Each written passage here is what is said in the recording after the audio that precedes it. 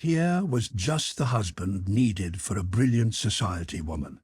He was that absent-minded crank, a call seigneur husband who was in no one's way, and far from spoiling the high tone and general impression of the drawing-room, he served by the contrast he presented to her as an advantageous background to his elegant and tactful wife.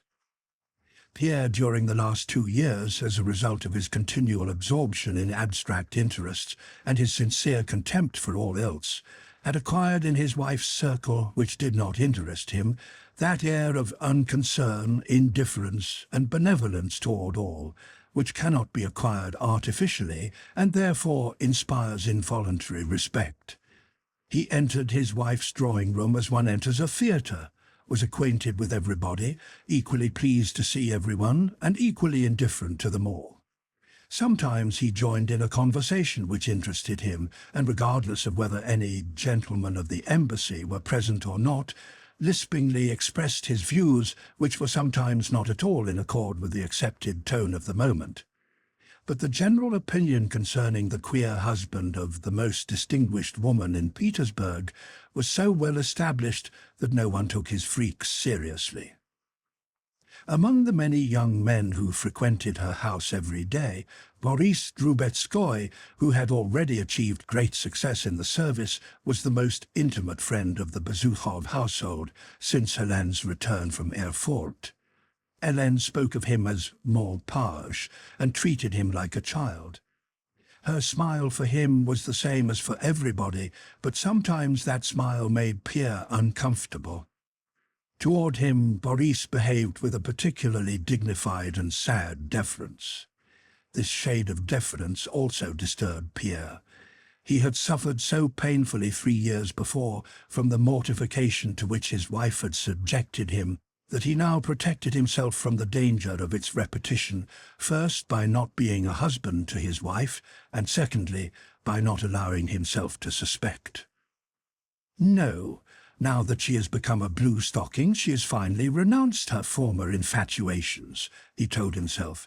There has never been an instance of a blue stocking being carried away by affairs of the heart, a statement which, though gathered from an unknown source, he believed implicitly. Yet, strange to say, Boris's presence in his wife's drawing-room, and he was almost always there, had a physical effect upon Pierre. It constricted his limbs and destroyed the unconsciousness and freedom of his movements. What a strange antipathy, thought Pierre, yet I used to like him very much. In the eyes of the world, Pierre was a great gentleman, the rather blind and absurd husband of a distinguished wife, a clever crank who did nothing but harmed nobody and was a first-rate, good-natured fellow.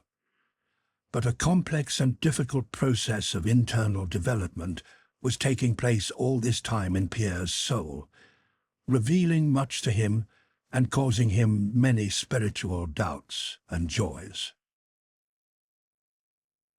Chapter 10. Pierre's Diary.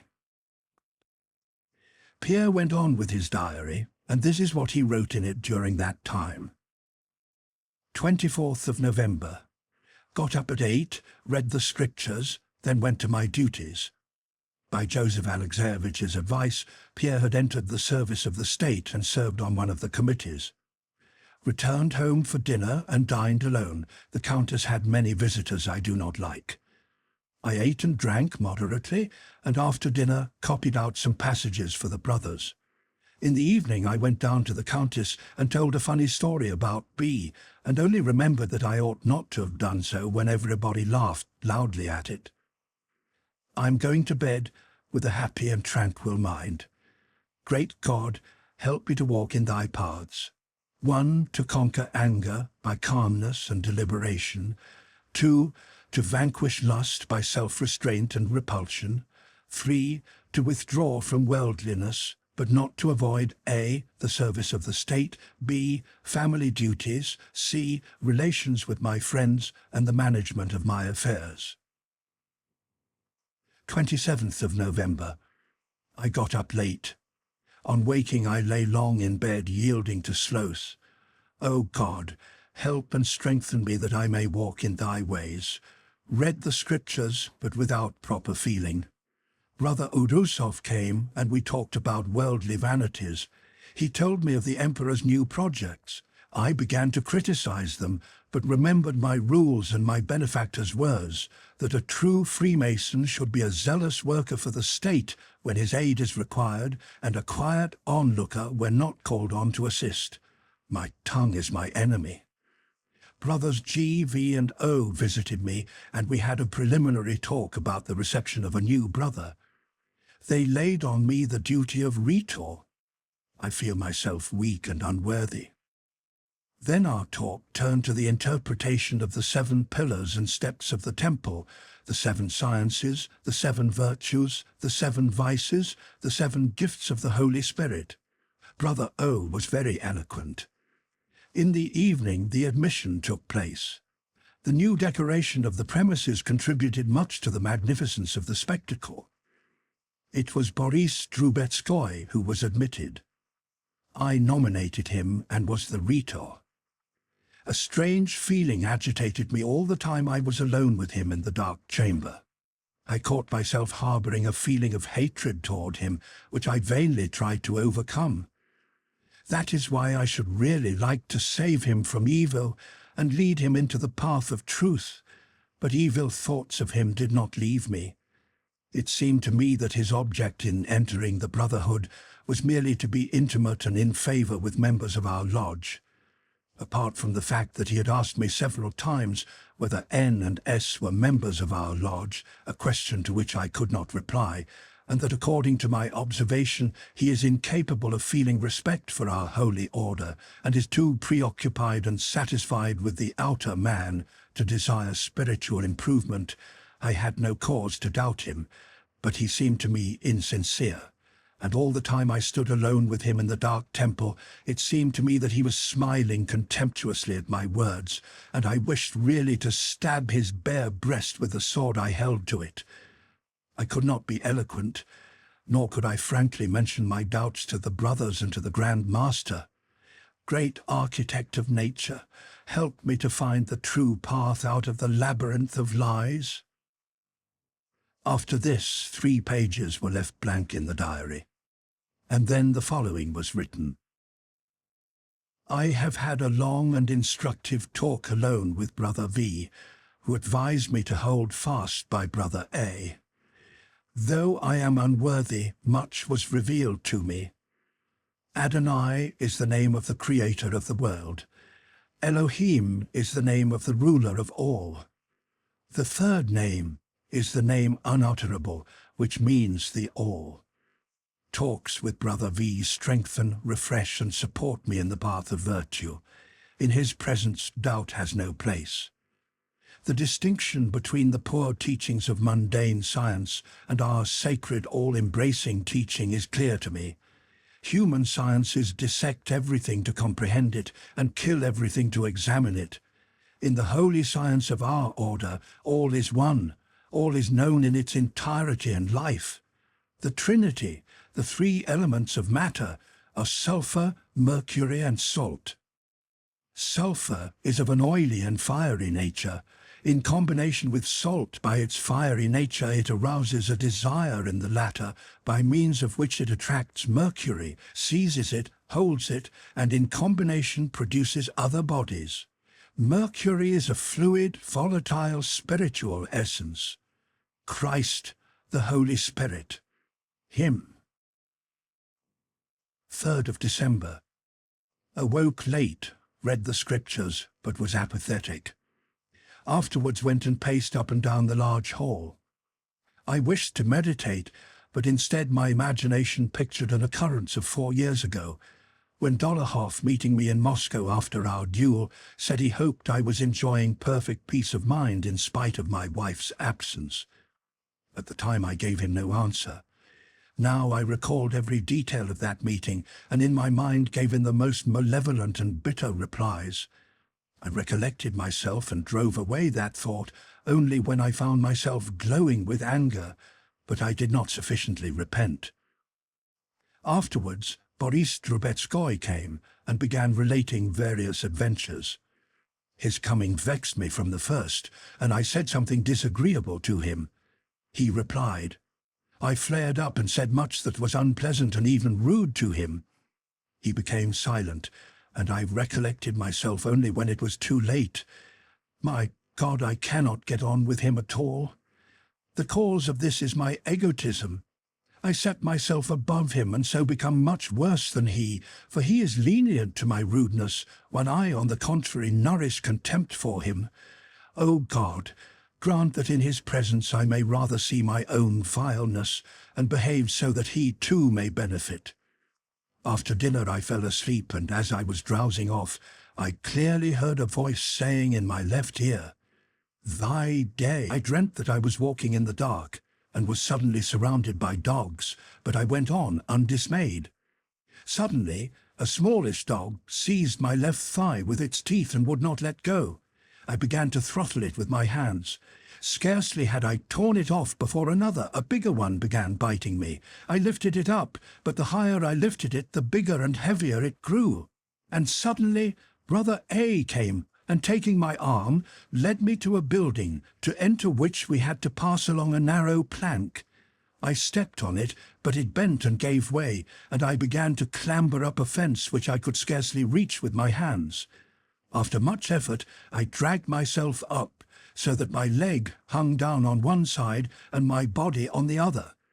I looked round and saw Brother A standing on the fence and pointing me to a broad avenue and garden, and in the garden was a large and beautiful building. I woke up.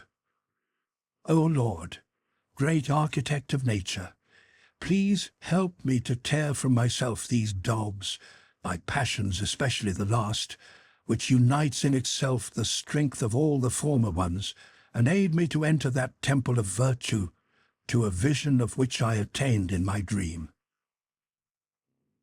7th of December. I dreamt that Joseph Alexeyevich was sitting in my house, and that I was very glad and wished to entertain him. It seemed as if I chatted incessantly with other people, and suddenly remembered that this could not please him, and I wished to come close to him and embrace him.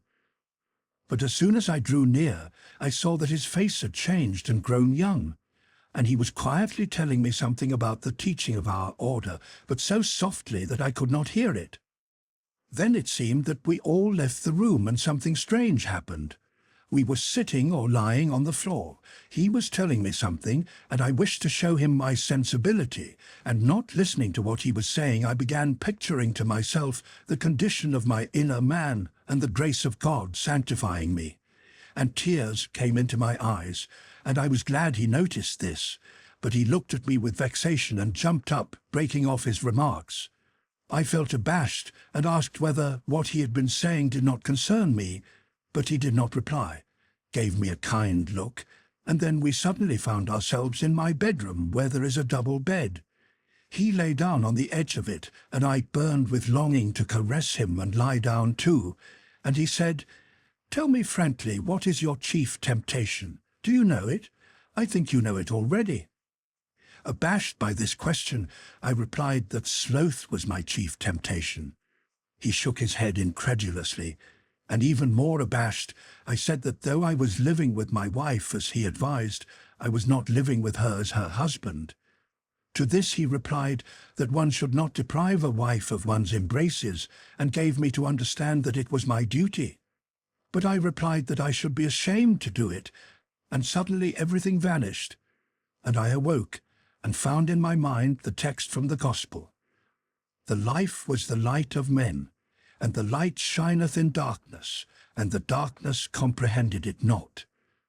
Joseph Alexeyevich's face had looked young and bright. That day I received a letter from my benefactor in which he wrote about conjugal duties. 9th of December. I had a dream from which I awoke with a throbbing heart.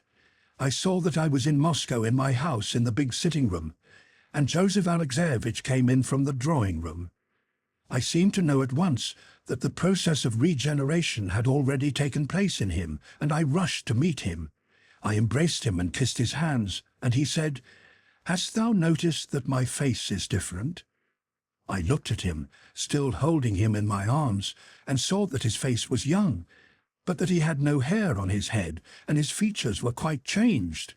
And I said, "I should have known you had I met you by chance." And I thought to myself, am I telling the truth? And suddenly I saw him lying like a dead body. Then he gradually recovered, and went with me into my study, carrying a large book of sheets of drawing paper. I said, "I drew that," and he answered by bowing his head. I opened the book, and on all the pages there were excellent drawings. And in my dream I knew that these drawings represented the love adventures of the soul with its beloved, and on its pages I saw a beautiful representation of a maiden in transparent garments and with a transparent body flying up to the clouds. And I seemed to know that this maiden was nothing less than a representation of the Song of Songs. And looking at those drawings, I dreamed I felt that I was doing wrong, but could not tear myself away from them. Lord, help me. My God, if thy forsaking me is thy doing, thy will be done. But if I am myself the cause, teach me what I should do. I shall perish of my debauchery if thou utterly desertest me. Chapter 11. The Rostovs in Petersburg. The Rostovs' monetary affairs had not improved during the 2 years they had spent in the country. Though Nikolai Rostov had kept firmly to his resolution and was still serving modestly in an obscure regiment, spending comparatively little, the way of life at Otradnoye, Mitenka's management of affairs in particular, was such that the debts inevitably increased every year. The only resource obviously presenting itself to the old count was to apply for an official post, so he had come to Petersburg to look for one, and also, as he said, to let the lassies enjoy themselves for the last time. Soon after their arrival in Petersburg, Berg proposed to Vera and was accepted. Though in Moscow the Rostovs belonged to the best society, without themselves giving it a thought, yet in Petersburg their circle of acquaintances was a mixed and indefinite one. In Petersburg they were provincials, and the very people they had entertained in Moscow without inquiring to what set they belonged, here looked down on them.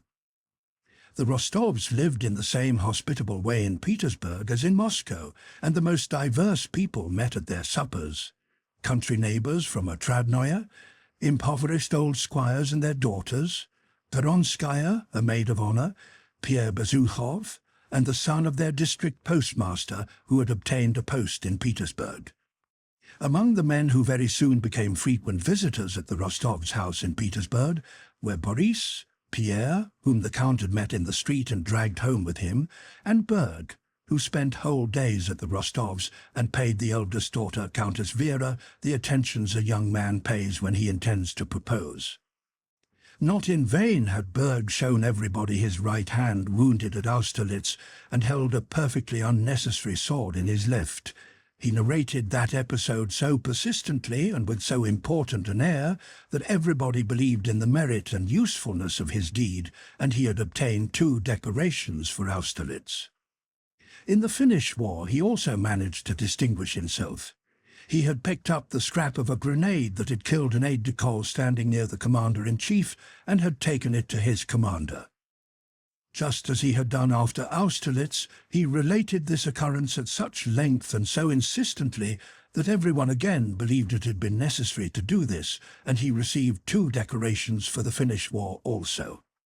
In 1809 he was a captain in the Guards, wore medals, and held some special lucrative posts in Petersburg.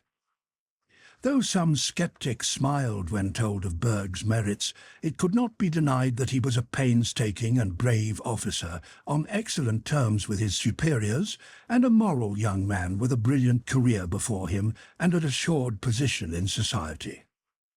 4 years before, meeting a German comrade in the stalls of a Moscow theatre, Berg had pointed out Vera Rostova to him and had said in German, "Das soll mein Weib werden," and from that moment had made up his mind to marry her. Now in Petersburg, having considered the Rostovs' position and his own, he decided that the time had come to propose.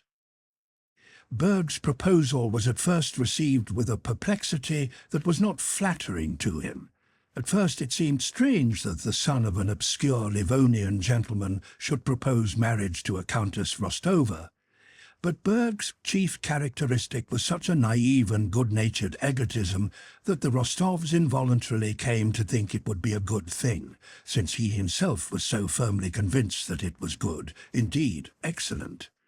Moreover, the Rostovs' affairs were seriously embarrassed, as the suitor could not but know, and above all, Vera was 24, had been taken out everywhere, and though she was certainly good-looking and sensible, no one up to now had proposed to her. So they gave their consent. "You see," said Berg to his comrade, whom he called friend only because he knew that everyone has friends, "you see, I have considered it all, and should not marry if I had not thought it all out, or if it were in any way unsuitable. But on the contrary, my papa and mamma are now provided for. I have arranged that rent for them in the Baltic provinces, and I can live in Petersburg on my pay, and with her fortune and my good management we can get along nicely. I am not marrying for money, I consider that dishonourable, but a wife should bring her share and a husband his. I have my position in the service, she has connections and some means. In our times that is worth something, isn't it? But above all, she is a handsome, estimable girl, and she loves me." Berg blushed and smiled. "And I love her, because her character is sensible and very good. Now the other sister, though they are of the same family, is quite different, an unpleasant character, and has not the same intelligence. She is so, you know, unpleasant. But my fiancé, well, you will be coming." He was going to say to dine, but changed his mind and said to take tea with us, and quickly doubling up his tongue, he blew a small round ring of tobacco smoke, perfectly embodying his dream of happiness. After the first feeling of perplexity aroused in the parents by Berg's proposal, the holiday tone of joyousness usual at such times took possession of the family, but the rejoicing was external and insincere. In the family's feeling toward this wedding, a certain awkwardness and constraint was evident, as if they were ashamed of not having loved Vera sufficiently, and of being so ready to get her off their hands. The old Count felt this most. He would probably have been unable to state the cause of his embarrassment, but it resulted from the state of his affairs. He did not know at all how much he had, what his debts amounted to, or what dowry he could give Vera. When his daughters were born, he had assigned to each of them for her dowry an estate with 300 serfs. But one of these estates had already been sold, and the other was mortgaged, and the interest so much in arrears that it would have to be sold, so that it was impossible to give it to Vera. Nor had he any money. Berg had already been engaged a month, and only a week remained before the wedding, but the Count had not yet decided in his own mind the question of the dowry, nor spoken to his wife about it. At one time the Count thought of giving her the Ryazan estate, or of selling a forest, at another time of borrowing money on a note of hand. A few days before the wedding, Berg entered the Count's study early one morning, and with a pleasant smile, respectfully asked his future father-in-law to let him know what Vera's dowry would be. The Count was so disconcerted by this long-foreseen inquiry that without consideration he gave the first reply that came into his head.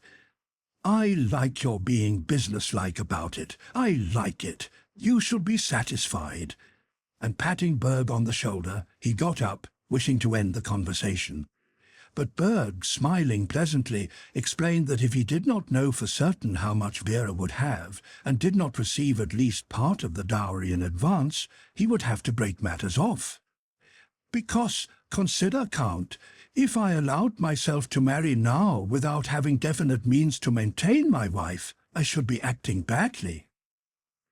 The conversation ended by the Count, who wished to be generous and to avoid further importunity, saying that he would give a note of hand for 80,000 roubles. Berg smiled meekly, kissed the Count on the shoulder, and said that he was very grateful, but that it was impossible for him to arrange his new life without receiving 30,000 in ready money. "Or at least 20,000, Count," he added, "and then a note of hand for only 60,000. "Yes, yes, all right," said the Count hurriedly. "Only, excuse me, my dear fellow, I'll give you 20,000 and a note of hand for 80,000 as well. Yes, yes, kiss me." Chapter 12. Natasha and Boris. Natasha was 16, and it was the year 1809, the very year to which she had counted on her fingers with Boris after they had kissed 4 years ago. Since then she had not seen him. Before Sonia and her mother, if Boris happened to be mentioned, she spoke quite freely of that episode as of some childish, long-forgotten matter that was not worth mentioning. But in the secret depths of her soul, the question whether her engagement to Boris was a jest or an important binding promise tormented her. Since Boris left Moscow in 1805 to join the army, he had not seen the Rostovs. He had been in Moscow several times and had passed near Otradnoye, but had never been to see them. Sometimes it occurred to Natasha that he did not wish to see her, and this conjecture was confirmed by the sad tone in which her elders spoke of him. "Nowadays old friends are not remembered," the Countess would say when Boris was mentioned. Anna Mikhailovna also had of late visited them less frequently, seemed to hold herself with particular dignity, and always spoke rapturously and gratefully of the merits of her son and the brilliant career on which he had entered. When the Rostovs came to Petersburg, Boris called on them. He drove to their house in some agitation. The memory of Natasha was his most poetic recollection, but he went with the firm intention of letting her and her parents feel that the childish relations between himself and Natasha could not be binding either on her or on him. He had a brilliant position in society, thanks to his intimacy with Countess Bezukhova, a brilliant position in the service thanks to the patronage of an important personage whose complete confidence he enjoyed, and he was beginning to make plans for marrying one of the richest heiresses in Petersburg, plans which might very easily be realized. When he entered the Rostovs' drawing-room, Natasha was in her own room. When she heard of his arrival, she almost ran into the drawing-room, flushed and beaming with a more than cordial smile. Boris remembered Natasha in a short dress, with dark eyes shining from under her curls, and boisterous childish laughter, as he had known her 4 years before. And so he was taken aback when quite a different Natasha entered, and his face expressed rapturous astonishment. This expression on his face pleased Natasha. "Well, do you recognize your little madcap playmate?" asked the Countess. Boris kissed Natasha's hand and said that he was astonished at the change in her. "How handsome you have grown!" "I should think so," replied Natasha's laughing eyes.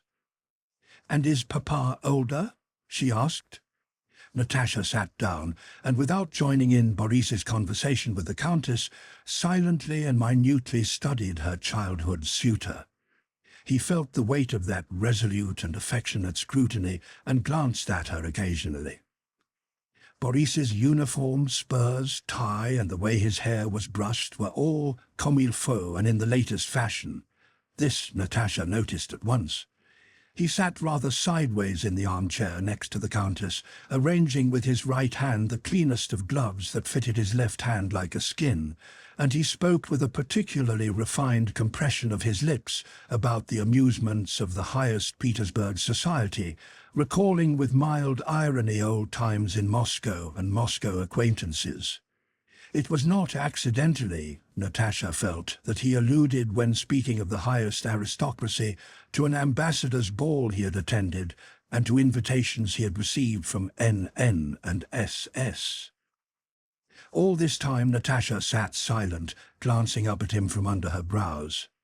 This gaze disturbed and confused Boris more and more. He looked round more frequently toward her, and broke off in what he was saying. He did not stay more than 10 minutes, then rose and took his leave. The same inquisitive, challenging and rather mocking eyes still looked at him.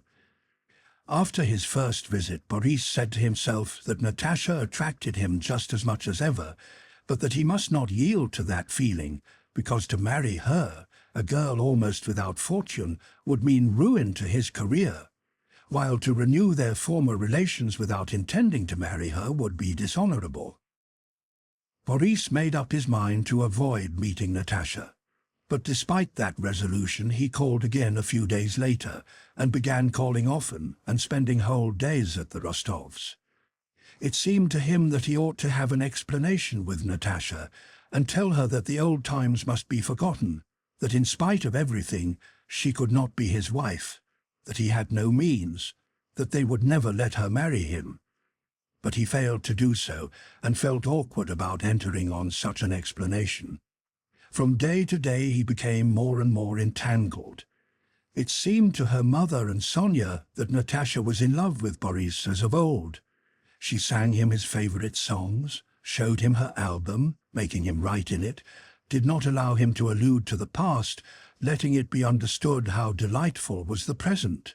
And every day he went away in a fog, without having said what he meant to, and not knowing what he was doing or why he came or how it would all end. He left off visiting Helene, and received reproachful notes from her every day.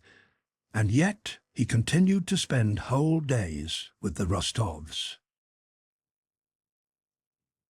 Chapter 13. Natasha's bedtime talks with her mother. One night, when the old countess, in nightcap and dressing jacket, without her false curls and with her poor little knob of hair showing under her white cotton cap, knelt sighing and groaning on a rug and bowing to the ground in prayer, her door creaked, and Natasha, also in a dressing jacket with slippers on her bare feet and her hair in curl papers, ran in. The countess, her prayerful mood dispelled, looked round and frowned. She was finishing her last prayer. Can it be that this couch will be my grave? Natasha, flushed and eager, seeing her mother in prayer, suddenly checked her rush, half sat down and unconsciously put out her tongue as if chiding herself. Seeing that her mother was still praying, she ran on tiptoe to the bed, and rapidly slipping one little foot against the other, pushed off her slippers and jumped onto the bed the countess had feared might become her grave. This couch was high, with a feather bed and 5 pillows, each smaller than the one below. Natasha jumped on it, sank into the feather bed, rolled over to the wall, and began snuggling up the bedclothes as she settled down, raising her knees to her chin, kicking out and laughing almost inaudibly, now covering herself up head and all, and now peeping at her mother. The countess finished her prayers and came to the bed with a stern face, but seeing that Natasha's head was covered, she smiled in her kind, weak way. Now then, said she. Mamma, can we have a talk? Yes, said Natasha. Now, just one on your throat and another. That'll do. And seizing her mother round the neck, she kissed her on the throat. In her behaviour to her mother, Natasha seemed rough, but she was so sensitive and tactful that however she clasped her mother, she always managed to do it without hurting her or making her feel uncomfortable or displeased. Well, what is it tonight? Said the mother, having arranged her pillows and waited until Natasha, after turning over a couple of times, had settled down beside her under the quilt, spread out her arms, and assumed a serious expression. These visits of Natasha's at night before the Count returned from his club were one of the greatest pleasures of both mother and daughter. What is it tonight? But I have to tell you, Natasha put her hand on her mother's mouth. About Boris, I know, she said seriously. That's what I have come about. Don't say it, I know. No, do tell me. And she removed her hand. Tell me, Mamma. He's nice. Natasha, you are 16. At your age I was married. You say Boris is nice. He is very nice, and I love him like a son. But what then? What are you thinking about? You have quite turned his head, I can see that." As she said this, the Countess looked round at her daughter. Natasha was lying looking steadily straight before her at one of the mahogany sphinxes carved on the corners of the bedstead, so that the Countess only saw her daughter's face in profile. That face struck her by its peculiarly serious and concentrated expression. Natasha was listening and considering. "Well, what then?" said she. "You have quite turned his head, and why? What do you want of him? You know you can't marry him." "Why not?" said Natasha without changing her position. "Because he is young, because he is poor, because he is a relation, and because you yourself don't love him." "How do you know?" "I know. It's not right, darling, but if I want to," said Natasha. "Leave off talking nonsense," said the Countess. "But if I want to, Natasha, I'm in earnest."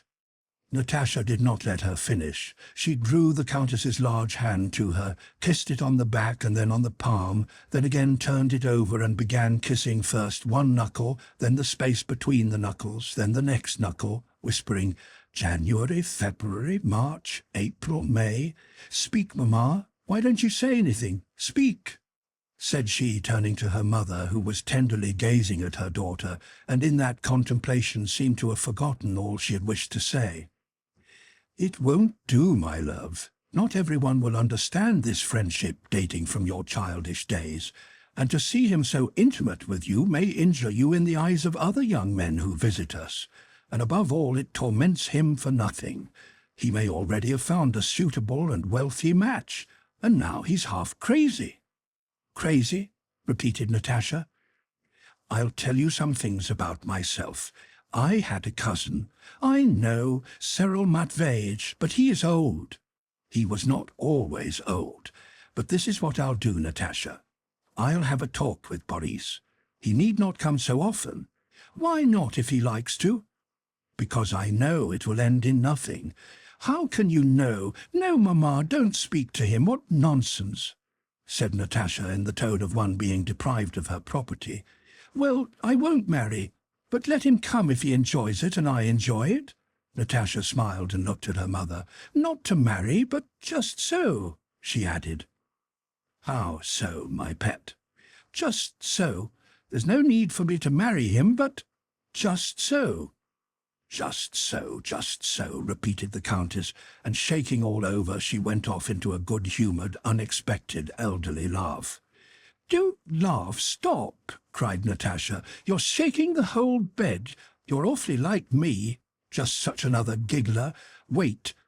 And she seized the Countess's hands and kissed a knuckle of the little finger, saying, "June," and continued kissing, "July, August," on the other hand. "But, Mamma, is he very much in love? What do you think? Was anybody ever so much in love with you? And he's very nice, very, very nice. Only not quite my taste. He's so narrow, like the dining-room clock. And you understand? Narrow, you know, grey, light grey." "What rubbish you're talking," said the Countess. Natasha continued, "Don't you really understand? Nikolai would understand. Bezukhov now is blue, dark blue and red, and he is square." "You flirt with him too," said the Countess, laughing. "No, he is a Freemason, I have found out. He is fine, dark blue and red. How can I explain it to you?" "Little Countess," the Count's voice called from behind the door, "you're not asleep?"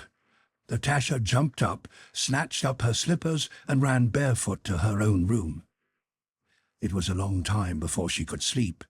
She kept thinking that no one could understand all that she understood and all there was in her. "Sonia," she thought, glancing at that curled-up, sleeping little kitten with her enormous plait of hair. "No, how could she? She's virtuous. She fell in love with Nikolai and does not wish to know anything more. Even Mamma does not understand. It is wonderful how clever I am and how charming she is. she went on, speaking of herself in the third person, and imagining it was some very wise man, the wisest and best of men, who was saying it of her. "There is everything in her," continued this man. "She is unusually intelligent, charming, and then she is pretty, uncommonly pretty, and agile. She swims and rides splendidly. And her voice, one can really say it's a wonderful voice." She hummed a scrap from her favourite opera by Cherubini, threw herself on her bed, laughed at the pleasant thought that she would immediately fall asleep, called Dunyasha the maid to put out the candle, and before Dunyasha had left the room, had already passed into yet another, happier world of dreams, where everything was as light and beautiful as in reality, and even more so because it was different. Next day the Countess called Boris aside and had a talk with him, after which he ceased coming to the Rostovs. Chapter 14. Natasha's First Grand Ball. On the 31st of December, New Year's Eve 1809 to 1810, an old grandee of Catherine's day was giving a ball and midnight supper. The diplomatic corps and the Emperor himself were to be present. The grandee's well-known mansion on the English quay glittered with innumerable lights. Police were stationed at the brightly lit entrance, which was carpeted with red baize, and not only gendarmes, but dozens of police officers and even the police master himself stood at the porch. Carriages kept driving away and fresh ones arriving, with red-liveried footmen and footmen in plumed hats. From the carriages emerged men wearing uniforms, stars and ribbons, while ladies in satin and ermine cautiously descended the carriage steps, which were let down for them with a clatter, and then walked hurriedly and noiselessly over the bays of the entrance. Almost every time a new carriage drove up, a whisper ran through the crowd and caps were doffed. "The Emperor? No, a minister, prince, ambassador. Don't you see the plumes?" was whispered among the crowd. One person, better dressed than the rest, seemed to know everyone and mentioned by name the greatest dignitaries of the day. A third of the visitors had already arrived, but the Rostovs, who were to be present, were still hurrying to get dressed. There had been many discussions and preparations for this ball in the Rostov family, many fears that the invitation would not arrive, that the dresses would not be ready, or that something would not be arranged as it should be. Maria Ignatievna Peronskaya, a thin and shallow maid of honour at the court of the Dowager Empress, who was a friend and relation of the Countess and piloted the provincial Rostovs in Petersburg high society, was to accompany them to the ball. They were to call for her at her house in the Taurida Gardens at 10 o'clock, but it was already 5 minutes to 10, and the girls were not yet dressed. Natasha was going to her first grand ball. She had got up at 8 that morning and had been in a fever of excitement and activity all day. All her powers since morning had been concentrated on ensuring that they all, she herself, Mamma and Sonia, should be as well dressed as possible. Sonia and her mother put themselves entirely in her hands. The Countess was to wear a claret-coloured velvet dress, and the two girls white gauze over pink silk slits, with roses on their bodices and their hair dressed à la grecque. Everything essential had already been done. Feet, hands, necks and ears washed, perfumed and powdered as befits a ball. The open-work silk stockings and white satin shoes with ribbons were already on. The hair-dressing was almost done. Sonia was finishing dressing, and so was the Countess, but Natasha, who had bustled about helping them all, was behindhand. She was still sitting before a looking-glass with a dressing jacket thrown over her slender shoulders. Sonia stood ready dressed in the middle of the room, and pressing the head of a pin till it hurt her dainty finger, was fixing on a last ribbon that squeaked as the pin went through it. "That's not the way, Sonia!" cried Natasha, turning her head and clutching with both hands at her hair, which the maid who was dressing it had not time to release. "That bow is not right. Come here." Sonia sat down and Natasha pinned the ribbon on differently. "Allow me, miss, I can't do it like that," said the maid who was holding Natasha's hair. "Oh, dear. Well, then wait. That's right, Sonia." "Aren't you ready? It's nearly 10, came the Countess's voice. "Directly, directly. And you, Mamma?" "I have only my cap to pin on." Do it without me," called Natasha. "You won't do it right." "But it's already 10. They had decided to be at the ball by 10:30, and Natasha had still to get dressed, and they had to call at the Taurida Gardens. When her hair was done, Natasha, in her short petticoat from under which her dancing shoes showed, and in her mother's dressing jacket, ran up to Sonia, scrutinized her, and then ran to her mother. Turning her mother's head this way and that, she fastened on the cap, and hurriedly kissing her grey hair, ran back to the maids who were turning up the hem of her skirt. The cause of the delay was Natasha's skirt, which was too long. 2 maids were turning up the hem and hurriedly biting off the ends of thread. A third, with pins in her mouth, was running about between the Countess and Sonia, and a fourth held the whole of the gossamer garment up high on one uplifted hand. "Mavra, quicker, darling! Give me my thimble, miss, from there." "Whenever will you be ready?" asked the Count, coming to the door. "Here is some scent. Peronskaya must be tired of waiting." "It's ready, miss," said the maid, holding up the shortened gauze dress with 2 fingers and blowing and shaking something off it as if by this to express a consciousness of the airiness and purity of what she held. Natasha began putting on the dress.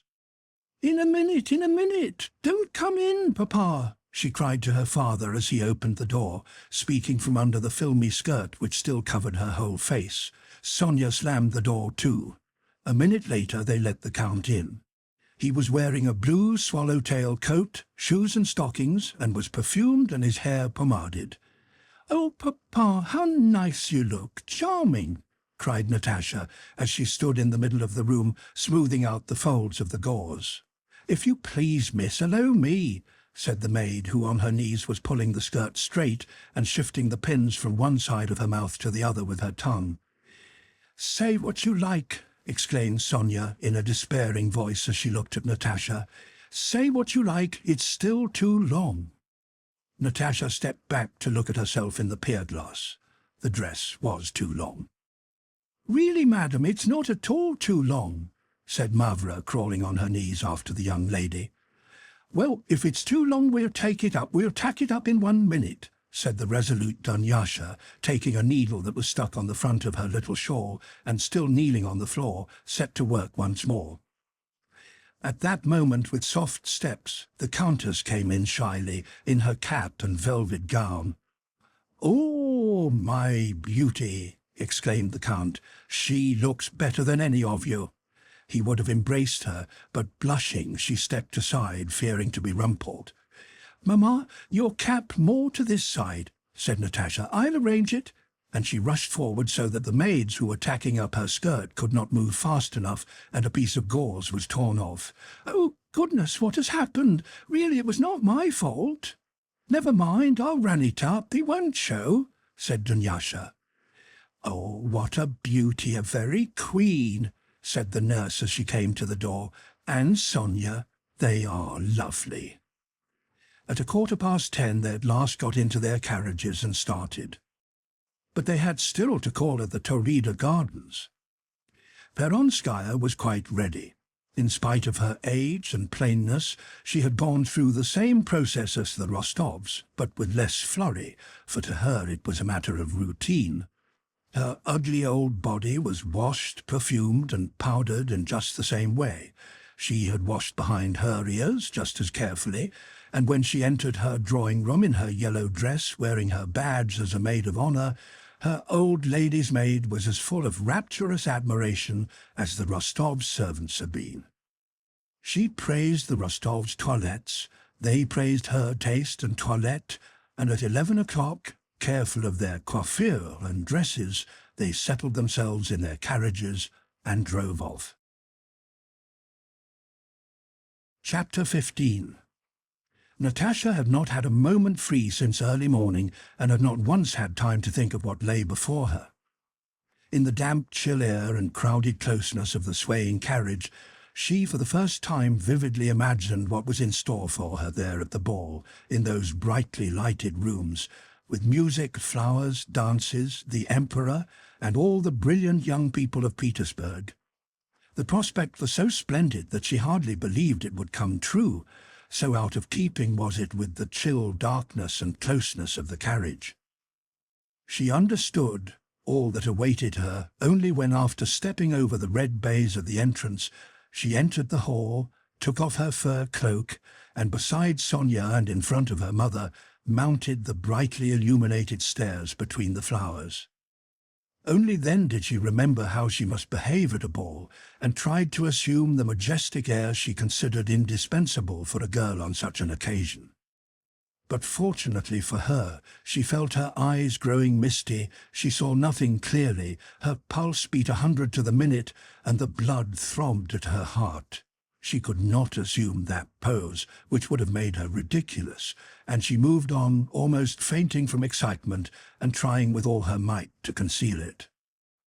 And this was the very attitude that became her best. Before and behind them, other visitors were entering, also talking in low tones and wearing ball dresses.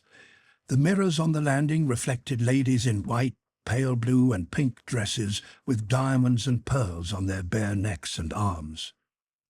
Natasha looked in the mirrors and could not distinguish her reflection from the others. All was blended into one brilliant procession. On entering the ballroom, the regular hum of voices, footsteps and greetings deafened Natasha, and the light and glitter dazzled her still more. The host and hostess, who had already been standing at the door for half an hour, repeating the same words to the various arrivals, "Charmé de vous voir," greeted the Rostovs and Bolkonskys in the same manner. The two girls in their white dresses, each with a rose in her black hair, both curtsied in the same way, but the hostess's eye involuntarily rested longer on the slim Natasha. She looked at her and gave her alone a special smile, in addition to her usual smile as hostess. Looking at her, she may have recalled the golden, irrecoverable days of her own girlhood and her own first ball. The host also followed Natasha with his eyes and asked the Count which was his daughter. "Charming," said he, kissing the tips of his fingers.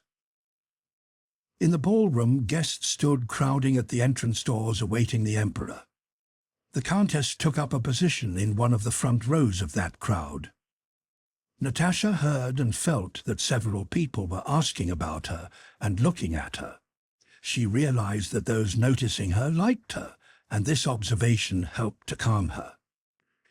"There are some like ourselves, and some worse," she thought. Bolkonskys was pointing out to the Countess the most important people at the ball. "That is the Dutch ambassador, do you see, that grey-haired man?" she said, indicating an old man with a profusion of silver-grey curly hair, who was surrounded by ladies laughing at something he said. "Ah, here she is, the Queen of Petersburg, Countess Bezukhov," said Bolkonskys, indicating Helene, who had just entered. "How lovely! She is quite equal to Maria Antonovna. See how the men, young and old, pay court to her. Beautiful and clever. They say I won't mention his name, is quite mad about her. But see, those two, though not good-looking, are even more run after." She pointed to a lady who was crossing the room, followed by a very plain daughter. "She is a splendid match, a millionairess," said Bolkonskys. "And look, here come her suitors." "That is Bezukhov's brother, Andrei Kuragin," she said, indicating a handsome officer of the Horse Guards, who passed by them with head erect, looking at something over the heads of the ladies. "He is handsome, isn't he? I hear they will marry him to that rich girl. But your cousin, Trubetskoy, is also very attentive to her. They say she has millions." "Oh, yes, that's the French ambassador himself," she replied to the Countess's inquiry about Caulaincourt. "Looks as if he were a king. All the same, the French are charming, very charming, no one more charming in society. Ah, here she is. Yes, she is still the most beautiful of them all, our Maria Antonovna. And how simply she is dressed. Lovely." And that stout one in spectacles is the universal Freemason, she went on, indicating Pierre. Put him beside his wife and he looks a regular buffoon. Pierre, swaying his stout body, advanced, making way through the crowd and nodding to right and left as casually and good-naturedly as if he were passing through a crowd at a fair. He pushed through, evidently looking for someone. Natasha looked joyfully at the familiar face of Pierre, the buffoon, as Peronskaya had called him, and knew he was looking for them, and for her in particular. He had promised to be at the ball and introduce partners to her. But before he reached them, Pierre stopped beside a very handsome, dark man of middle height and in a white uniform, who stood by a window talking to a tall man wearing stars and a ribbon. Natasha at once recognized the shorter and younger man in the white uniform. It was Bolkonsky, who seemed to her to have grown much younger, happier, and better looking. "There's someone else we know. Bolkonsky, do you see, Mamma?" said Natasha, pointing out Prince Andrei. "You remember, he stayed a night with us at Otradnoye." "Oh, you know him," said Peronskaya. "I can't bear him. He's all the rage just now. He's too proud for anything, takes after his father, and he's hand in glove with Speransky, writing some project or other. Just look how he treats the ladies. There's one talking to him, and he is turned away," she said, pointing at him. "I'd give it to him if he treated me as he does those ladies." Chapter 16. Suddenly everybody stirred, began talking, and pressed forward and then back, and between the two rows which separated, the Emperor entered to the sounds of music that had immediately struck up. Behind him walked his host and hostess. He walked in rapidly, bowing to right and left as if anxious to get the first moments of the reception over. The band played the polonaise in vogue at that time on account of the words that had been set to it, beginning, "Alexander, Elizaveta, all our hearts you ravish quite." The Emperor passed on to the drawing-room. The crowd made a rush for the doors, and several persons with excited faces hurried there and back again. Then the crowd hastily retired from the drawing-room door, at which the Emperor reappeared talking to the hostess. A young man, looking distraught, pounced down on the ladies, asking them to move aside. Some ladies, with faces betraying complete forgetfulness of all the rules of decorum, pushed forward to the detriment of their toilettes. The men began to choose partners and take their place for the polonaise. Everyone moved back, and the Emperor came smiling out of the drawing-room, leading his hostess by the hand, but not keeping time to the music. The host followed with Maria Antonovna Narishkina. Then came ambassadors, ministers, and various generals, whom Peronskaya diligently named. More than half the ladies already had partners and were taking up, or preparing to take up, their positions for the polonaise. Natasha felt that she would be left with her mother and Sonia, among a minority of women who crowded near the wall, not having been invited to dance. She stood with her slender arms hanging down, her scarcely defined bosom rising and falling regularly, and with bated breath and glittering, frightened eyes, she gazed straight before her, evidently prepared for the height of joy or misery. She was not concerned about the Emperor or any of those great people whom Peronskaya was pointing out. She had but one thought. "Is it possible no one will ask me? That I shall not be among the first to dance? Is it possible that not one of all these men will notice me? They do not even seem to see me, or if they do, they look as if they were saying, 'Ah, she's not the one I'm after, so it's not worth looking at her.' No, it's impossible," she thought. "They must know how I long to dance, how splendidly I dance, and how they would enjoy dancing with me." The strains of the polonaise, which had continued for a considerable time, had begun to sound like a sad reminiscence to Natasha's ears. She wanted to cry. Peronskaya had left them. The Count was at the other end of the room. She and the Countess and Sonia were standing by themselves as in the depths of a forest amid that crowd of strangers, with no one interested in them and not wanted by anyone. Prince Andrei with a lady passed by, evidently not recognizing them. The handsome Anatole was smilingly talking to a partner on his arm and looked at Natasha as one looks at a wall. Boris passed them twice and each time turned away. Berg and his wife, who were not dancing, came up to them. The family gathering seemed humiliating to Natasha, as if there were nowhere else for the family to talk but here at the ball. She did not listen to or look at Vera, who was telling her something about her own green dress. At last the Emperor stopped beside his last partner. He had danced with 3, and the music ceased. A worried aide-de-camp ran up to the Rostovs, requesting them to stand farther back, though as it was they were already close to the wall, and from the gallery resounded the distinct, precise, enticingly rhythmical strains of a waltz. The Emperor looked smilingly down the room. A minute passed, but no one had yet begun dancing.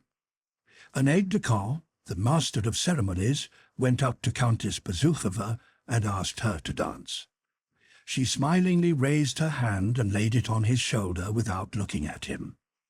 The aide-de-camp, an adept in his art, grasping his partner firmly round her waist, with confident deliberation started smoothly, gliding first round the edge of the circle, then at the corner of the room he caught Helene's left hand and turned her, the only sound audible, apart from the ever-quickening music, being the rhythmic click of the spurs on his rapid, agile feet, while at every third beat his partner's velvet dress spread out and seemed to flash as she whirled around. Natasha gazed at them and was ready to cry, because it was not she who was dancing that first turn of the waltz. Prince Andrei, in the white uniform of a cavalry colonel, wearing stockings and dancing shoes, stood looking animated and bright in the front row of the circle not far from the Rostovs.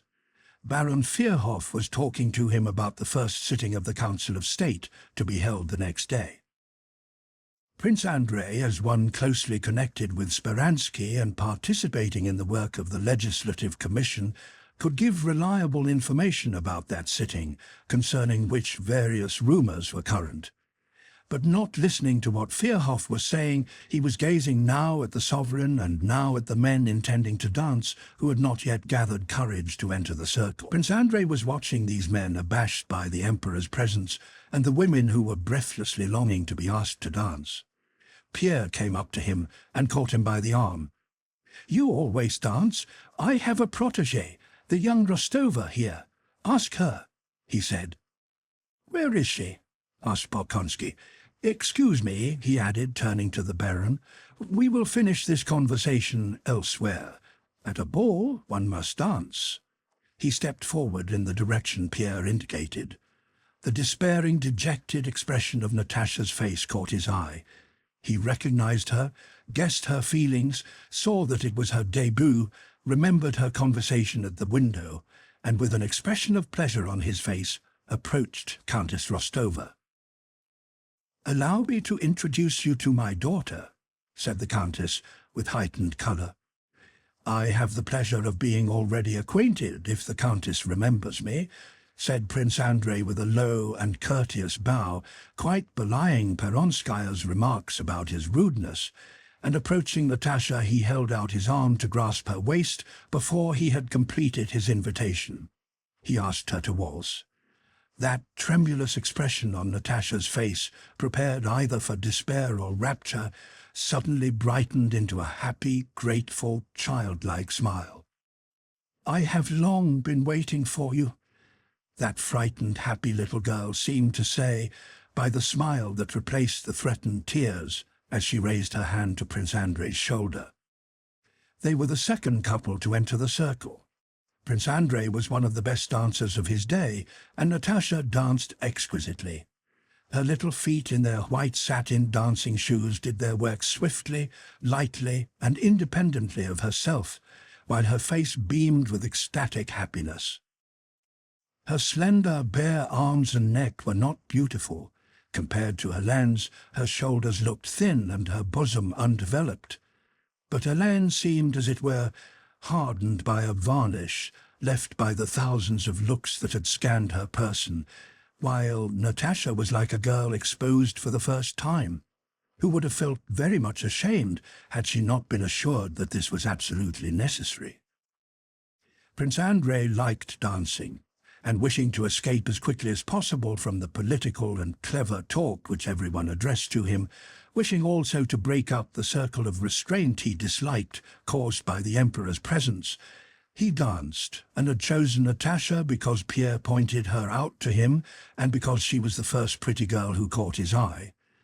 But scarcely had he embraced that slender, supple figure and felt her stirring so close to him and smiling so near him, than the wine of her charm rose to his head, and he felt himself revived and rejuvenated, when after leaving her he stood breathing deeply and watching the other dancers. Chapter 17. After Prince Andrei, Boris came up to ask Natasha for a dance, and then the aide-de-camp who had opened the ball, and several other young men, so that flushed and happy and passing on her superfluous partners to Sonia, she did not cease dancing all the evening. She noticed and saw nothing of what occupied everyone else. Not only did she fail to notice that the Emperor talked a long time with the French ambassador, and how particularly gracious he was to a certain lady, or that Prince so-and-so and so-and-so did and said this and that, and that Helene had great success and was honoured by the special attention of so-and-so, but she did not even see the Emperor, and only noticed that he had gone because the ball became livelier after his departure. For one of the merry cotillons, before supper, Prince Andrei was again her partner. He reminded her of their first encounter in the Otradnoye Avenue, and how she had been unable to sleep that moonlight night, and told her how he had involuntarily overheard her. Natasha blushed at that recollection and tried to excuse herself, as if there had been something to be ashamed of in what Prince Andrei had overheard. Like all men who have grown up in society, Prince Andrei liked meeting someone there not of the conventional society stamp, and such was Natasha, with her surprise, her delight, her shyness, and even her mistakes in speaking French. With her he behaved with special care and tenderness, sitting beside her and talking of the simplest and most unimportant matters. He admired her shy grace. In the middle of the cotillion, having completed one of the figures, Natasha, still out of breath, was returning to her seat when another dancer chose her. She was tired and panting and evidently thought of declining, but immediately put her hand gaily on the man's shoulder, smiling at Prince Andrei. "I'd be glad to sit beside you and rest. I'm tired, but you see how they keep asking me, and I'm glad of it. I'm happy and I love everybody, and you and I understand it all." And much, much more was said in her smile. When her partner left her, Natasha ran across the room to choose two ladies for the figure. "If she goes to her cousin first, and then to another lady, she will be my wife," said Prince Andrei to himself, quite to his own surprise as he watched her. She did go first to her cousin. What rubbish sometimes enters one's head, thought Prince Andrei. But what is certain is that that girl is so charming, so original, that she won't be dancing here a month before she will be married. Such as she are rare here, he thought, as Natasha, readjusting a rose that was slipping on her bodice, settled herself beside him. When the cotillon was over, the old count in his blue coat came up to the dancers. He invited Prince Andrei to come and see them, and asked his daughter whether she was enjoying herself. Natasha did not answer at once, but only looked up with a smile that said reproachfully, "How can you ask such a question?" "I have never enjoyed myself so much before," she said, and Prince Andrei noticed how her thin arms rose quickly as if to embrace her father, and instantly dropped again. Natasha was happier than she had ever been in her life. She was at that height of bliss when one becomes completely kind and good and does not believe in the possibility of evil, unhappiness, or sorrow.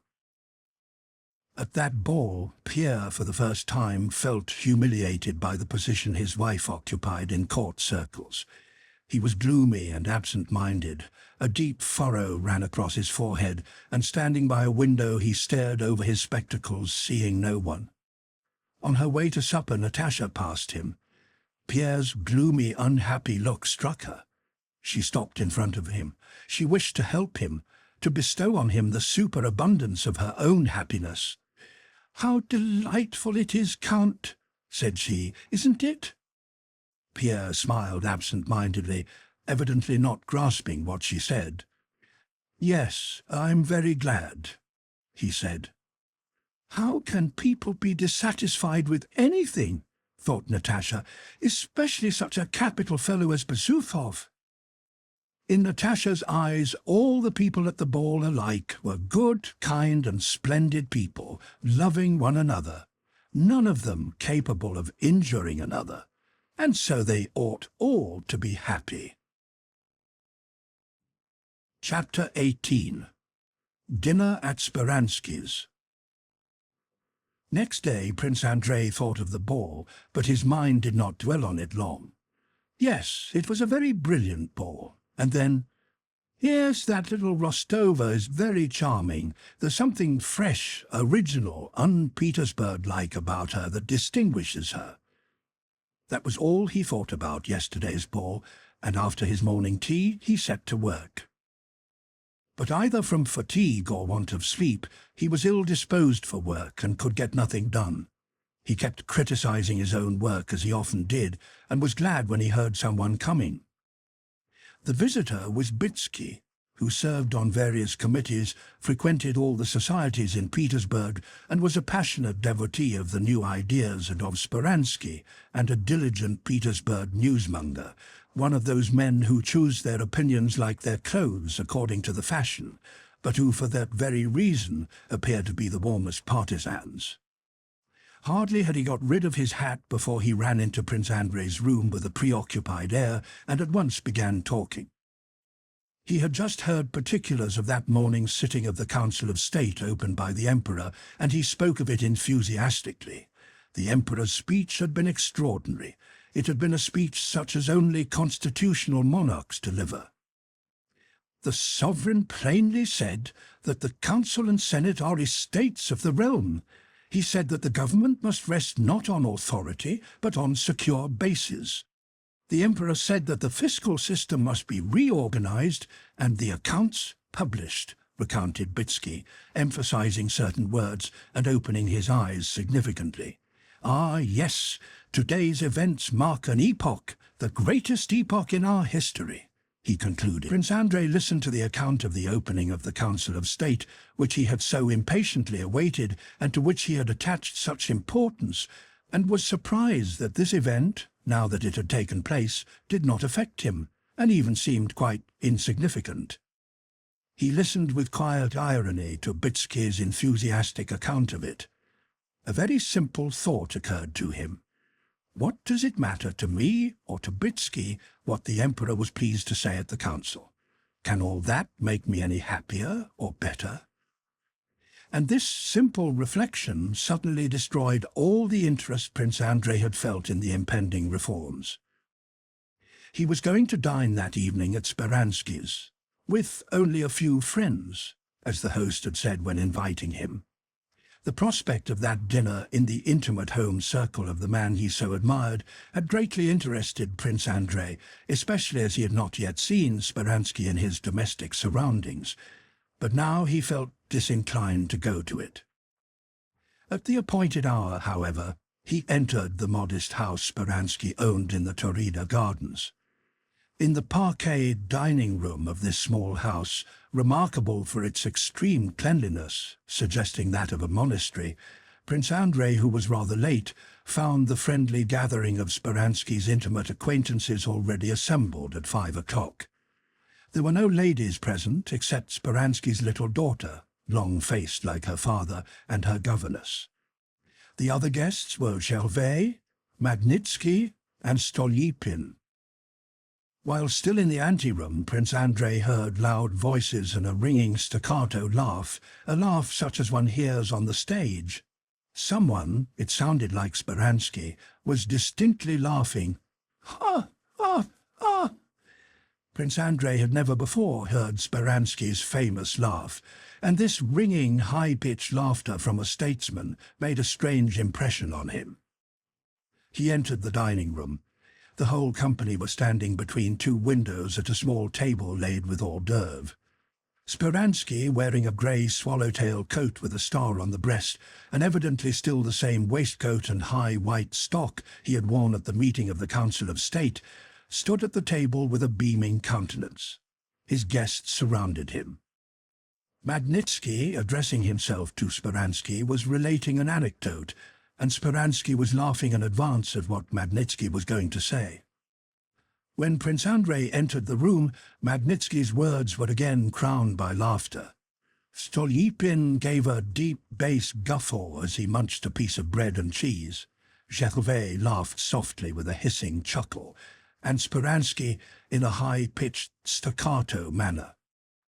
Still laughing, Speransky held out his soft white hand to Prince Andrei. "Very pleased to see you, Prince," he said. "One moment," he went on, turning to Magnitsky and interrupting his story. "We have agreed that this is a dinner for recreation with not a word about business." And turning again to the narrator, he began to laugh afresh. Prince Andrei looked at the laughing Speransky with astonishment, regret, and disillusionment. It seemed to him that this was not Speransky, but someone else. Everything that had formerly appeared mysterious and fascinating in Speransky suddenly became plain and unattractive. At dinner the conversation did not cease for a moment, and seemed to consist of the contents of a book of funny anecdotes. Before Magnitsky had finished his story, someone else was anxious to relate something still funnier. Most of the anecdotes, if not relating to the state service, related to people in the service. It seemed that in this company the insignificance of those people was so definitely accepted that the only possible attitude towards them was one of good-humoured ridicule. Speransky related how at the council that morning a deaf dignitary, when asked his opinion, replied that he thought so too. Gervais gave a long account of an official revision, remarkable for the stupidity of everyone concerned.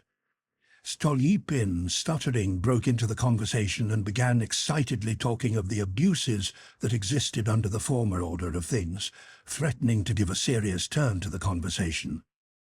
Magnitsky started quizzing Stolypin about his vehemence. Gervais intervened with a joke, and the talk reverted to its former lively tone.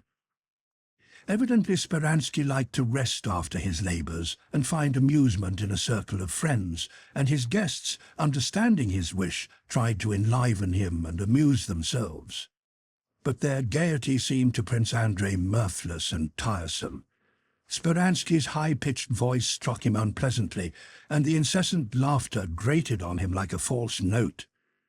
Prince Andrei did not laugh, and feared that he would be a damper on the spirits of the company, but no one took any notice of his being out of harmony with the general mood.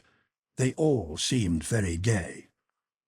He tried several times to join in the conversation, but his remarks were tossed aside each time like a cork thrown out of the water, and he could not jest with them. There was nothing wrong or unseemly in what they said. It was witty and might have been funny, but it lacked just that something which is the salt of mirth, and they were not even aware that such a thing existed. After dinner, Speransky's daughter and her governess rose. He patted the little girl with his white hand and kissed her, and that gesture too seemed unnatural to Prince Andrei. The men remained at table over their port, English fashion. In the midst of a conversation that was started about Napoleon's Spanish affairs, which they all agreed in approving, Prince Andrei began to express a contrary opinion. Speransky smiled, and with an evident wish to prevent the conversation from taking an unpleasant course, told a story that had no connection with the previous conversation. For a few minutes, all were silent. Having sat some time at table, Speransky corked a bottle of wine and remarking, "Nowadays good wine rides in a carriage and pair," passed it to the servant and got up. All rose and, continuing to talk loudly, went into the drawing-room. 2 letters brought by a courier were handed to Speransky, and he took them to his study. As soon as he had left the room, the general merriment stopped, and the guests began to converse sensibly and quietly with one another. "Now for the recitation," said Speransky on returning from his study. "Of wonderful talent," he said to Prince Andrei, and Magnitsky immediately assumed a pose and began reciting some humorous verses in French which he had composed about various well-known Petersburg people. He was interrupted several times by applause. When the verses were finished, Prince Andrei went up to Speransky and took his leave. "Where are you off to so early?" asked Speransky. "I promised to go to a reception." They said no more. Prince Andrei looked closely into those mirror-like, impenetrable eyes, and felt that it had been ridiculous of him to have expected anything from Speransky and from any of his own activities connected with him, or ever to have attributed importance to what Speransky was doing. That precise, mirthless laughter rang in Prince Andrei's ears long after he had left the house.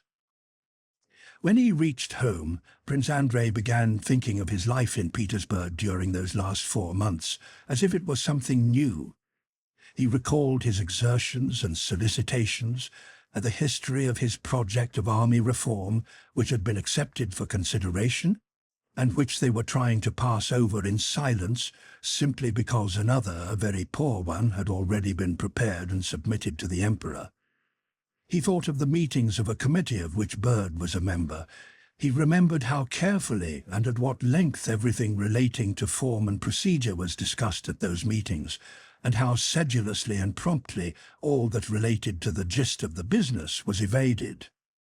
He recalled his labours on the legal code, and how painstakingly he had translated the articles of the Roman and French codes into Russian, and he felt ashamed of himself.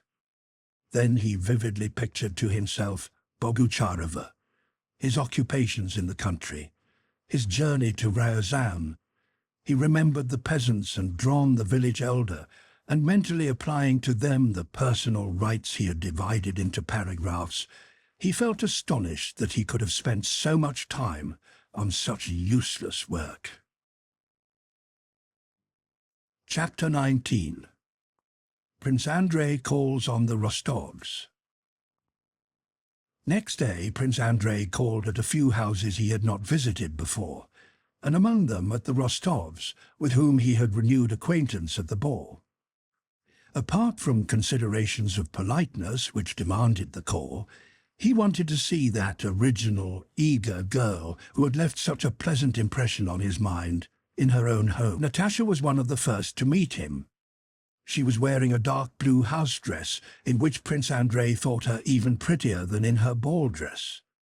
She and all the Rostov family welcomed him as an old friend, simply and cordially. The whole family, whom he had formerly judged severely, now seemed to him to consist of excellent, simple and kindly people. The old count's hospitality and good nature, which struck one especially in Petersburg as a pleasant surprise, was such that Prince Andrei could not refuse to stay to dinner.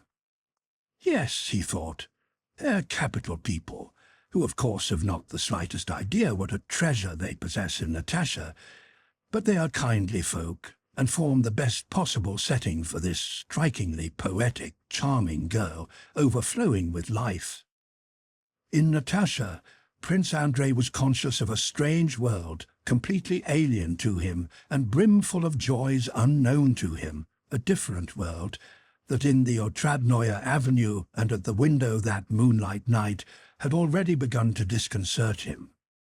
Now this world disconcerted him no longer, and was no longer alien to him, but he himself, having entered it, found in it a new enjoyment.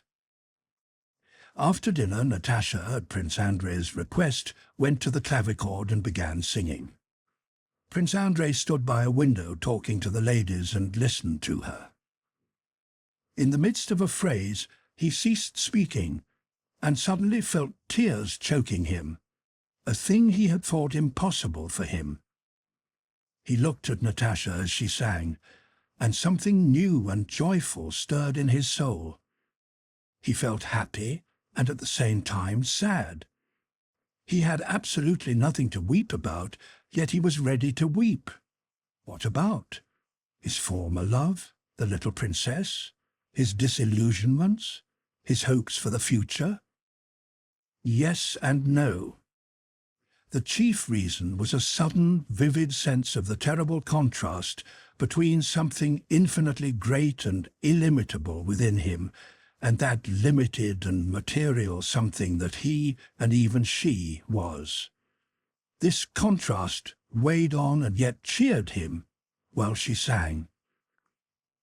As soon as Natasha had finished, she went up to him and asked how he liked her voice. She asked this and then became confused, feeling that she ought not to have asked it. He smiled, looking at her, and said he liked her singing, as he liked everything she did. Prince Andrei left the Rostovs late in the evening. He went to bed from habit, but soon realized that he could not sleep. Having lit his candle, he sat up in bed, then got up, then lay down again, not at all troubled by his sleeplessness. His soul was as fresh and joyful as if he had stepped out of a stuffy room into God's own fresh air. It did not enter his head that he was in love with Natasha. He was not thinking about her, but only picturing her to himself, and in consequence all life appeared in a new light. Why do I strive? Why do I toil in this narrow, confined frame, when life, all life with its joys, is open to me? Said he to himself. And for the first time for a very long while, he began making happy plans for the future. He decided that he must attend to his son's education by finding a tutor and putting the boy in his charge. Then he ought to retire from the service and go abroad, see England, Switzerland, and Italy. I must use my freedom while I feel so much strength and youth in me, he said to himself. Pierre was right when he said one must believe in the possibility of happiness in order to be happy. And now I do believe in it. Let the dead bury their dead, but while one has life, one must live and be happy, thought he. Chapter 20. The Bergs' Evening Party. One morning, Colonel Berg, whom Pierre knew as he knew everybody in Moscow and Petersburg, came to see him. Berg arrived in an immaculate brand-new uniform, with his hair pomaded and brushed forward over his temples, as the Emperor Alexander wore his hair. I have just been to see the Countess, your wife. Unfortunately, she could not grant my request, but I hope, Count, I shall be more fortunate with you, he said with a smile. What is it you wish, Colonel? I'm at your service. I have now quite settled in my new rooms, Count.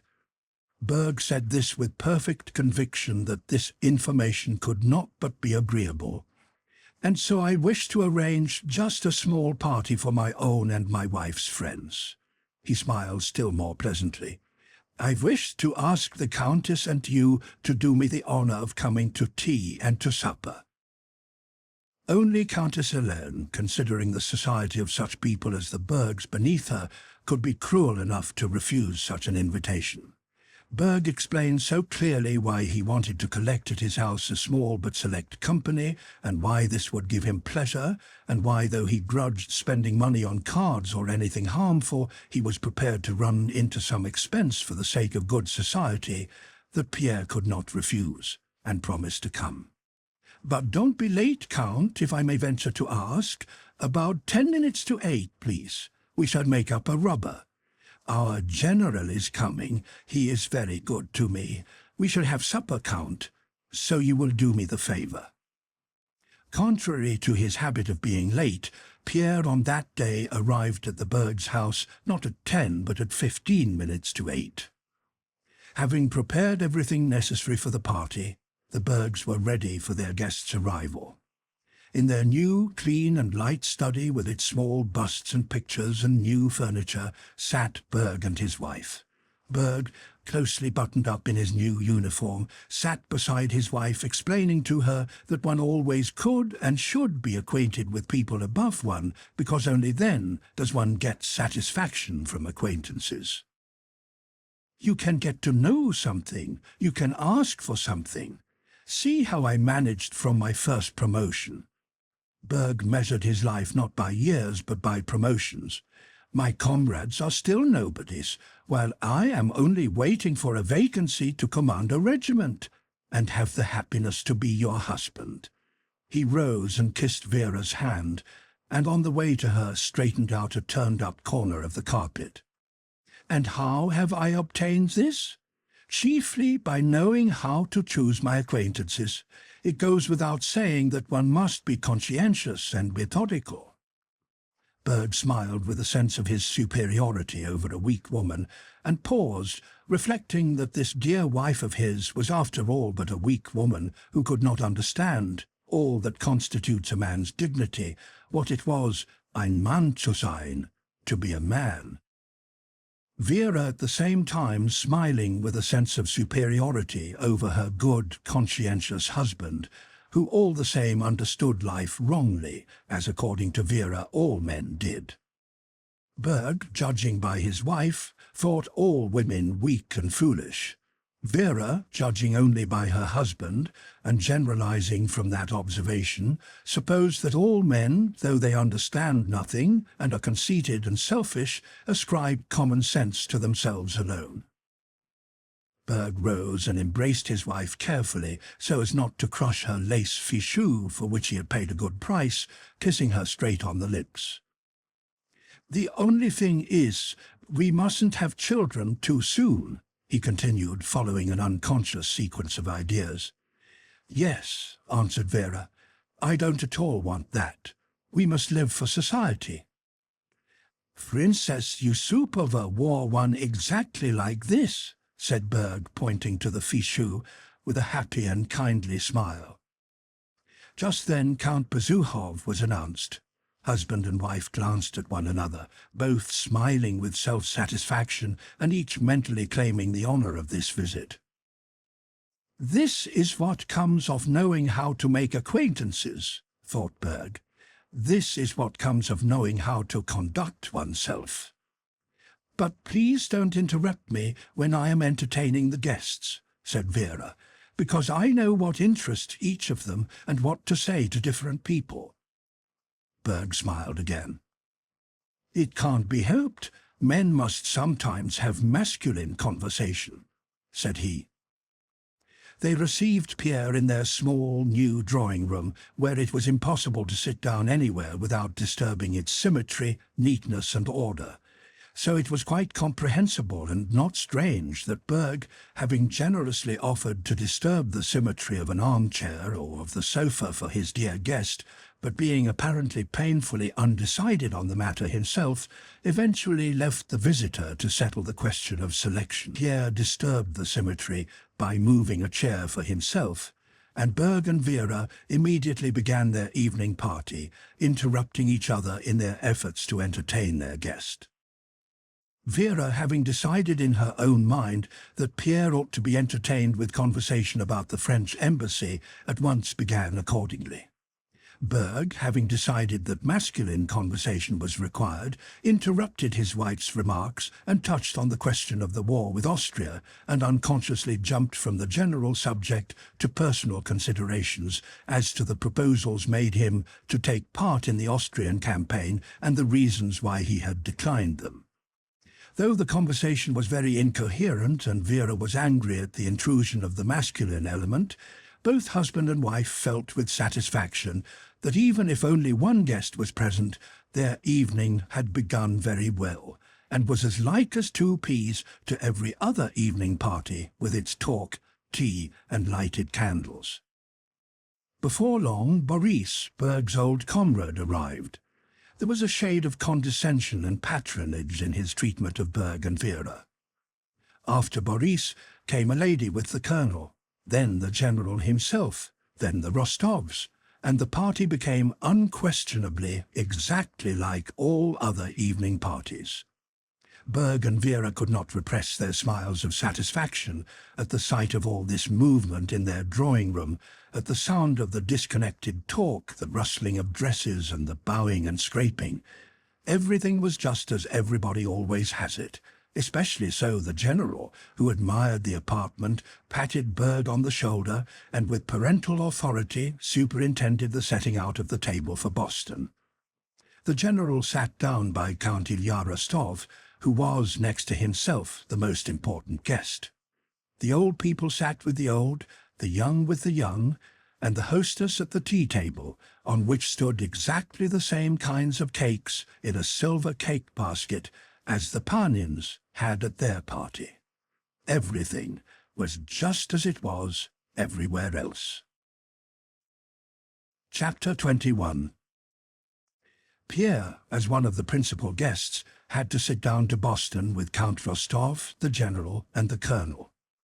At the card table he happened to be directly facing Natasha, and was struck by a curious change that had come over her since the ball. She was silent, and not only less pretty than at the ball, but only redeemed from plainness by her look of gentle indifference to everything around. "What's the matter with her?" thought Pierre, glancing at her. She was sitting by her sister at the tea-table, and reluctantly, without looking at him, made some reply to Boris, who sat down beside her. After playing out a whole suit, and to his partner's delight taking 5 tricks, Pierre, hearing greetings and the steps of someone who had entered the room while he was picking up his tricks, glanced again at Natasha. "What has happened to her?" he asked himself, with still greater surprise. Prince Andrei was standing before her, saying something to her with a look of tender solicitude. She, having raised her head, was looking up at him, flushed and evidently trying to master her rapid breathing, and the bright glow of some inner fire that had been suppressed was again alight in her. She was completely transformed, and from a plain girl had again become what she had been at the ball. Prince Andrei went up to Pierre, and the latter noticed a new and youthful expression on his friend's face. Pierre changed places several times during the game, sitting now with his back to Natasha and now facing her, but during the whole of the 6 rubbers he watched her and his friend. "Something very important is happening between them," thought Pierre, and a feeling that was both joyful and painful agitated him and made him neglect the game. After 6 rubbers the general got up, saying that it was no use playing like that, and Pierre was released. Natasha on one side was talking with Sonia and Boris, and Vera, with a subtle smile, was saying something to Prince Andrei. Pierre went up to his friend and, asking whether they were talking secrets, sat down beside them. Vera, having noticed Prince Andrei's attentions to Natasha, decided that at a party, a real evening party, subtle allusions to the tender passion were absolutely necessary, and seizing a moment when Prince Andrei was alone, began a conversation with him about feelings in general and about her sister. With so intellectual a guest as she considered Prince Andrei to be, she felt that she had to employ her diplomatic tact. When Pierre went up to them, he noticed that Vera was being carried away by her self-satisfied talk, but that Prince Andrei seemed embarrassed, a thing that rarely happened with him. "What do you think?" Vera was saying with an arch smile. "You are so discerning, Prince, and understand people's characters so well at a glance. What do you think of Natalie? Could she be constant in her attachments? Could she, like other women," Vera meant herself, "love a man once for all and remain true to him forever? That is what I consider true love. What do you think, Prince?" "I know your sister too little," replied Prince Andrei with a sarcastic smile, under which he wished to hide his embarrassment, "to be able to solve so delicate a question. And then I have noticed that the less attractive a woman is, the more constant she is likely to be," he added, and looked up at Pierre, who was just approaching them. "Yes, that is true, Prince. In our days," continued Vera, mentioning our days as people of limited intelligence are fond of doing, imagining that they have discovered and appraised the peculiarities of our days and that human characteristics change with the times. In our days, a girl has so much freedom that the pleasure of being courted often stifles real feeling in her, and it must be confessed that Natalie is very susceptible. This return to the subject of Natalie caused Prince Andrei to knit his brows with discomfort. He was about to rise, but Vera continued with a still more subtle smile. "I think no one has been more courted than she," she went on, "but till quite lately she never cared seriously for anyone. Now you know, Count," she said to Pierre, "even our dear cousin Boris, who, between ourselves, was very far gone in the land of tenderness," alluding to a map of love much in vogue at that time. Prince Andrei frowned and remained silent. "You are friendly with Boris, aren't you?" asked Vera. "Yes, I know him." "I expect he has told you of his childish love for Natasha." "Oh, there was childish love?" suddenly asked Prince Andrei, blushing unexpectedly. "Yes, you know, between cousins intimacy often leads to love. Le cousinage est un dangereux voisinage. Cousins are dangerous neighbours, don't you think so?" "Oh, undoubtedly," said Prince Andrei, and with sudden and unnatural liveliness he began chaffing Pierre about the need to be very careful with his 50-year-old Moscow cousins. And in the midst of these jesting remarks he rose, taking Pierre by the arm, and drew him aside. "Well?" asked Pierre, seeing his friend's strange animation with surprise and noticing the glance he turned on Natasha as he rose. I must have a talk with you," said Prince Andrei. "You know that pair of women's gloves?" He referred to the Masonic gloves given to a newly initiated brother to present to the woman he loved. But no, I will talk to you later on." And with a strange light in his eyes and restlessness in his movements, Prince Andrei approached Natasha and sat down beside her. Pierre saw how Prince Andrei asked her something and how she flushed as she replied. But at that moment Berg came to Pierre and began insisting that he should take part in an argument between the general and the colonel on the affairs in Spain. Berg was satisfied and happy. The smile of pleasure never left his face. The party was very successful and quite like other parties he had seen. Everything was similar. The ladies' subtle talk, the cards, the general raising his voice at the card table, and the samovar and the tea cakes. Only one thing was lacking that he had always seen at the evening parties he wished to imitate. They had not yet had a loud conversation among the men and a dispute about something important and clever. Now the general had begun such a discussion, and so Berg drew Pierre to it. Chapter 22. Natasha consults her mother. Andrei confides in Pierre. Next day, having been invited by the Count, Prince Andrei dined with the Rostovs and spent the rest of the day there. Everyone in the house realized for whose sake Prince Andrei came, and without concealing it, he tried to be with Natasha all day. Not only in the soul of the frightened yet happy and enraptured Natasha, but in the whole house there was a feeling of awe at something important that was bound to happen. The Countess looked with sad and sternly serious eyes at Prince Andrei when he talked to Natasha, and timidly started some artificial conversation about trifles as soon as he looked her way. Sonia was afraid to leave Natasha and afraid of being in the way when she was with them. Natasha grew pale, in a panic of expectation, when she remained alone with him for a moment. Prince Andrei surprised her by his timidity. She felt that he wanted to say something to her, but could not bring himself to do so. In the evening, when Prince Andrei had left, the Countess went up to Natasha and whispered, "Well, what?" "Mamma, for heaven's sake, don't ask me anything now. One can't talk about that," said Natasha. But all the same, that night, Natasha, now agitated and now frightened, lay a long time in her mother's bed, gazing straight before her.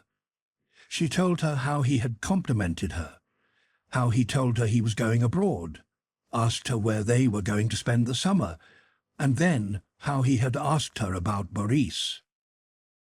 "But such a never happened to me before," she said. "Only I feel afraid in his presence. I'm always afraid when I'm with him. What does that mean? Does it mean that it's the real thing?" "Yes? Mamma, are you asleep?"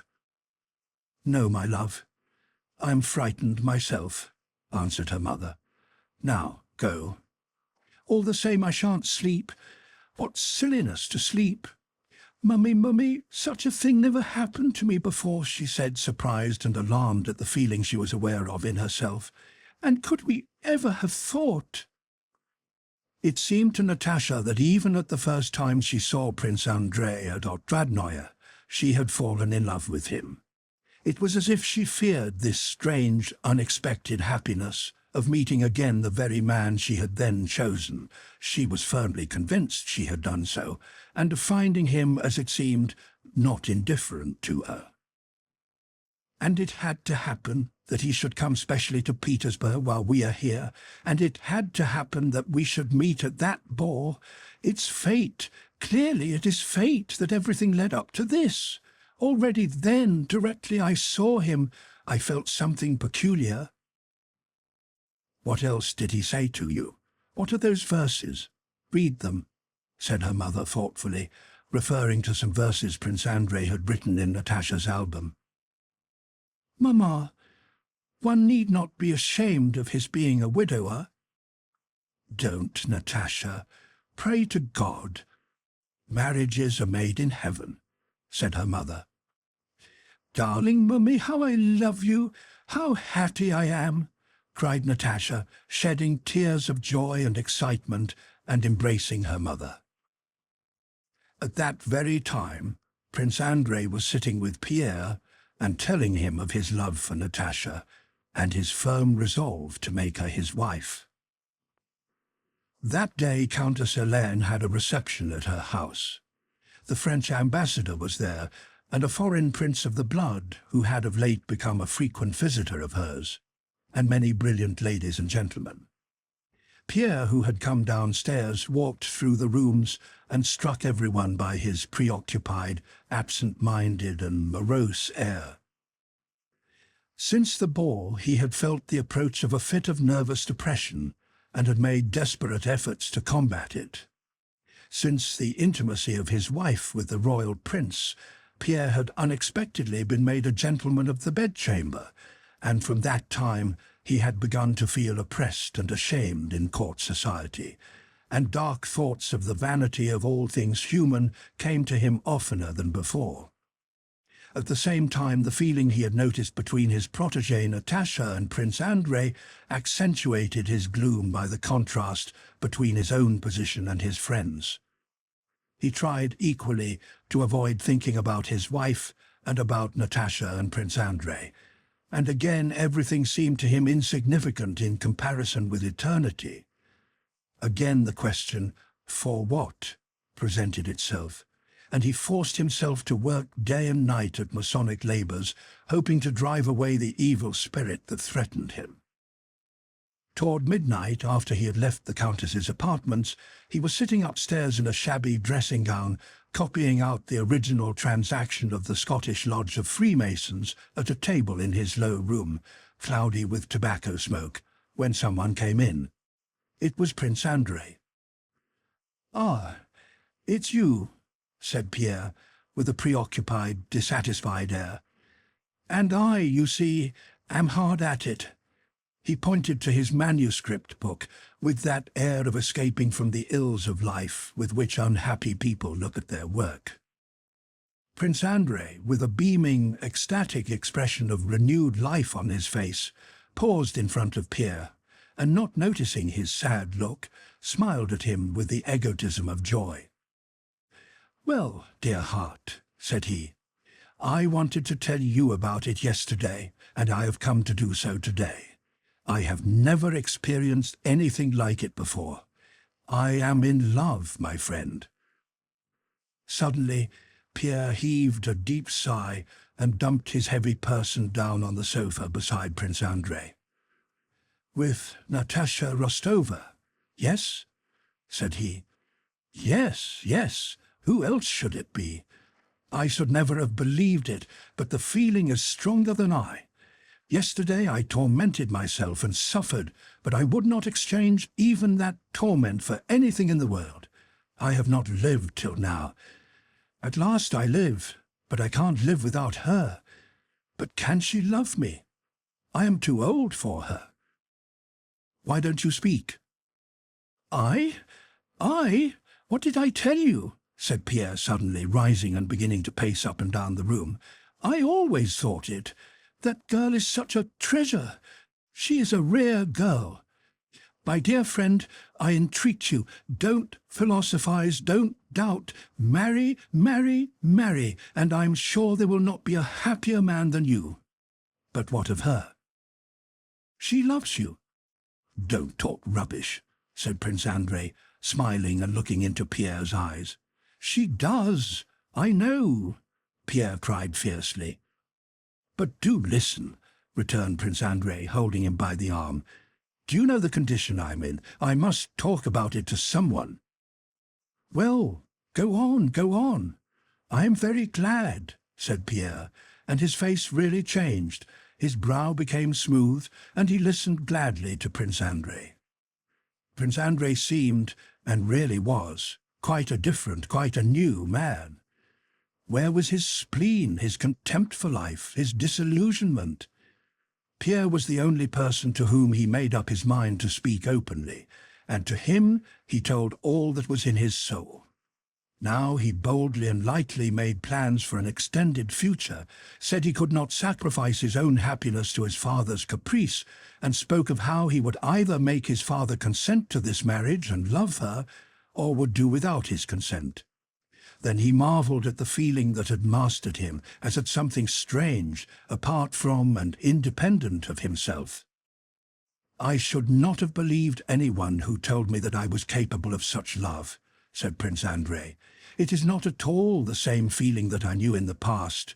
The whole world is now for me divided into two halves. One half is she, and there all is joy, hope, light. The other half is everything where she is not, and there is all gloom and darkness." "Darkness and gloom," reiterated Pierre. Yes, yes, I understand that. I cannot help loving the light. It is not my fault, and I am very happy. You understand me. I know you are glad for my sake." "Yes, yes," Pierre assented, looking at his friend with a touched and sad expression in his eyes. The brighter Prince Andrei's lot appeared to him, the gloomier seemed his own. Chapter 23. Prince Andrei seeks his father's consent. Prince Andrei needed his father's consent to his marriage, and to obtain this he started for the country next day. His father received his son's communication with external composure, but inward wrath. He could not comprehend how anyone could wish to alter his life or introduce anything new into it when his own life was already ending. "If only they would let me end my days as I want to," thought the old man, "then they might do as they please." With his son, however, he employed the diplomacy he reserved for important occasions, and adopting a quiet tone, discussed the whole matter. In the first place, the marriage was not a brilliant one as regards birth, wealth, or rank. Secondly, Prince Andrei was no longer as young as he had been, and his health was poor. The old man laid special stress on this, while she was very young. Thirdly, he had a son whom it would be a pity to entrust to a chit of a girl. Fourthly, and finally, the father said, looking ironically at his son, "I beg you to put it off for a year. Go abroad, take a cure, look out as you wanted to for a German tutor for Prince Nikolai." Then if your love or passion or obstinacy, as you please, is still as great, marry. And that's my last word on it. Mind, the last," concluded the prince, in a tone which showed that nothing would make him alter his decision.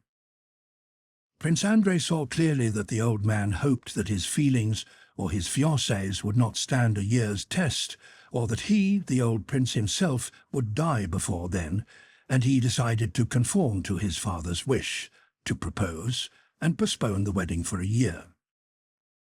3 weeks after the last evening he had spent with the Rostovs, Prince Andrei returned to Petersburg.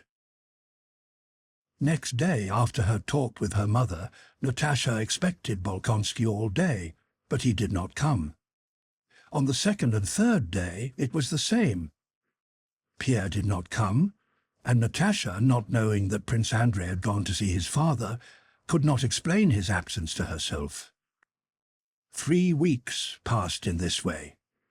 Natasha had no desire to go out anywhere, and wandered from room to room like a shadow, idle and listless.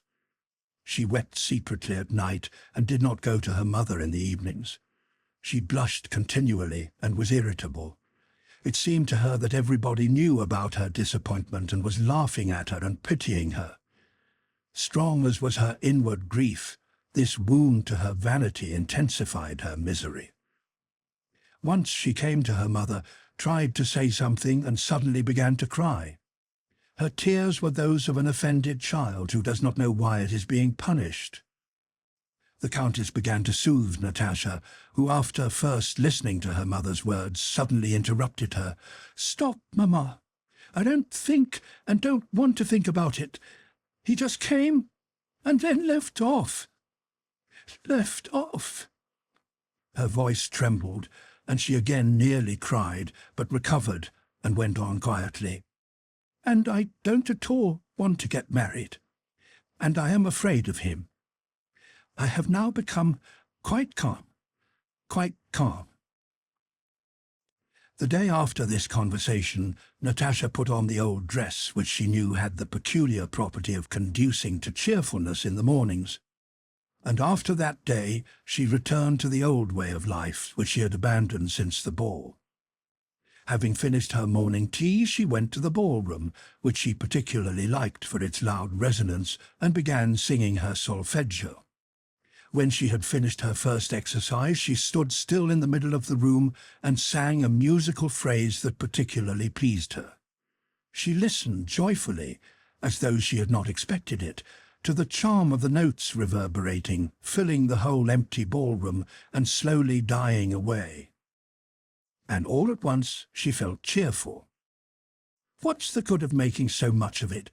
Things are nice as it is," she said to herself. And she began walking up and down the room, not stepping simply on the resounding parquet, but treading with each step from the heel to the toe. She had on a new and favourite pair of shoes, and listening to the regular tap of the heel and creak of the toe as gladly as she had to the sounds of her own voice. Passing a mirror, she glanced into it. "There, that's me," the expression of her face seemed to say as she caught sight of herself. "Well, and very nice too. I need nobody." A footman wanted to come in to clear away something in the room, but she would not let him, and having closed the door behind him, continued her walk. That morning she had returned to her favourite mood, love of and delight in herself. "How charming that Natasha is," she said again, speaking as some third collective male person. "Pretty, a good voice, young, and in nobody's way, if only they leave her in peace." But however much they left her in peace, she could not now be at peace, and immediately felt this. In the hall the porch door opened, and someone asked, "At home?" And then footsteps were heard. Natasha was looking at the mirror, but did not see herself. She listened to the sounds in the hall. When she saw herself, her face was pale. It was he. She knew this for certain, though she hardly heard his voice through the closed doors. Pale and agitated, Natasha ran into the drawing-room. "Mamma, Bolkonsky has come, she said. Mamma, it is awful, it is unbearable. They don't want to be tormented. What am I to do? Before the Countess could answer, Prince Andrei entered the room with an agitated and serious face. As soon as he saw Natasha, his face brightened. He kissed the Countess's hand and Natasha's and sat down beside the sofa. "It is long since we had the pleasure," began the Countess, but Prince Andrei interrupted her by answering her intended question, obviously in haste to say what he had to. "I have not been to see you all this time because I have been at my father's. I had to talk over a very important matter with him. I only got back last night," he said, glancing at Natasha. "I want to have a talk with you, Countess," he added, after a moment's pause. The Countess lowered her eyes, sighing deeply. "I am at your disposal," she murmured. Natasha knew that she ought to go away, but was unable to do so. Something gripped her throat, and regardless of manners, she stared straight at Prince Andrei with wide-open eyes. "At once? This instant? No, it can't be," she thought. Again he glanced at her, and that glance convinced her that she was not mistaken. Yes, at once, that very instant, her fate would be decided. "Go, Natasha. I will call you," said the Countess in a whisper. Natasha glanced with frightened, imploring eyes at Prince Andrei and at her mother, and went out. "I have come, Countess, to ask for your daughter's hand," said Prince Andrei. The Countess's face flushed hotly, but she said nothing. "Your offer," she began at last sedately. He remained silent, looking into her eyes. "Your offer," she grew confused, "is agreeable to us, and I accept your offer. I am glad. And my husband, I hope, but it will depend on her." "I will speak to her when I have your consent. Do you give it to me?" said Prince Andrei. "Yes," replied the Countess. She held out her hand to him, and with a mixed feeling of estrangement and tenderness pressed her lips to his forehead as he stooped to kiss her hand. She wished to love him as a son, but felt that to her he was a stranger and a terrifying man. "I am sure my husband will consent," said the Countess. "But your father?" "My father, to whom I have told my plans, has made it an express condition of his consent that the wedding is not to take place for a year, and I wished to tell you of that," said Prince Andrei. "It is true that Natasha is still young, but so long as that—" "It is unavoidable," said Prince Andrei with a sigh. "I will send her to you," said the Countess, and left the room. "Lord, have mercy upon us," she repeated while seeking her daughter. Sonia said that Natasha was in her bedroom.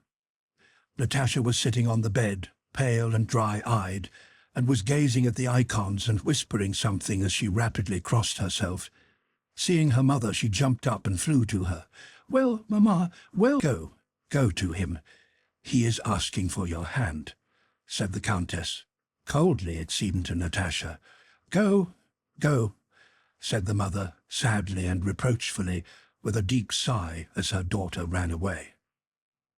Natasha never remembered how she entered the drawing-room. When she came in and saw him, she paused. "Is it possible that this stranger has now become everything to me?"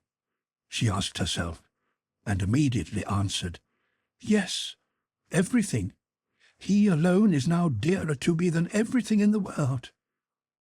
Prince Andrei came up to her with downcast eyes. "I have loved you from the very first moment I saw you. May I hope?" He looked at her and was struck by the serious, impassioned expression of her face. Her face said, "Why ask? Why doubt what you cannot but know? Why speak when words cannot express what one feels?" She drew near to him and stopped. He took her hand and kissed it. "Do you love me?" "Yes, yes," Natasha murmured, as if in vexation. Then she sighed loudly and, catching her breath more and more quickly, began to sob. "What is it? What's the matter?" "Oh, I am so happy," she replied, smiled through her tears, bent over closer to him, paused for an instant as if asking herself whether she might, and then kissed him. Prince Andrei held her hands, looked into her eyes, and did not find in his heart his former love for her. Something in him had suddenly changed. There was no longer the former poetic and mystic charm of desire, but there was pity for her feminine and childish weakness, fear at her devotion and trustfulness, and an oppressive yet joyful sense of the duty that now bound him to her forever. The present feeling, though not so bright and poetic as the former, was stronger and more serious. "Did your mother tell you that it cannot be for a year?" asked Prince Andrei, still looking into her eyes. "Is it possible that I, the chit of a girl, as everybody called me," thought Natasha, "is it possible that I am now to be the wife and the equal of this strange, dear, clever man whom even my father looks up to? Can it be true? Can it be true that there can be no more playing with life, that now I am grown up, that on me now lies a responsibility for my every word and deed? Yes. But what did he ask me?" "No," she replied, but she had not understood his question. "Forgive me," he said, "but you are so young, and I have already been through so much in life. I am afraid for you. You do not yet know yourself." Natasha listened with concentrated attention, trying but failing to take in the meaning of his words. "Hard as this year which delays my happiness will be," continued Prince Andrei, "it will give you time to be sure of yourself. I ask you to make me happy in a year, but you are free. Our engagement shall remain a secret, and should you find that you do not love me, or should you come to love—" said Prince Andrei with an unnatural smile. "Why do you say that?" Natasha interrupted him. "You know that from the very day you first came to Otradnoye I have loved you," she cried, quite convinced that she spoke the truth. "In a year you will learn to know yourself." "Oh, a year!" Natasha repeated suddenly, only now realizing that the marriage was to be postponed for a year. "But why a year? Why a year?" Prince Andrei began to explain to her the reasons for this delay.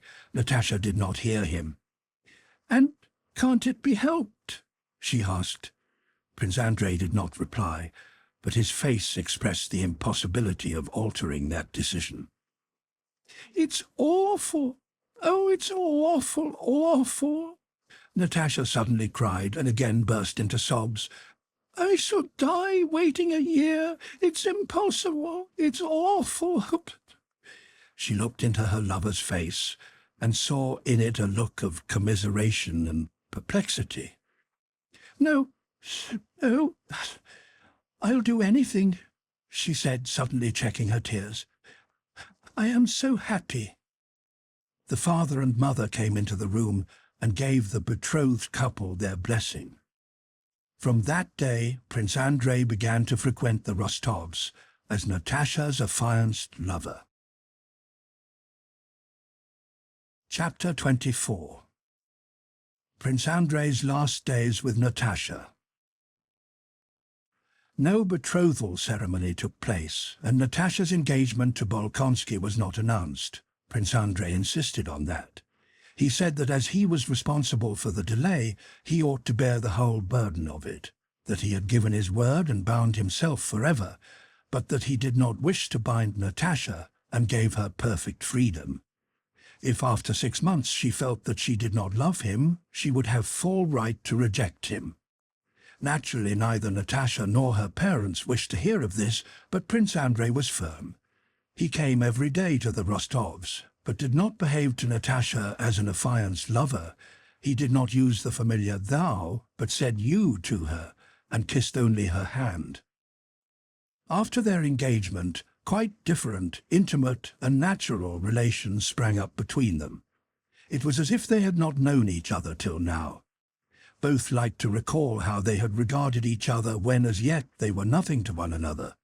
They felt themselves now quite different beings. Then they were artificial, now natural and sincere. At first the family felt some constraint in their relations with Prince Andrei. He seemed a man from another world, and for a long time Natasha trained the family to get used to him, proudly assuring them all that he only appeared to be different, but was really just like all of them, and that she was not afraid of him and no one else ought to be. After a few days they grew accustomed to him, and without restraint in his presence pursued their usual way of life in which he took his part.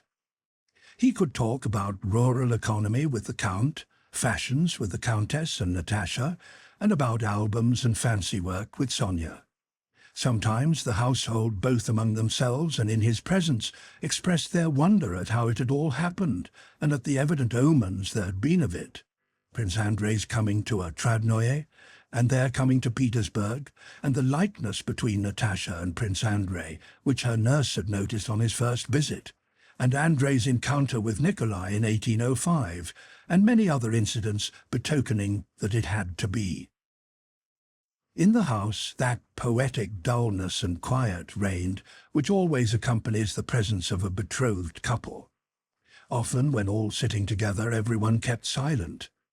Sometimes the others would get up and go away, and the couple, left alone, still remained silent. They rarely spoke of their future life. Prince Andrei was afraid and ashamed to speak of it. Natasha shared this, as she did all his feelings, which she constantly divined. Once she began questioning him about his son. Prince Andrei blushed, as he often did now. Natasha particularly liked it in him, and said that his son would not live with them. "Why not?" asked Natasha in a frightened tone. "I cannot take him away from his grandfather, and besides—" "How I should have loved him," said Natasha, immediately guessing his thought, "but I know you wish to avoid any pretext for finding fault with us." Sometimes the old Count would come up, kiss Prince Andrei, and ask his advice about Petya's education or Nikolai's service. The old Countess sighed as she looked at them.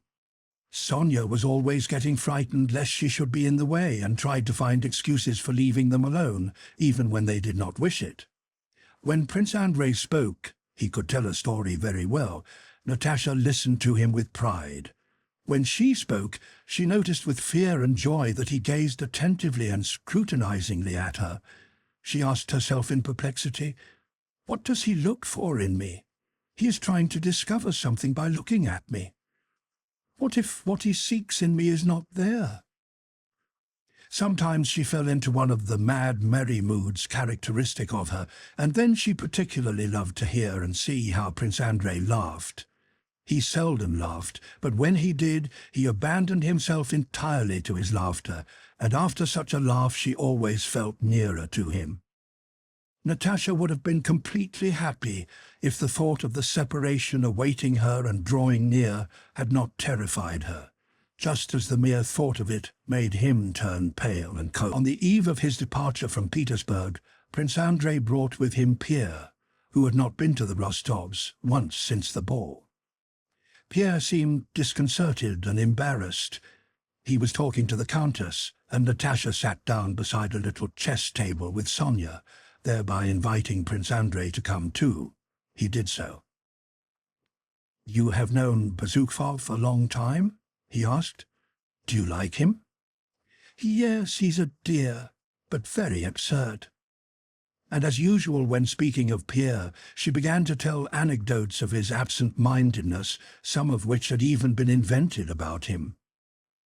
"Do you know, I have entrusted him with our secret. I have known him from childhood. He has a heart of gold." "I beg you, Natalie," Prince Andrei said with sudden seriousness. "I am going away, and heaven knows what may happen. You may cease to— All right, I know I'm not to say that. Only this, then. Whatever may happen to you when I am not here. What can happen? Whatever trouble may come, Prince Andrei continued, I beg you, Mademoiselle Sonia, whatever may happen, to turn to him alone for advice and help. He is a most absent-minded and absurd fellow, but he has a heart of gold. Neither her father nor her mother, nor Sonia nor Prince Andrei himself could have foreseen how the separation from her lover would act on Natasha. Flushed and agitated, she went about the house all that day, dry-eyed, occupied with most trivial matters, as if not understanding what awaited her. She did not even cry when, on taking leave, he kissed her hand for the last time. "Don't go," she said in a tone that made him wonder whether he really ought not to stay, and which he remembered long afterwards. Nor did she cry when he was gone, but for several days she sat in her room dry-eyed, taking no interest in anything, and only saying now and then, "Oh, why did he go away?" But a fortnight after his departure, to the surprise of those around her, she recovered from her mental sickness just as suddenly and became her old self again, but with a change in her moral physiognomy, as a child gets up after a long illness with a changed expression of face. Chapter 25. Prince Nikolai Bolkonsky and Princess Maria. During that year after his son's departure, Prince Nikolai Bolkonsky's health and temper became much worse. He grew still more irritable, and it was Princess Maria who generally bore the brunt of his frequent fits of unprovoked anger. He seemed carefully to seek out her tender spots so as to torture her mentally as harshly as possible.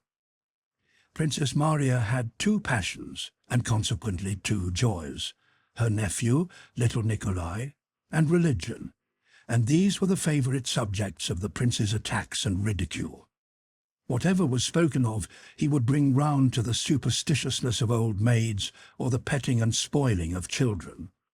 "You want to make him, little Nikolai, into an old maid like yourself. A pity. Prince Andrei wants a son and not an old maid," he would say. Or turning to Mademoiselle Bourienne, he would ask her in Princess Maria's presence how she liked our village priests and icons, and would joke about them.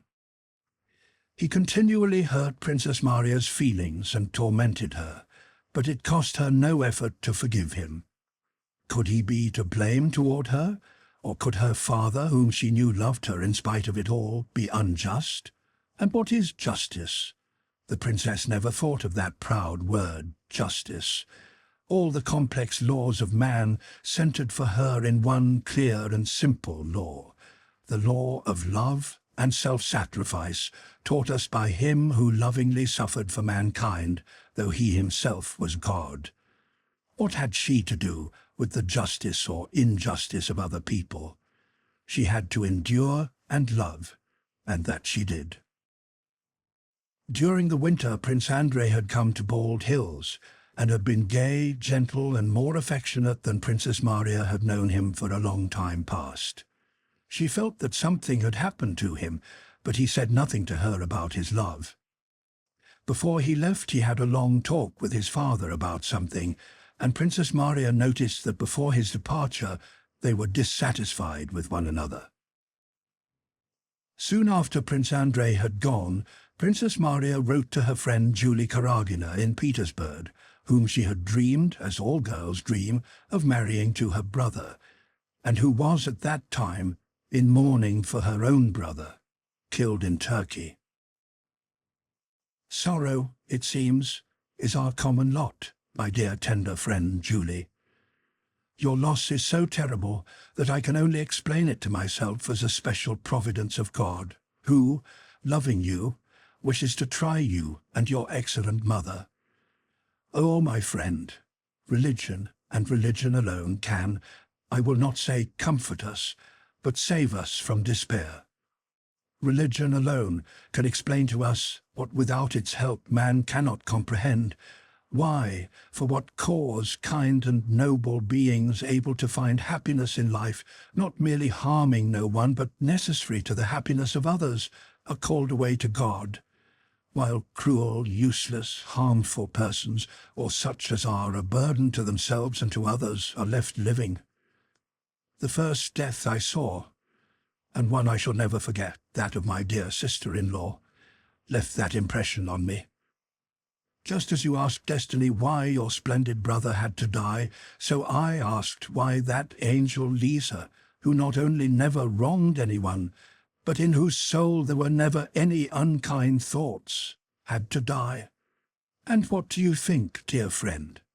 5 years have passed since then, and already I, with my petty understanding, begin to see clearly why she had to die, and in what way that death was but an expression of the infinite goodness of the Creator, whose every action, though generally incomprehensible to us, is but a manifestation of his infinite love for his creatures. Perhaps I often think she was too angelically innocent to have the strength to perform all a mother's duties. As a young wife she was irreproachable. Perhaps she could not have been so as a mother. As it is, not only has she left us, and particularly Prince Andrei, with the purest regrets and memories, but probably she will there receive a place I dare not hope for myself. But not to speak of her alone, that early and terrible death has had the most beneficent influence on me and on my brother, in spite of all our grief. Then, at the moment of our loss, these thoughts could not occur to me. I should then have dismissed them with horror, but now they are very clear and certain. I write all this to you, dear friend, only to convince you of the gospel truth, which has become for me a principle of life. Not a single hair of our heads will fall without his will, and his will is governed only by infinite love for us, and so, whatever befalls us is for our good. You ask whether we shall spend next winter in Moscow. In spite of my wish to see you, I do not think so and do not want to do so. You will be surprised to hear that the reason for this is Buonaparte. The case is this. My father's health is growing noticeably worse. He cannot stand any contradiction and is becoming irritable. This irritability is, as you know, chiefly directed to political questions. He cannot endure the notion that Buonaparte is negotiating on equal terms with all the sovereigns of Europe, and particularly with our own, the grandson of the great Catherine. As you know, I am quite indifferent to politics, but from my father's remarks and his talks with Mikhail Ivanovitch, I know all that goes on in the world, and especially about the honours conferred on Buonaparte, who only at Bald Hills in the whole world, it seems, is not accepted as a great man, still less as Emperor of France. And my father cannot stand this. It seems to me that it is chiefly because of his political views that my father is reluctant to speak of going to Moscow, for he foresees the encounters that would result from his way of expressing his views regardless of anybody. All the benefit he might derive from a course of treatment he would lose as a result of the disputes about Buonaparte, which would be inevitable. In any case, it will be decided very shortly. Our family life goes on in the old way, except for my brother Andrei's absence. He, as I wrote you before, has changed very much of late. After his sorrow, he only this year quite recovered his spirits. He has again become as I used to know him when a child, kind, affectionate, with that heart of gold to which I know no equal. He has realized, it seems to me, that life is not over for him. But together with this mental change, he has grown physically much weaker. He has become thinner and more nervous. I am anxious about him and glad he is taking this trip abroad which the doctors recommended long ago. I hope it will cure him. You write that in Petersburg he is spoken of as one of the most active, cultivated, and capable of the young men. Forgive my vanity as a relation, but I never doubted it. The good he has done to everybody here, from his peasants up to the gentry, is incalculable. On his arrival in Petersburg, he received only his due. "I always wonder at the way rumours fly from Petersburg to Moscow, especially such false ones as that you write about. I mean the report of my brother's betrothal to the little Rostova. I do not think my brother will ever marry again, and certainly not her. And this is why. First, I know that though he rarely speaks about the wife he has lost, the grief of that loss has gone too deep in his heart for him ever to decide to give her a successor and our little angel a stepmother.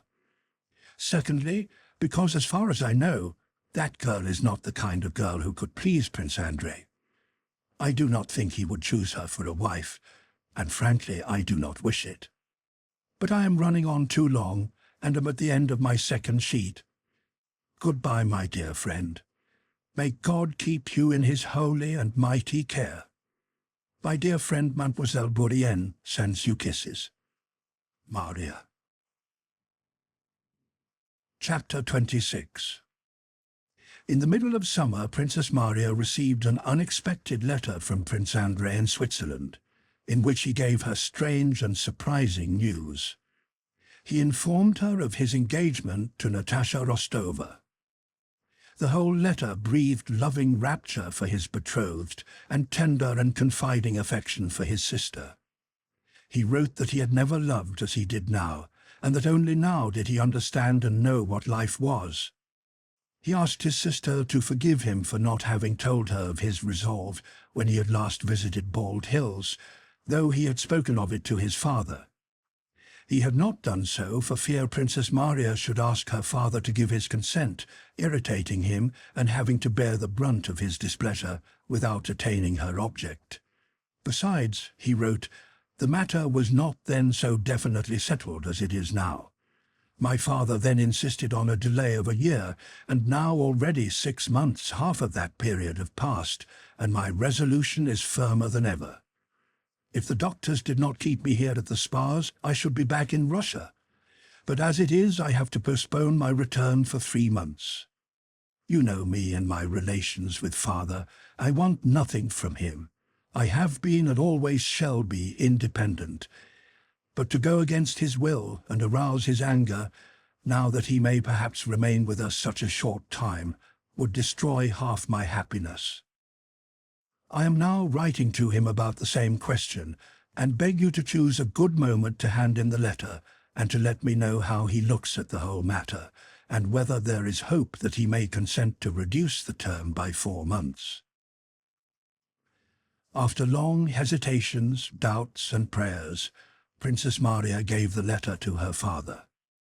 The next day the old prince said to her quietly, "Write and tell your brother to wait until I am dead.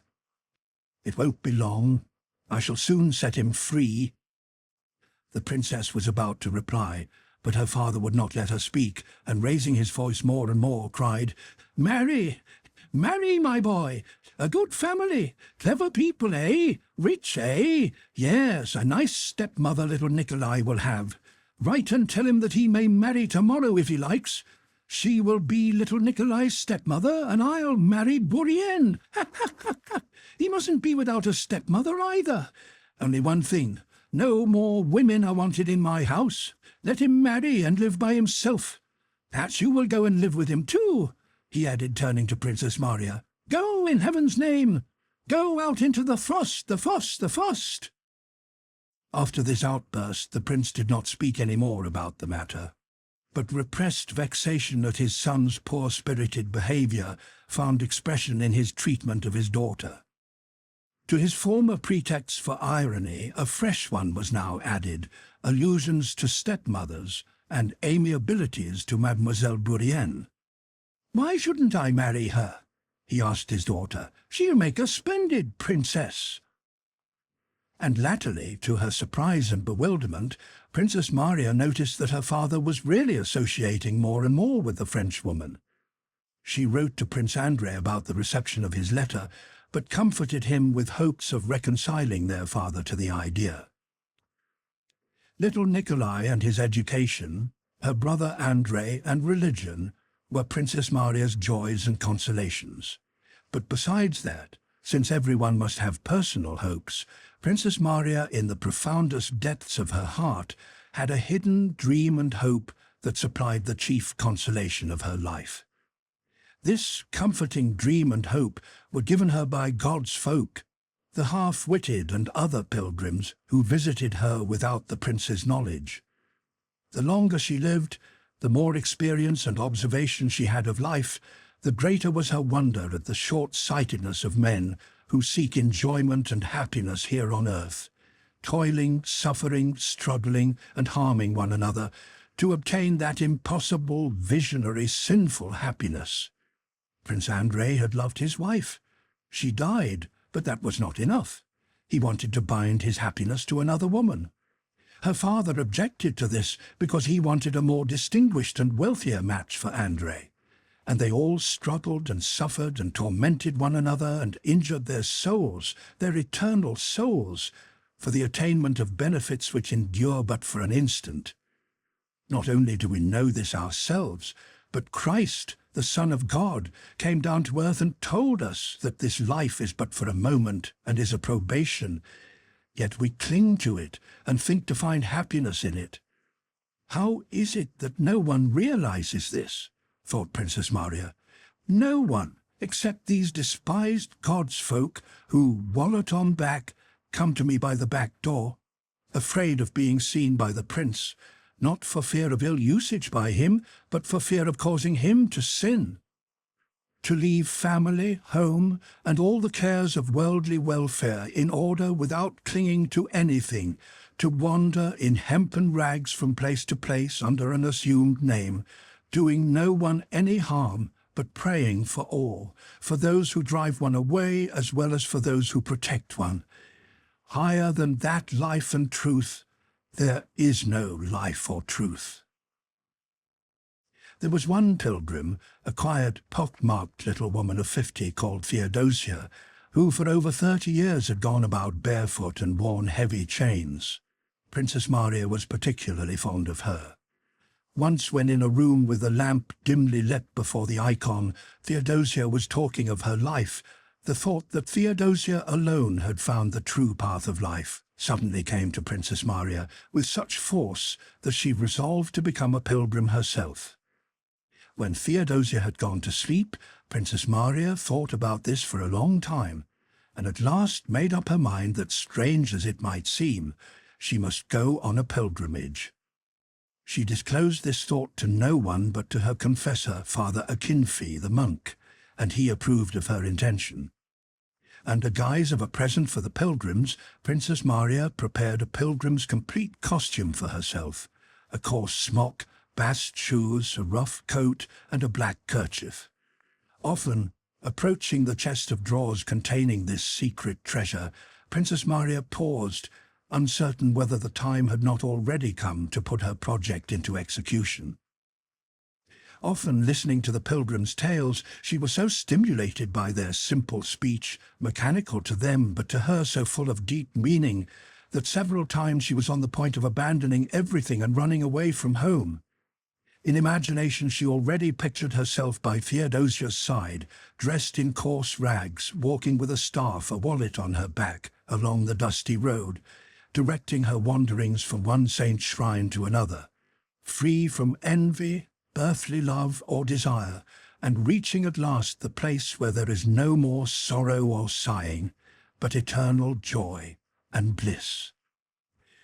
I shall come to a place and pray there, and before having time to get used to it or getting to love it, I shall go farther.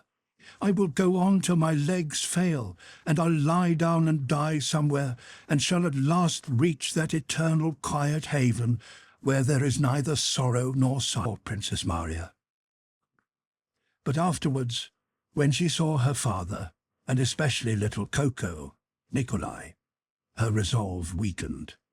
She wept quietly, and felt that she was a sinner who loved her father and her little nephew more than God. Book 7, 1810 to 1811. Chapter 1. Nicholas Rostov returns home on leave. The Bible legend tells us that the absence of labor, idleness, was a condition of the first man's blessedness before the fall. Fallen man has retained a love of idleness, but the curse weighs on the race not only because we have to seek our bread in the sweat of our brows, but because our moral nature is such that we cannot be both idle and at ease. An inner voice tells us we are in the wrong if we are idle. If man could find a state in which he felt that though idle he was fulfilling his duty, he would have found one of the conditions of man's primitive blessedness. And such a state of obligatory and irreproachable idleness is the lot of a whole class, the military. The chief attraction of military service has consisted and will consist in this compulsory and irreproachable idleness. Nicholas Rostov experienced this blissful condition to the full when, after 1807, he continued to serve in the Pavlograd regiment in which he already commanded the squadron he had taken over from Denisov. Rostov had become a bluff, good-natured fellow whom his Moscow acquaintances would have considered rather bad form, but who was liked and respected by his comrades, subordinates and superiors, and was well contented with his life. Of late, in 1809, he found in letters from home more frequent complaints from his mother that their affairs were falling into greater and greater disorder, and that it was time for him to come back to gladden and comfort his old parents. Reading these letters, Nikolai felt a dread of their wanting to take him away from surroundings in which, protected from all the entanglements of life, he was living so calmly and quietly. He felt that sooner or later he would have to re-enter that whirlpool of life with its embarrassments and affairs to be straightened out, its accounts with stewards, quarrels and intrigues, its ties, society, and with Sonia's love and his promise to her. It was all dreadfully difficult and complicated, and he replied to his mother in cold, formal letters in French, beginning, "My dear Mamma," and ending, "Your obedient son," which said nothing of when he would return. In 1810 he received letters from his parents in which they told him of Natasha's engagement to Bolkonsky, and that the wedding would be in a year's time because the old prince made difficulties. This letter grieved and mortified Nikolai.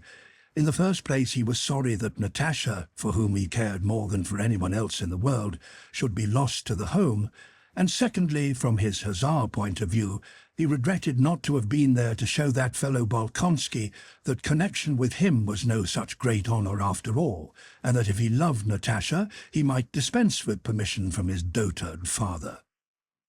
For a moment he hesitated whether he should not apply for leave in order to see Natasha before she was married, but then came the manoeuvres and considerations about Sonia and about the confusion of their affairs, and Nikolai again put it off. But in the spring of that year he received a letter from his mother, written without his father's knowledge, and that letter persuaded him to return. She wrote that if he did not come and take matters in hand, their whole property would be sold by auction, and they would all have to go begging. The Count was so weak and trusted Mitenka so much and was so good-natured that everybody took advantage of him, and things were going from bad to worse. "For God's sake, I implore you, come at once if you do not wish to make me and the whole family wretched," wrote the Countess. This letter touched Nikolai. He had that common sense of a matter-of-fact man which showed him what he ought to do. The right thing now was, if not to retire from the service, at any rate to go home on leave. Why he had to go he did not know, but after his after-dinner nap he gave orders to saddle Mars, an extremely vicious grey stallion that had not been ridden for a long time, and when he returned with the horse all in a lather, he informed Lavrushka, Denisov's servant who had remained with him, and his comrades who turned up in the evening, that he was applying for leave and was going home. Difficult and strange as it was for him to reflect that he would go away without having heard from the staff, and this interested him extremely, whether he was promoted to a captaincy or would receive the Order of St. Anne for the last manoeuvres, strange as it was to think he would go away without having sold his 3 roans to the Polish Count Golochovsky, who was bargaining for the horses Rostov had betted he would sell for 2,000 roubles.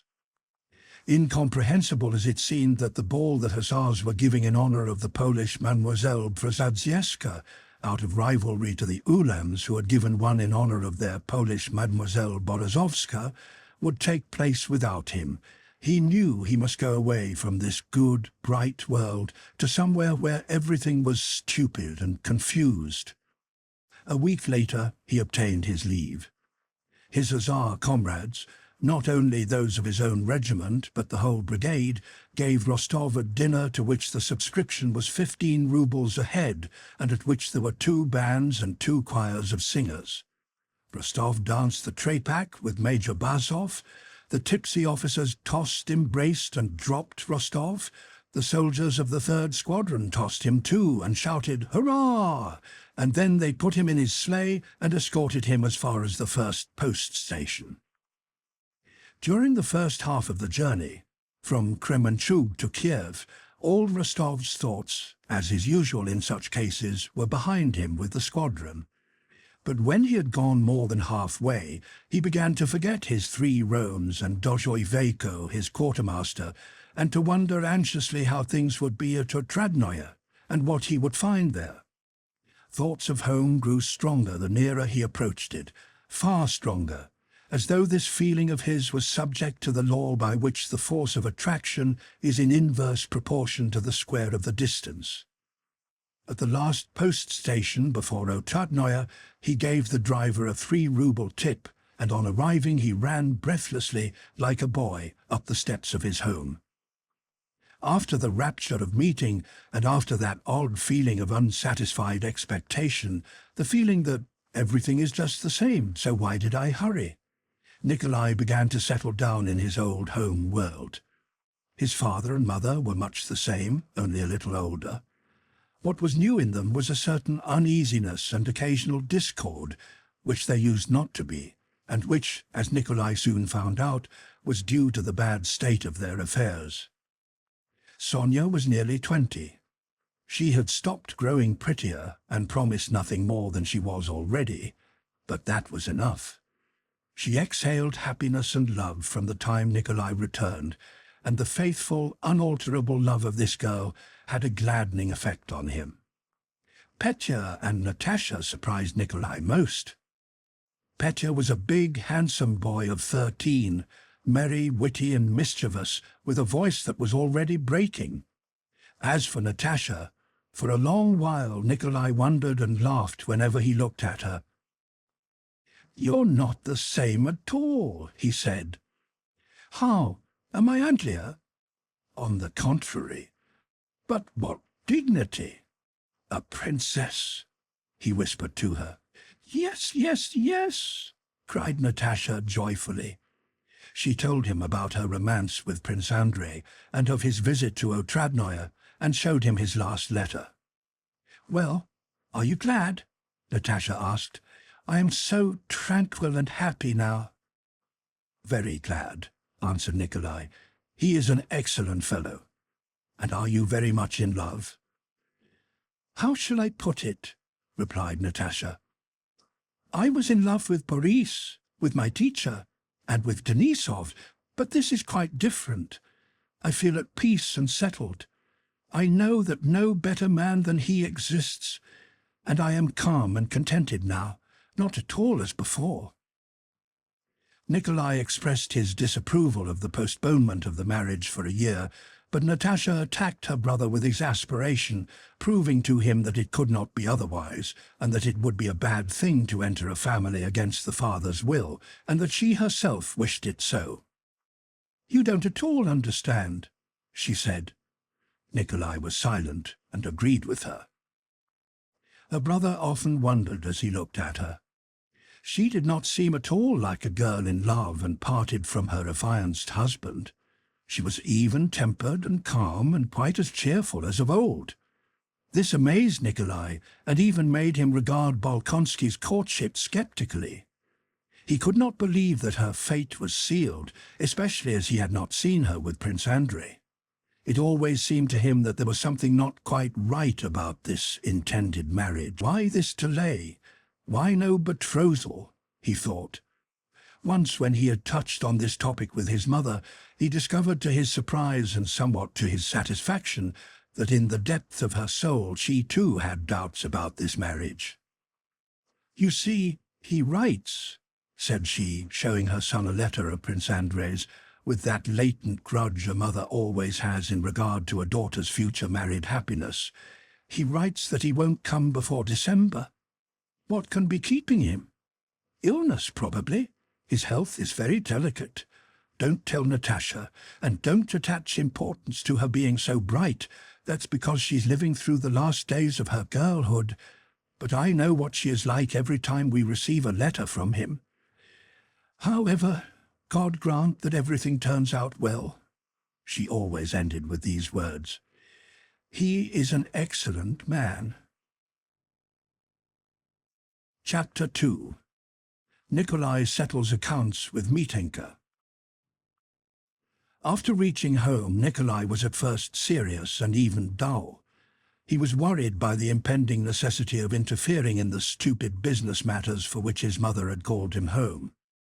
To throw off this burden as quickly as possible, on the third day after his arrival he went, angry and scowling and without answering questions as to where he was going, to Mitenka's lodge, and demanded an account of everything. But what an account of everything might be, Nikolai knew even less than the frightened and bewildered Mitenka. The conversation and the examination of the accounts with Mitenka did not last long. The village elder, a peasant delegate, and the village clerk, who were waiting in the passage, heard with fear and delight first the young count's voice roaring and snapping and rising louder and louder, and then words of abuse, dreadful words, shouted one after the other. "Robber! Ungrateful wretch! I'll hack the dog to pieces! I'm not my father! Robbing us!" and so on. Then, with no less fear and delight, they saw how the young count, red in the face and with bloodshot eyes, dragged Mitenka out by the scruff of the neck and applied his foot and knee to his behind with great agility at convenient moments between the words, shouting, "Be off! Never let me see your face here again, you villain!" Mitenka flew headlong down the 6 steps and ran away into the shrubbery. This shrubbery was a well-known haven of refuge for culprits at Otradnoye. Mitenka himself, returning tipsy from the town, used to hide there, and many of the residents at Otradnoye, hiding from Mitenka, knew of its protective qualities.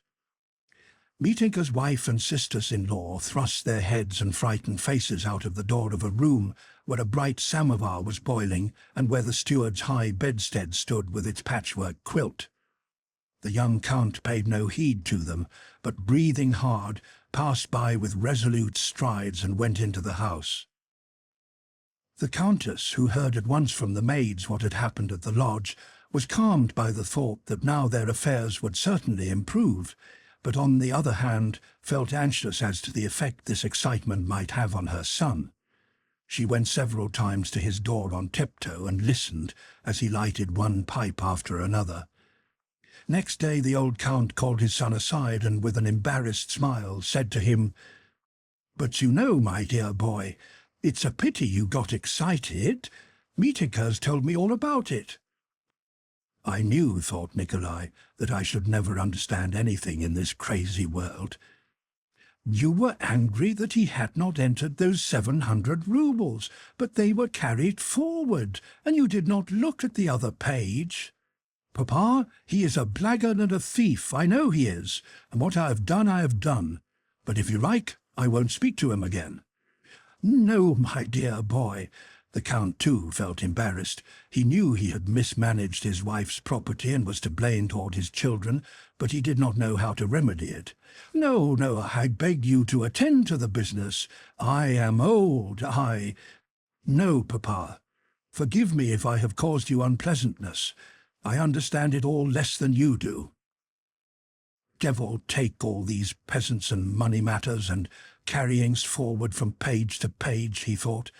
I used to understand what a corner and the stakes at cards meant, but carrying forward to another page I don't understand at all, said he to himself, and after that he did not meddle in business affairs. But once the Countess called her son and informed him that she had a promissory note from Anna Mikhailovna for 2,000 roubles, and asked him what he thought of doing with it. "This," answered Nikolai. "You say it rests with me? Well, I don't like Anna Mikhailovna and I don't like Boris, but they were our friends and poor. Well then, this," and he tore up the note, and by so doing caused the old Countess to weep tears of joy. After that, young Rostov took no further part in any business affairs, but devoted himself with passionate enthusiasm to what was to him a new pursuit, the chase, for which his father kept a large establishment. Chapter 3. Nikolai Goes Hunting. The weather was already growing wintry, and morning frosts congealed an earth saturated by autumn rains. The verdure had thickened, and its bright green stood out sharply against the brownish strips of winter rye trodden down by the cattle, and against the pale yellow stubble of the spring buckwheat. The wooded ravines and the copses, which at the end of August had still been green islands amid black fields and stubble, had become golden and bright red islands amid the green winter rye. The hares had already half changed their summer coats, the fox cubs were beginning to scatter, and the young wolves were bigger than dogs. It was the best time of year for the chase. The hounds of that ardent young sportsman Rostov had not merely reached hard winter condition, but were so jaded that at a meeting of the huntsmen it was decided to give them a 3 days' rest, and then, on the 16th of September, to go on a distant expedition, starting from the oak grove, where there was an undisturbed litter of wolf cubs. All that day the hounds remained at home. It was frosty and the air was sharp, but toward evening the sky became overcast and it began to thaw. On the 15th, when young Rostov in his dressing gown looked out of the window, he saw it was an unsurpassable morning for hunting. It was as if the sky were melting and sinking to the earth without any wind. The only motion in the air was that of the dripping, microscopic particles of drizzling mist. The bare twigs in the garden were hung with transparent drops, which fell on the freshly fallen leaves. The earth in the kitchen garden looked wet and black and glistened like poppy seed, and at a short distance merged into the dull, moist veil of mist. Nikolai went out into the wet and muddy porch. There was a smell of decaying leaves and of dog. Milka, a black-spotted, broad-haunched bitch with prominent black eyes, got up on seeing her master, stretched her hind legs, lay down like a hare, and then suddenly jumped up and licked him right on the nose and moustache. Another borzoi, a dog, catching sight of his master from the garden path, arched his back and, rushing headlong toward the porch with lifted tail, began rubbing himself against his legs. "Oh-hoy!" came at that moment that inimitable huntsman's call which unites the deepest bass with the shrillest tenor, and round the corner came Daniel, the head huntsman and head kennelman, a grey, wrinkled old man with hair cut straight over his forehead, Ukrainian fashion, a long bent whip in his hand, and that look of independence and scorn of everything that is only seen in huntsmen. He doffed his Circassian cap to his master and looked at him scornfully. This scorn was not offensive to his master. Nikolai knew that this Daniel, disdainful of everybody and who considered himself above them, was all the same his serf and huntsman. "Daniel," Nikolai said timidly, conscious at the sight of the weather, the hounds, and the huntsman, that he was being carried away by that irresistible passion for sport which makes a man forget all his previous resolutions, as a lover forgets in the presence of his mistress. "What orders, Your Excellency?"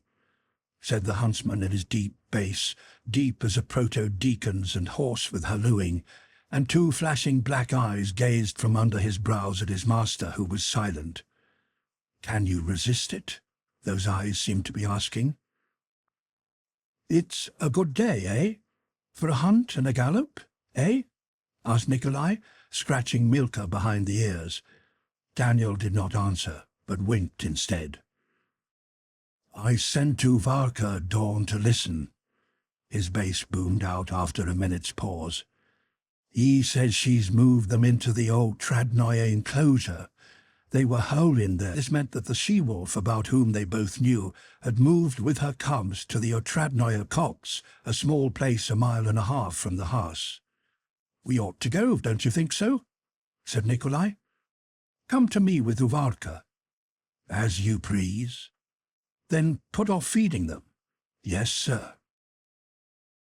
5 minutes later, Daniel and Uvarka were standing in Nikolai's big study. Though Daniel was not a big man, to see him in a room was like seeing a horse or a bear on the floor among the furniture and surroundings of human life. Daniel himself felt this, and as usual stood just inside the door, trying to speak softly and not move for fear of breaking something in the master's apartment, and he hastened to say all that was necessary so as to get from under that ceiling, out into the open under the sky once more. Having finished his inquiries and extorted from Daniel an opinion that the hounds were fit, Daniel himself wished to go hunting, Nikolai ordered the horses to be saddled. But just as Daniel was about to go, Natasha came in with rapid steps, not having done up her hair or finished dressing, and with her old nurse's big shawl wrapped round her. Petya ran in at the same time. "You are going?" asked Natasha. "I knew you would. Sonia said you wouldn't go, but I knew that today is the sort of day when you couldn't help going." "Yes, we are going," replied Nikolai reluctantly. For today, as he intended to hunt seriously, he did not want to take Natasha and Petya. "We are going, but only wolf hunting. It would be dull for you." "You know it is my greatest pleasure," said Natasha. "It's not fair. You are going by yourself and are having the horses saddled and said nothing to us about it." "No barrier bars our Russian's path. We'll go," shouted Petya. "But you can't. Mamma said you mustn't," said Nikolai to Natasha. "Yes, I'll go. I shall certainly go," said Natasha decisively. "Daniel, tell them to saddle for us, and Michael must come with my dogs," she added to the huntsman. It seemed to Daniel irksome and improper to be in a room at all, but to have anything to do with a young lady seemed to him impossible. He cast down his eyes and hurried out, as if it were none of his business, careful as he went not to inflict any accidental injury on the young lady. Chapter 4. The Wolf Hunt Begins. The old count, who had always kept up an enormous hunting establishment, but had now handed it all completely over to his son's care, being in very good spirits on this 15th of September, prepared to go out with the others. In an hour's time the whole hunting party was at the porch. Nikolai, with a stern and serious air which showed that now was no time for attending to trifles, went past Natasha and Petya, who were trying to tell him something. He had a look at all the details of the hunt, sent a pack of hounds and huntsmen on ahead to find the quarry, mounted his chestnut Donets, and whistling to his own leash of bourgeois, set off across the threshing ground to a field leading to the Otradnoye wood. The old count's horse, a sorrel gelding called Vifyanka, was led by the groom in attendance on him, while the count himself was to drive in a small trap straight to a spot reserved for him. They were taking 54 hounds, with 6 hunt attendants and whippers in. Besides the family, there were 8 bourgeois kennelmen and more than 40 bourgeois, so that with the bourgeois on the leash belonging to members of the family, there were about 130 dogs and 20 horsemen. Each dog knew its master and its call. Each man in the hunt knew his business, his place, what he had to do.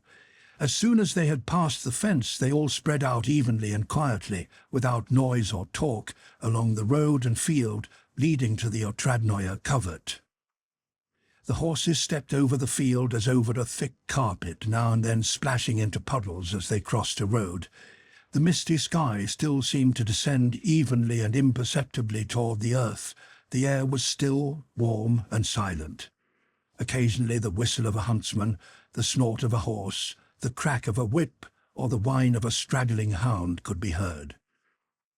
When they had gone a little less than a mile, 5 more riders with dogs appeared out of the mist, approaching the Rostovs. In front rode a fresh-looking, handsome old man with a large grey moustache. "Good morning, uncle," said Nikolai when the old man drew near. "That's it, come on, I was sure of it," began uncle. He was a distant relative of the Rostovs, a man of small means and their neighbour. "I knew you wouldn't be able to resist it, and it's a good thing you're going. That's it, come on." This was uncle's favourite expression. "Take the covert at once, for my Gurchik says the Ilyagins are at Korniki with their hounds. That's it, come on, they'll take the cubs from under your very nose." "That's where I'm going. Shall we join up our packs?" asked Nikolai. The hounds were joined into one pack, and uncle and Nikolai rode on side by side. Natasha, muffled up in shawls which did not hide her eager face and shining eyes, galloped up to them. She was followed by Petya, who always kept close to her, Mikhail, a huntsman, and by a groom appointed to look after her. Petya, who was laughing, whipped and pulled at his horse. Natasha sat easily and confidently on her black Arabchik and reined him in without effort with a firm hand. Uncle looked round disapprovingly at Petya and Natasha.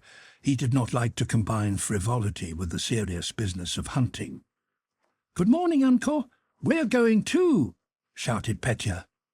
Good morning, but don't go overriding the hounds," said uncle sternly. "Nikolai, what a fine dog Trunilla is! He knew me," said Natasha, referring to her favourite hound.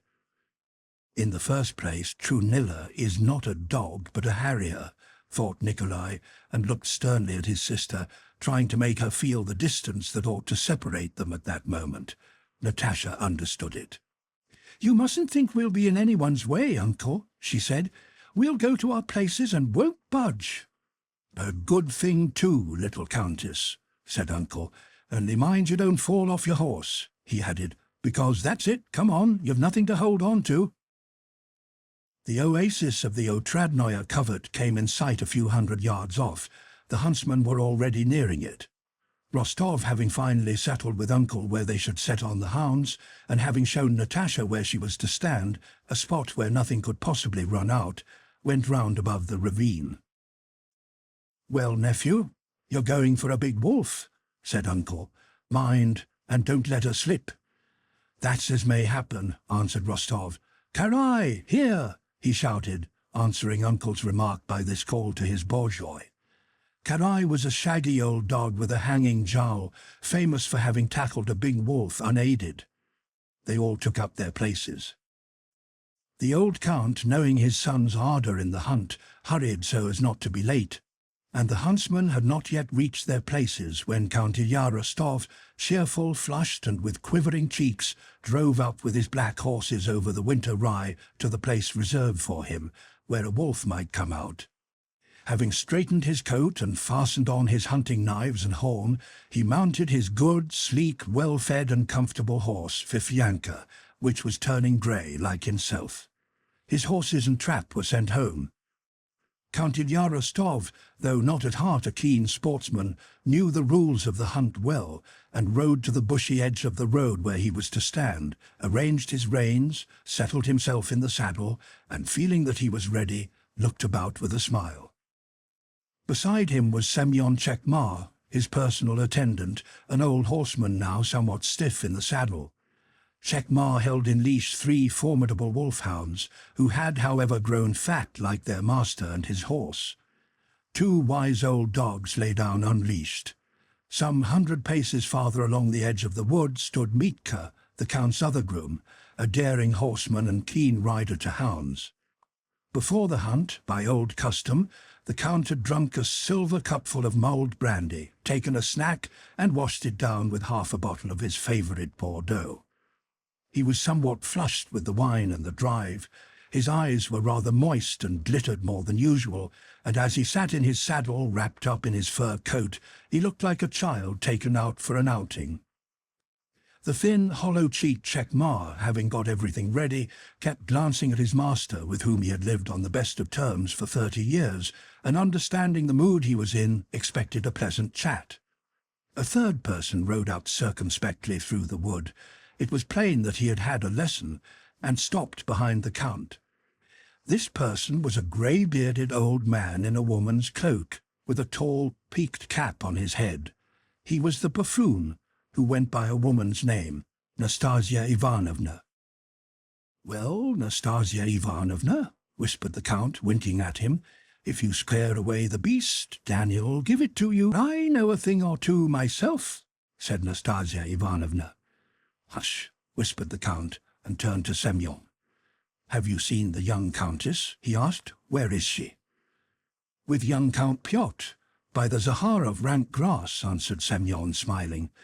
"Though she's a lady, she's very fond of hunting." "And you're surprised at the way she rides, Semyon, eh?" said the Count. "She's as good as many a man." "Of course, she's marvellous, so bold, so easy. And Nikolai, where is he? By the Lyadov upland, isn't he?" "Yes, sir.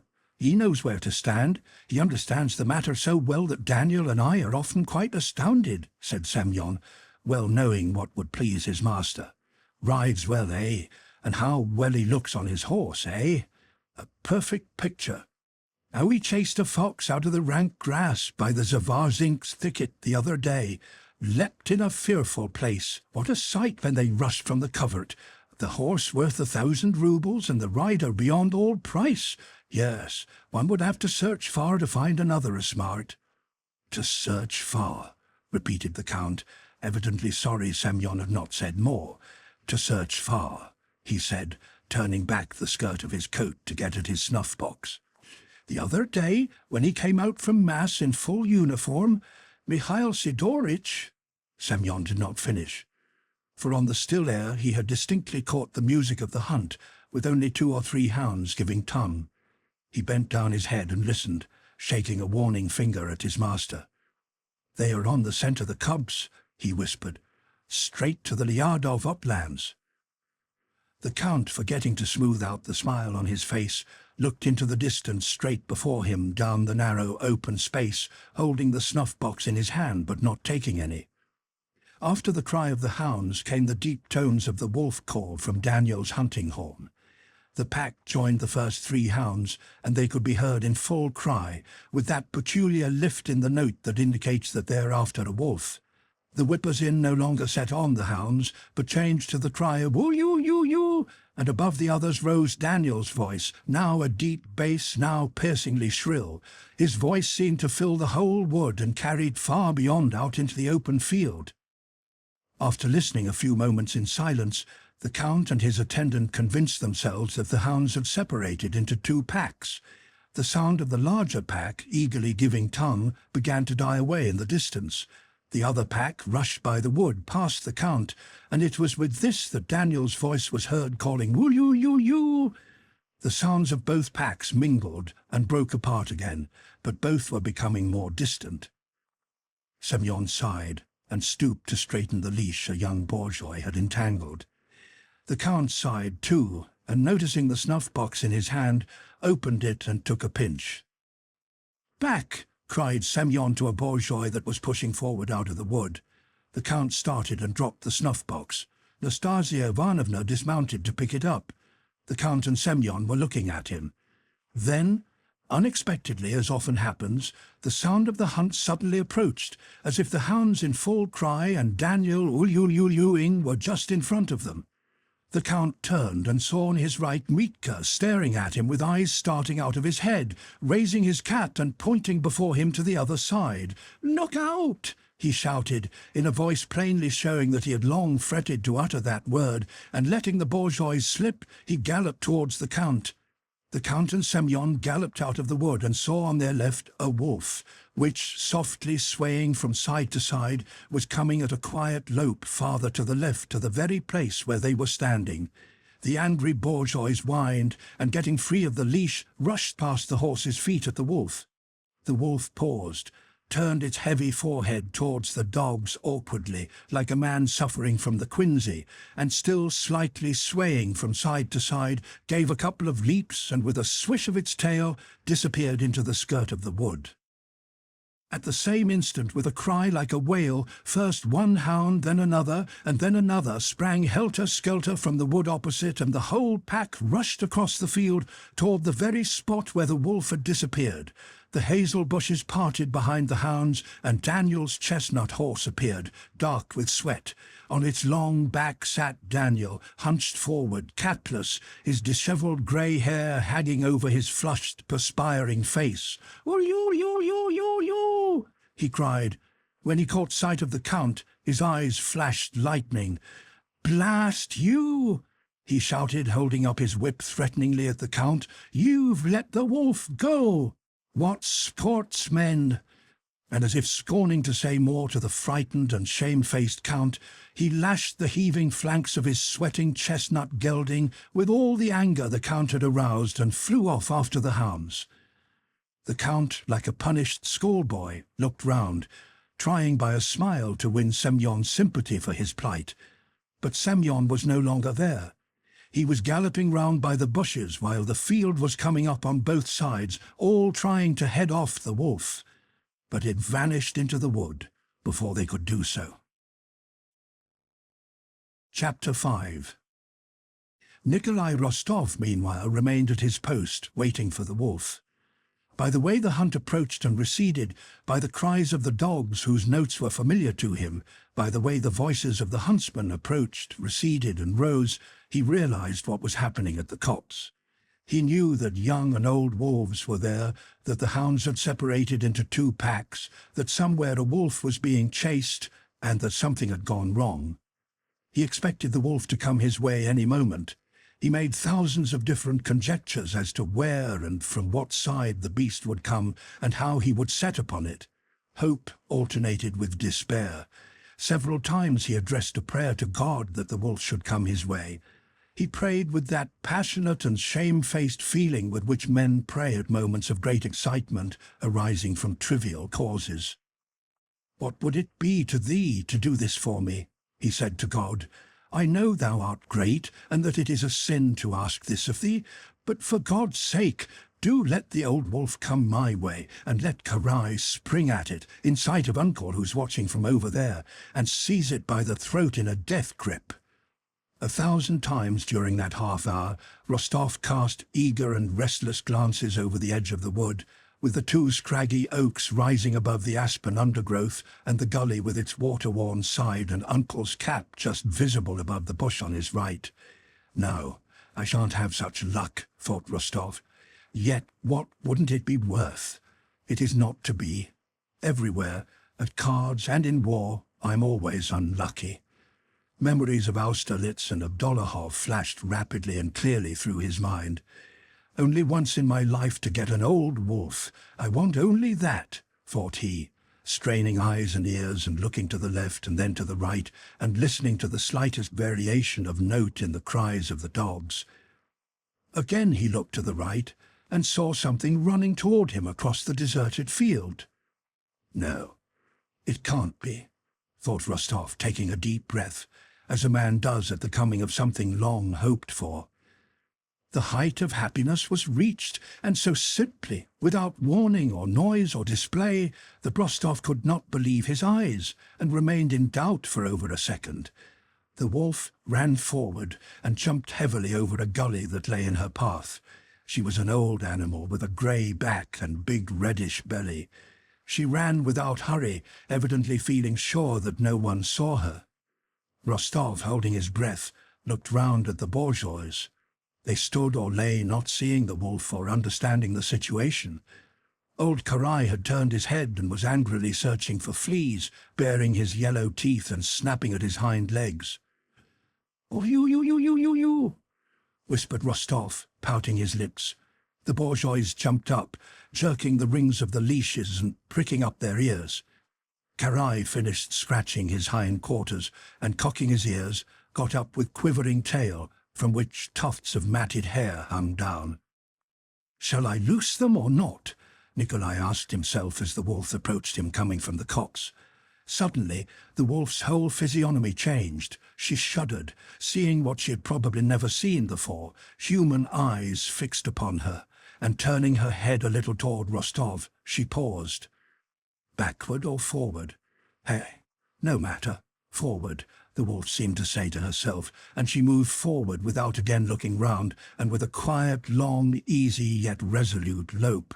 "Oh, yo!" cried Nikolai in a voice not his own, and of its own accord his good horse darted headlong downhill, leaping over gullies to head off the wolf, and the bourgeois passed it, running faster still.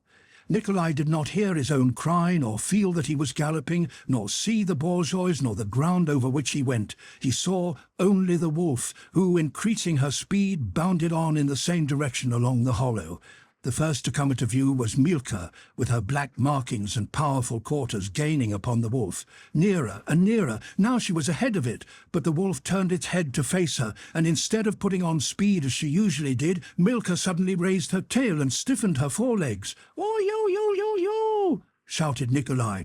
The reddish Lubim rushed forward from behind Milka, sprang impetuously at the wolf and seized it by its hind quarters, but immediately jumped aside in terror.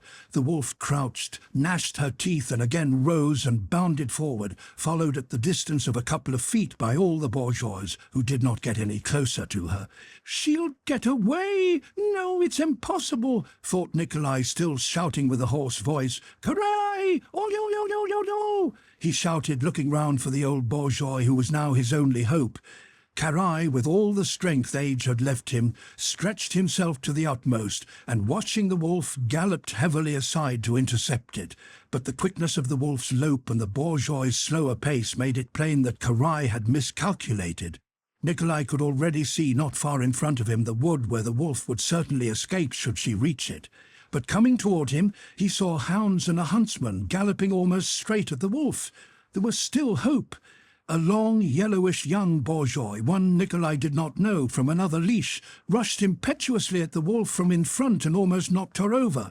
But the wolf jumped up more quickly than anyone could have expected, and gnashing her teeth flew at the yellow bourgeois, which, with a piercing yelp, fell with its head on the ground, bleeding from a gash in its side. "Karai, old fellow!" wailed Nikolai. Thanks to the delay caused by this crossing of the wolf's path, the old dog with its felted hair hanging from its thigh was within 5 paces of it. As if aware of her danger, the wolf turned her eyes on Karai, tucked her tail yet further between her legs, and increased her speed. But here Nikolai only saw that something happened to Karai. The bourgeois was suddenly on the wolf, and they rolled together down into a gully just in front of them. That instant, when Nikolai saw the wolf struggling in the gully with the dogs, while from under them could be seen her grey hair and outstretched hind leg, and her frightened, choking head with her ears laid back, Karai was pinning her by the throat, was the happiest moment of his life. With his hand on his saddle bow, he was ready to dismount and stab the wolf, when she suddenly thrust her head up from among that mass of dogs, and then her forepaws were on the edge of the gully. She clicked her teeth. Karai no longer had her by the throat, leapt with a movement of her hind legs out of the gully, and having disengaged herself from the dogs, with tail tucked in again, went forward. Karai, his hair bristling and probably bruised or wounded, climbed with difficulty out of the gully. "Oh, my God, why?" Nikolai cried in despair. Uncle's huntsman was galloping from the other side across the wolf's path, and his bourgeois once more stopped the animal's advance. She was again hemmed in. Nikolai and his attendant, with Uncle and his huntsman, were all riding round the wolf, crying, "Oh, yo!" shouting and preparing to dismount each moment that the wolf crouched back, and starting forward every time she shook herself and moved toward the wood, where she would be safe. Already at the beginning of this chase, Daniel, hearing the yoo-yoo-yoo-yooing, had rushed out from the wood. He saw Karai seize the wolf and checked his horse, supposing the affair to be over. But when he saw that the horseman did not dismount, and that the wolf shook herself and ran for safety, Daniel set his chestnut galloping not at the wolf, but straight toward the wood, just as Karai had run to cut the animal off. As a result of this, he galloped up to the wolf just when she had been stopped a second time by Uncle's bourgeois. Daniel galloped out silently, holding a naked dagger in his left hand and thrashing the labouring sides of his chestnut horse with a whip as if it were a flail.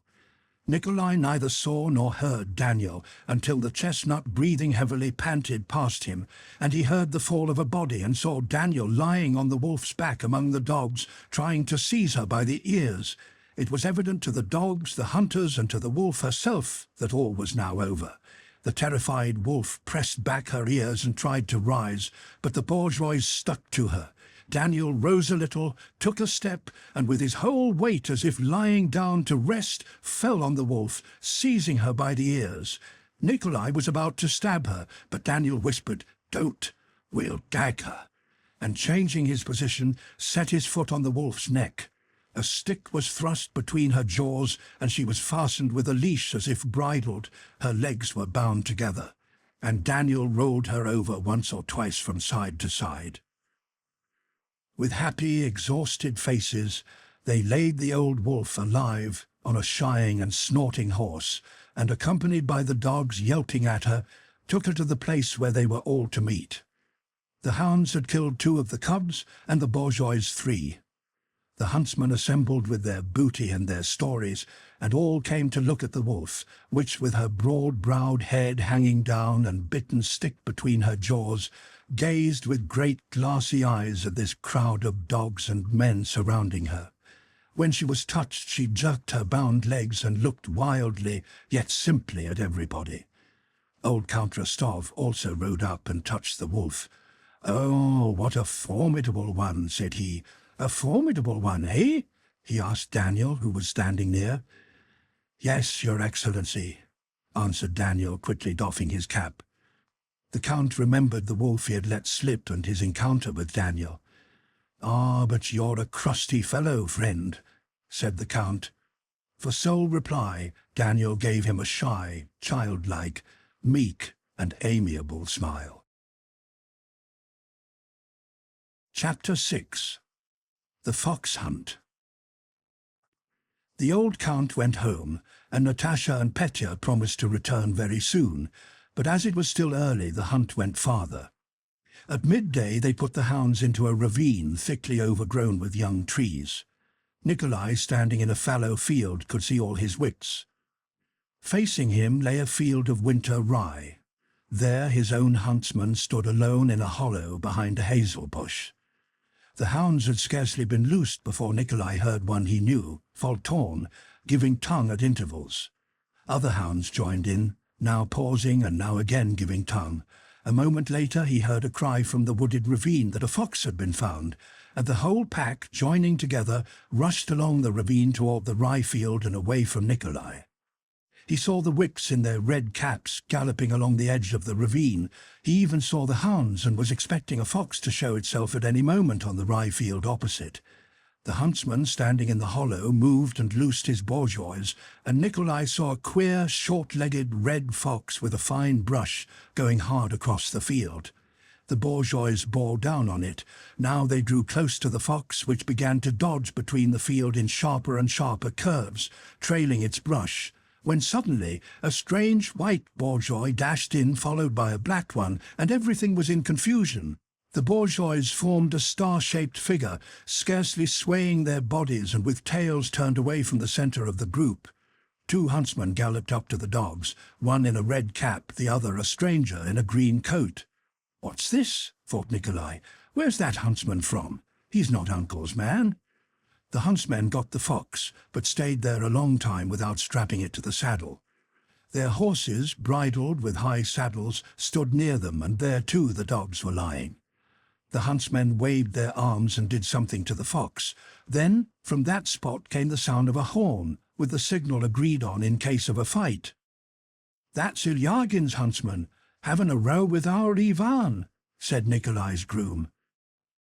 Nikolai sent the man to call Natasha and Petya to him, and rode at foot-pace to the place where the wicks were getting the hounds together. Several of the field galloped to the spot where the fight was going on. Nikolai dismounted, and with Natasha and Petya, who had ridden up, stopped near the hounds, waiting to see how the matter would end. Out of the bushes came the huntsman who had been fighting and rode toward his young master, with the fox tied to his crupper. While still at a distance, he took off his cap and tried to speak respectfully, but he was pale and breathless, and his face was angry. One of his eyes was black, but he probably was not even aware of it. "What has happened?" asked Nikolai. "A likely thing. Killing a fox our dogs had hunted, and it was my grey bitch that caught it. Go to law, indeed. He snatches at the fox. I gave him one with the fox. Here it is on my saddle. Do you want a taste of this?" said the huntsman, pointing to his dagger and probably imagining himself still speaking to his foe. Nikolai, not stopping to talk to the man, asked his sister and Petya to wait for him and rode to the spot where the enemy's, Ilyagin's, hunting party was. The victorious huntsman rode off to join the field, and there, surrounded by inquiring sympathizers, recounted his exploits. The facts were that Ilyagin, with whom the Rostovs had a quarrel and were at law, hunted over places that belonged by custom to the Rostovs, and had now, as if purposely, sent his men to the very woods the Rostovs were hunting, and let his man snatch a fox their dogs had chased. Nikolai, though he had never seen Ilyagin, with his usual absence of moderation in judgment, hated him cordially from reports of his arbitrariness and violence, and regarded him as his bitterest foe. He rode in angry agitation toward him, firmly grasping his whip and fully prepared to take the most resolute and desperate steps to punish his enemy. Hardly had he passed an angle of the wood before a stout gentleman in a beaver cap came riding toward him on a handsome raven-black horse, accompanied by 2 hunt servants. Instead of an enemy, Nikolai found in Ilyagin a stately and courteous gentleman who was particularly anxious to make the young count's acquaintance. Having ridden up to Nikolai, Ilyagin raised his beaver cap and said he much regretted what had occurred, and would have the man punished who had allowed himself to seize a fox hunted by someone else's bourgeois.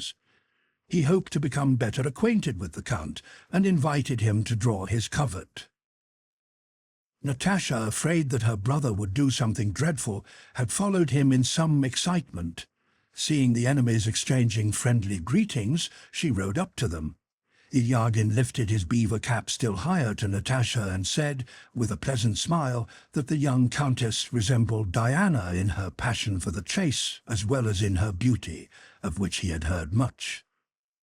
To expiate his huntsman's offence, Ilyagin pressed the Rostovs to come to an upland of his about a mile away, which he usually kept for himself and which, he said, swarmed with hares. Nikolai agreed, and the hunt, now doubled, moved on. The way to Ilyagin's upland was across the fields. The hunt servants fell into line, the masters rode together. Uncle, Rostov, and Ilyagin kept stealthily glancing at one another's dogs, trying not to be observed by their companions, and searching uneasily for rivals to their own bourgeois. Rostov was particularly struck by the beauty of a small, purebred, red-spotted bitch on Ilyagin's leash, slender, but with muscles like steel, a delicate muzzle, and prominent black eyes. He had heard of the swiftness of Ilyagin's bourgeois, and in that beautiful bitch saw a rival to his own Milka. In the middle of a sober conversation begun by Ilyagin about the year's harvest, Nikolai pointed to the red-spotted bitch. "A fine little bitch, that," said he in a careless tone. "Is she swift?" "That one? Yes, she's a good dog, gets what she's after," answered Ilyagin indifferently of the red-spotted bitch Erzar, for which a year before he had given a neighbour 3 families of house serfs. "So, in your parts too the harvest is nothing to boast of, Count?" he went on, continuing the conversation they had begun.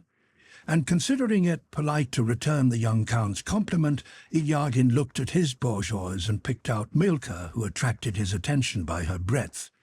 "That black-spotted one of yours is fine, well-shaped," said he. "Yes, she's fast enough," replied Nikolai, and thought, "If only a full-grown hare would cross the field now, I'd show you what sort of bourgeois she is." And turning to his groom, he said he would give a rouble to anyone who found a hare. "I don't understand," continued Ilyagin, "how some sportsmen can be so jealous about game and dogs. For myself, I can tell you, Count, I enjoy riding in company such as this. What could be better?" He again raised his cap to Natasha. "But as for counting skins and what one takes, I don't care about that." "Of course not. or being upset because someone else's bourgeois and not mine catches something. All I care about is to enjoy seeing the chase. Is it not so, Count? For I consider that... "Oh, too!" came the long-drawn cry of one of the bourgeois whippers-in, who had halted. He stood on a knoll in the stubble, holding his whip aloft, and again repeated his long-drawn cry, "Ah, too!" This call and the uplifted whip meant that he saw a sitting hare. "Ah, he has found one, I think," said Ilyagin carelessly. "Yes, we must ride up." "Shall we both course it?" answered Nikolai, seeing in Erzar and Uncle's red Rugai two rivals he had never yet had a chance of pitting against his own bourgeois. "I suppose they outdo my Milka at once," he thought as he rode with Uncle and Ilyagin toward the hare. "A full-grown one?" asked Ilyagin as he approached the whip who had sighted the hare, and not without agitation he looked round and whistled to Erzar. "And you, Mikhail Nikanorovitch," he said, addressing Uncle. The latter was riding with a sullen expression on his face. "How can I join in? Why, you've given up village for each of your bourgeois. That's it, come on. Yours are worth thousands. Try yours against one another, you two, and I'll look on." "Rugai! Hey, hey!" he shouted. "Rugayushka!" he added, involuntarily by this diminutive expressing his affection and the hopes he placed on this red bourgeois. Natasha saw and felt the agitation the two elderly men and her brother were trying to conceal, and was herself excited by it. The huntsman stood halfway up the knoll, holding up his whip, and the gentlefolk rode up to him at a foot pace. The hounds that were far off on the horizon turned away from the hare, and the whips, but not the gentlefolk, also moved away. All were moving slowly and sedately. "How is it pointing?" asked Nikolai, riding 100 paces toward the whip who had sighted the hare. But before the whip could reply, the hare, scenting the frost coming next morning, was unable to rest and leaped up. The pack on leash rushed downhill in full cry after the hare, and from all sides the bourgeois that were not on leash darted after the hounds and the hare. All the hunt, who had been moving slowly, shouted "Stop!" calling in the hounds, while the bourgeois whips, with a cry of "Ah, too!" galloped across the fields, setting the bourgeois on the hare. The tranquil Ilyagin, Nikolai, Natasha, and Uncle flew, reckless of where and how they went, seeing only the bourgeois and the hare, and fearing only to lose sight even for an instant of the chase. The hare they had started was a strong and swift one. When he jumped up, he did not run at once, but pricked his ears, listening to the shouting and trampling that resounded from all sides at once. He took a dozen bounds, not very quickly, letting the bourgeois gain on him, and finally, having chosen his direction and realizing his danger, laid back his ears and rushed off headlong. He had been lying in the stubble, but in front of him was the autumn sowing where the ground was soft. The two bourgeois of the huntsman who had sighted him, having been the nearest, were the first to see and pursue him, but they had not gone far before Ilyagin's red-spotted Erzar passed them, got within a length, flew at the hare with terrible swiftness, aiming at his scut, and thinking she had seized him, rolled over like a ball. The hare arched his back and bounded off yet more swiftly. From behind Erzar rushed the broad-haunched, black-spotted Milka, and began rapidly gaining on the hare. "Milashka, dear!" rose Nikolai's triumphant cry. It looked as if Milka would immediately pounce on the hare, but she overtook him and flew past. The hare had squatted. Again the beautiful Erzar reached him, but when close to the hare's scut, paused as if measuring the distance, so as not to make a mistake this time, but seize his hind leg. "Erzar, darling!" Ilyagin wailed in a voice unlike his own. Erzar did not hearken to his appeal. At the very moment when she would have seized her prey, the hare moved and darted along the balk between the winter rye and the stubble.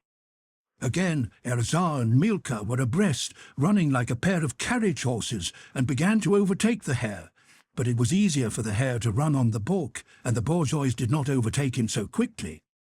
"Rugai, Rugayerska, that's it, come on!" came a third voice just then, and Uncle's red bourgeois, straining and curving its back, caught up with the two foremost bourgeois, pushed ahead of them regardless of the terrible strain, put on speed close to the hare, knocked it off the bulk onto the rye field, again put on speed still more viciously, sinking to his knees in the muddy field, and all one could see was how, muddying his back, he rolled over with the hare. A ring of bourgeois surrounded him. A moment later, everyone had drawn up round the crowd of dogs. Only the delighted uncle dismounted and cut off a pad, shaking the hare for the blood to drip off, and anxiously glancing round with restless eyes while his arms and legs twitched.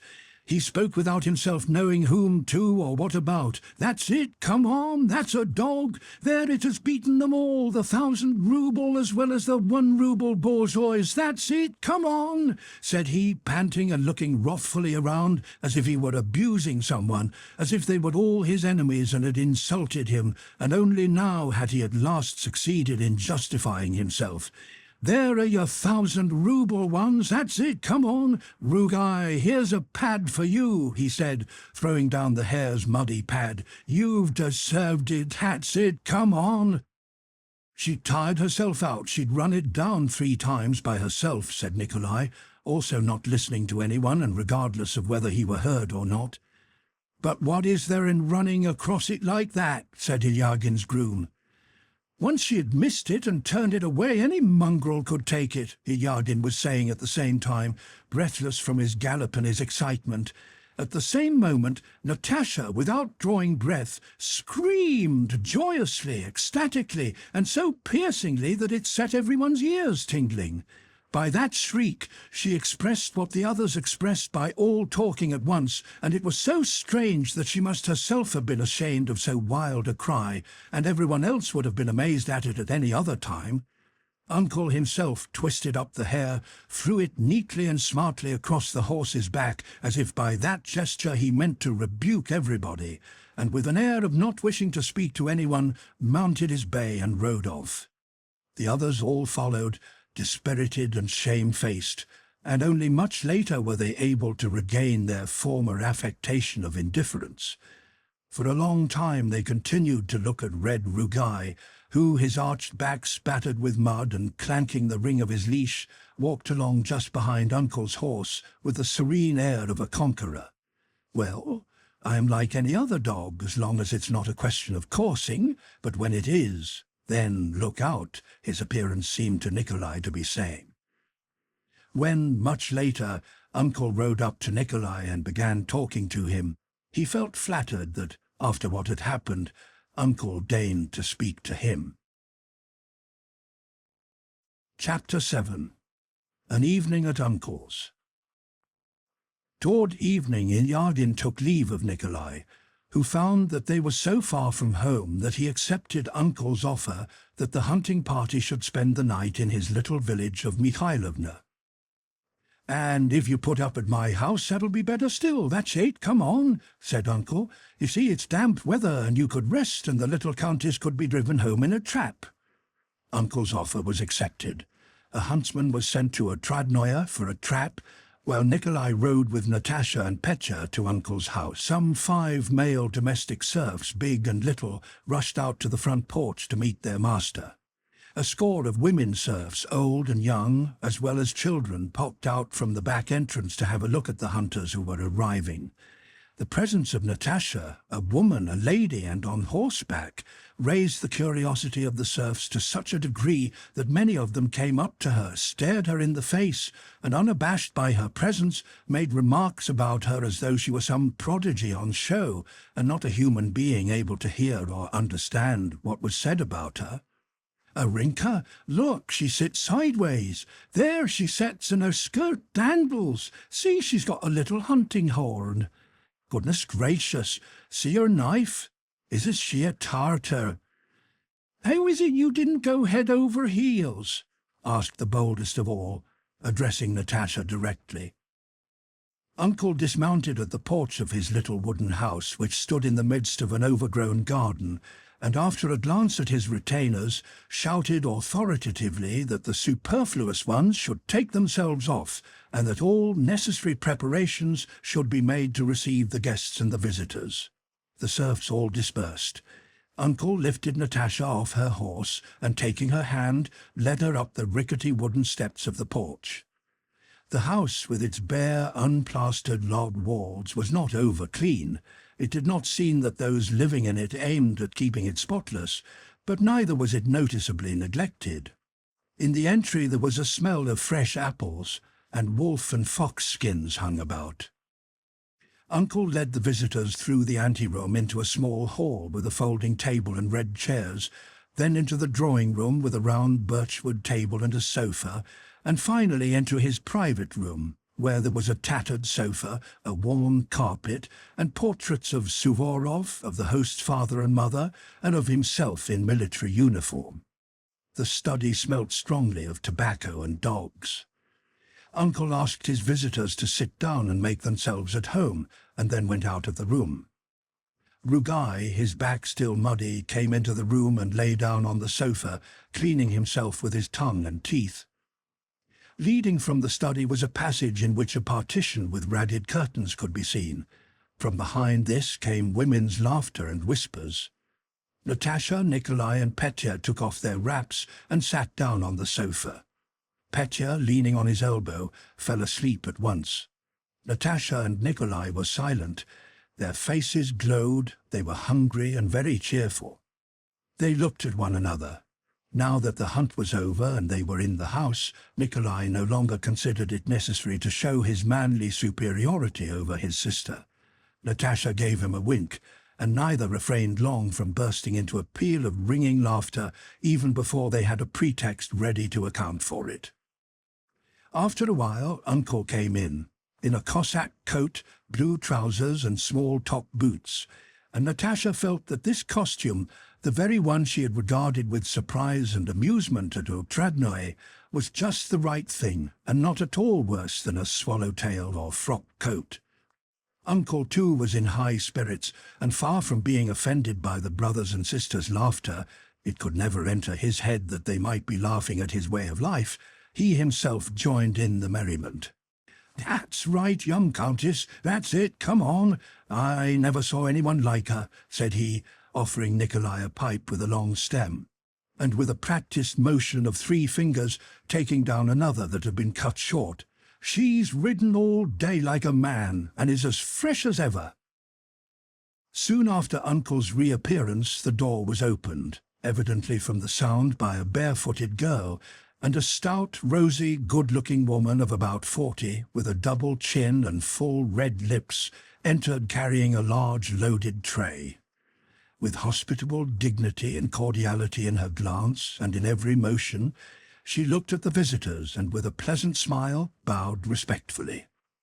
In spite of her exceptional stoutness, which caused her to protrude her chest and stomach and throw back her head, this woman, who was Uncle's housekeeper, trod very lightly.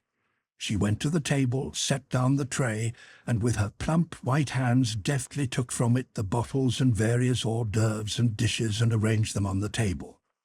When she had finished, she stepped aside and stopped at the door with a smile on her face. "Here I am she. Now do you understand, Uncle?" her expression said to Rostov. How could one help understanding? Not only Nikolai, but even Natasha understood the meaning of his puckered brow and the happy, complacent smile that slightly puckered his lips when Anisya Fyodorovna entered. On the tray was a bottle of herb wine, different kinds of vodka, pickled mushrooms, rye cakes made with buttermilk, honey in the comb, still mead and sparkling mead, apples, nuts, raw and roasted, and nut and honey sweets. Afterwards she brought a freshly roasted chicken, ham, preserves made with honey, and preserves made with sugar. All this was the fruit of Anisya Fyodorovna's housekeeping, gathered and prepared by her. The smell and taste of it all had a smack of Anisya Fyodorovna herself, a savour of juiciness, cleanliness, whiteness, and pleasant smiles. "Take this, little lady Countess," she kept saying as she offered Natasha first one thing and then another. Natasha ate of everything and thought she had never seen or eaten such buttermilk cakes, such aromatic jam, such honey and nut sweets, or such a chicken anywhere. Anisya Fyodorovna left the room. After supper, over their cherry brandy, Rostov and Uncle talked of past and future hunts, of Rugai and Ilyagin's dogs, while Natasha sat upright on the sofa and listened with sparkling eyes. She tried several times to wake Petya that he might eat something, but he only muttered incoherent words without waking up. Natasha felt so light-hearted and happy in these novel surroundings that she only feared the trap would come for her too soon. After a casual pause, such as often occurs when receiving friends for the first time in one's house, Uncle, answering a thought that was in his visitor's mind, said, "This, you see, is how I'm finishing my days. Death will come, that's it, come on, nothing will remain, then why harm anyone?" Uncle's face was very significant and even handsome as he said this. Involuntarily, Rostov recalled all the good he had heard about him from his father and the neighbours. Throughout the whole province, Uncle had the reputation of being the most honourable and disinterested of cranks. They called him in to decide family disputes, chose him as executor, confided secrets to him, elected him to be a justice and to other posts, but he always persistently refused public appointments, passing the autumn and spring in the fields on his bay gelding, sitting at home in winter, and lying in his overgrown garden in summer. "Why don't you enter the service, Uncle?" "I did once, but gave it up. I'm not fit for it. That's it, come on. I can't make head or tail of it. That's for you. I haven't brains enough. Now hunting is another matter. That's it, come on. Open the door there," he shouted. "Why have you shut it?" The door at the end of the passage led to the huntsmen's rooms, as they called the room for the hunt servants. There was a rapid patter of bare feet, and an unseen hand opened the door into the huntsmen's rooms, from which came the clear sounds of a balalaika on which someone, who was evidently a master of the art, was playing. Natasha had been listening to those strains for some time now, and went out into the passage to hear better. "That's Mitka, my coachman. I've got him a good balalaika. I'm fond of it," said Uncle. It was the custom for Mitka to play the balalaika in the huntsman's rooms when Uncle returned from the chase. Uncle was fond of such music. "How good! Really, very good," said Nikolai with some unintentional superciliousness, as if ashamed to confess that the sounds pleased him very much. "Very good," said Natasha reproachfully, noticing her brother's tone. "Not very good. It's simply delicious." Just as Uncle's pickled mushrooms, honey, and sherry brandy had seemed to her the best in the world, so also that song at that moment seemed to her the acme of musical delight. "More, please, more!" cried Natasha at the door as soon as the balalaika ceased. Mitka tuned up afresh and recommenced thrumming the balalaika to the air of "My Lady," with trills and variations. Uncle sat listening, slightly smiling, with his head on one side. The air was repeated 100 times. The balalaika was retuned several times, and the same notes were thrummed again, but the listeners did not grow weary of it and wished to hear it again and again. Anisia Fyodorovna came in and leaned her portly person against the doorpost. "You like listening?" she said to Natasha with a smile extremely like Uncle's. "That's a good player of ours," she added. "He doesn't play that part right," said Uncle suddenly, with an energetic gesture. "Here he ought to burst out. That's it, come on, ought to burst out." "Do you play then?" asked Natasha. Uncle did not answer but smiled. "Anisia, go and see if the strings of my guitar are all right. I haven't touched it for a long time. That's it, come on. I've given it up." Anisia Fyodorovna, with her light step, willingly went to fulfill her errand and brought back the guitar.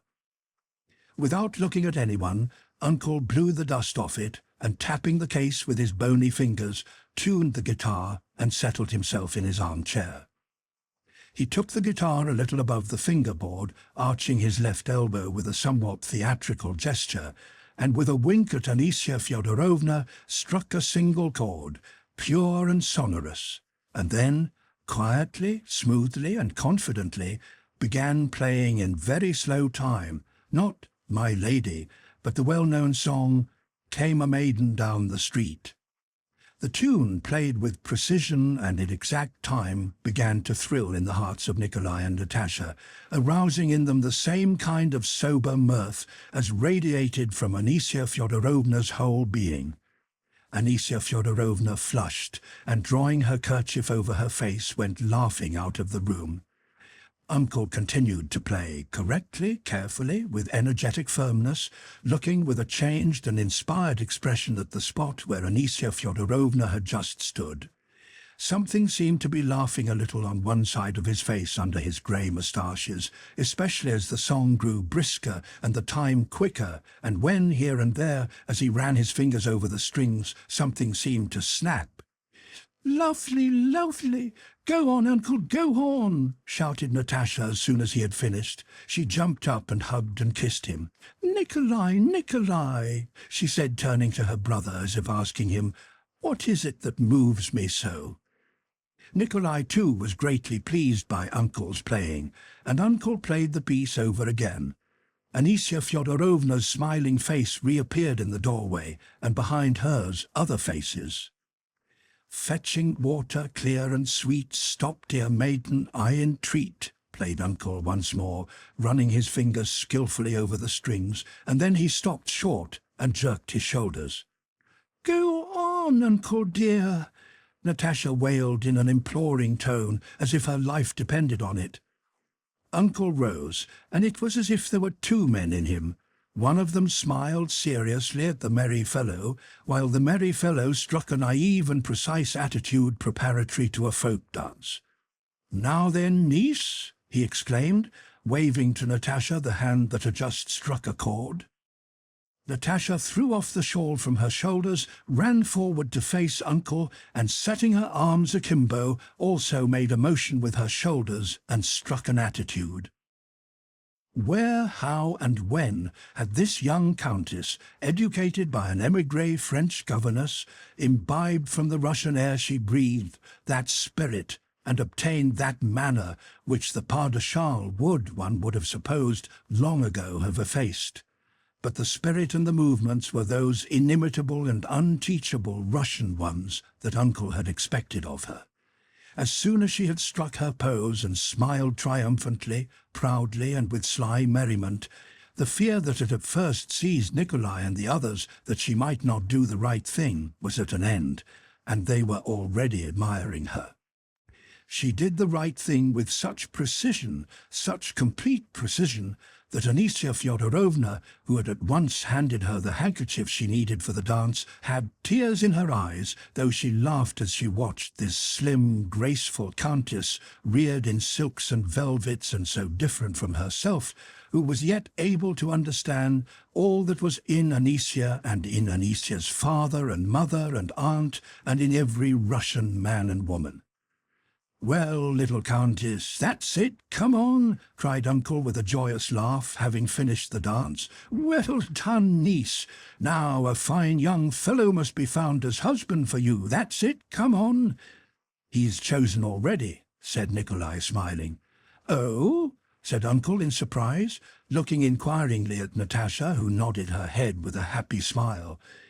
"And such a one," she said. But as soon as she had said it, a new train of thoughts and feelings arose in her. What did Nikolai's smile mean when he said, "chosen already"? Is he glad of it or not? It is as if he thought my Bolkonsky would not approve of or understand our gaiety, but he would understand it all. Where is he now? She thought, and her face suddenly became serious. But this lasted only a second. "Don't dare to think about it," she said to herself, and sat down again smilingly beside Uncle, begging him to play something more. Uncle played another song and a valse. Then, after a pause, he cleared his throat and sang his favourite hunting song. "As 'twas growing dark last night, fell the snow so soft and light." Uncle sang as peasants sing, with full and naive conviction that the whole meaning of a song lies in the words, and that the tune comes of itself, and that apart from the words there is no tune, which exists only to give measure to the words. As a result of this, the unconsidered tune, like the song of a bird, was extraordinarily good. Natasha was in ecstasies over Uncle's singing. she resolved to give up learning the harp and to play only the guitar. She asked Uncle for his guitar and at once found the chords of the song. After 9 o'clock, 2 traps and 3 mounted men who had been sent to look for them arrived to fetch Natasha and Petya. The Count and Countess did not know where they were and were very anxious, said one of the men. Petya was carried out like a log and laid in the larger of the 2 traps.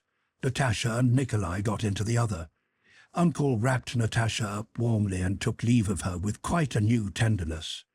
He accompanied them on foot as far as the bridge that could not be crossed, so they had to go round by the ford, and he sent huntsmen to ride in front with lanterns. "Goodbye, dear niece," his voice called out of the darkness, not the voice Natasha had known previously, but the one that had sung, "As 'twas growing dark last night." In the village through which they passed, there were red lights and a cheerful smell of smoke. "What a darling Uncle is," said Natasha when they had come out onto the high road. "Yes," returned Nikolai. "You're not cold?" "No, I'm quite all right. I feel so comfortable," answered Natasha, almost perplexed by her feelings. They remained silent a long while. The night was dark and damp. They could not see the horses, but only heard them splashing through the unseen mud. What was passing in that receptive, childlike soul that so eagerly caught and assimilated all the diverse impressions of life? How did they all find place in her? But she was very happy. As they were nearing home, she suddenly struck up the air of "As 'twas growing dark last night," the tune of which she had all the way been trying to get, and had at last caught. "Got it?" said Nikolai. "What were you thinking about just now, Nikolai?" inquired Natasha. They were fond of asking one another that question. "I?" said Nikolai, trying to remember. "Well, you see, first I thought that Rugai, the red hound, was like Uncle, and that if he were a man he would always keep Uncle near him, if not for his riding, then for his manner.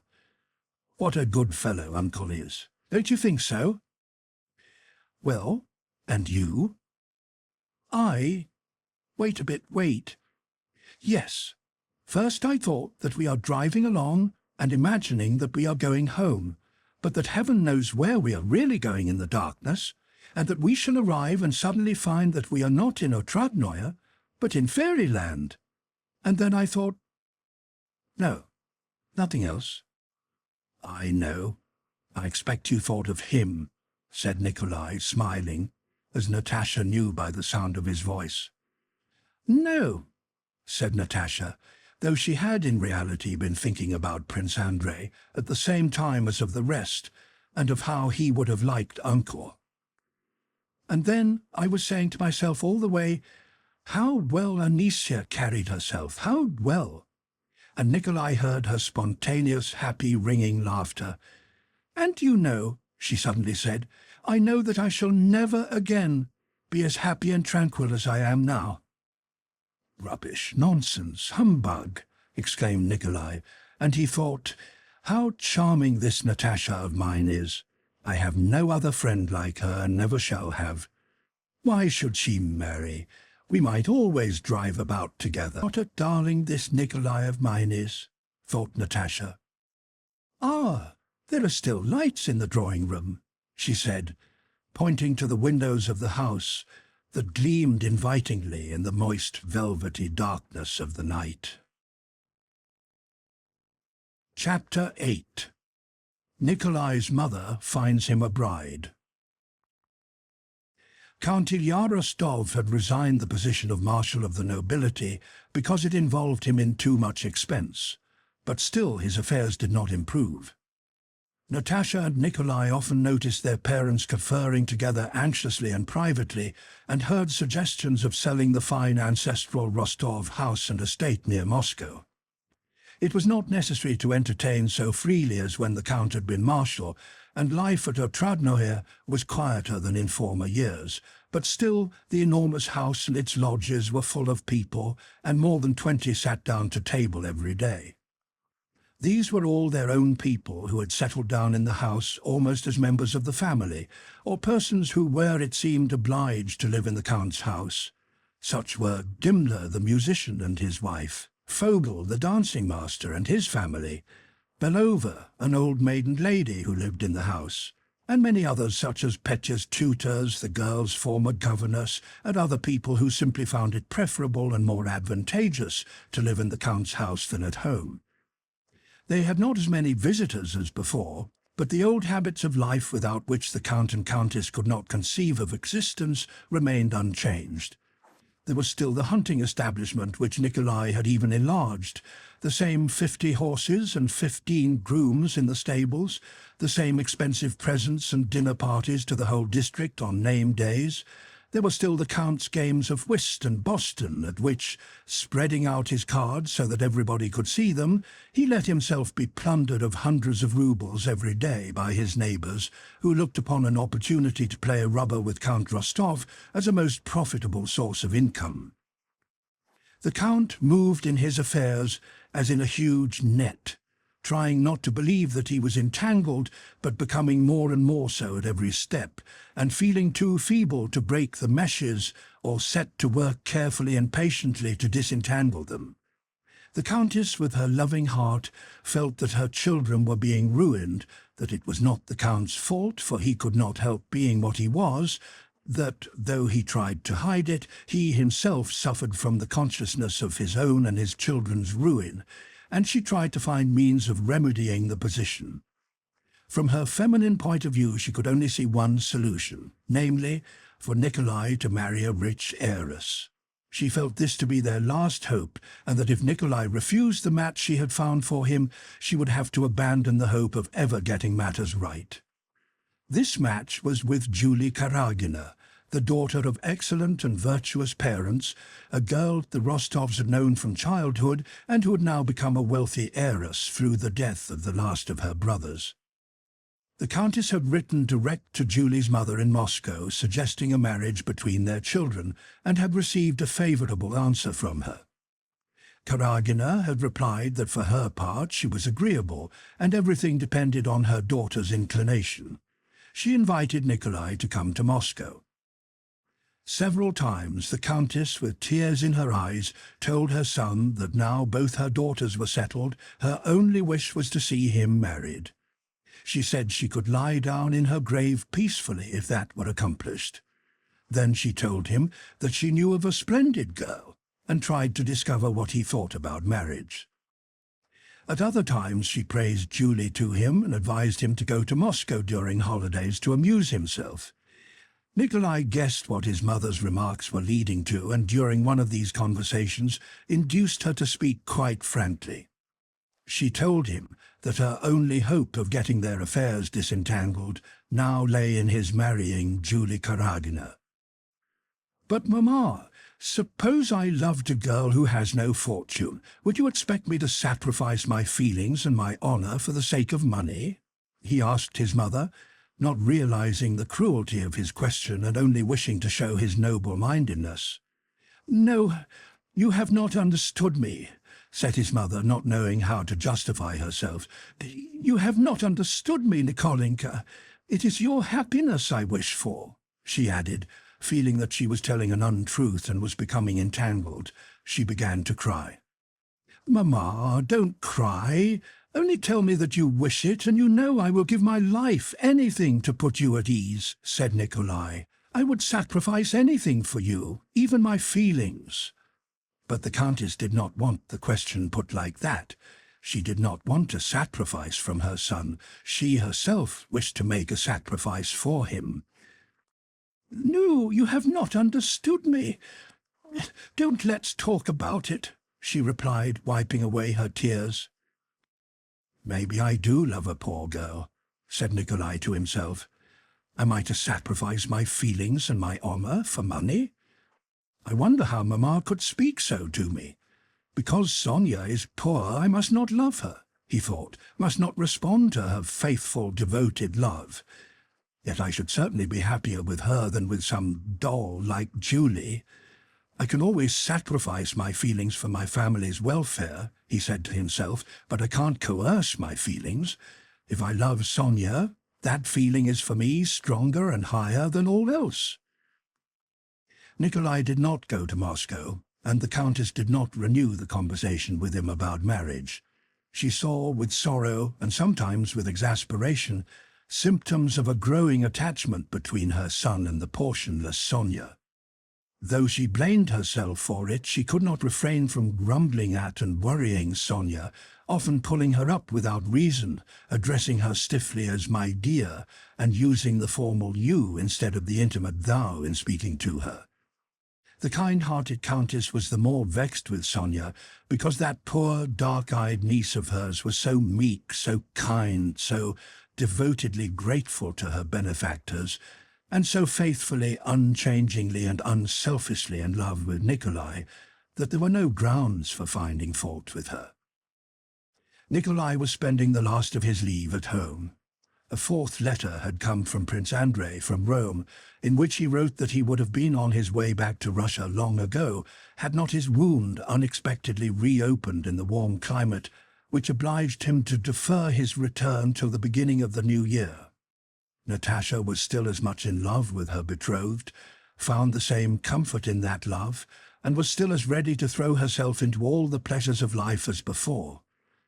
But at the end of the 4th month of their separation, she began to have fits of depression which she could not master. She felt sorry for herself, sorry that she was being wasted all this time and of no use to anyone, but she felt herself so capable of loving and being loved. Chapter 9. Christmas at Otradnoye. Christmas came, and except for the ceremonial mass, the solemn and wearisome Christmas congratulations from neighbours and servants, and the new dresses everyone put on, there were no special festivities, though the calm frost of 20 degrees Reaumur, the dazzling sunshine by day and the starlight of the winter nights seemed to call for some special celebration of the season. On the 3rd day of Christmas week, after the midday dinner, all the inmates of the house dispersed to various rooms. It was the dullest time of the day. Nikolai, who had been visiting some neighbours that morning, was asleep on the sitting-room sofa. The old Count was resting in his study. Sonia sat in the drawing-room at the round table, copying a design for embroidery. The Countess was playing Patience. Nastasia Ivanovna, the buffoon, sat with a sad face at the window with 2 old ladies. Natasha came into the room and went up to Sonia, glanced at what she was doing, and then went up to her mother and stood without speaking. "Why are you wandering about like an outcast?" asked her mother. "What do you want?" "Him. I want him. Now, this minute, I want him," said Natasha with glittering eyes and no sign of a smile.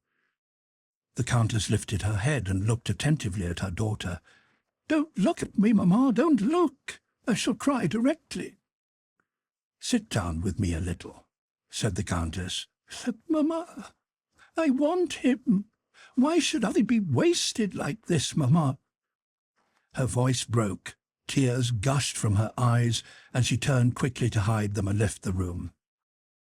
She passed into the sitting-room, stood there thinking a while, and then went into the maid's room.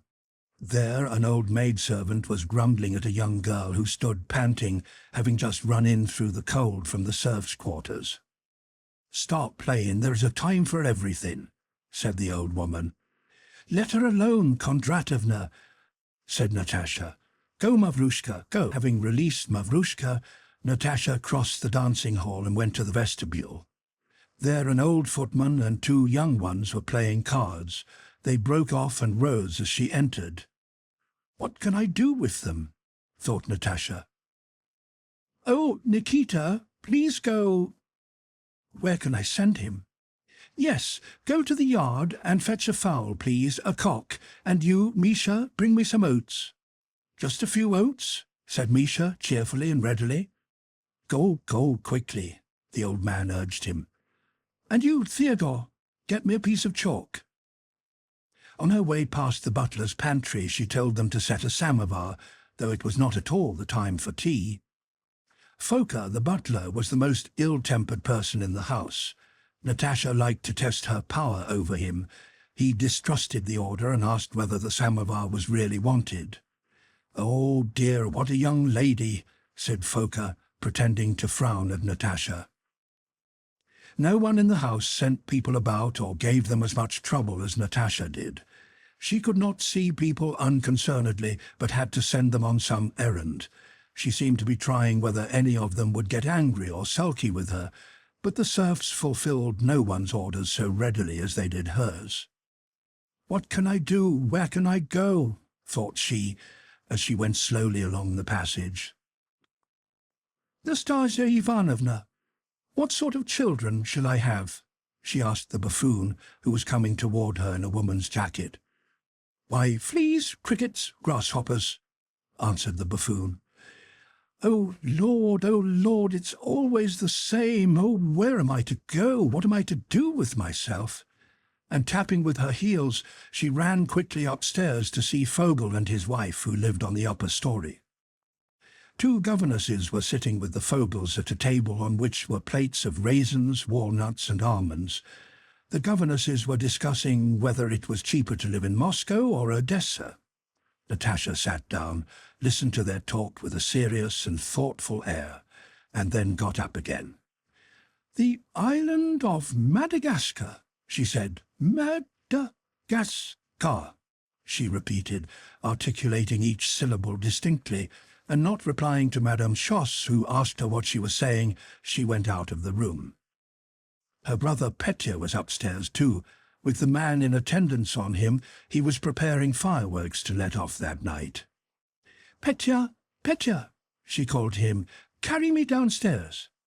Petya ran up and offered her his back. She jumped on it, putting her arms round his neck, and he pranced along with her. "No, don't. The island of Madagascar," she said, and jumping off his back she went downstairs. Having, as it were, reviewed her kingdom, tested her power, and made sure that everyone was submissive, but that all the same it was dull, Natasha betook herself to the ballroom, picked up her guitar, sat down in a dark corner behind a bookcase, and began to run her fingers over the strings in the bass, picking out a passage she recalled from an opera she had heard in Petersburg with Prince Andrei. What she drew from the guitar would have had no meaning for other listeners, but in her imagination a whole series of reminiscences arose from those sounds. She sat behind the bookcase with her eyes fixed on a streak of light escaping from the pantry door, and listened to herself and pondered. She was in a mood for brooding on the past. Sonia passed to the pantry, with a glass in her hand. Natasha glanced at her and at the crack in the pantry door, and it seemed to her that she remembered the light falling through that crack once before, and Sonia passing with a glass in her hand. Yes, it was exactly the same, thought Natasha. "Sonia, what is this?" she cried, twanging a thick string. "Oh, you are there," said Sonia with a start, and came near and listened. "I don't know." "A storm?" she ventured timidly, afraid of being wrong. "There, that's just how she started and just how she came up smiling timidly when all this happened before," thought Natasha, "and in just the same way I thought there was something lacking in her." "No, it's the chorus from the water carrier. Listen." And Natasha sang the air of the chorus so that Sonia should catch it. "Where were you going?" she asked. "To change the water in this glass. I'm just finishing the design." "You always find something to do, but I can't," said Natasha. "And where's Nikolai?" "Asleep, I think." "Sonia, go and wake him," said Natasha. "Tell him I want him to come and sing." She sat a while, wondering what the meaning of it all having happened before could be, and without solving this problem, or at all regretting not having done so, she again passed in fancy to the time when she was with him, and he was looking at her with a lover's eyes. "Ah, if only he would come quicker! I'm so afraid it will never be. And worst of all, I am growing old, that's the thing. There won't then be in me what there is now. But perhaps he'll come today. Will come immediately. Perhaps he has come, and is sitting in the drawing-room. Perhaps he came yesterday, and I've forgotten it." She rose, put down the guitar, and went to the drawing-room. All the domestic circle, tutors, governesses and guests, were already at the tea-table. The servants stood round the table, but Prince Andrei was not there, and life was going on as before.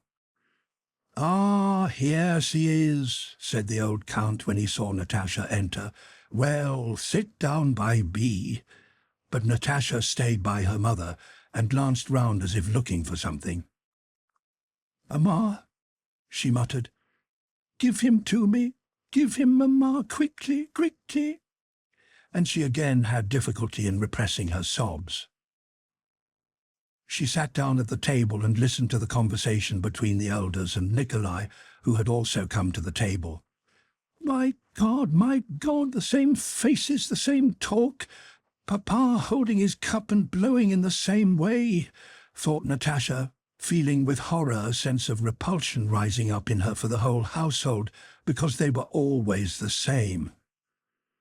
After tea, Nikolai, Sonia and Natasha went into the sitting-room, to their favourite corner where their most intimate talks always began. Chapter 10.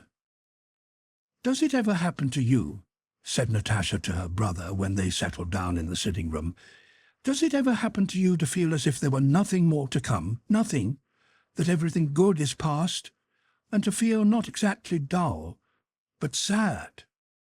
"I should think so," he replied. "I felt like that when everything was all right and everyone was cheerful. The thought has come into my mind that I was already tired of it all and that we must all die. Once in the regiment, I'd not gone to some merrymaking where there was music, and suddenly I felt so depressed." "Oh, yes, I know," Natasha interrupted him. "When I was quite little that used to be so with me. Do you remember when I was punished once about some plums? You were all dancing and I sat sobbing in the schoolroom. I shall never forget it. I felt sad and sorry for everyone, for myself and for everyone. And I was innocent, that was the chief thing," said Natasha. "Do you remember?" "I remember," answered Nikolai. "I remember that I came to you afterwards and wanted to comfort you. But, you know, I felt ashamed too. We were terribly absurd. I had a funny doll then and wanted to give it to you. Do you remember?"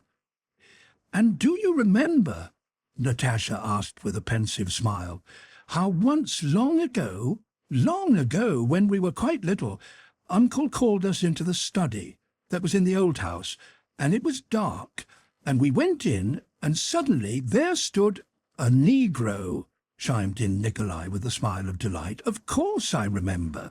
Even now I don't know whether there really was a Negro, or if we only dreamed it and were told about him. He was grey, you remember, and had white teeth, and stood and looked at us." "Sonia, do you remember?" asked Nikolai. Yes, I do remember something too," Sonia answered timidly. "You know, I have asked Papa and Mamma about that Negro," said Natasha, "and they say there was no Negro at all. But you see, you remember." "Of course I do. I remember his teeth, as if I'd just seen them." "How strange it is. It's as if it were a dream. I like that." "And do you remember how we rolled hard-boiled eggs in the ballroom, and suddenly 2 old women began spinning round on the carpet? Was that real or not? Do you remember what fun it was?" "Yes, and do you remember how Papa in his blue overcoat fired a gun in the porch?" So they went through their memories, smiling with pleasure. Not the sad memories of old age, but poetic, youthful ones, those impressions of one's most distant past in which dreams and realities blend, and they laughed with quiet enjoyment. Sonia, as always, did not quite keep pace with them, though they shared the same reminiscences.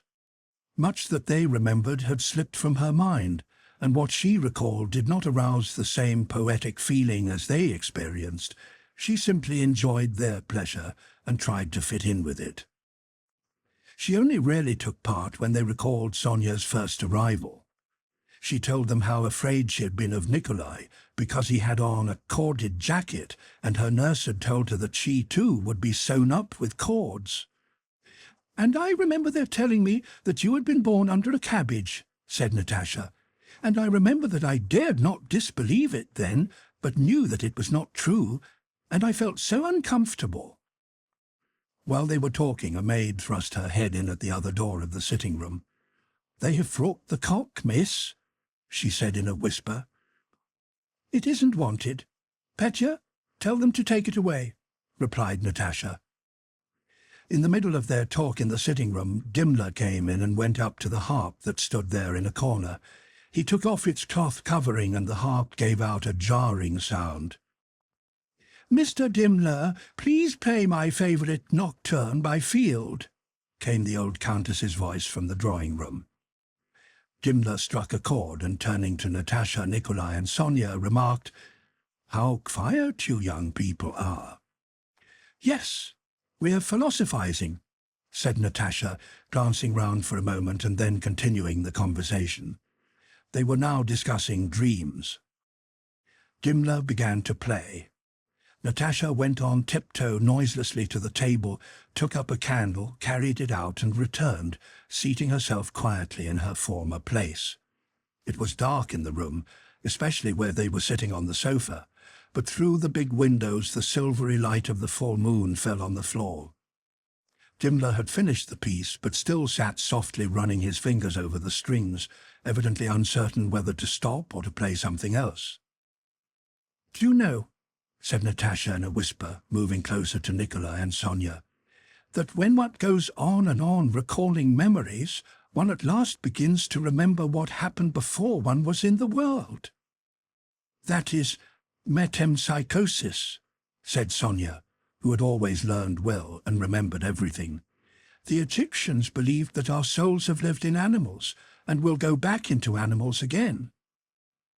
"No, I don't believe we were ever in animals," said Natasha, still in a whisper, though the music had ceased. "But I am certain that we were angels somewhere there and have been here, and that is why we remember." "May I join you?" said Dimler, who had come up quietly, and he sat down by them. "If we have been angels, why have we fallen lower?" said Nikolai. "No, that can't be." "Not lower? Who said we were lower? How do I know what I was before?" Natasha rejoined with conviction. "The soul is immortal. Well then, if I shall always live, I must have lived before, lived for a whole eternity." "Yes, but it is hard for us to imagine eternity," remarked Dimler, who had joined the young folk with a mildly condescending smile, but now spoke as quietly and seriously as they. "Why is it hard to imagine eternity?" said Natasha. "It is now, today, and it will be tomorrow and always, and there was yesterday and the day before."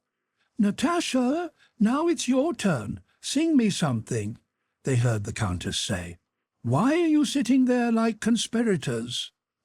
"Mamma, I don't at all want to," replied Natasha, but all the same she rose.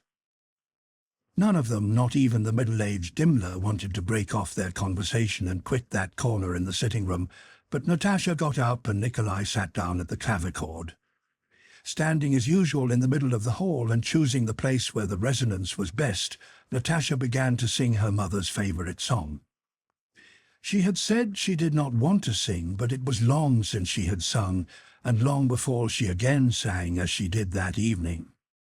The Count from his study where he was talking to Mitenka heard her, and like a schoolboy in a hurry to run out to play, blundered in his talk while giving orders to the steward, and at last stopped, while Mitenka stood in front of him, also listening and smiling. Nikolai did not take his eyes off his sister and drew breath in time with her. Sonia, as she listened, thought of the immense difference there was between herself and her friend, and how impossible it was for her to be anything like as bewitching as her cousin. The old Countess sat with a blissful yet sad smile, and with tears in her eyes, occasionally shaking her head. She thought of Natasha and of her own youth, and how there was something unnatural and dreadful in this impending marriage of Natasha and Prince Andrei. Dimmler, who had seated himself beside the Countess, listened with closed eyes. "Ah, Countess," he said at last, "that's a European talent. She has nothing to learn. What softness, tenderness, and strength! Oh, how afraid I am for her, how afraid I am," said the Countess, not realizing to whom she was speaking. Her maternal instinct told her that Natasha had too much of something, and that because of this she would not be happy. Before Natasha had finished singing, 14-year-old Petya rushed in delightedly to say that some mummers had arrived. Natasha stopped abruptly. "Idiot!" she screamed at her brother, and running to a chair, threw herself on it, sobbing so violently that she could not stop for a long time. "It's nothing, Mamma. Really, it's nothing. Only Petya startled me," she said, trying to smile, but her tears still flowed and sobs still choked her. The mummers, some of the house serfs, dressed up as bears, Turks, innkeepers and ladies, frightening and funny, bringing in with them the cold from outside and a feeling of gaiety, crowded at first timidly into the anteroom, then hiding behind one another they pushed into the ballroom, where shyly at first and then more and more merrily and heartily they started singing, dancing and playing Christmas games. The Countess, when she had identified them and laughed at their costumes, went into the drawing-room. The Count sat in the ballroom, smiling radiantly and applauding the players. The young people had disappeared. Half an hour later there appeared among the other mummers in the ballroom an old lady in a hooped skirt. This was Nikolai. A Turkish girl was Petya. A clown was Dimmler. An hussar was Natasha. And a Circassian was Sonia, with burnt cork moustache and eyebrows. After the condescending surprise, non-recognition and praise from those who were not themselves dressed up, the young people decided that their costumes were so good that they ought to be shown elsewhere. Nikolai, who as the roads were in splendid condition wanted to take them all for a drive in his troika, proposed to take with them about a dozen of the serf mummers and drive to Uncle's. "No, why disturb the old fellow?" said the Countess. "Besides, you wouldn't have room to turn round there. If you must go, go to the Bezukhovs." Melyukova was a widow who, with her family and their tutors and governesses, lived 3 miles from the Rostovs. "That's right, my dear," chimed in the old Count, thoroughly aroused. "I'll dress up at once and go with them. I'll make Pochette open her eyes." But the Countess would not agree to his going. He had had a bad leg all these last days. It was decided that the Count must not go, but that if Louisa Ivanovna, Madame Schoss, would go with them, the young ladies might go to the Melyukovs. Sonia, generally so timid and shy, more urgently than anyone begging Louisa Ivanovna not to refuse. Sonia's costume was the best of all. Her moustache and eyebrows were extraordinarily becoming. Everyone told her she looked very handsome, and she was in a spirited and energetic mood unusual with her. Some inner voice told her that now or never her fate would be decided, and in her male attire she seemed quite a different person. Louisa Ivanovna consented to go, and in half an hour 4 troika sleighs with large and small bells, their runners squeaking and whistling over the frozen snow, drove up to the porch. Natasha was foremost in setting a merry holiday tone, which, passing from one to another, grew stronger and reached its climax when they all came out into the frost and got into the sleighs, talking, calling to one another, laughing and shouting. 2 of the troikas were the usual household sleighs. The third was the old Count's, with a trotter from the Orlov stud as a shaft horse. The 4th was Nikolai's own, with a short, shaggy black shaft horse. Nikolai, in his old lady's dress over which he had belted his hussar overcoat, stood in the middle of the sleigh, reins in hand. It was so light that he could see the moonlight reflected from the metal harness discs and from the eyes of the horses, who looked round in alarm at the noisy party under the shadow of the porch roof. Natasha, Sonia, Madame Schoss and 2 maids got into Nikolai's sleigh. Dimla, his wife, and Petya into the old count's, and the rest of the mummers seated themselves in the other two sleighs. "You go ahead, Zahar!" shouted Nikolai to his father's coachman, wishing for a chance to race past him. The old count's troika with Dimla and his party started forward, squeaking on its runners as though freezing to the snow, its deep-toned bell clanging. The side horses, pressing against the shafts of the middle horse, sank in the snow, which was dry and glittered like sugar, and threw it up. Nikolai set off, following the first sleigh. Behind him the others moved noisily, their runners squeaking. At first they drove at a steady trot along the narrow road. While they drove past the garden, the shadows of the bare trees often fell across the road and hid the brilliant moonlight. But as soon as they were past the fence, the snowy plain, bathed in moonlight and motionless, spread out before them, glittering like diamonds and dappled with bluish shadows. Bang, bang, went the first sleigh over a cradle hole in the snow of the road, and each of the other sleighs jolted in the same way, and rudely breaking the frost-bound stillness, the troikas began to speed along the road, one after the other. "A hare's track, a lot of tracks," rang out Natasha's voice through the frost-bound air. "How light it is, Nikolai," came Sonia's voice. Nikolai glanced round at Sonia and bent down to see her face closer. Quite a new, sweet face with black eyebrows and moustaches peeped up at him from her sable furs, so close and yet so distant in the moonlight. "That used to be Sonia," thought he, and looked at her closer and smiled. "What is it, Nikolai?" "Nothing," said he, and turned again to the horses. When they came out onto the beaten high road, polished by sleigh runners and cut up by roughshod hoofs, the marks of which were visible in the moonlight, the horses began to tug at the reins of their own accord and increased their pace. The near-side horse, arching his head and breaking into a short canter, tugged at his traces. The shaft horse swayed from side to side, moving his ears as if asking, "Isn't it time to begin now?" In front, already far ahead, the deep bell of the sleigh ringing farther and farther off, the black horses driven by Zahar could be clearly seen against the white snow. From that sleigh one could hear the shouts, laughter and voices of the mummers. "Gee up, my darlings!" shouted Nikolai, pulling the reins to one side and flourishing the whip. It was only by the keener wind that met them and the jerks given by the side horses who pulled harder, ever increasing their gallop, that one noticed how fast the troika was flying. Nikolai looked back. With screams, squeals, and waving of wicks that caused even the shaft horses to gallop, the other sleighs followed. The shaft horse swung steadily beneath the bow over its head, with no thought of slackening pace and ready to put on speed when required. Nikolai overtook the first sleigh. They were driving downhill and coming out upon a broad-trodden track across a meadow near a river. "Where are we?" thought he. "It's the Kosoi meadow, I suppose.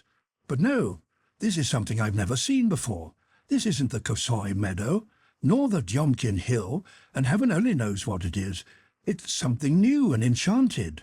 Well, whatever it may be," and shouting to his horses he began to pass the first sleigh.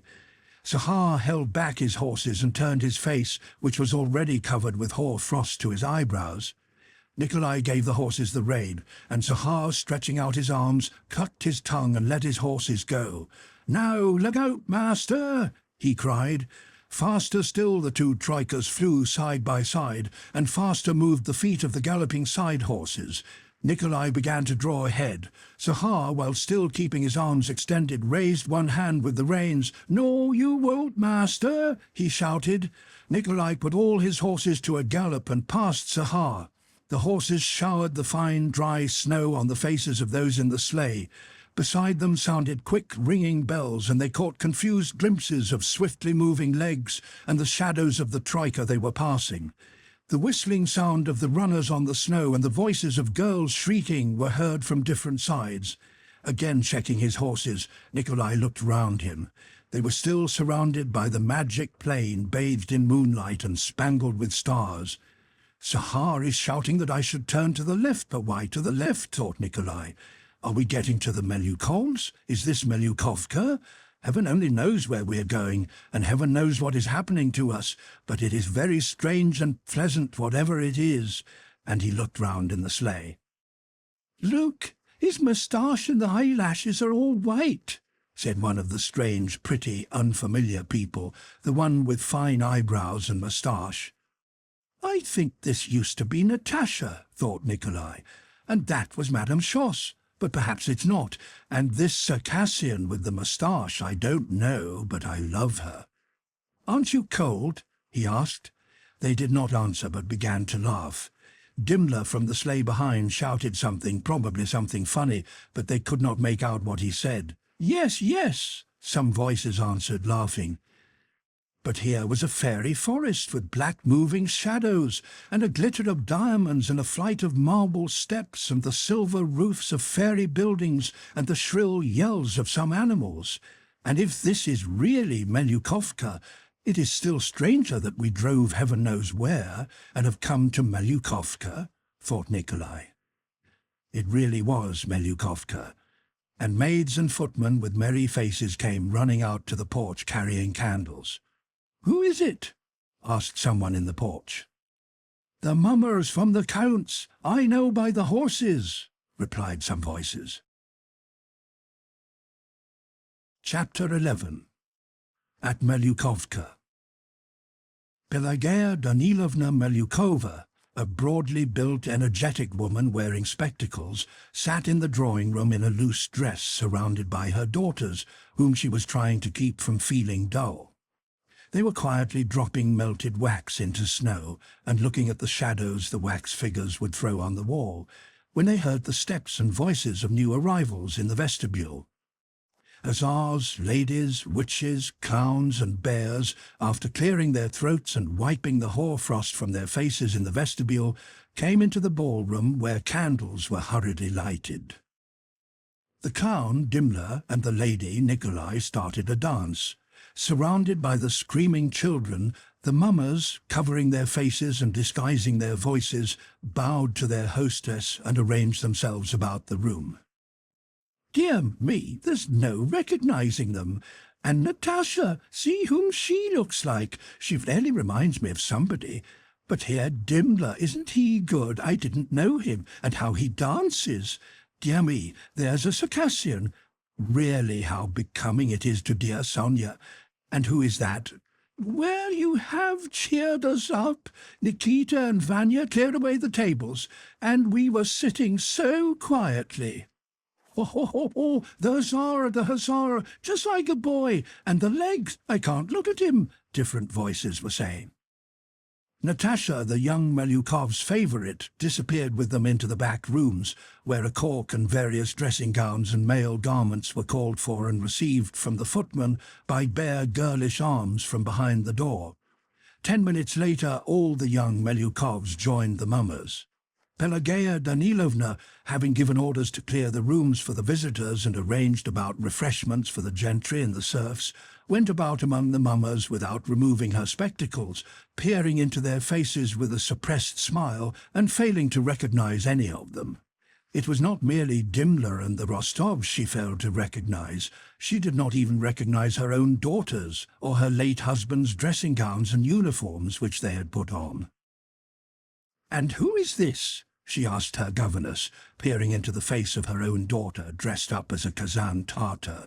"I suppose it is one of the Rostovs. Well, Mr. Hussar, and what regiment do you serve in?" she asked Natasha. "Here, hand some fruit jelly to the Turk," she ordered the butler who was handing things round. "That's not forbidden by his law."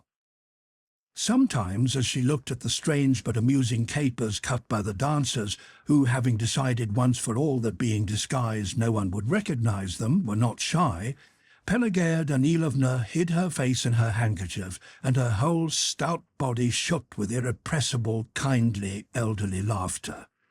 "My little Sasha, look at Sasha," she said.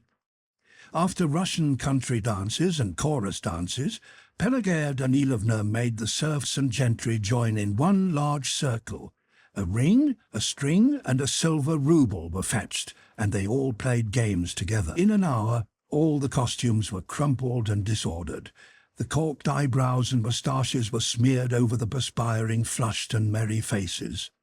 Pelageya Danilovna began to recognize the mummers, admired their cleverly contrived costumes, and particularly how they suited the young ladies, and she thanked them all for having entertained her so well. The visitors were invited to supper in the drawing-room, and the serfs had something served up to them in the ballroom. During supper, an old maid who lived with the Bezukhovs said, "Now, to tell one's fortune in the empty bath-house is frightening." "Why?" said the eldest Bezukhov girl. "You wouldn't go, it takes courage." "I've a go," said Sonia. "Tell what happened to the young lady," said the second Bezukhov's girl.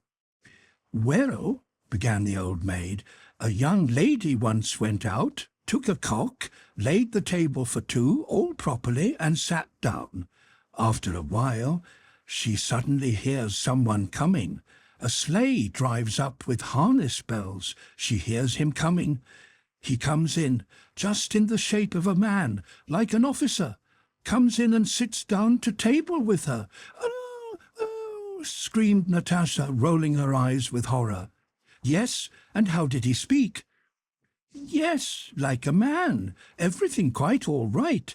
And he began persuading her, and she should have kept him talking till cock-crow, but she got frightened, just got frightened and hid her face in her hands. Then he caught her up. It was lucky the maids ran in just then." "Now, why frighten them?" said Pelageya Danilovna. "Mamma, you used to try your fate yourself," said her daughter. "And how does one do it in a barn?" inquired Sonia. "Well, say you went to the barn now and listened. It depends on what you hear. Hammering and knocking, that's bad. But a sound of shifting grain is good, and one sometimes hears that too." "Mamma, tell us what happened to you in the barn." Pelageya Danilovna smiled. "Oh, I've forgotten," she replied, "but none of you would go." "Yes, I will go. Pelageya Danilovna, let me, I'll go," said Sonia. "Well, why not, if you're not afraid?" "Louisa Ivanovna, may I?" asked Sonia. Whether they were playing the ring and string game or the rouble game or talking as now, Nikolai did not leave Sonia's side and gazed at her with quite new eyes. It seemed to him that it was only today, thanks to that burnt cork moustache, that he had fully learned to know her. And really, that evening Sonia was brighter, more animated and prettier than Nikolai had ever seen her before. "So that's what she is like. What a fool I have been," he thought, gazing at her sparkling eyes, and under the moustache a happy, rapturous smile dimpled her cheeks, a smile he had never seen before. "I'm not afraid of anything," said Sonia. "May I go at once?" She got up. They told her where the barn was and how she should stand and listen, and they handed her a fur cloak. She threw this over her head and shoulders and glanced at Nikolai. "What a darling that girl is," thought he, "and what have I been thinking of till now?" Sonia went out into the passage to go to the barn. Nikolai went hastily to the front porch, saying he felt too hot. The crowd of people really had made the house stuffy. Outside, there was the same cold stillness and the same moon, but even brighter than before. The light was so strong, and the snow sparkled with so many stars that one did not wish to look up at the sky, and the real stars were unnoticed. The sky was black and dreary, while the earth was gay. "I am a fool, a fool! What have I been waiting for?" thought Nikolai, and running out from the porch, he went round the corner of the house and along the path that led to the back porch. He knew Sonia would pass that way. Halfway lay some snow-covered piles of firewood, and across and along them a network of shadows from the bare old lime trees fell on the snow and on the path. This path led to the barn. The log walls of the barn and its snow-covered roof that looked as if hewn out of some precious stone sparkled in the moonlight. A tree in the garden snapped with the frost, and then all was again perfectly silent. His bosom seemed to inhale not air, but the strength of eternal youth and gladness. From the back porch came the sound of feet descending the steps. The bottom step upon which snow had fallen gave a ringing creak, and he heard the voice of an old maidservant saying, "Straight, straight along the path, miss, only don't look back." "I'm not afraid," answered Sonia's voice, and along the path toward Nikolai came the crunching, whistling sound of Sonia's feet in her thin shoes. Sonia came along, wrapped in her cloak. She was only a couple of paces away when she saw him, and to her, too, he was not the Nikolai she had known and always slightly feared.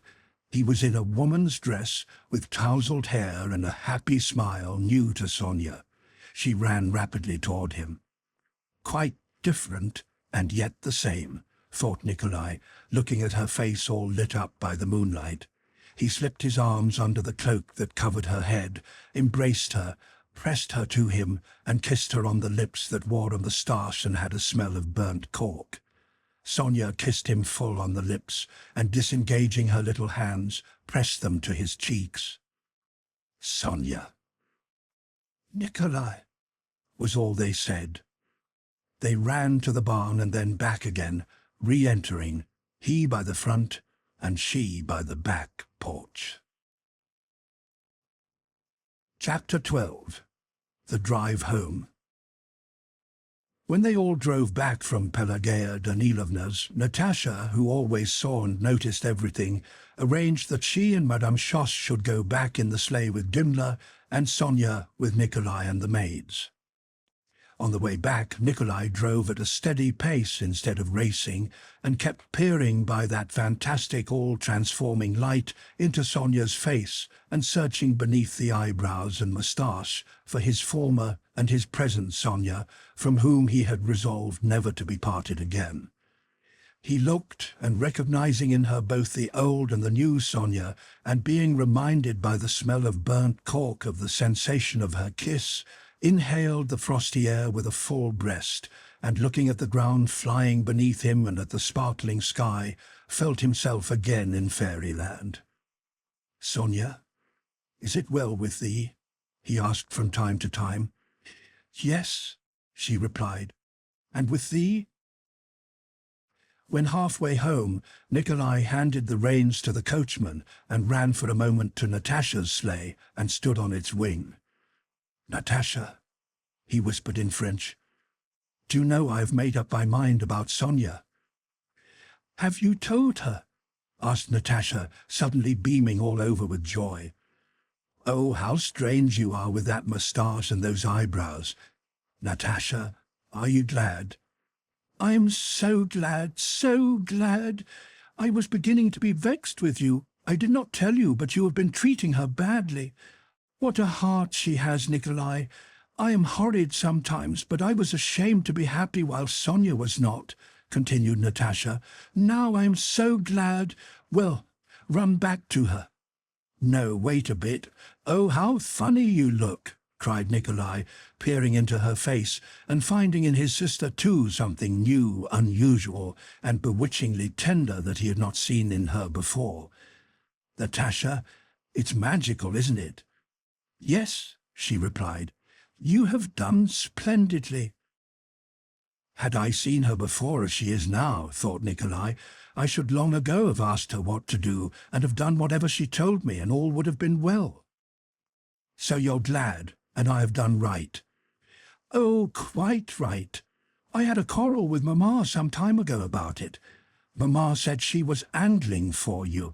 How could she say such a thing? I nearly stormed at Mamma.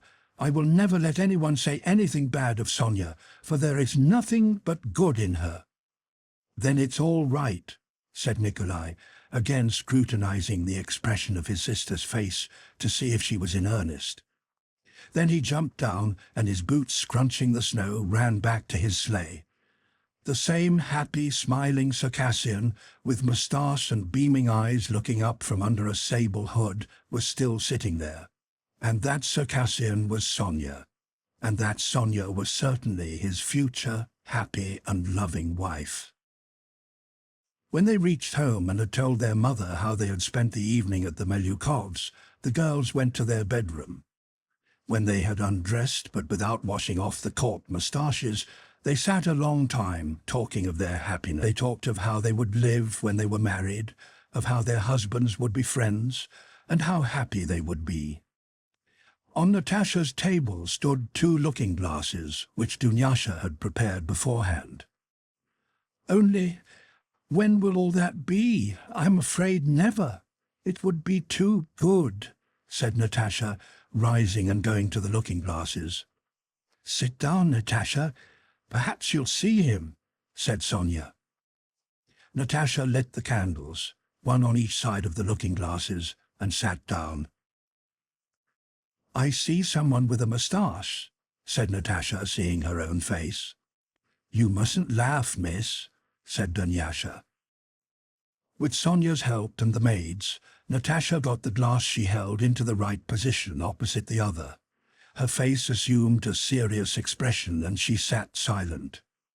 She sat a long time looking at the receding line of candles reflected in the glasses, and expecting from tales she had heard to see a coffin or him, Prince Andrei, in that last dim, indistinctly outlined square. But ready as she was to take the smallest speck for the image of a man or of a coffin, she saw nothing. She began blinking rapidly and moved away from the looking-glasses. "Why is it others see things and I don't?" she said. "You sit down now, Sonia. You absolutely must tonight. Do it for me. Today I feel so frightened." Sonia sat down before the glasses, got the right position, and began looking. "Now, Miss Sonia is sure to see something," whispered Dunyasha. "Why, you do nothing but laugh." Sonia heard this and Natasha's whisper. "I know she will. She saw something last year." For about 3 minutes, all were silent. "Of course she will," whispered Natasha, but did not finish. Suddenly Sonia pushed away the glass she was holding and covered her eyes with her hand. "Oh, Natasha!" she cried. "Did you see? Did you? What was it?" exclaimed Natasha, holding up the looking-glass. Sonia had not seen anything.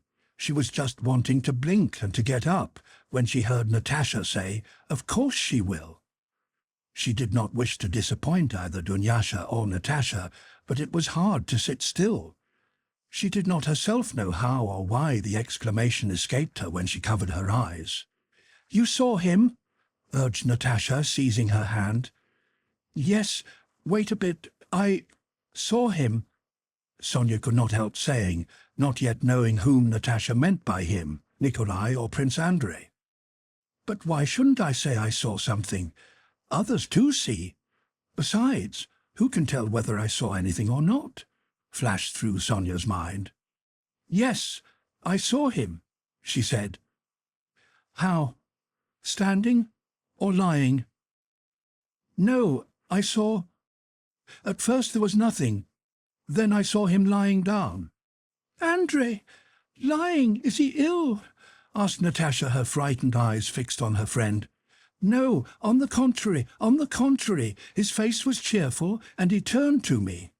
And when saying this, she herself fancied she had really seen what she described. "Well, and then, Sonia?" "After that, I could not make out what there was, something blue and red." "Sonia, when will he come back? When shall I see him?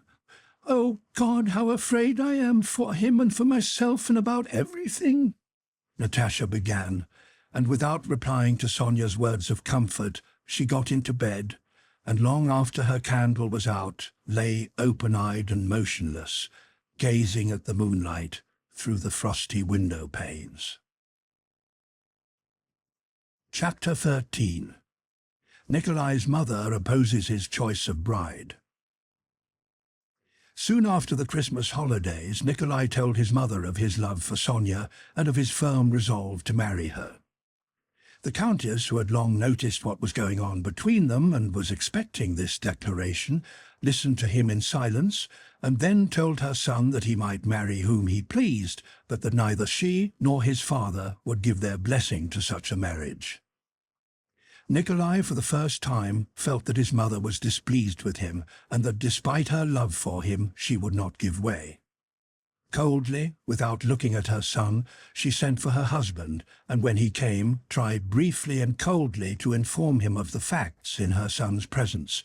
But unable to restrain herself, she burst into tears of vexation and left the room.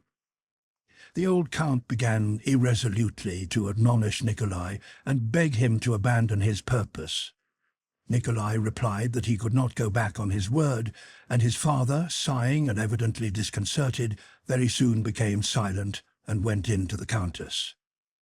In all his encounters with his son, the count was always conscious of his own guilt towards him for having wasted the family fortune, and so he could not be angry with him for refusing to marry an heiress and choosing the dowerless Sonia.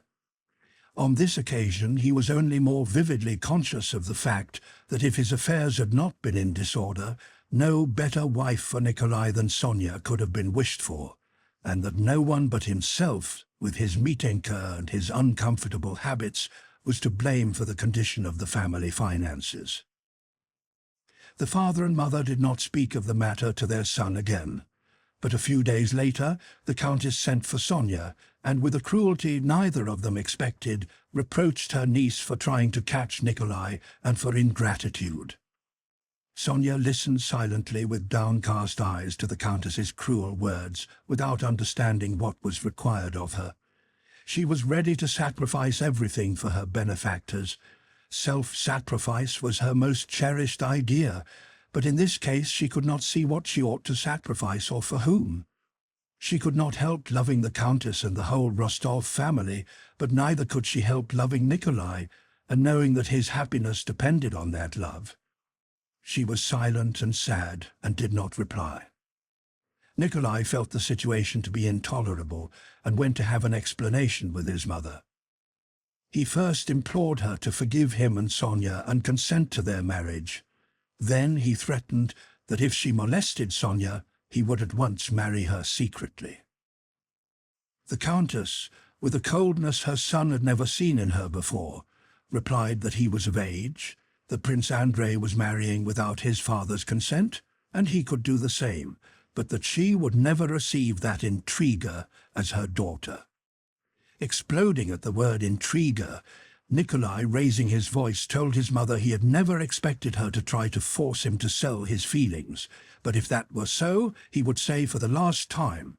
But he had no time to utter the decisive word, which the expression of his face caused his mother to await with terror, and which would perhaps have forever remained a cruel memory to them both.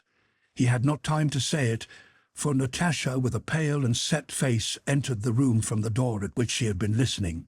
"Nikolai, you're talking nonsense! Be quiet, be quiet, be quiet, I tell you!" She almost screamed so as to drown his voice. "Mamma, darling, it's not at all so, my poor sweet darling," she said to her mother, who, conscious that they had been on the brink of a rupture, gazed at her son with terror, but in the obstinacy and excitement of the conflict could not and would not give way. "Nikolai, I'll explain to you. Go away." "Listen, mamma, darling," said Natasha. Her words were incoherent, but they attained the purpose at which she was aiming. The countess, sobbing heavily, hid her face on her daughter's breast, while Nikolai rose, clutching his head, and left the room. Natasha set to work to effect a reconciliation, and so far succeeded that Nikolai received a promise from his mother that Sonia should not be troubled, while he, on his side, promised not to undertake anything without his parents' knowledge. Firmly resolved, after putting his affairs in order in the regiment, to retire from the army and return and marry Sonia, Nikolai, serious, sorrowful, and at variance with his parents, but, as it seemed to him, passionately in love, left at the beginning of January to rejoin his regiment. After Nikolai had gone, things in the Rostov household were more depressing than ever, and the countess fell ill from mental agitation.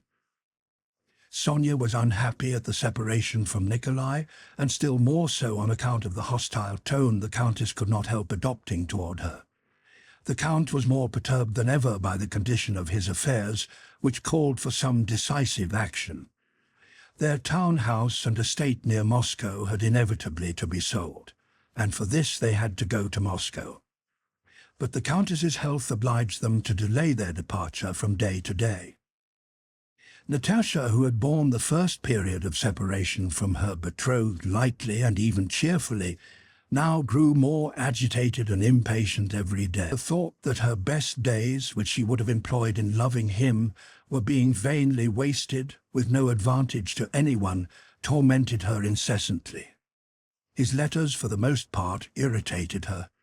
It hurt her to think that while she lived only in the thought of him, he was living a real life, seeing new places and new people that interested him. The more interesting his letters were, the more vexed she felt. Her letters to him, far from giving her any comfort, seemed to her a wearisome and artificial obligation. She could not write, because she could not conceive the possibility of expressing sincerely in a letter even 1,000th part of what she expressed by voice, smile, and glance. She wrote to him formal, monotonous, and dry letters, to which she attached no importance herself, and in the rough copies of which the Countess corrected her mistakes in spelling. There was still no improvement in the Countess's health, but it was impossible to defer the journey to Moscow any longer. Natasha's trousseau had to be ordered and the house sold.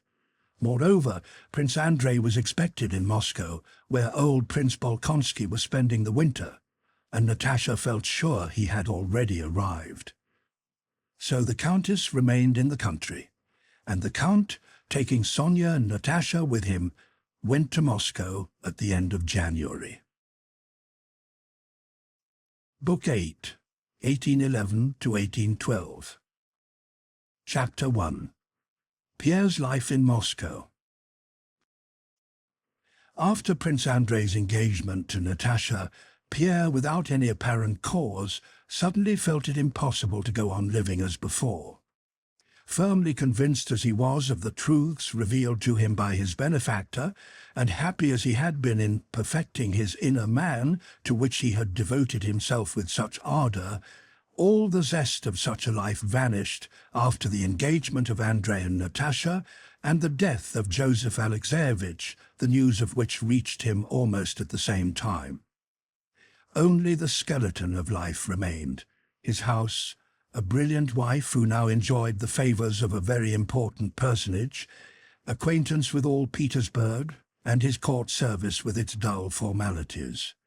And this life suddenly seemed to Pierre unexpectedly loathsome. He ceased keeping a diary, avoided the company of the brothers, began going to the club again, drank a great deal, and came once more in touch with the bachelor sets, leading such a life that the Countess Helene thought it necessary to speak severely to him about it.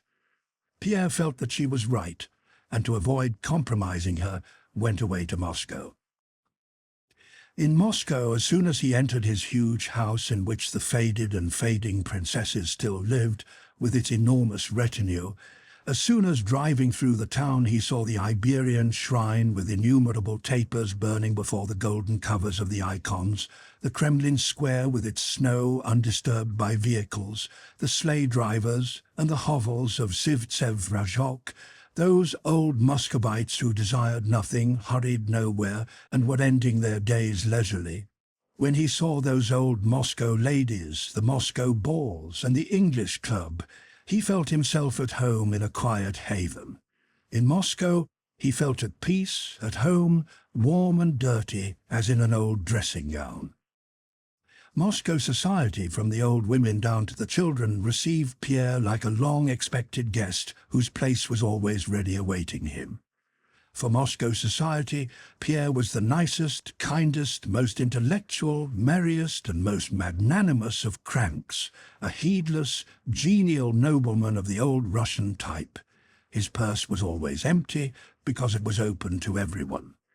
Benefit performances, bad pictures, statues, benevolent societies, gypsy choirs, schools, subscription dinners, sprees, Freemasons, churches and books, no one and nothing met with a refusal from him, and had it not been for two friends who had borrowed large sums from him and taken him under their protection, he would have given everything away. There was never a dinner or a soirée at the club without him. As soon as he sank into his place on the sofa after 2 bottles of Margaux, he was surrounded, and talking, disputing and joking began. When there were quarrels, his kindly smile and well-timed jests reconciled the antagonists. The Masonic dinners were dull and dreary when he was not there. When after a bachelor supper he rose with his amiable and kindly smile, yielding to the entreaties of the festive company to drive off somewhere with them, shouts of delight and triumph arose among the young men. At balls he danced if a partner was needed. Young ladies, married and unmarried, liked him because without making love to any of them, he was equally amiable to all, especially after supper. Il est charmant, il n'a pas de sexe. He is charming, he has no sex, they said of him. Pierre was one of those retired gentlemen-in-waiting of whom there were hundreds good-humouredly ending their days in Moscow. How horrified he would have been 7 years before, when he first arrived from abroad, had he been told that there was no need for him to seek or plan anything, that his rut had long been shaped, eternally predetermined, and that, wriggle as he might, he would be what all in his position were. He could not have believed it. Had he not at one time longed with all his heart to establish a republic in Russia, then himself to be a Napoleon, then to be a philosopher, and then a strategist and the conqueror of Napoleon? Had he not seen the possibility of and passionately desired the regeneration of the sinful human race and his own progress to the highest degree of perfection? Had he not established schools and hospitals and liberated his serfs? But instead of all that, here he was, the wealthy husband of an unfaithful wife, a retired gentleman-in-waiting, fond of eating and drinking, and as he unbuttoned his waistcoat, of abusing the government a bit, a member of the Moscow English Club and a universal favourite in Moscow society. For a long time he could not reconcile himself to the idea that he was one of those same retired Moscow gentlemen-in-waiting he had so despised 7 years before.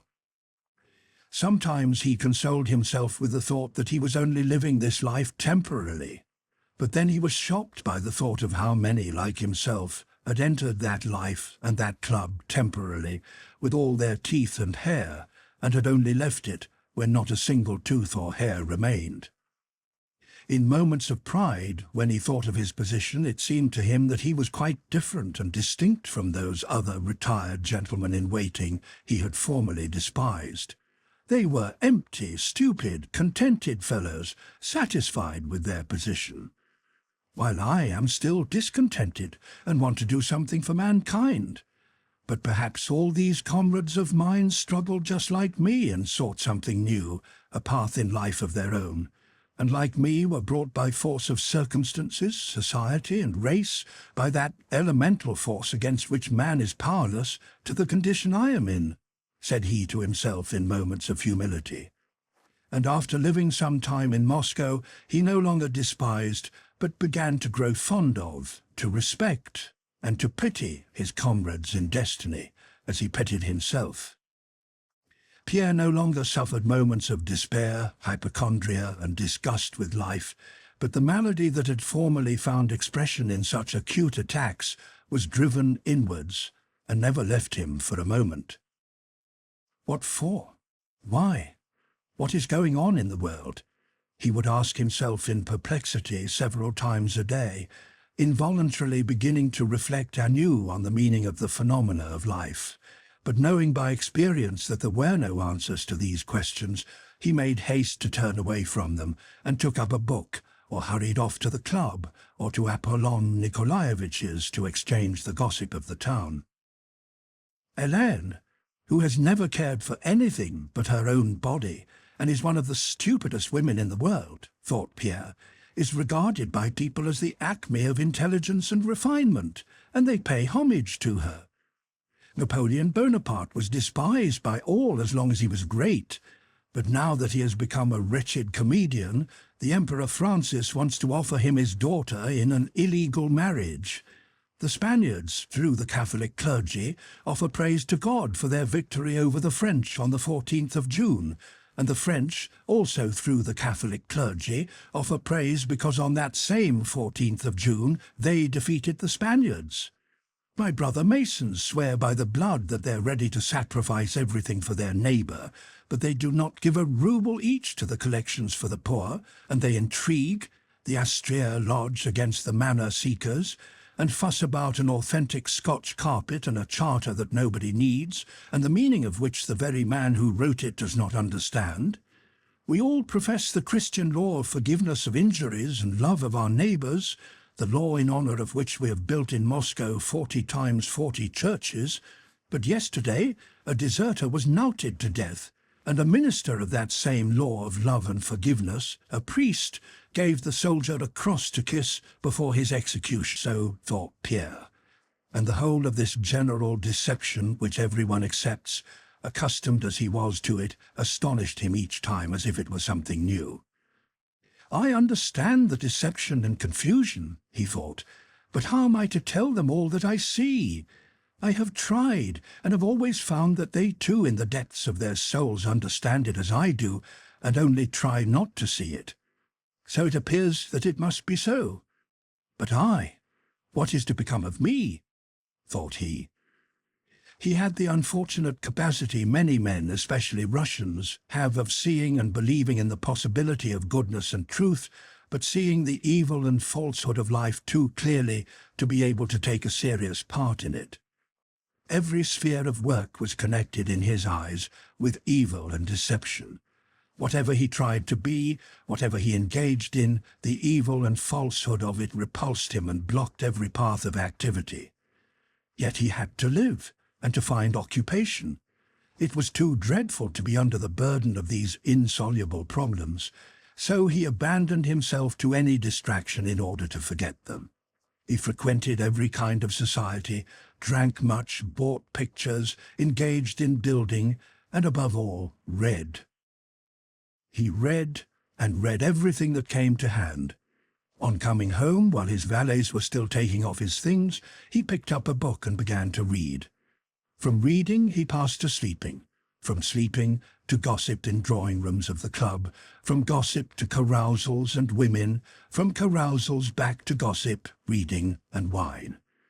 Drinking became more and more a physical and also a moral necessity.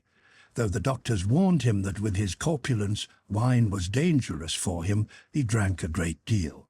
He was only quite at ease when, having poured several glasses of wine mechanically into his large mouth, he felt a pleasant warmth in his body, an amiability toward all his fellows, and a readiness to respond superficially to every idea without probing it deeply. Only after emptying a bottle or two did he feel dimly that the terrible tangled skein of life which previously had terrified him was not as dreadful as he had thought.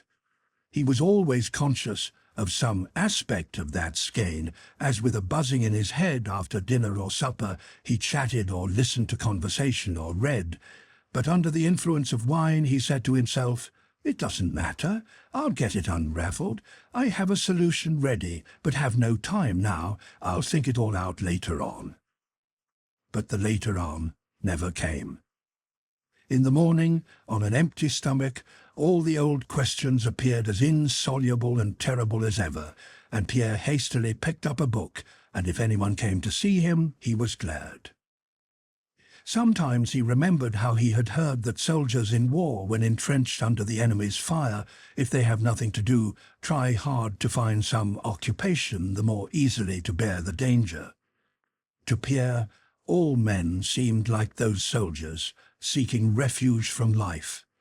Some in ambition, some in cards, some in framing laws, some in women, some in toys, some in horses, some in politics, some in sport, some in wine, and some in governmental affairs. Nothing is trivial, and nothing is important. It's all the same.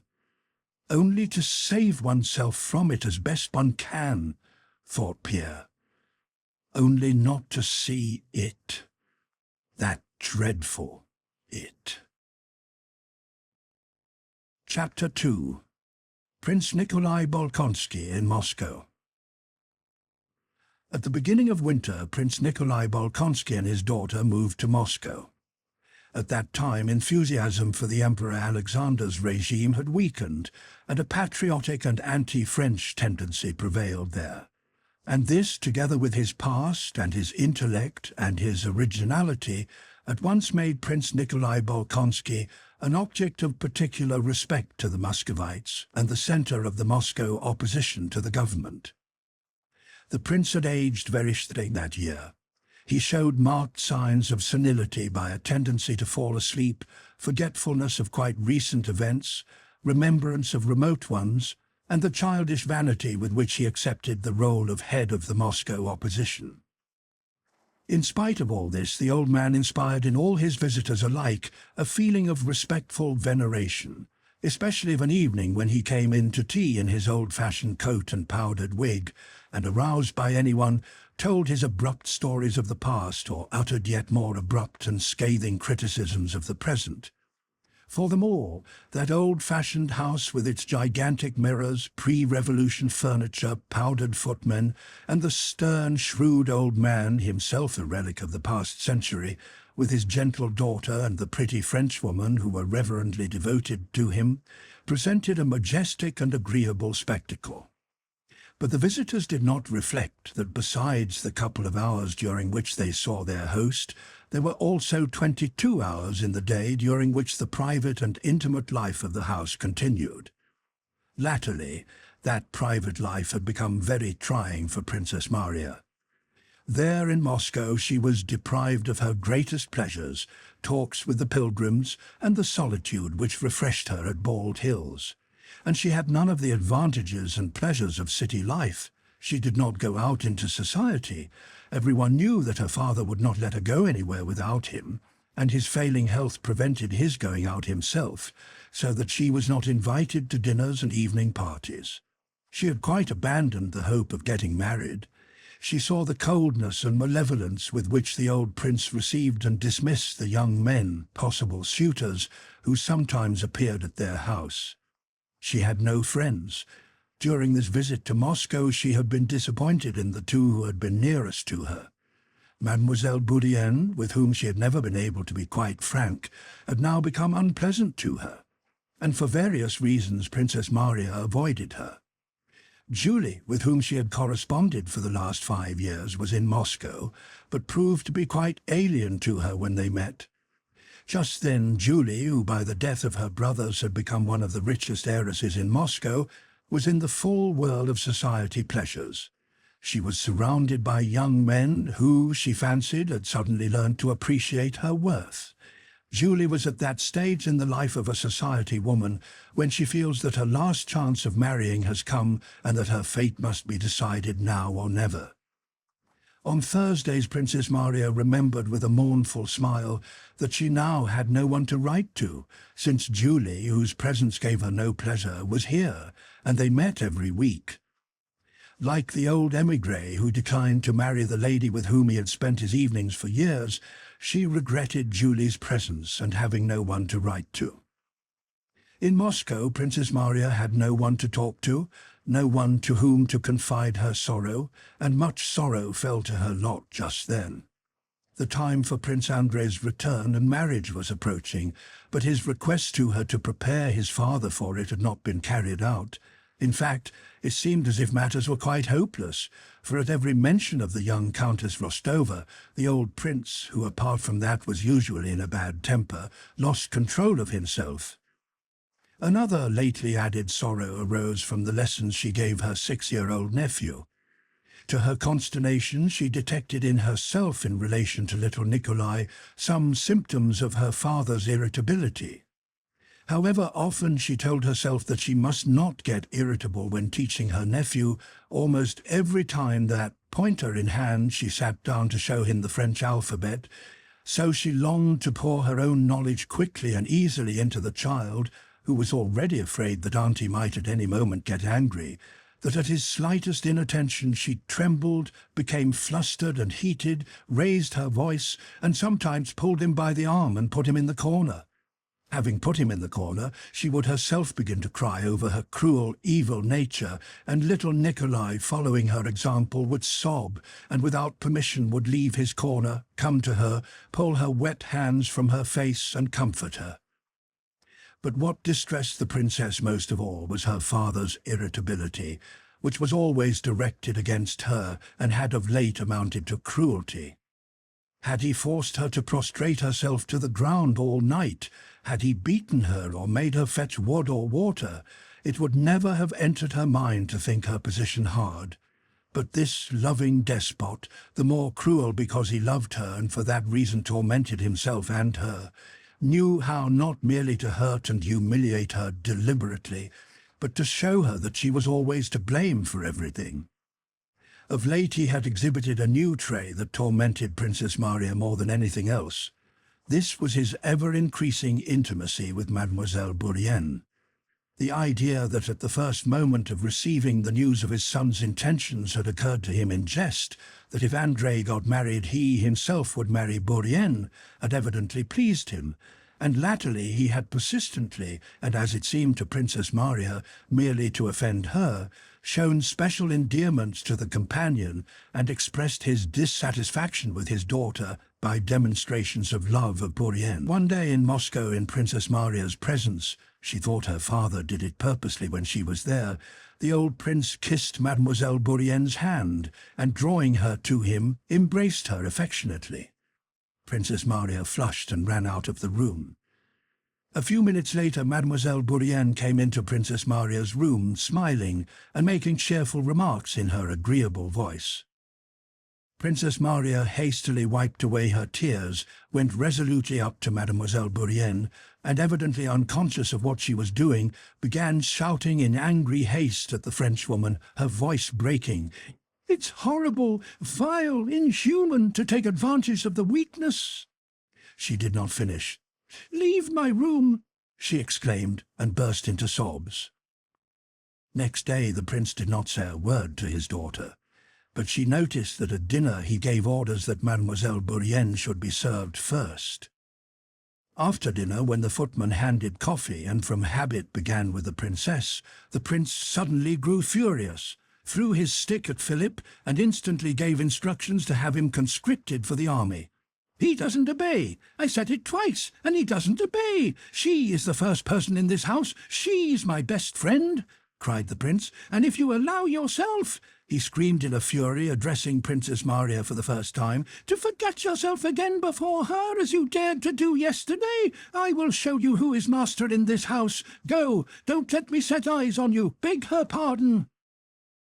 Princess Maria asked Mademoiselle Bourienne's pardon, and also her father's pardon for herself and for Philip the footman, who had begged for her intervention.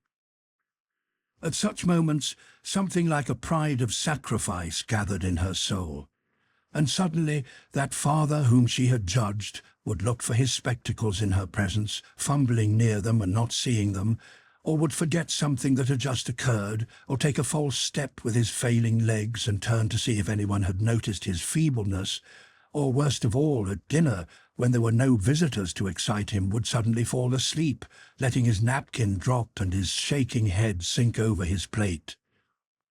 "He is old and feeble, and I dare to condemn him," she thought at such moments, with a feeling of revulsion against herself. Chapter 3. Dr. Métivier and the Old Prince.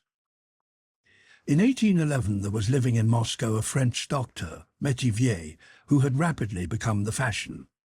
He was enormously tall, handsome, amiable as Frenchmen are, and was, as all Moscow said, an extraordinarily clever doctor. He was received in the best houses not merely as a doctor, but as an equal.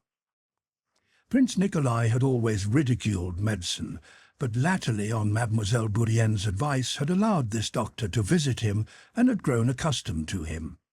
Métivier came to see the prince about twice a week. On December the 6th, St. Nikolai's Day and the prince's name day, all Moscow came to the prince's front door, but he gave orders to admit no one and to invite to dinner only a small number, a list of whom he gave to Princess Maria. Métivier, who came in the morning with his felicitations, considered it proper in his quality of doctor de forcer la consigne, to force entry, as he told Princess Maria, and went in to see the prince. It happened that on that morning of his name day the prince was in one of his worst moods. He had been going about the house all the morning, finding fault with everyone and pretending not to understand what was said to him and not to be understood himself. Princess Maria well knew this mood of quiet, absorbed querulousness, which generally culminated in a burst of rage, and she went about all that morning as though facing a cocked and loaded gun and awaited the inevitable explosion. Until the doctor's arrival, the morning had passed off safely. After admitting the doctor, Princess Maria sat down with a book in the drawing-room, near the door through which she could hear all that passed in the study. At first she heard only Métivier's voice, then her father's. Then both voices began speaking at the same time. The door was flung open, and on the threshold appeared the handsome figure of the terrified Métivier with his shock of black hair, and the prince in his dressing-gown and fez, his face distorted with fury and the pupils of his eyes rolled downwards. "You don't understand," shouted the prince, "but I do. French spy, slave of Bonaparte. Spy, get out of my house. Be off, I tell you." Métivier, shrugging his shoulders, went up to Mademoiselle Bourienne, who, at the sound of shouting, had run in from an adjoining room. "The prince is not very well. Bile and a rush of blood to the head. Keep calm. I will call again tomorrow," said Métivier, and putting his fingers to his lips, he hastened away. Through the study door came the sound of slippered feet and the cry, "Spies! Traitors! Traitors everywhere! Not a moment's peace in my own house!" After Métivier's departure, the old prince called his daughter in, and the whole weight of his wrath fell on her. She was to blame that a spy had been admitted. Had he not told her? Yes, told her to make a list and not to admit anyone who was not on that list. Then why was that scoundrel admitted? She was the cause of it all. With her, he said, he could not have a moment's peace and could not die quietly. "No, ma'am, we must part. We must part. Understand that. Understand it. I cannot endure any more," he said, and left the room. Then, as if afraid she might find some means of consolation, he returned and, trying to appear calm, added, "And don't imagine I have said this in a moment of anger. I am calm. I have thought it over, and it will be carried out. We must part. So find some place for yourself." But he could not restrain himself, and with the virulence of which only one who loves is capable, evidently suffering himself, he shook his fist at her and screamed, "If only some fool would marry her!" Then he slammed the door, sent for Mademoiselle Bourienne, and subsided into his study. At 2 o'clock the 6 chosen guests assembled for dinner. These guests, the famous Count Rostopchin, Prince Lopukhin with his nephew, General Chatrov, an old war comrade of the prince's, and of the younger generation, Pierre and Boris Trubetskoy, awaited the prince in the drawing-room. Boris, who had come to Moscow on leave a few days before, had been anxious to be presented to Prince Nikolai Bolkonsky, and had contrived to ingratiate himself so well that the old prince in his case made an exception to the rule of not receiving bachelors in his house. The prince's house did not belong to what is known as fashionable society, but his little circle, though not much talked about in town, was one it was more flattering to be received in than any other. Boris had realized this the week before, when the commander-in-chief in his presence invited Rostopchin to dinner on St. Nikolai's Day, and Rostopchin had replied that he could not come. "On that day, I always go to pay my devotions to the relics of Prince Nikolai Bolkonsky."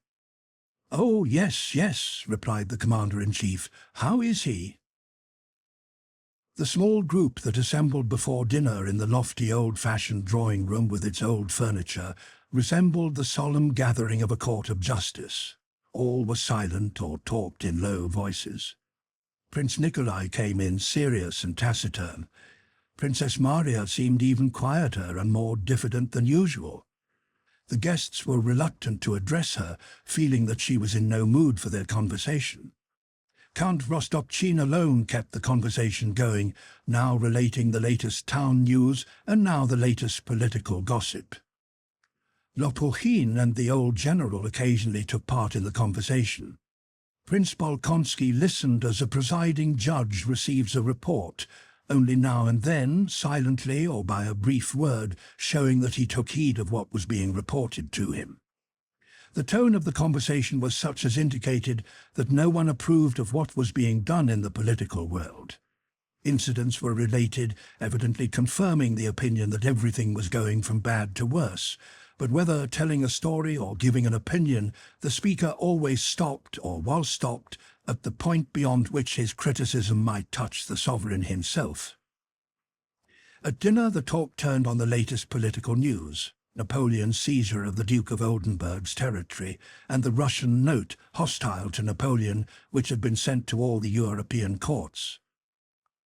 "Bonaparte treats Europe as a pirate does a captured vessel," said Count Rostopchin, repeating a phrase he had uttered several times before. "One only wonders at the long-suffering or blindness of the crowned heads. Now the Pope's turn has come, and Bonaparte doesn't scruple to depose the head of the Catholic Church, yet all keep silent. Our sovereign alone has protested against the seizure of the Duke of Oldenburg's territory, and even then—" Count Rostopchin paused, feeling that he had reached the limit beyond which censure was impossible. "Other territories have been offered in exchange for the Duchy of Oldenburg," said Prince Bolkonsky. "He shifts the dukes about as I might move my serfs from Bald Hills to Boboshorova or my Ryazan estates." "The Duke of Oldenburg bears his misfortunes with admirable strength of character and resignation," remarked Boris, joining in respectfully. He said this because on his journey from Petersburg he had had the honor of being presented to the Duke. Prince Bolkonsky glanced at the young man as if about to say something in reply, but changed his mind, evidently considering him too young. "I have read our protests about the Oldenburg affair, and was surprised how badly the note was worded," remarked Count Rostopchin in the casual tone of a man dealing with a subject quite familiar to him. Pierre looked at Rostopchin with naive astonishment, not understanding why he should be disturbed by the bad composition of the note. "Does it matter, Count, how the note is worded?" he asked, "so long as its substance is forcible?"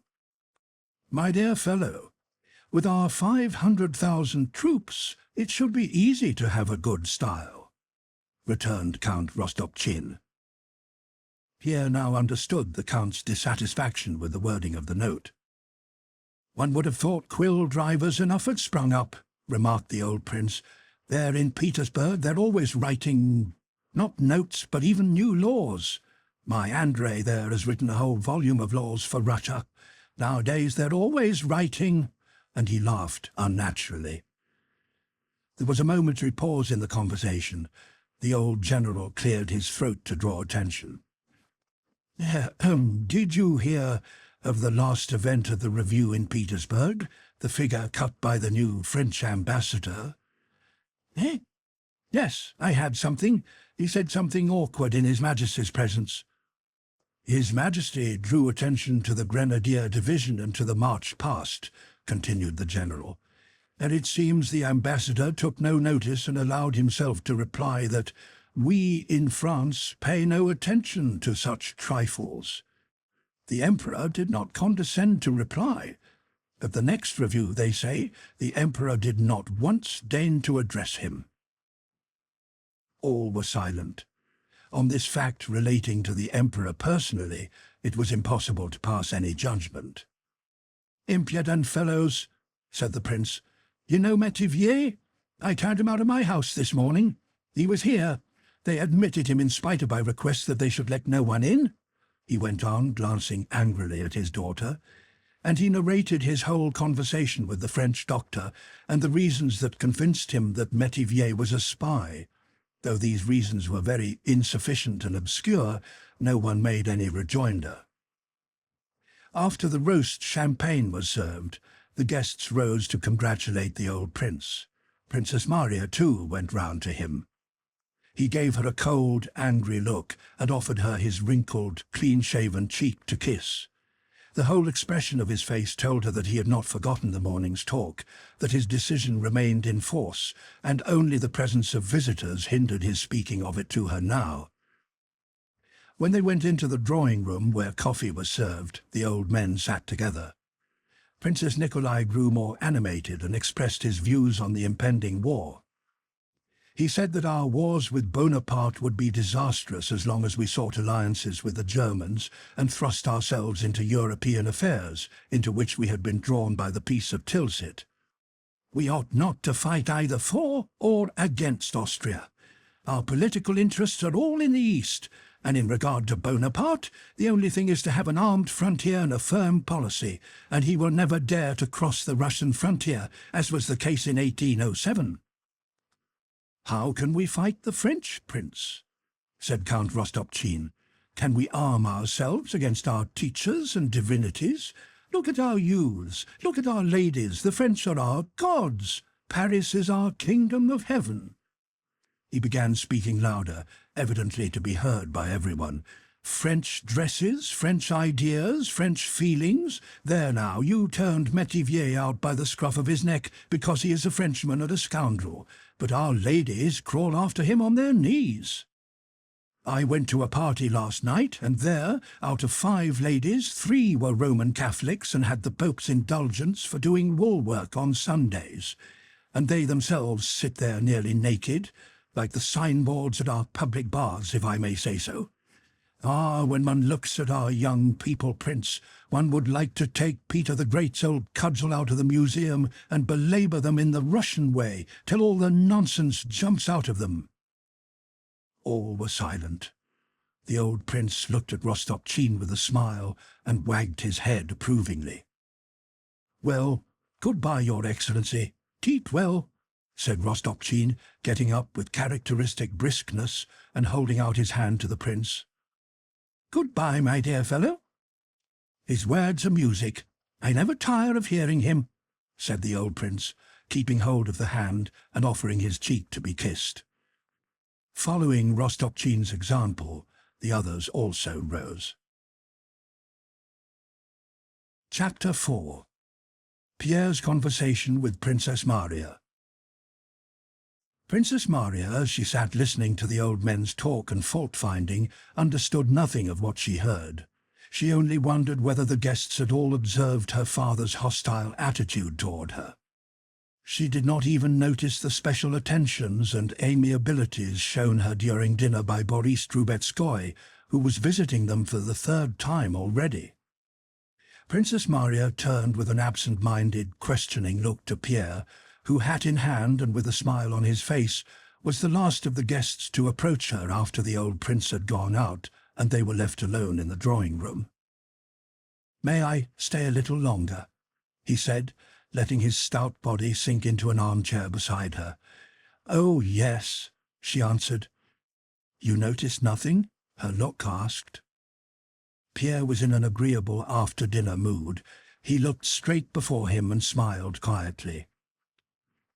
"Have you known that young man long, Princess?" he asked. "Who?" "Trubetskoy." "No, not long." "Do you like him?" "Yes, he is an agreeable young man. Why do you ask me that?" said Princess Maria, still thinking of that morning's conversation with her father. "Because I have noticed that when a young man comes on leave from Petersburg to Moscow, it is usually with the object of marrying an heiress." "You have observed that?" said Princess Maria. "Yes," returned Pierre with a smile, "and this young man now manages matters so that where there is a wealthy heiress, there he is too. I can read him like a book. At present he is hesitating whom to lay siege to, you or Mademoiselle Julie Karagina. He is very attentive to her." "He visits them?" "Yes, very often. And you know the new way of courting," said Pierre with an amused smile, evidently in that cheerful mood of good-humoured raillery for which he so often reproached himself in his diary. "No," replied Princess Maria.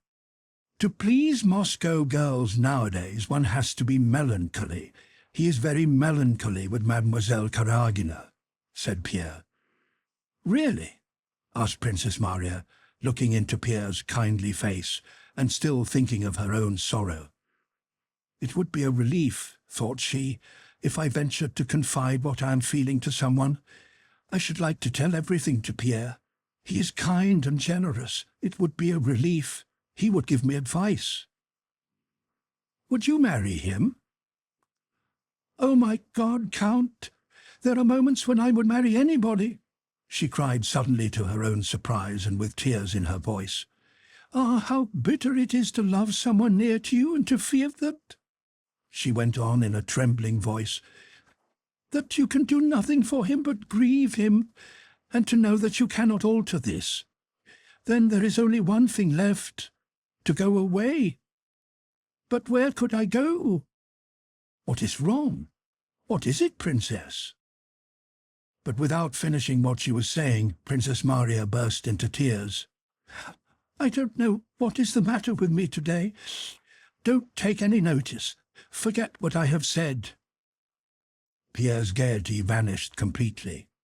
He anxiously questioned the princess, asked her to speak out fully and confide her grief to him, but she only repeated that she begged him to forget what she had said, that she did not remember what she had said, and that she had no trouble except the one he knew of, that Prince Andrei's marriage threatened to cause a rupture between father and son.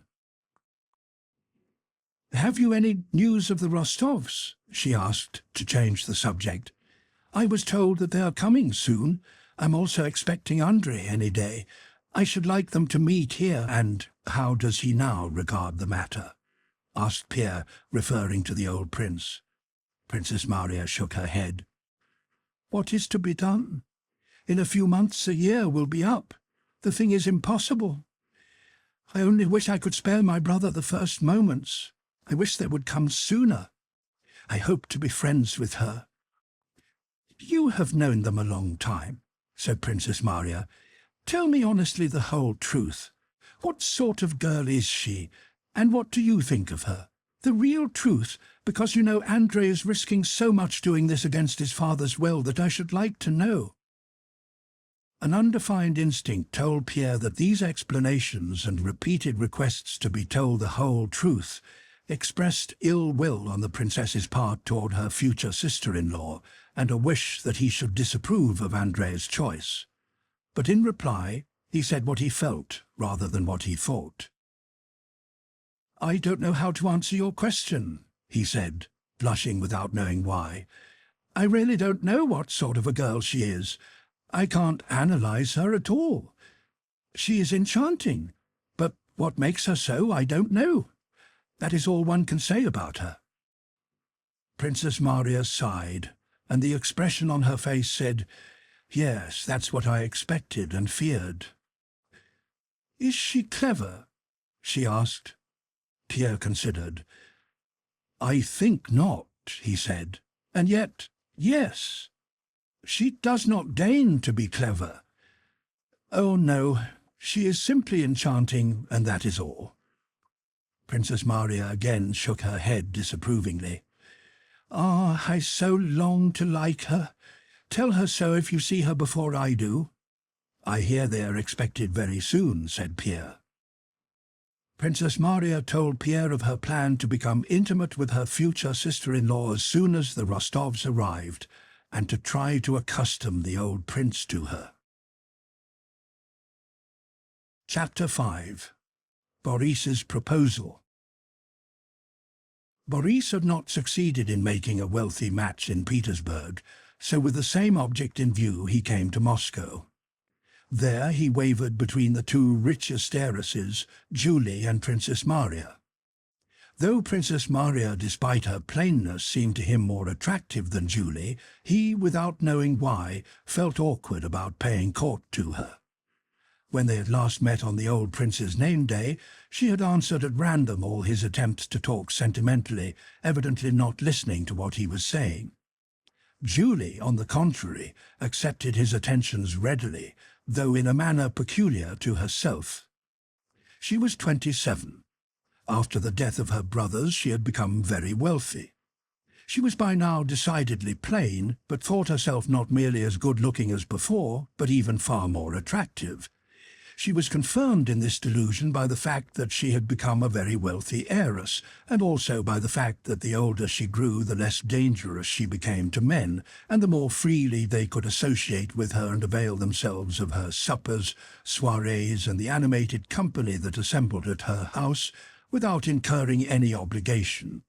A man who would have been afraid 10 years before of going every day to the house where there was a girl of 17 there, for fear of compromising her and committing himself, would now go boldly every day and treat her not as a marriageable girl, but as a sexless acquaintance. That winter, the Kuragins' house was the most agreeable and hospitable in Moscow. In addition to the formal evening and dinner parties, a large company, chiefly of men, gathered there every day, supping at midnight and staying till 3 in the morning. Julie never missed a ball, a promenade, or a play.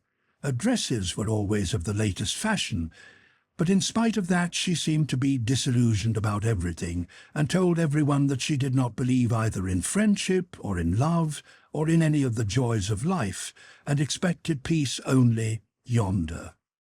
She adopted the tone of one who has suffered a great disappointment, like a girl who has either lost the man she loved or been cruelly deceived by him. Though nothing of the kind had happened to her, she was regarded in that light, and had even herself come to believe that she had suffered much in life. This melancholy, which did not prevent her amusing herself, did not hinder the young people who came to her house from passing the time pleasantly. Every visitor who came to the house paid his tribute to the melancholy mood of the hostess, and then amused himself with society gossip, dancing, intellectual games, and bourrimes, which were in vogue at the Kuragins. Only a few of these young men, among them Boris, entered more deeply into Julie's melancholy, and with these she had prolonged conversations in private on the vanity of all worldly things, and to them she showed her albums filled with mournful sketches, maxims, and verses. To Boris, Julie was particularly gracious. She regretted his early disillusionment with life, offered him such consolation of friendship as she who had herself suffered so much could render, and showed him her album. Boris sketched 2 trees in the album and wrote, "Rustic trees, your dark branches shed gloom and melancholy upon me." On another page he drew a tomb and wrote in French, "Death gives relief and death is peaceful. Ah, from suffering there is no other refuge." Julie said this was charming. "There is something so enchanting in the smile of melancholy," she said to Boris, repeating word for word a passage she had copied from a book. "It is a ray of light in the darkness, a shade between sadness and despair, showing the possibility of consolation." In reply, Boris wrote these lines, "Poisonous nourishment of a too sensitive soul, thou without whom happiness would for me be impossible, tender melancholy, come to console me, come to calm the torments of my gloomy retreat, and mingle a secret sweetness with these tears that I feel to be flowing." For Boris, Julie played most doleful nocturnes on her harp. Boris read Poor Liza aloud to her, and more than once interrupted the reading because of the emotions that choked him. Meeting at large gatherings, Julie and Boris looked on one another as the only souls who understood one another in a world of indifferent people. Anna Mikhailovna, who often visited the Kuragins, while playing cards with the mother, made careful inquiries as to Julie's dowry. She was to have 2 estates in Penza and the Nizhegorod forests. Anna Mikhailovna regarded the refined sadness that united her son to the wealthy Julie with emotion and resignation to the divine will. "You are always charming and melancholy, my dear Julie," she said to the daughter. "Boris says his soul finds repose at your house. He has suffered so many disappointments and is so sensitive," said she to the mother.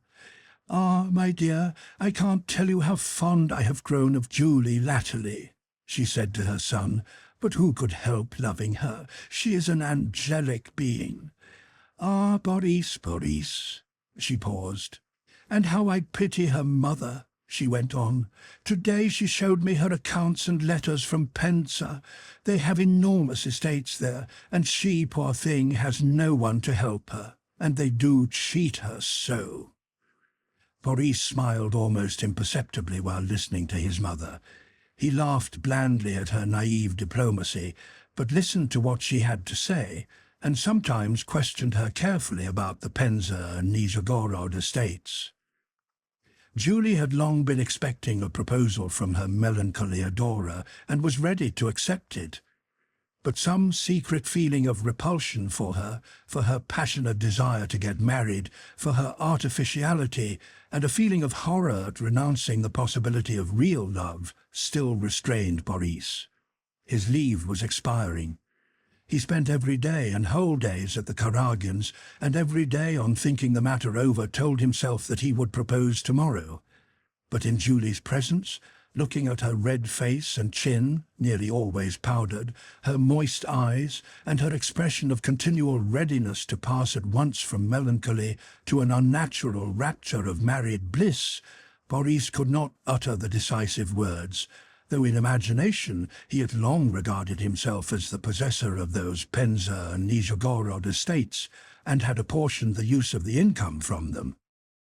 Julie saw Boris's indecision, and sometimes the thought occurred to her that she was repulsive to him, but her feminine self-deception immediately supplied her with consolation, and she told herself that he was only shy from love.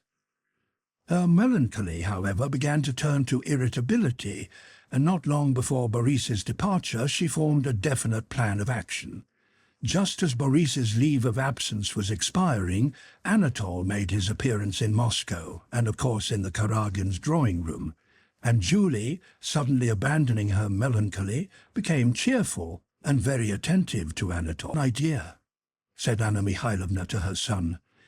"I know from a reliable source that Prince Vasily has sent his son to Moscow to get him married to Julie. I am so fond of Julie that I should be sorry for her. What do you think of it, my dear?" The idea of being made a fool of, and of having thrown away that whole month of arduous, melancholy service to Julie, and of seeing all the revenue from the Penza estates, which he had already mentally apportioned and put to proper use, fall into the hands of another, and especially into the hands of that idiot Anatole, pained Boris. He drove to the Kuragins with the firm intention of proposing. Julie met him in a gay, careless manner, spoke casually of how she had enjoyed yesterday's ball, and asked when he was leaving. Though Boris had come intentionally to speak of his love, and therefore meant to be tender, he began speaking irritably of feminine inconstancy, of how easily women can turn from sadness to joy, and how their moods depend solely on who happens to be paying court to them.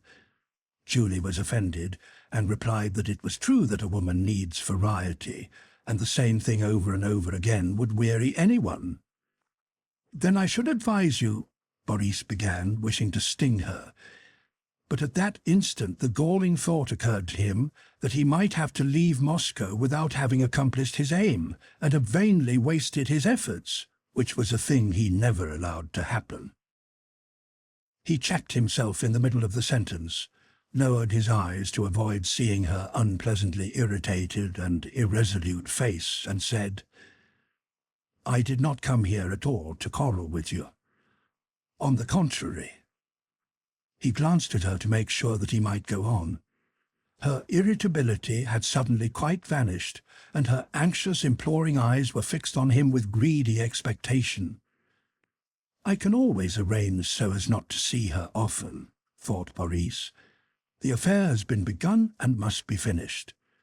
He blushed hotly, raised his eyes to hers, and said, "You know my feelings for you." There was no need to say more. Julie's face shone with triumph and self-satisfaction, but she forced Boris to say all that is said on such occasions, that he loved her and that he had never loved any other woman more than her. She knew that for the Penza estates and the Nizhegorod forests she could demand this, and she received what she demanded. The affianced couple, no longer alluding to trees that shed gloom and melancholy upon them, planned the arrangements of a splendid house in Petersburg, paid calls, and prepared everything for a brilliant wedding. Chapter 6. The Rostovs stay with Maria Dmitrievna. At the end of January, old Count Rostov went to Moscow with Natasha and Sonia. The Countess was still unwell and unable to travel, but it was impossible to wait for her recovery. Prince Andrei was expected in Moscow any day, the trousseau had to be ordered and the estate near Moscow had to be sold, besides which the opportunity of presenting his future daughter-in-law to old Prince Bolkonsky while he was in Moscow could not be missed. The Rostovs' Moscow house had not been heated that winter, and as they had come only for a short time and the Countess was not with them, the Count decided to stay with Maria Dmitrievna Afrosimova, who had long been pressing her hospitality on them. Late one evening, the Rostovs' 4 sleighs drove into Maria Dmitrievna's courtyard in the old Konyushiny Street. Maria Dmitrievna lived alone. She had already married off her daughter, and her sons were all in the service.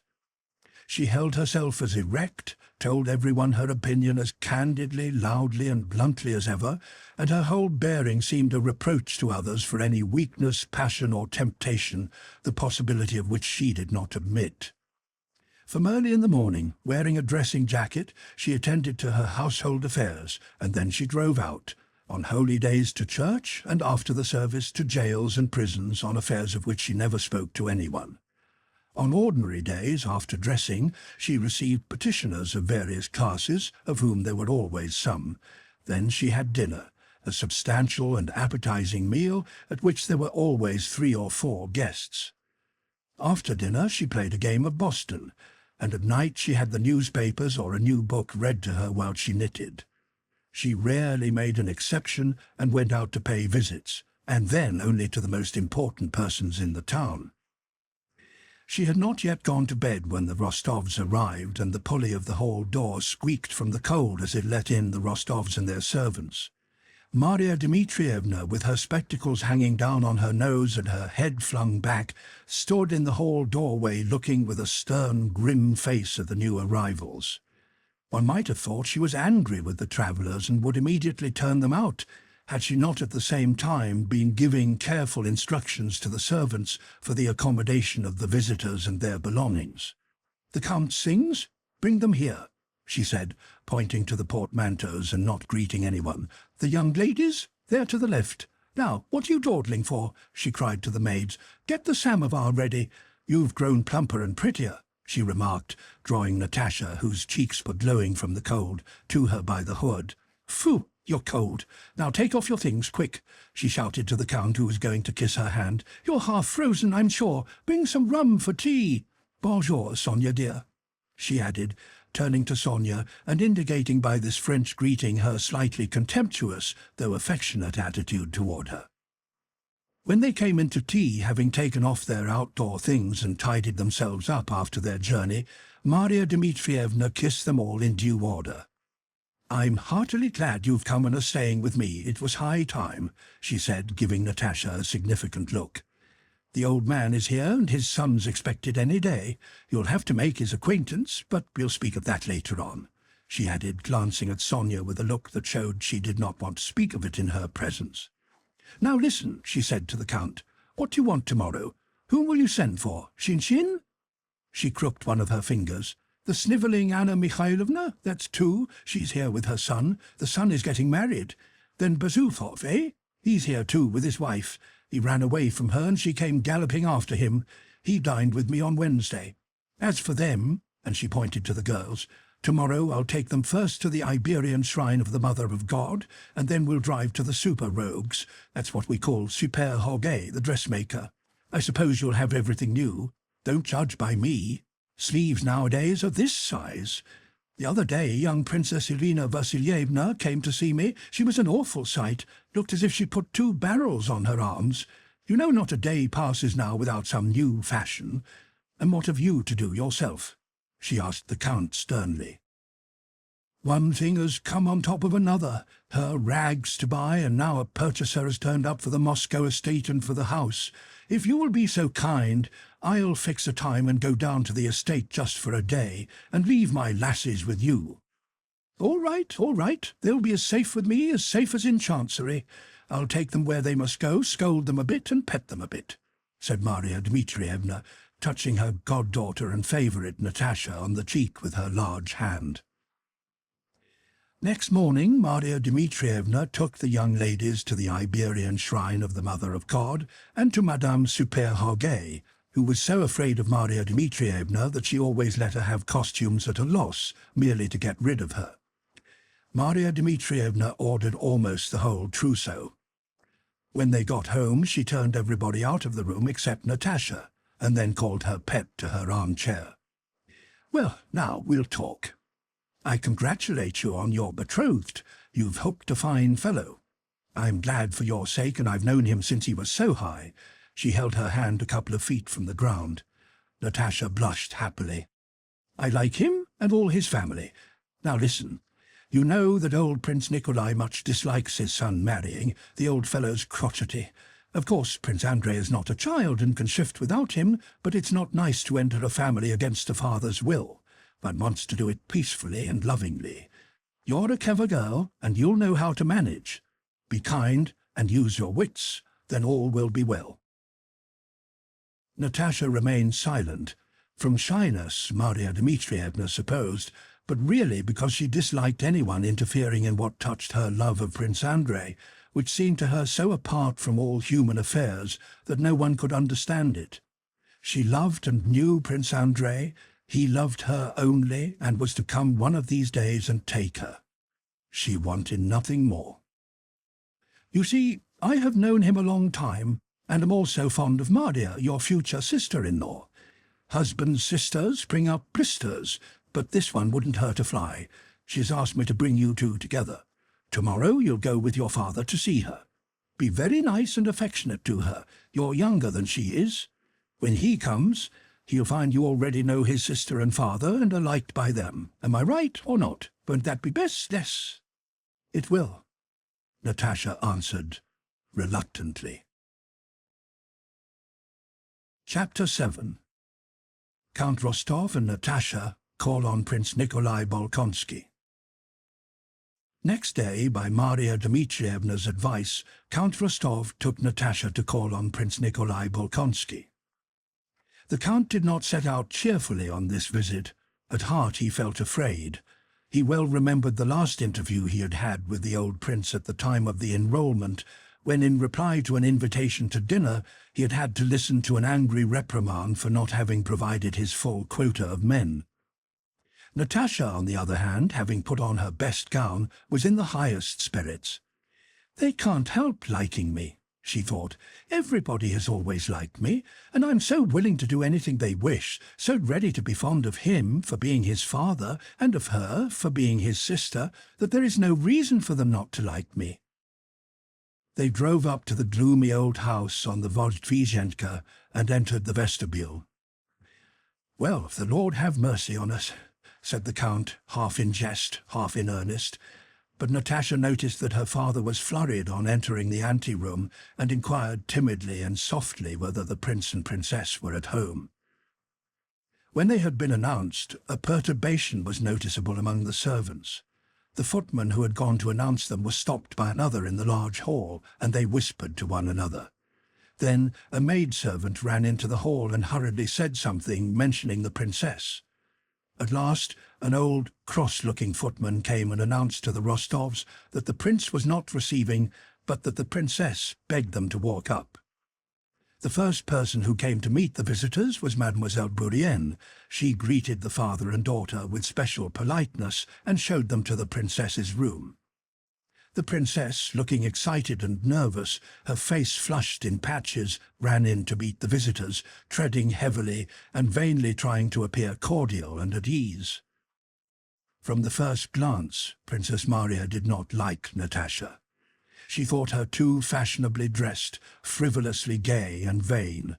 She did not at all realize that before having seen her future sister-in-law, she was prejudiced against her by involuntary envy of her beauty, youth, and happiness, as well as by jealousy of her brother's love for her. Apart from this insuperable antipathy to her, Princess Maria was agitated just then because on the Rostovs being announced, the old prince had shouted that he did not wish to see them, that Princess Maria might do so if she chose, but they were not to be admitted to him. She had decided to receive them, but feared lest the prince might at any moment indulge in some freak, as he seemed much upset by the Rostovs' visit. "There, my dear princess, I've brought you my songstress," said the count, bowing and looking round uneasily as if afraid the old prince might appear. "I am so glad that you should get to know one another. Very sorry the prince is still ailing." And after a few more commonplace remarks, he rose. "If you'll allow me to leave my Natasha in your hands for 1/4 hour, princess, I'll drive round to see Anna Semyonovna. It's quite near in the Dog Square, and then I'll come back for her." The count had devised this diplomatic ruse, as he afterwards told his daughter, to give the future sisters-in-law an opportunity to talk to one another freely. But another motive was to avoid the danger of encountering the old prince, of whom he was afraid. He did not mention this to his daughter, but Natasha noticed her father's nervousness and anxiety and felt mortified by it. She blushed for him, grew still angrier at having blushed, and looked at the princess with a bold and defiant expression which said that she was not afraid of anybody. The princess told the count that she would be delighted, and only begged him to stay longer at Anna Semyonovna's, and he departed. Despite the uneasy glances thrown at her by Princess Maria, who wished to have a tête-à-tête with Natasha, Mademoiselle Bourienne remained in the room and persistently talked about Moscow amusements and theatres. Natasha felt offended by the hesitation she had noticed in the anteroom, by her father's nervousness, and by the unnatural manner of the princess, who, she thought, was making a favour of receiving her, and so everything displeased her. She did not like Princess Maria, whom she thought very plain, affected, and dry. Natasha suddenly shrank into herself, and involuntarily assumed an off-hand air which alienated Princess Maria still more.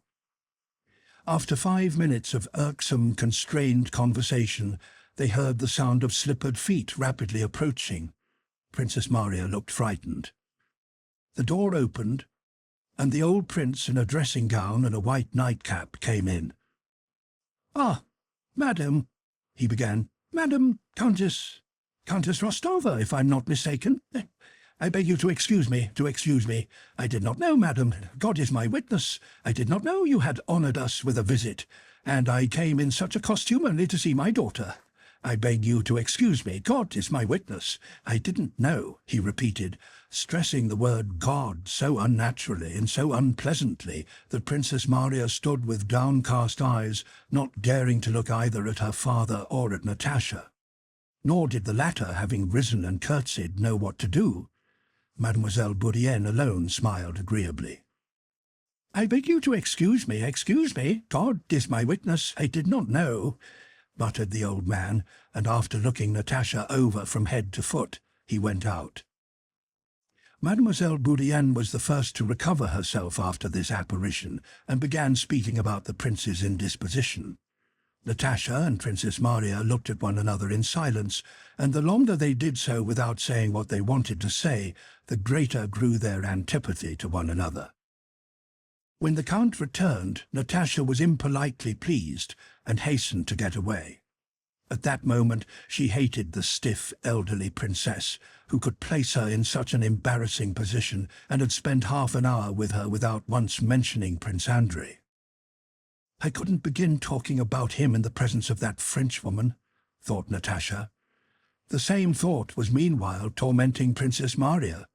She knew what she ought to have said to Natasha, but she had been unable to say it because Mademoiselle Bourienne was in the way, and because, without knowing why, she felt it very difficult to speak of the marriage. When the count was already leaving the room, Princess Maria went up hurriedly to Natasha, took her by the hand, and said with a deep sigh, "Wait, I must—" Natasha glanced at her ironically without knowing why. "Dear Natalie," said Princess Maria, "I want you to know that I am glad my brother has found happiness." She paused, feeling that she was not telling the truth. Natasha noticed this and guessed its reason. "I think, Princess, it is not convenient to speak of that now," she said with external dignity and coldness, though she felt the tears choking her.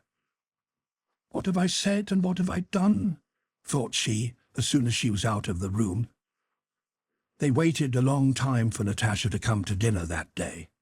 She sat in her room, crying like a child, blowing her nose and sobbing. Sonia stood beside her, kissing her hair. "Natasha, what is it all about?" she asked. "What do they matter to you? It will all pass, Natasha." "But if you only knew how offensive it was, as if I—" "Don't talk about it, Natasha. It wasn't your fault, so why should you mind? Kiss me," said Sonia. Natasha raised her head and, kissing her friend on the lips, pressed her wet face against her. "I can't tell you. I don't know. No one's to blame," said Natasha.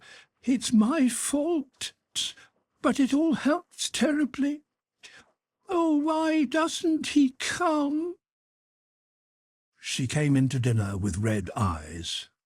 Maria Dmitrievna, who knew how the prince had received the Rostovs, pretended not to notice how upset Natasha was, and jested resolutely and loudly at table with the Count and the other guests. Chapter 8. The Rostovs at the Opera. That evening the Rostovs went to the opera, for which Maria Dmitrievna had taken a box. Natasha did not want to go, but could not refuse Maria Dmitrievna's kind offer, which was intended expressly for her. When she came ready dressed into the ballroom to await her father, and looking in the large mirror there, saw that she was pretty, very pretty, she felt even more sad. But it was a sweet, tender sadness. "Oh God, if he were here now, I would not behave as I did then, but differently. I would not be silly and afraid of things. I would simply embrace him, cling to him, and make him look at me with those searching, inquiring eyes with which he has so often looked at me. And then I would make him laugh as he used to laugh. And his eyes, how I see those eyes," thought Natasha. "And what do his father and sister matter to me?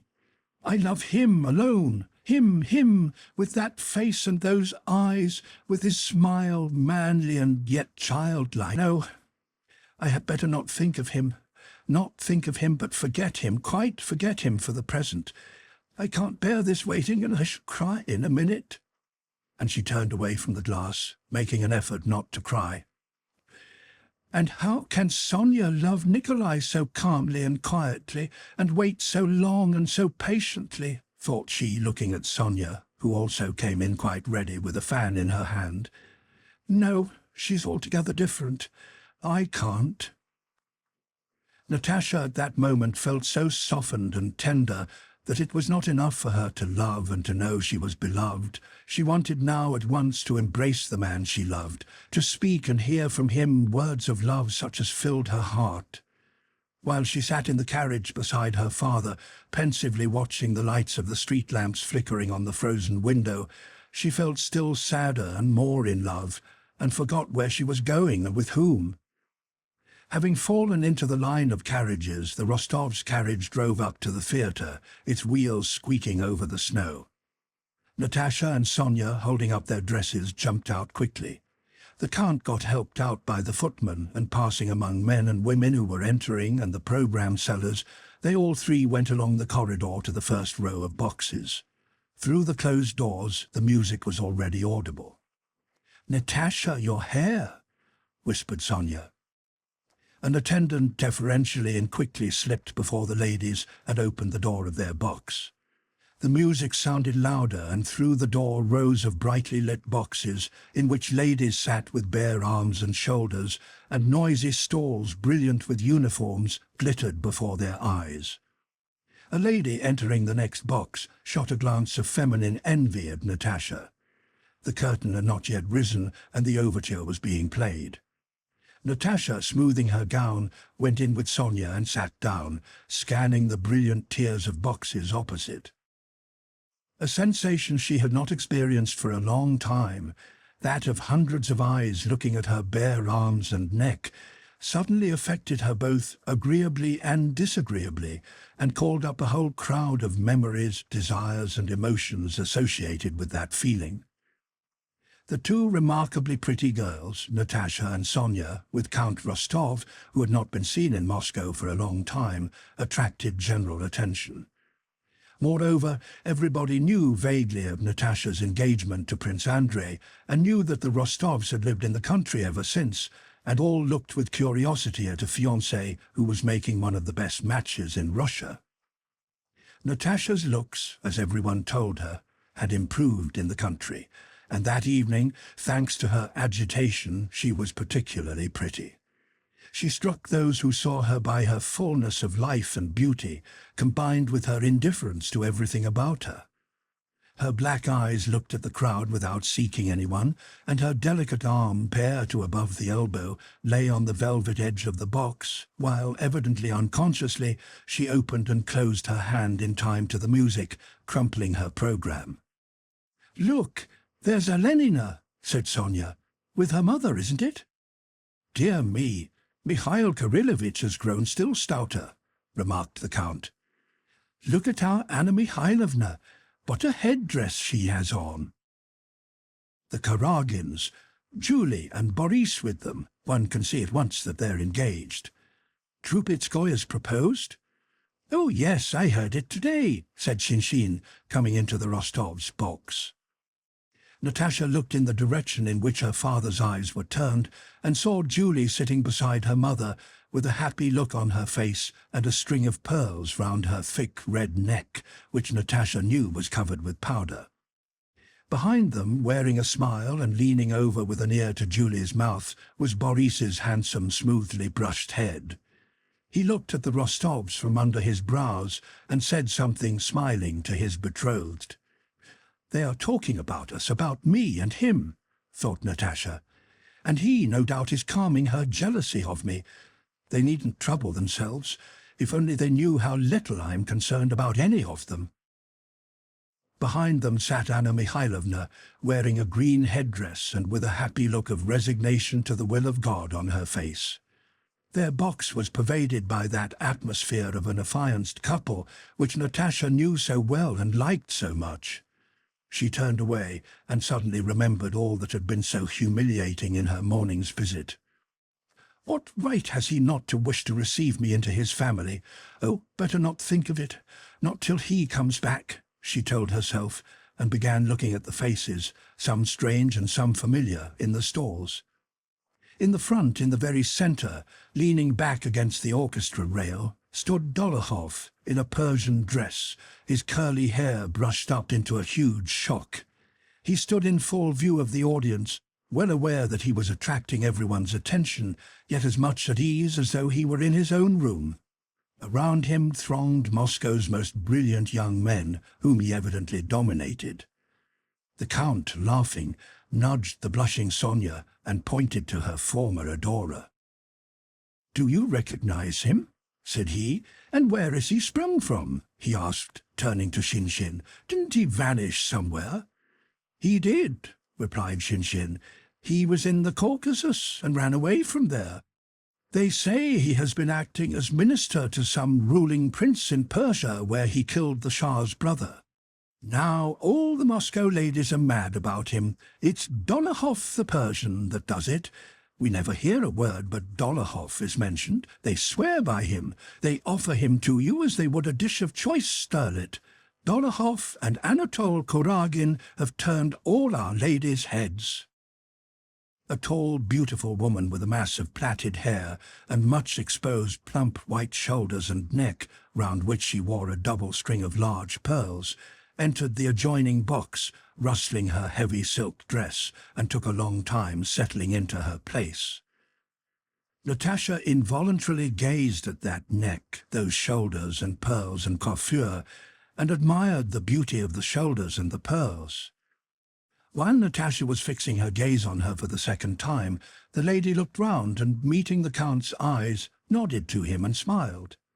She was the Countess Bezukhova, Pierre's wife, and the Count, who knew everyone in society, leaned over and spoke to her. "Have you been here long, Countess?" he inquired. I'll call to kiss your hand. I'm here on business and have brought my girls with me. They say Semyonova acts marvellously. Count Pierre never used to forget us. Is he here?" "Yes, he meant to look in," answered Helene, and glanced attentively at Natasha. Count Rostov resumed his seat. "Handsome, isn't she?" he whispered to Natasha. "Wonderful," answered Natasha. "She's a woman one could easily fall in love with." Just then the last chords of the overture were heard, and the conductor tapped with his stick. Some latecomers took their seats in the stalls, and the curtain rose. As soon as it rose, everyone in the boxes and stalls became silent, and all the men, old and young, in uniform and evening dress, and all the women with gems on their bare flesh, turned their whole attention with eager curiosity to the stage. Natasha, too, began to look at it.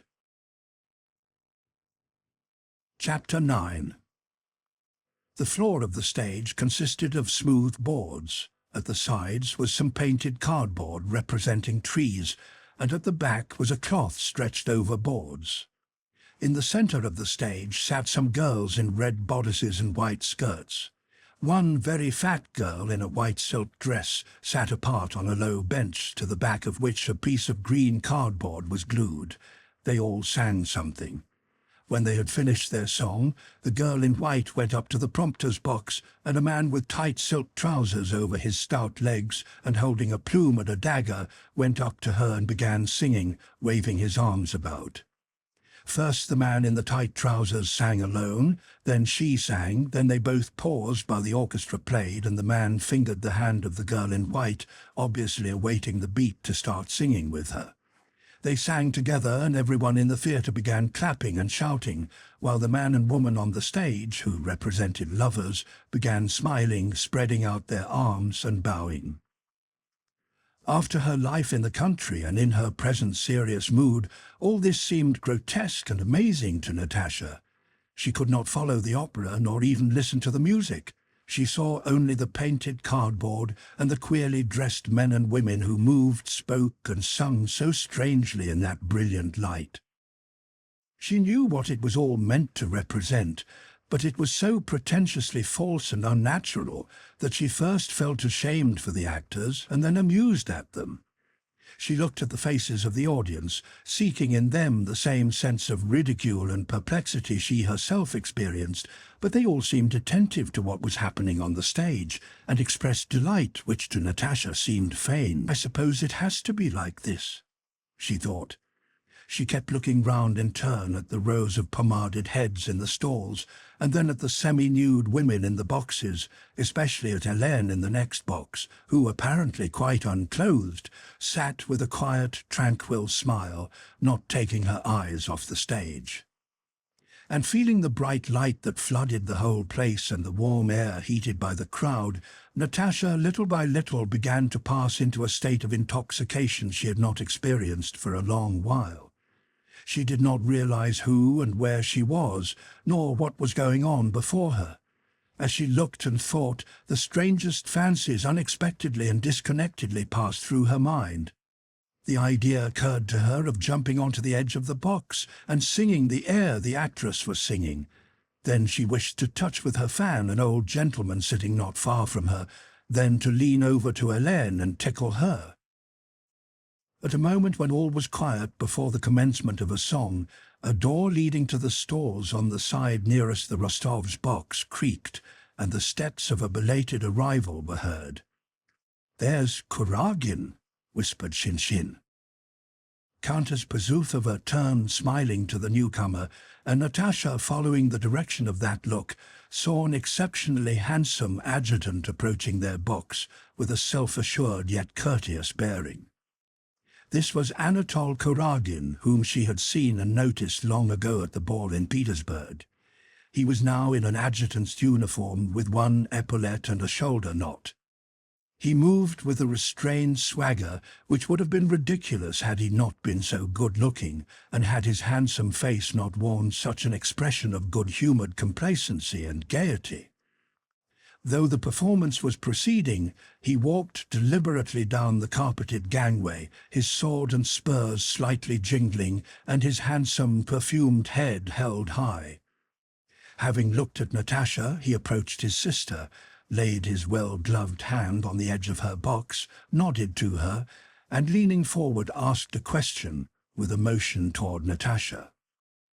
"Mais charmante," said he, evidently referring to Natasha, who did not exactly hear his words, but understood them from the movement of his lips. Then he took his place in the front row of the stalls and sat down beside Dolokhov, nudging with his elbow in a friendly and offhand way that Dolokhov whom others treated so fawningly. He winked at him gaily, smiled, and rested his foot against the orchestra screen. "How like the brother is to the sister," remarked the Count, "and how handsome they both are."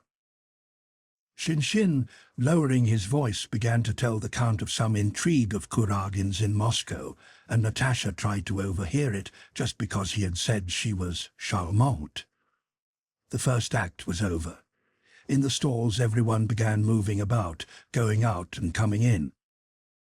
Boris came to the Rostovs' box, received their congratulations very simply, and raising his eyebrows with an absent-minded smile, conveyed to Natasha and Sonia his fiancée's invitation to her wedding, and went away. Natasha, with a gay, coquettish smile, talked to him and congratulated on his approaching wedding that same Boris with whom she had formerly been in love. In the state of intoxication she was in, everything seemed simple and natural. The scantily clad Helene smiled at everyone in the same way, and Natasha gave Boris a similar smile. Helene's box was filled and surrounded from the stalls by the most distinguished and intellectual men who seemed to vie with one another in their wish to let everyone see that they knew her. During the whole of that entr'acte, Kuragin stood with Dolokhov in front of the orchestra partition, looking at the Rostovs' box. Natasha knew he was talking about her, and this afforded her pleasure.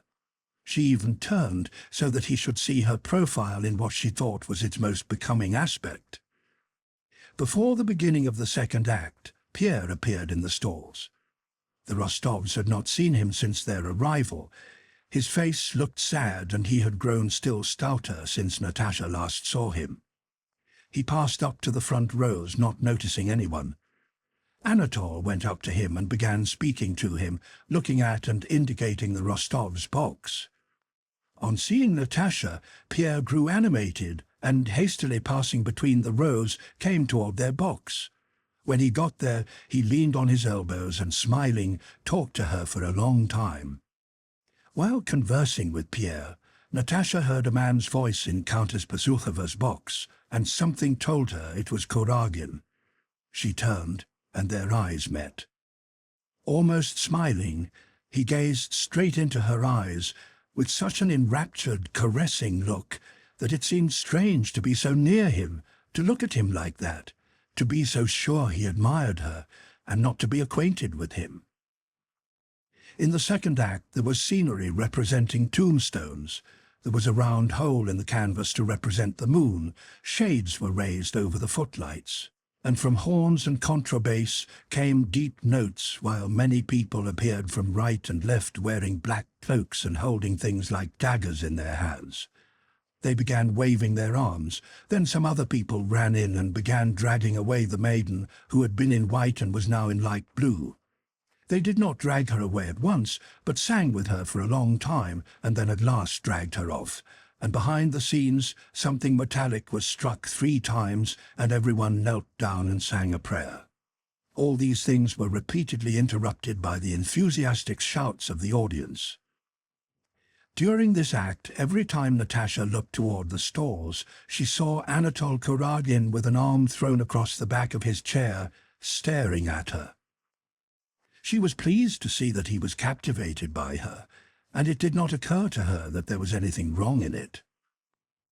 When the second act was over, Countess Bezukhova rose, turned to the Rostovs' box, her whole bosom completely exposed, beckoned the old count with a gloved finger, and paying no attention to those who had entered her box, began talking to him with an amiable smile. "Do make me acquainted with your charming daughters," said she. "The whole town is singing their praises, and I don't even know them." Natasha rose and curtsied to the splendid countess. She was so pleased by praise from this brilliant beauty that she blushed with pleasure. "I want to become a Muscovite too now," said Helene. "How is it you're not ashamed to bury such pearls in the country?"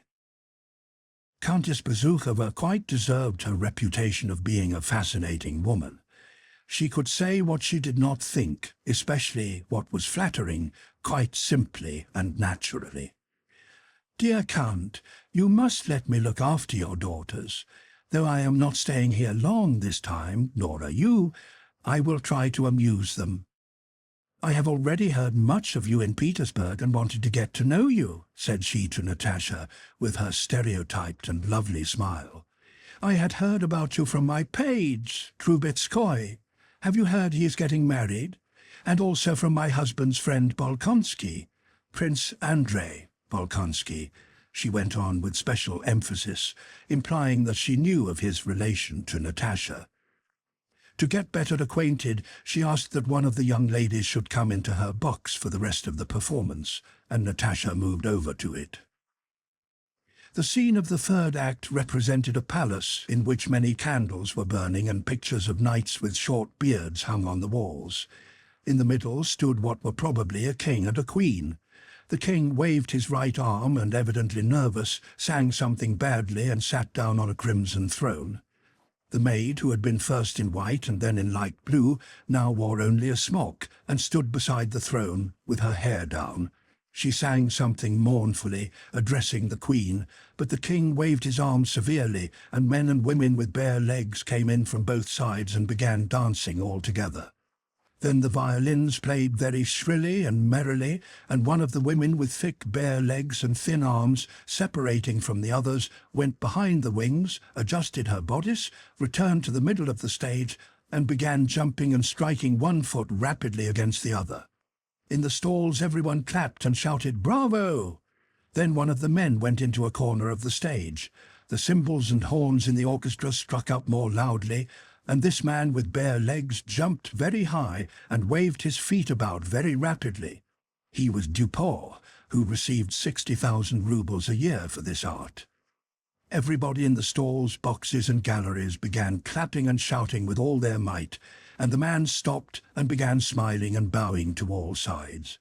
Then other men and women danced with bare legs. Then the king again shouted to the sound of the music, and they all began singing. But suddenly a storm came on. Chromatic scales and diminished sevenths were heard in the orchestra. Everyone ran off, again dragging one of their number away, and the curtain dropped. Once more there was a terrible noise and clatter among the audience, and with rapturous faces everyone began shouting, "Dupont! Dupont! Dupont!" Natasha no longer thought this strange. She looked about with pleasure, smiling joyfully. "Isn't Dupont delightful?" Helene asked her. "Oh, yes," replied Natasha. Chapter 10. Helene presents Anatole to Natasha. During the entr'acte, a whiff of cold air came into Helene's box. The door opened, and Anatole entered, stooping and trying not to brush against anyone. "Let me introduce my brother to you," said Helene, her eyes shifting uneasily from Natasha to Anatole. Natasha turned her pretty little head toward the elegant young officer and smiled at him over her bare shoulder. Anatole, who was as handsome at close quarters as at a distance, sat down beside her and told her he had long wished to have this happiness, ever since the Narishkins' ball, in fact, at which he had had the well-remembered pleasure of seeing her. Kuragin was much more sensible and simple with women than among men. He talked boldly and naturally, and Natasha was strangely and agreeably struck by the fact that there was nothing formidable in this man about whom there was so much talk, but that on the contrary, his smile was most naive, cheerful, and good-natured. Kuragin asked her opinion of the performance and told her how at a previous performance Semyonova had fallen down on the stage. "And do you know, Countess," he said, suddenly addressing her as an old familiar acquaintance, "we are getting up a costume tournament. You ought to take part in it. It'll be great fun. We shall all meet at the Kuragins. Please come. No, really, eh?" said he. While saying this, he never removed his smiling eyes from her face, her neck, and her bare arms. Natasha knew for certain that he was enraptured by her. This pleased her, yet his presence made her feel constrained and oppressed. When she was not looking at him, she felt that he was looking at her shoulders, and she involuntarily caught his eye so that he should look into hers rather than this. But looking into his eyes, she was frightened, realizing that there was not that barrier of modesty she had always felt between herself and other men. She did not know how it was that within 5 minutes she had come to feel herself terribly near to this man. When she turned away, she feared he might seize her from behind by her bare arm and kiss her on the neck. They spoke of most ordinary things, yet she felt that they were closer to one another than she had ever been to any man. Natasha kept turning to Helene and to her father, as if asking what it all meant, but Helene was engaged in conversation with a general and did not answer her look, and her father's eyes said nothing but what they always said. "Having a good time? Well, I'm glad of it." During one of those moments of awkward silence, when Anatole's prominent eyes were gazing calmly and fixedly at her, Natasha, to break the silence, asked him how he liked Moscow. She asked the question and blushed. She felt all the time that by talking to him she was doing something improper. Anatole smiled, as though to encourage her.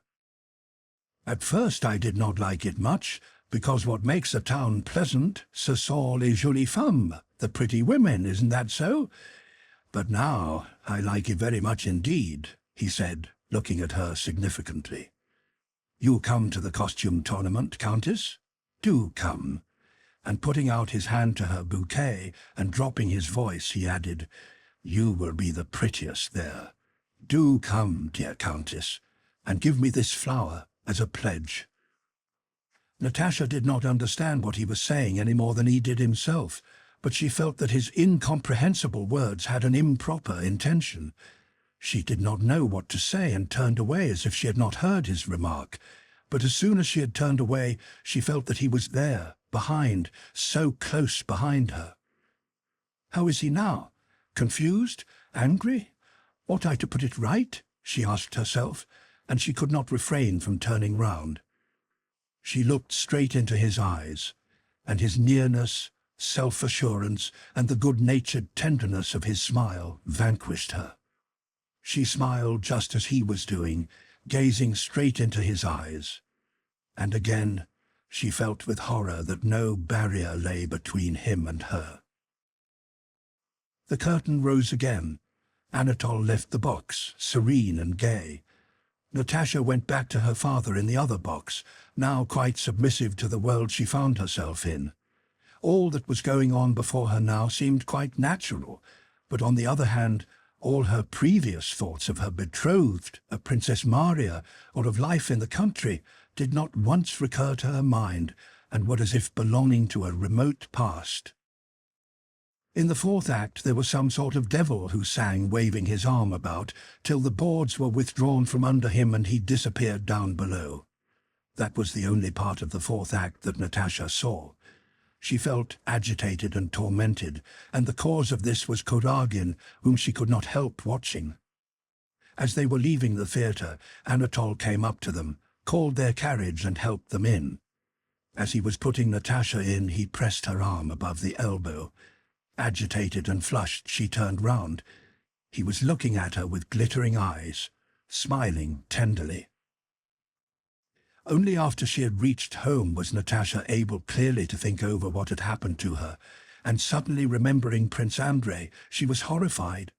and at tea, to which all had sat down after the opera, she gave a loud exclamation, flushed, and ran out of the room.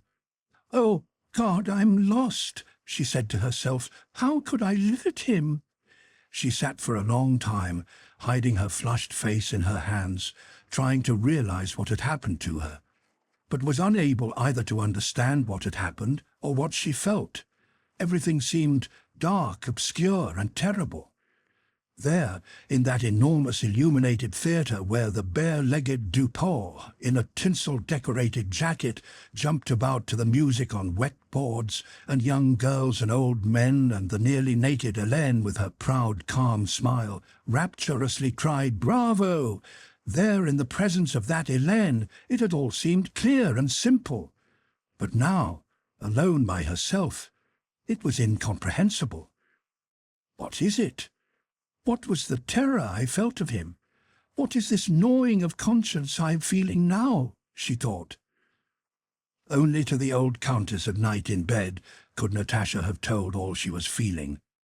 She knew that Sonia, with her severe and simple views, would either not understand it at all or would be horrified at such a confession. So Natasha tried to solve what was torturing her by herself. "Am I spoilt for Andrei's love or not?" she asked herself, and with soothing irony replied, "What a fool I am to ask that! What did happen to me? Nothing. I have done nothing. I didn't lead him on at all. Nobody will know, and I shall never see him again," she told herself. "So it is plain that nothing has happened, and there is nothing to repent of, and Andrei can love me still. But why still? Oh, God, why isn't he here?" Natasha quieted herself for a moment, but again some instinct told her that though all this was true, and though nothing had happened, yet the former purity of her love for Prince Andrei had perished. And again in imagination she went over her whole conversation with Kuragin, and again saw the face, gestures, and tender smile of that bold, handsome man when he pressed her arm. Chapter 11. Anatole and Dolokhov in Moscow. Anatole Kuragin was staying in Moscow because his father had sent him away from Petersburg, where he had been spending 20,000 rubles a year in cash, besides running up debts for as much more, which his creditors demanded from his father. His father announced to him that he would now pay half his debts for the last time, but only on condition that he went to Moscow as adjutant to the commander-in-chief, a post his father had procured for him, and would at last try to make a good match there. He indicated to him Princess Maria and Julie Karagina. Anatole consented and went to Moscow, where he put up at Pierre's house. Pierre received him unwillingly at first, but got used to him after a while, sometimes even accompanied him on his carousals and gave him money under the guise of loans. As Shinshin had remarked, from the time of his arrival, Anatole had turned the heads of the Moscow ladies, especially by the fact that he slighted them and plainly preferred the gypsy girls and French actresses, with the chief of whom, Mademoiselle Georges, he was said to be on intimate relations. He had never missed a carousal at Danilov's or other Moscow revellers, drank whole nights through, outvying everyone else, and was at all the balls and parties of the best society.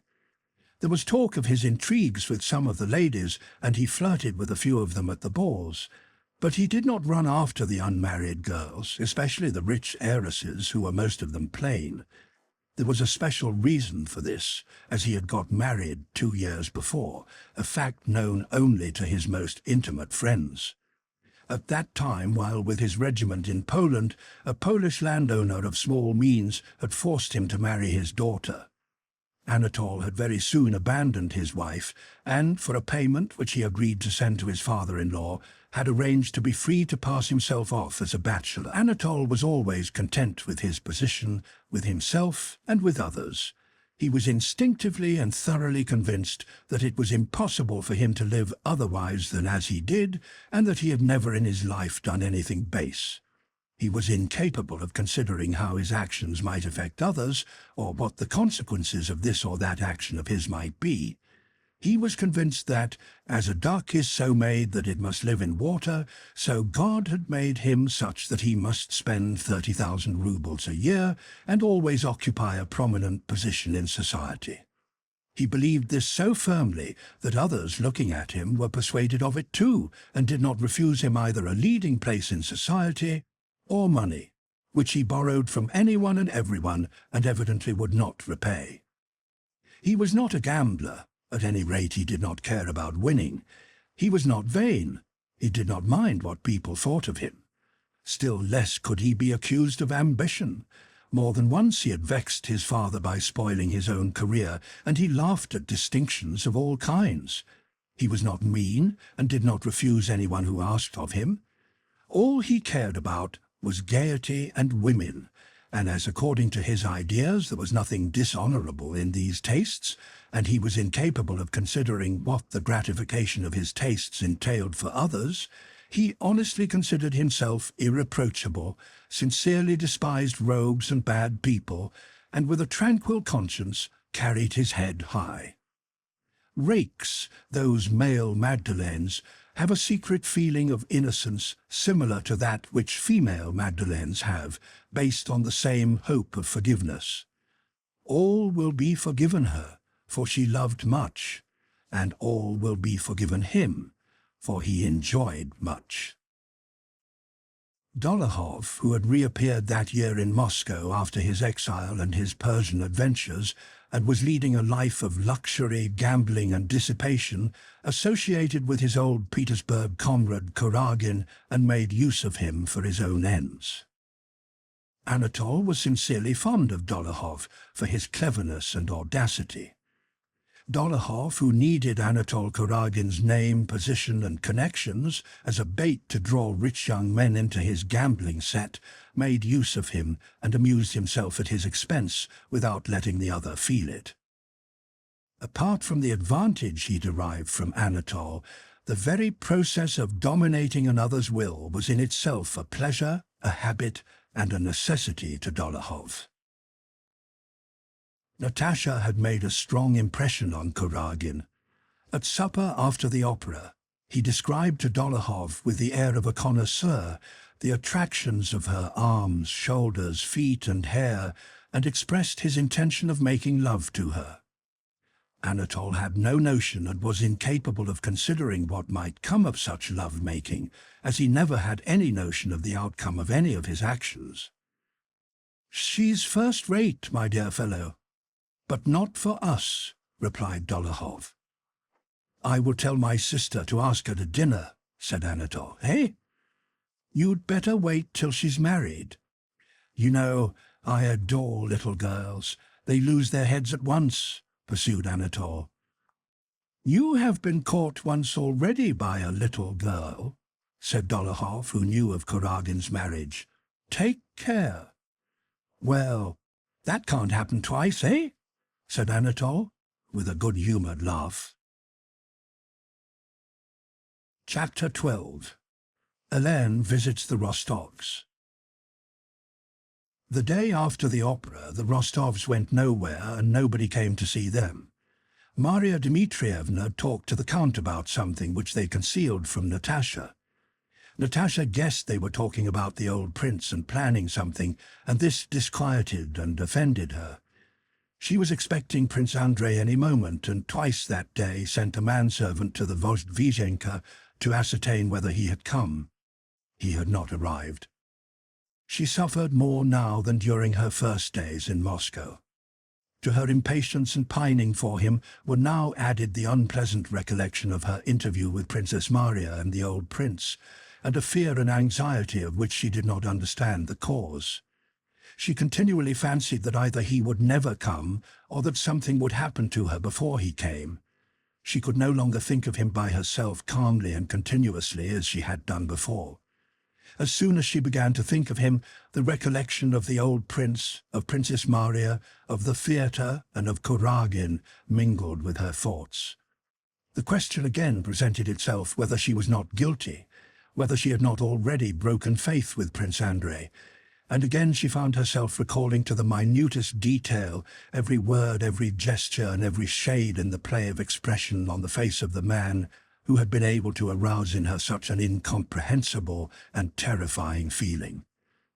To the family, Natasha seemed livelier than usual, but she was far less tranquil and happy than before.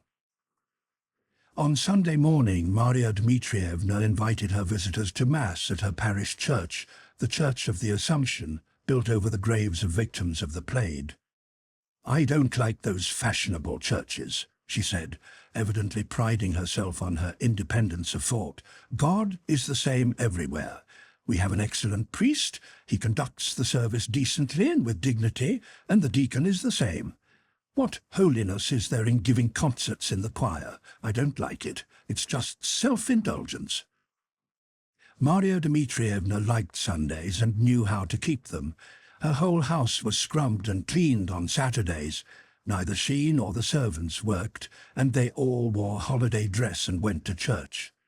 At her table there were extra dishes at dinner, and the servants had vodka and roast goose or suckling pig. But in nothing in the house was the holiday so noticeable as in Maria Dmitrievna's broad, stern face, which on that day wore an invariable look of solemn festivity.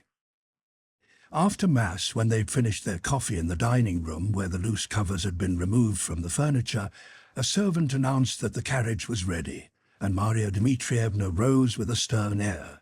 She wore her holiday shawl in which she paid calls, and announced that she was going to see Prince Nikolai Bolkonsky to have an explanation with him about Natasha. After she had gone, a dressmaker from Madame Super-Roguet waited on the Rostovs, and Natasha, very glad of this diversion, having shut herself into a room adjoining the drawing-room, occupied herself trying on the new dresses. Just as she had put on a bodice without sleeves and only tacked together, and was turning her head to see in the glass how the back fitted, she heard in the drawing-room the animated sounds of her father's voice and another's, a woman's, that made her flush. It was Helene. Natasha had not time to take off the bodice before the door opened, and Countess Bezukhova, dressed in a purple velvet gown with a high collar, came into the room beaming with good-humoured, amiable smiles. "Oh, my enchantress!" she cried to the blushing Natasha. "Charming! No, this is really beyond anything, my dear Count," said she to Count Rostov, who had followed her in. "How can you live in Moscow and go nowhere? No, I won't let you off. Mademoiselle Georges will recite at my house tonight, and there'll be some people, and if you don't bring your lovely girls, who are prettier than Mademoiselle Georges, I won't know you. My husband is away in Tver, or I would send him to fetch you. You must come, you positively must, between 8 and 9. She nodded to the dressmaker, whom she knew, and who had curtsied respectfully to her, and seated herself in an armchair beside the looking-glass, draping the folds of her velvet dress picturesquely. She did not cease chattering good-naturedly and gaily, continually praising Natasha's beauty. She looked at Natasha's dresses and praised them, as well as a new dress of her own made of metallic gauze, which she had received from Paris, and advised Natasha to have one like it. "But anything suits you, my charmer," she remarked. A smile of pleasure never left Natasha's face. She felt happy, and as if she were blossoming under the praise of this dear Countess Bezukhova, who had formerly seemed to her so unapproachable and important, and was now so kind to her. Natasha brightened up, and felt almost in love with this woman, who was so beautiful and so kind. Helene, for her part, was sincerely delighted with Natasha, and wished to give her a good time. Anatole had asked her to bring him and Natasha together, and she was calling on the Rostovs for that purpose. The idea of throwing her brother and Natasha together amused her. Though at one time in Petersburg she had been annoyed with Natasha for drawing Boris away, she did not think of that now, and in her own way heartily wished Natasha well. As she was leaving the Rostovs, she called her protégé aside. "My brother dined with me yesterday. We nearly died of laughter. He ate nothing and kept sighing for you, my charmer. He is madly, quite madly in love with you, my dear." Natasha blushed scarlet when she heard this. How she blushes, my pretty," said Helene. "You must certainly come. If you love somebody, my charmer, that is not a reason to shut yourself up. Even if you are engaged, I'm sure your fiancé would wish you to go into society rather than be bored to death." "So, she knows I am engaged, and she and her husband Pierre, that good Pierre, have talked and laughed about this. So it's all right." And again, under Helene's influence, what had seemed terrible now seemed simple and natural. "And she is such a grande dame, so kind and evidently likes me so much. And why not enjoy myself?" thought Natasha, gazing at Helene with wide-open, wondering eyes. Maria Dmitrievna came back to dinner, taciturn and serious, having evidently suffered a defeat at the old prince's. She was still too agitated by the encounter to be able to talk of the affair calmly. In answer to the Count's inquiries, she replied that things were all right and that she would tell about it next day. On hearing of Countess Bezukhov's visit and the invitation for that evening, Maria Dmitrievna remarked, "I don't care to have anything to do with Bezukhova and don't advise you to. However, if you've promised, go. It will divert your thoughts," she added, addressing Natasha. Chapter 13. The Reception at Helene's. Mademoiselle Georges' Recitation. Count Rostov took the girls to Countess Bezukhov's. There were a good many people there, but nearly all strangers to Natasha. Count Rostov was displeased to see that the company consisted almost entirely of men and women known for the freedom of their conduct. Mademoiselle Georges was standing in a corner of the drawing-room, surrounded by young men. There were several Frenchmen present, among them Métivier, who from the time Helene had reached Moscow had been an intimate in her house. The Count decided not to sit down to cards or let his girls out of his sight, and to get away as soon as Mademoiselle Georges' performance was over. Anatole was at the door, evidently on the lookout for the Rostovs. Immediately after greeting the Count, he went up to Natasha and followed her. As soon as she saw him, she was seized by the same feeling she had had at the opera, gratified vanity at his admiration of her, and fear at the absence of a moral barrier between them. Helene welcomed Natasha delightedly, and was loud in admiration of her beauty and her dress. Soon after their arrival, Mademoiselle Georges went out of the room to change her costume. In the drawing-room, people began arranging the chairs and taking their seats. Anatole moved a chair for Natasha and was about to sit down beside her, but the Count, who never lost sight of her, took the seat himself. Anatole sat down behind her. Mademoiselle Georges, with her bare, fat, dimpled arms and a red shawl draped over one shoulder, came into the space left vacant for her and assumed an unnatural pose. Enthusiastic whispering was audible. Mademoiselle Georges looked sternly and gloomily at the audience and began reciting some French verses describing her guilty love for her son. In some places she raised her voice, in others she whispered, lifting her head triumphantly. Sometimes she paused and uttered hoarse sounds, rolling her eyes. "Adorable, divine, delicious," was heard from every side. Natasha looked at the fat actress, but neither saw nor heard nor understood anything of what went on before her. She only felt herself again completely borne away into this strange, senseless world, so remote from her old world, a world in which it was impossible to know what was good or bad, reasonable or senseless. Behind her sat Anatole, and conscious of his proximity, she experienced a frightening sense of expectancy. After the first monologue, the whole company rose and surrounded Mademoiselle Georges, expressing their enthusiasm.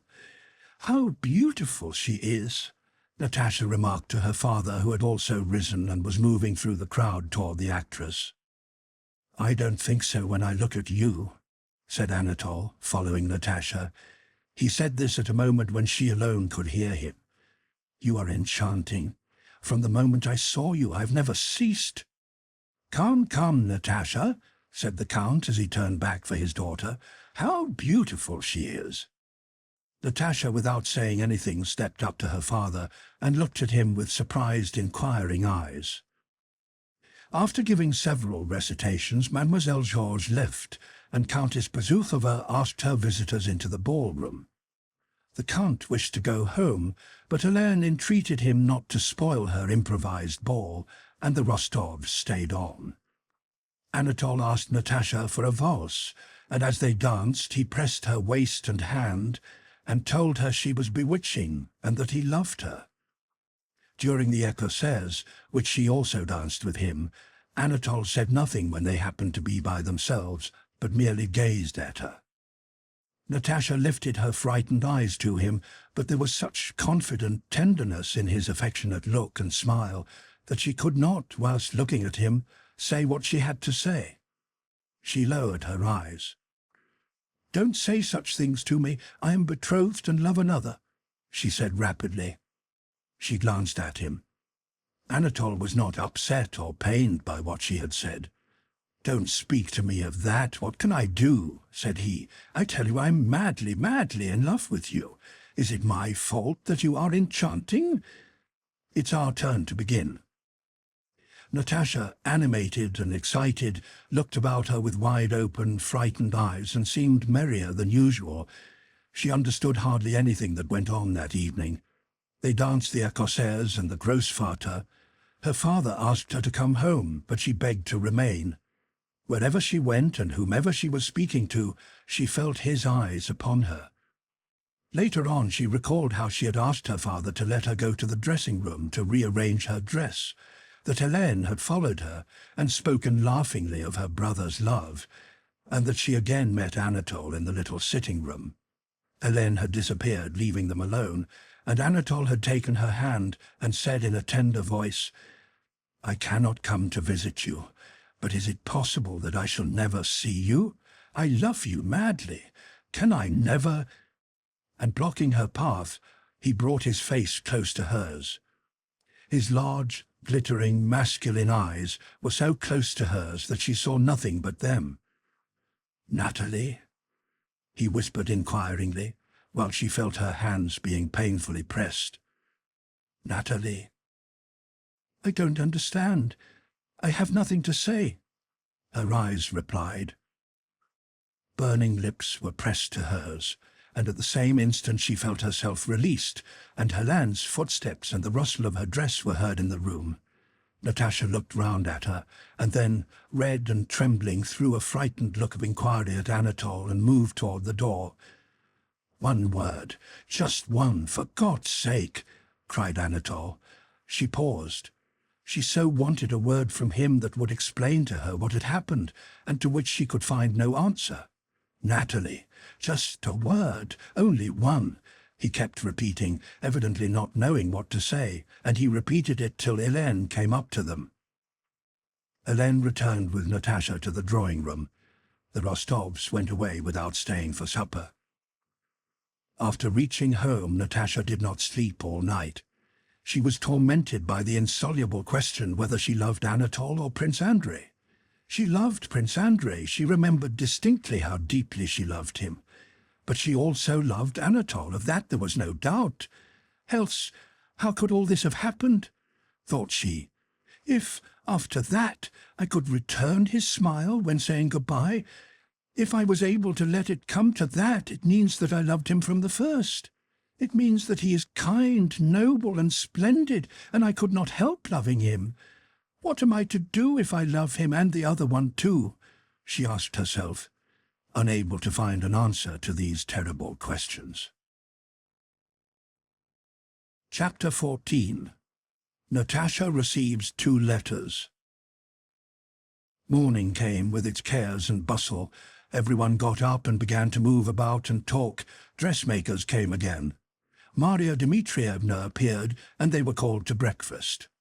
Natasha kept looking uneasily at everybody with wide-open eyes, as if wishing to intercept every glance directed toward her, and tried to appear the same as usual. After breakfast, which was her best time, Maria Dmitrievna sat down in her armchair and called Natasha and the Count to her. "Well, friends, I have now thought the whole matter over, and this is my advice," she began. "Yesterday, as you know, I went to see Prince Bolkonsky. Well, I had a talk with him.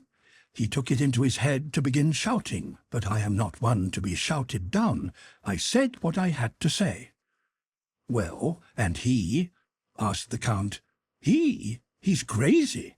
He did not want to listen, but what's the use of talking? As it is, we've worn the poor girl out," said Maria Dmitrievna. "My advice to you is to finish your business and go back home to Otradnoye and wait there." "Oh, no!" exclaimed Natasha. "Yes, go back," said Maria Dmitrievna, "and wait there. If your betrothed comes here now, there will be no avoiding a quarrel. But alone with the old man, he will talk things over, and then come on to you." Count Rostov approved of this suggestion, appreciating its reasonableness.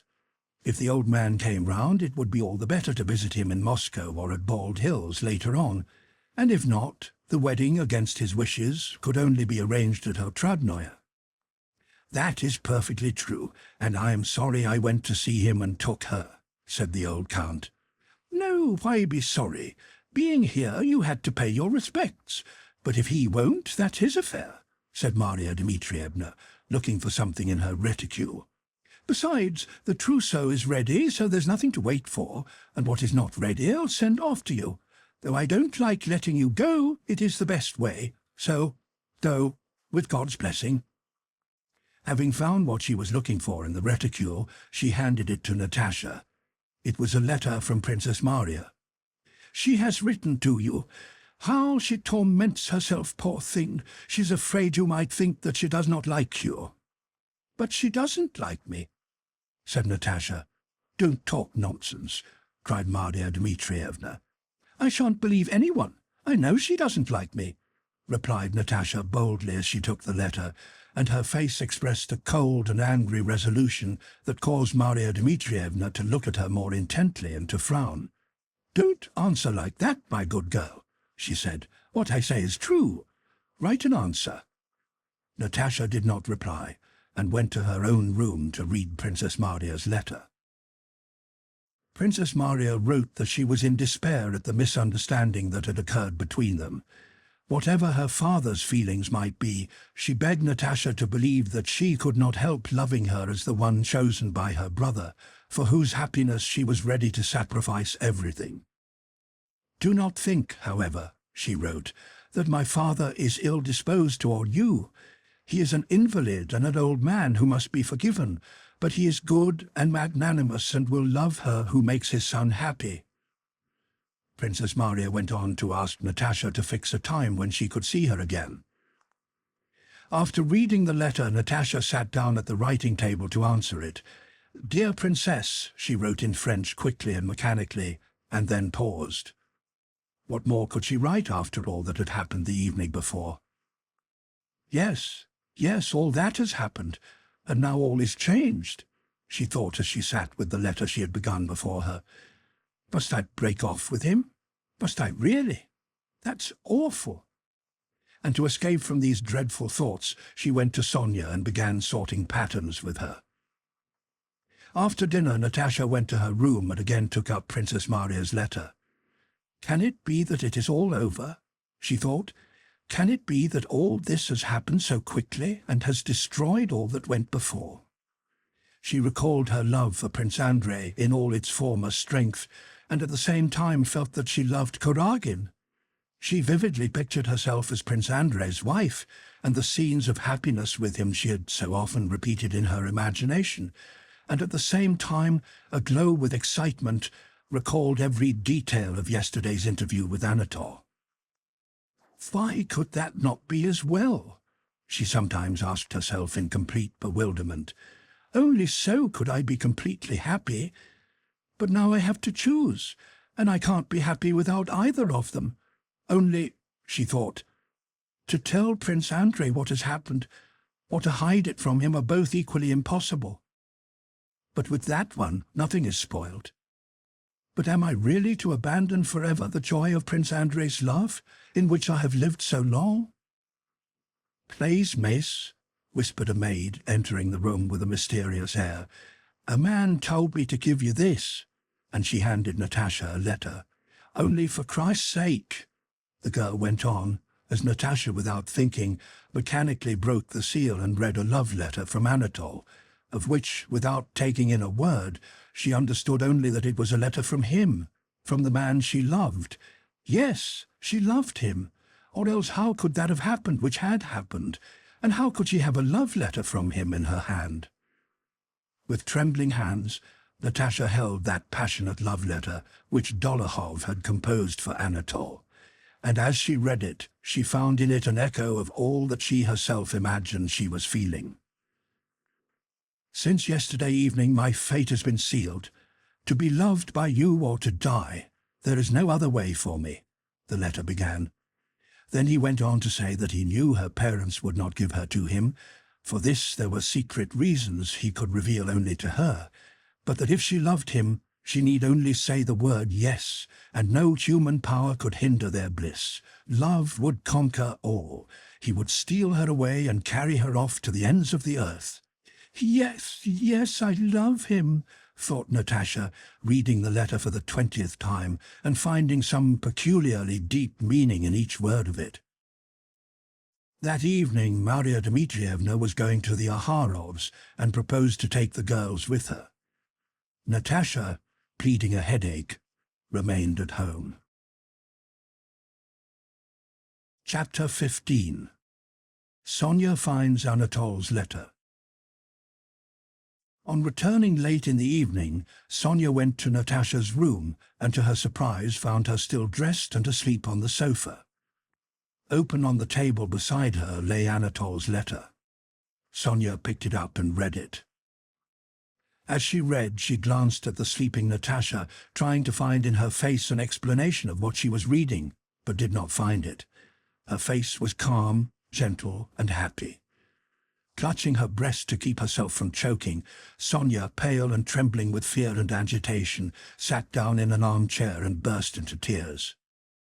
How was it I noticed nothing? How could it go so far? Can she have left off loving Prince Andrei? And how could she let Kuragin go to such lengths? He is a deceiver and a villain, that's plain. What will Nikolai, dear noble Nikolai, do when he hears of it? So this is the meaning of her excited, resolute, unnatural look the day before yesterday, and today, thought Sonia. But it can't be that she loves him. She probably opened the letter without knowing who it was from. Probably she is offended by it. She could not do such a thing.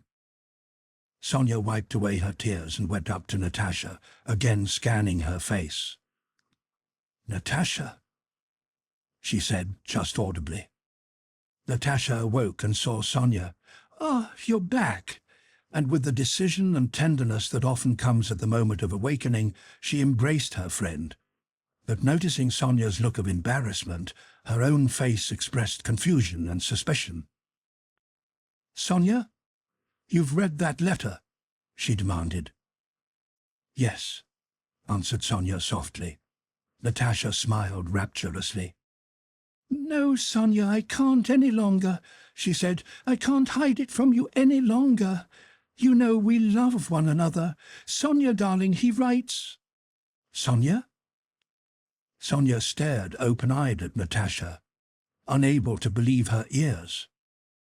"And Bolkonsky?" she asked.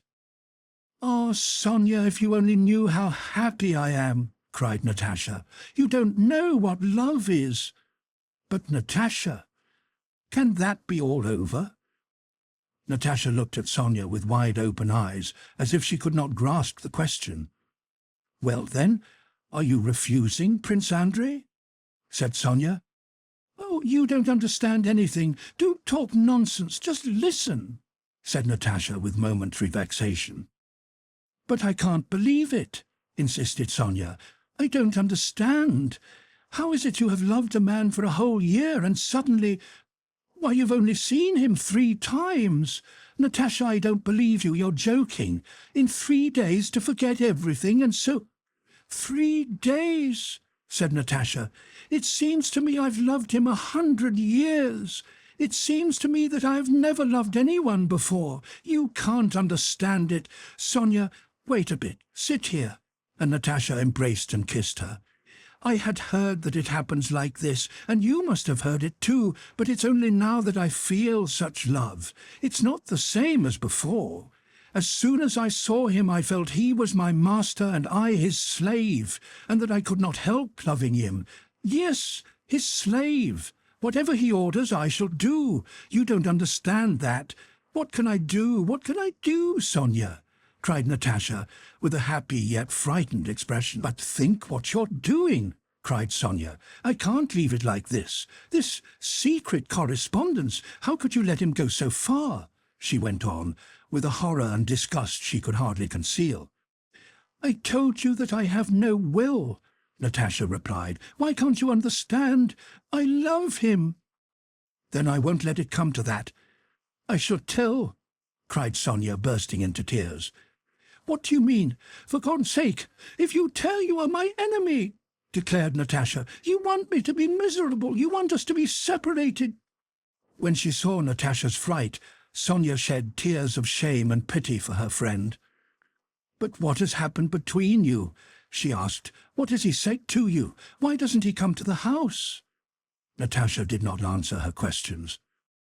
For God's sake, Sonia, don't tell anyone. Don't torture me, Natasha entreated. Remember, no one ought to interfere in such matters. I have confided in you. But why this secrecy? Why doesn't he come to the house? Asked Sonia. Why doesn't he openly ask for your hand? You know Prince Andrei gave you complete freedom, if it is really so. But I don't believe it. Natasha, have you considered what these secret reasons can be? Natasha looked at Sonia with astonishment. Evidently this question presented itself to her mind for the first time, and she did not know how to answer it. I don't know what the reasons are, but there must be reasons. Sonia sighed and shook her head incredulously. If there were reasons, she began, but Natasha, guessing her doubts, interrupted her in alarm. Sonia, one can't doubt him, one can't. Don't you understand? She cried. Does he love you? Does he love me? Natasha repeated with a smile of pity at her friend's lack of comprehension. Why, you have read his letter, and you have seen him. But if he is dishonourable? He dishonourable? If you only knew, exclaimed Natasha. If he is an honourable man, he should either declare his intentions or cease seeing you, and if you won't do this, I will. I will write to him, and I will tell Papa, said Sonia resolutely. But I can't live without him, cried Natasha. Natasha, I don't understand you. And what are you saying? Think of your father and of Nikolai. I don't want anyone. I don't love anyone but him. How dare you say he is dishonourable? Don't you know that I love him? Screamed Natasha. Go away, Sonia. I don't want to quarrel with you, but go, for God's sake, go. You see how I am suffering. Natasha cried angrily in a voice of despair and repressed irritation. Sonia burst into sobs and ran from the room. Natasha went to the table, and without a moment's reflection wrote that answer to Princess Maria, which she had been unable to write all the morning. In this letter she said briefly that all their misunderstandings were at an end, that availing herself of the magnanimity of Prince Andrei, who when he went abroad had given her her freedom, she begged Princess Maria to forget everything and forgive her if she had been to blame toward her, but that she could not be his wife. At that moment, this all seemed quite easy, simple, and clear to Natasha. On Friday the Rostovs were to return to the country, but on Wednesday the Count went with a prospective purchaser to his estate near Moscow. On the day the Count left, Sonia and Natasha were invited to a big dinner party at the Kuragins, and Maria Dmitrievna took them there. At that party Natasha again met Anatole, and Sonia noticed that she spoke to him, trying not to be overheard, and that all through dinner she was more agitated than ever. When they got home, Natasha was the first to begin the explanation Sonia expected. "There, Sonia, you were talking all sorts of nonsense about him," Natasha began in a mild voice, such as children use when they wish to be praised. "We have had an explanation today." "Well, what happened? What did he say? Natasha, how glad I am you're not angry with me. Tell me everything, the whole truth. What did he say?" Natasha became thoughtful. "Oh, Sonia, if you knew him as I do, he asked me what I promised Bolkonsky. He was glad I was free to refuse him." Sonia sighed sorrowfully. "But you haven't refused Bolkonsky?" said she. "Perhaps I have. Perhaps all is over between me and Bolkonsky. Why do you think so badly of me?" "I don't think anything. Only I don't understand this. Wait a bit, Sonia, you'll understand everything. You'll see what a man he is. Now don't think badly of me or of him. I don't think badly of anyone. I laugh and pity everybody. But what am I to do?" Sonia did not succumb to the tender tone Natasha used toward her. The more emotional and ingratiating the expression of Natasha's face became, the more serious and stern grew Sonia's. "Natasha," said she, "you asked me not to speak to you, and I haven't spoken, but now you yourself have begun. I don't trust him, Natasha. Why this secrecy?" Again, interrupted Natasha. "Natasha, I am afraid for you." "Afraid of what?" "I am afraid you're going to your ruin," said Sonia resolutely, and was herself horrified at what she had said. Anger again showed in Natasha's face. "And I'll go to my ruin. I will as soon as possible. It's not your business. It won't be you, but I who'll suffer. Leave me alone, leave me alone. I hate you." "Natasha," moaned Sonia, gasped. I hate you, you're my enemy forever." And Natasha ran out of the room. Natasha did not speak to Sonia again and avoided her. With the same expression of agitated surprise and guilt she went about the house, taking up now one occupation, now another, and at once abandoning them. Hard as it was for Sonia, she watched her friend and did not let her out of her sight. The day before the Count was to return, Sonia noticed that Natasha sat by the drawing-room window all the morning, as if expecting something, and that she made a sign to an officer who drove past, whom Sonia took to be Anatole. Sonia began watching her friend still more attentively, and noticed that at dinner and all that evening Natasha was in a strange and unnatural state. She answered questions at random, began sentences she did not finish, and laughed at everything. After tea, Sonia noticed a housemaid at Natasha's door timidly waiting to let her pass. She let the girl go in, and then, listening at the door, learned that another letter had been delivered. Then suddenly it became clear to Sonia that Natasha had some dreadful plan for that evening. Sonia knocked at her door. Natasha did not let her in. She will run away with him, thought Sonia. She is capable of anything. There was something particularly pathetic and resolute in her face today. She cried as she said goodbye to Uncle. Sonia remembered. Yes, that's it. She means to elope with him. But what am I to do? Thought she, recalling all the signs that clearly indicated that Natasha had some terrible intention. The Count is away. What am I to do? Write to Kuragin, demanding an explanation? What is there to oblige him to reply? Write to Pierre, as Prince Andrei asked me to, in case of some misfortune? But perhaps she really has already refused Bolkonsky. She sent a letter to Princess Maria yesterday, and Uncle is away. To tell Maria Dmitrievna, who had such faith in Natasha, seemed to Sonia terrible. Well, anyway, thought Sonia, as she stood in the dark passage, now or never I must prove that I remember the family's goodness to me, and that I love Nikolai. Yes, if I don't sleep for 3 nights, I'll not leave this passage, and will hold her back by force and will, and not let the family be disgraced, thought she. Chapter 16. Anatole at Bezukhovs. Anatole had lately moved to Bolkonskys. The plan for Natalie Rostova's abduction had been arranged and the preparations made by Bolkonsky a few days before, and on the day that Sonia, after listening at Natasha's door, resolved to safeguard her, it was to have been put into execution. Natasha had promised to come out to Anatole at the back porch at 10 that evening.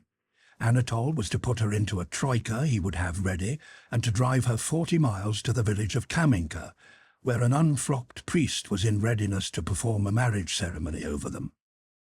At Kamenka, a relay of horses was to wait which would take them to the Warsaw High Road, and from there they would hasten abroad with post horses. Anatole had a passport, an order for post horses, 10,000 rubles he had taken from his sister, and another 10,000 borrowed with Bolkonskys' help. 2 witnesses for the mock marriage, Fostikov, a retired petty official whom Bolkonskys made use of in his gambling transactions, and Makarin, a retired hussar, a kindly, weak fellow who had an unbounded affection for Anatole, was sitting at tea in Bolkonskys' front room. In his large study, the walls of which were hung to the ceiling with Persian rugs, bearskins and weapons, sat Bolkonskys in a travelling cloak and high boots, at an open desk on which lay an abacus and some bundles of paper money. Anatole, with uniform unbuttoned, walked to and fro from the room where the witnesses were sitting, through the study to the room behind, where his French valet and others were packing the last of his things. Bolkonskys was counting the money and noting something down. "Well," he said, "Fostikov must have 2,000. "Give it to him, then," said Anatole. "Makadka," their name for Makarin, "will go through fire and water for you for nothing. So here are our accounts all settled," said Bolkonskys, showing him the memorandum. "Is that right?" "Yes, of course," returned Anatole, evidently not listening to Bolkonskys and looking straight before him with a smile that did not leave his face. Bolkonskys banged down the lid of the desk and turned to Anatole with an ironic smile. "Do you know, you'd really better drop it all. There's still time." "Fool," retorted Anatole, "don't talk nonsense. If you only knew, it's that devil knows what." "No, really, give it up," said Bolkonskys. "I'm speaking seriously. It's no joke, this plot you've hatched." "What, teasing again? Go to the devil, eh?" said Anatole, making a grimace. "Really, it's no time for your stupid jokes," and he left the room. Bolkonskys smiled contemptuously and condescendingly when Anatole had gone out. "You wait a bit," he called after him. "I'm not joking, I'm talking sense. Come here, come here." Anatole returned and looked at Bolkonskys, trying to give him his attention and evidently submitting to him involuntarily. "Now listen to me. I'm telling you this for the last time. Why should I joke about it? Did I hinder you? Who arranged everything for you? Who found the priest and got the passport? Who raised the money? I did it all." "Well, thank you for it. And do you think I'm not grateful?" And Anatole sighed and embraced Bolkonskys. "I helped you, but all the same I must tell you the truth. It is a dangerous business, and if you think about it, a stupid business. Well, you'll carry her off, all right. Will they let it stop at that? It will come out that you're already married. Why, they'll have you in the criminal court." "Oh, nonsense, nonsense," Anatole exclaimed, and again made a grimace. "Didn't I explain that to you, what?" And Anatole, with the partiality dull-witted people have for any conclusion they have reached by their own reasoning, repeated the argument he had already put to Bolkonskys 100 times. "Didn't I explain to you that I've come to this conclusion? If this marriage is invalid," he went on, crooking one finger, "then I have nothing to answer for. But if it is valid, no matter. Abroad no one will know anything about it, isn't that so? And don't talk to me, don't. Seriously, you'd better drop it. You'll only get yourself into a mess." "Go to the devil!" cried Anatole, and clutching his hair left the room, but returned at once and dropped into an armchair in front of Bolkonskys with his feet turned under him. "It's the very devil, what? Feel how it beats." He took Bolkonskys' hand and put it on his heart. "What a foot, my dear fellow! What a glance! A goddess! he added in French. What? Dolokhov, with a cold smile and a gleam in his handsome, insolent eyes, looked at him, evidently wishing to get some more amusement out of him. Well, and when the money's gone, what then? What then, eh? Repeated Anatole, sincerely perplexed by a thought of the future. What then? Then? I don't know. But why talk nonsense? He glanced at his watch. It's time. Anatole went into the back room. Now then, nearly ready, you're dawdling, he shouted to the servants. Dolokhov put away the money, called a footman whom he ordered to bring something for them to eat and drink before the journey, and went into the room where Khvostikov and Makarin were sitting. Anatole lay on the sofa in the study, leaning on his elbow and smiling pensively, while his handsome lips muttered tenderly to himself. Come and eat something. Have a drink, Dolokhov shouted to him from the other room. I don't want to, answered Anatole, continuing to smile. Come, Balaga is here. Anatole rose and went into the dining room. Balaga was a famous troika driver who had known Dolokhov and Anatole some 6 years and had given them good service with his troikas. More than once, when Anatole's regiment was stationed at Tver, he had taken him from Tver in the evening, brought him to Moscow by daybreak, and driven him back again the next night. More than once he had enabled Dolokhov to escape when pursued. More than once he had driven them through the town with gypsies and ladykins, as he called the cocottes. More than once in their service he had run over pedestrians and upset vehicles in the streets of Moscow, and had always been protected from the consequences by my gentlemen, as he called them. He had ruined more than one horse in their service. More than once they had beaten him, and more than once they had made him drunk on champagne and Madeira, which he loved. And he knew more than one thing about each of them which would long ago have sent an ordinary man to Siberia. They often called Balaga into their orgies and made him drink and dance at the gypsies, and more than 1,000 rubles of their money had passed through his hands. In their service he risked his skin and his life 20 times a year, and in their service he had lost more horses than the money he had had from them would buy. But he liked them, liked that mad driving at 12 miles an hour, liked upsetting a driver or running down a pedestrian and flying at full gallop through the Moscow streets.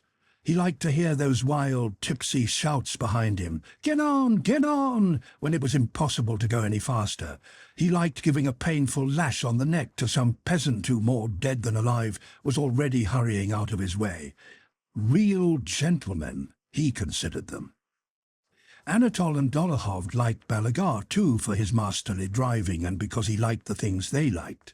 With others, Balaga bargained, charging 25 rubles for a 2 hours drive, and rarely drove himself, generally letting his young men do so.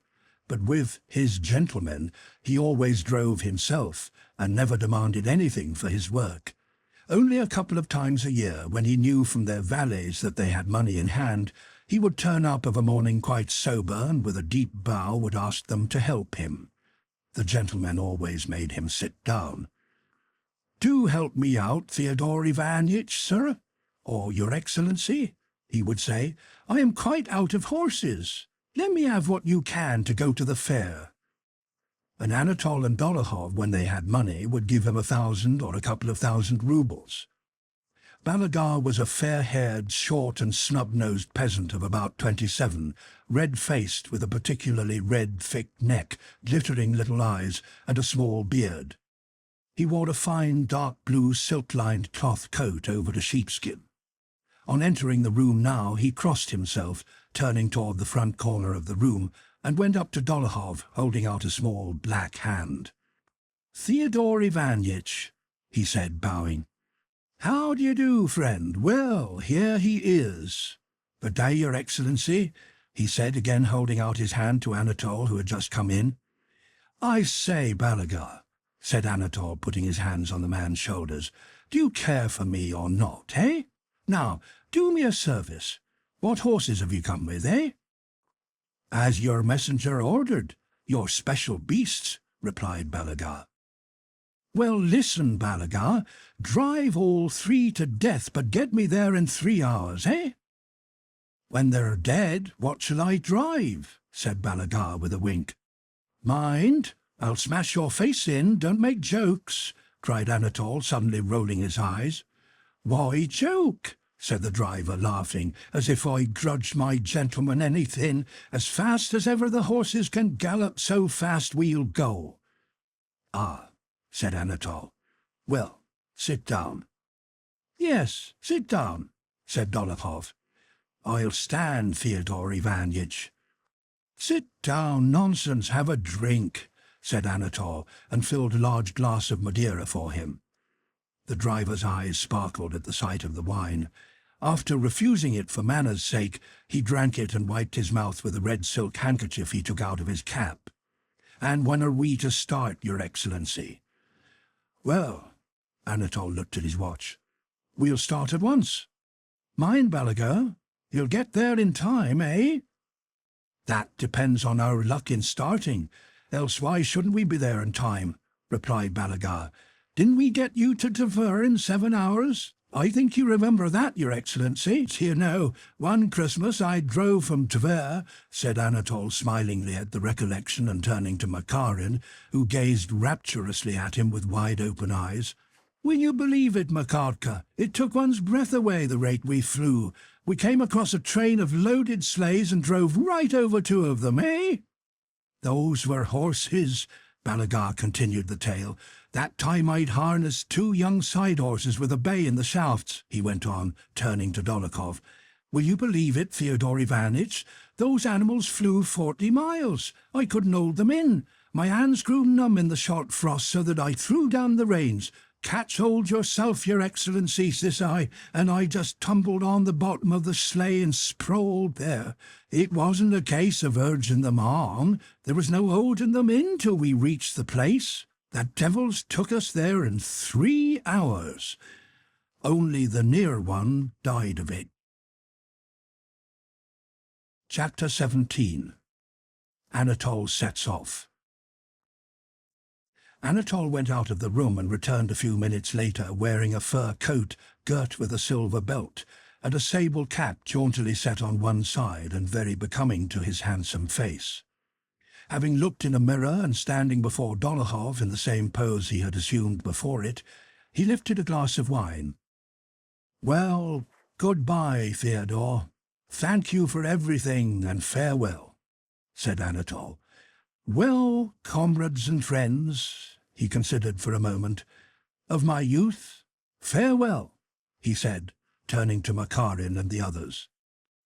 Though they were all going with him, Anatole evidently wished to make something touching and solemn out of this address to his comrades. He spoke slowly in a loud voice, and throwing out his chest slightly swayed one leg. All take glasses. You too, Balagar.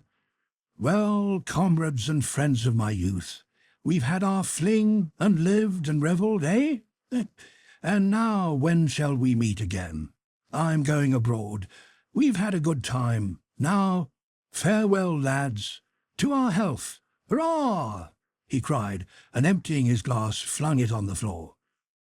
To your health, said Balagar, who also emptied his glass and wiped his mouth with his handkerchief. Makarin embraced Anatole with tears in his eyes. Oh, Prince, how sorry I am to part from you. Let's go, cried Anatole. Balagar was about to leave the room. No, stop, said Anatole. Shut the door. We have first to sit down. That's the way. They shut the door, and all sat down. Now, quick march, lads, said Anatole, rising.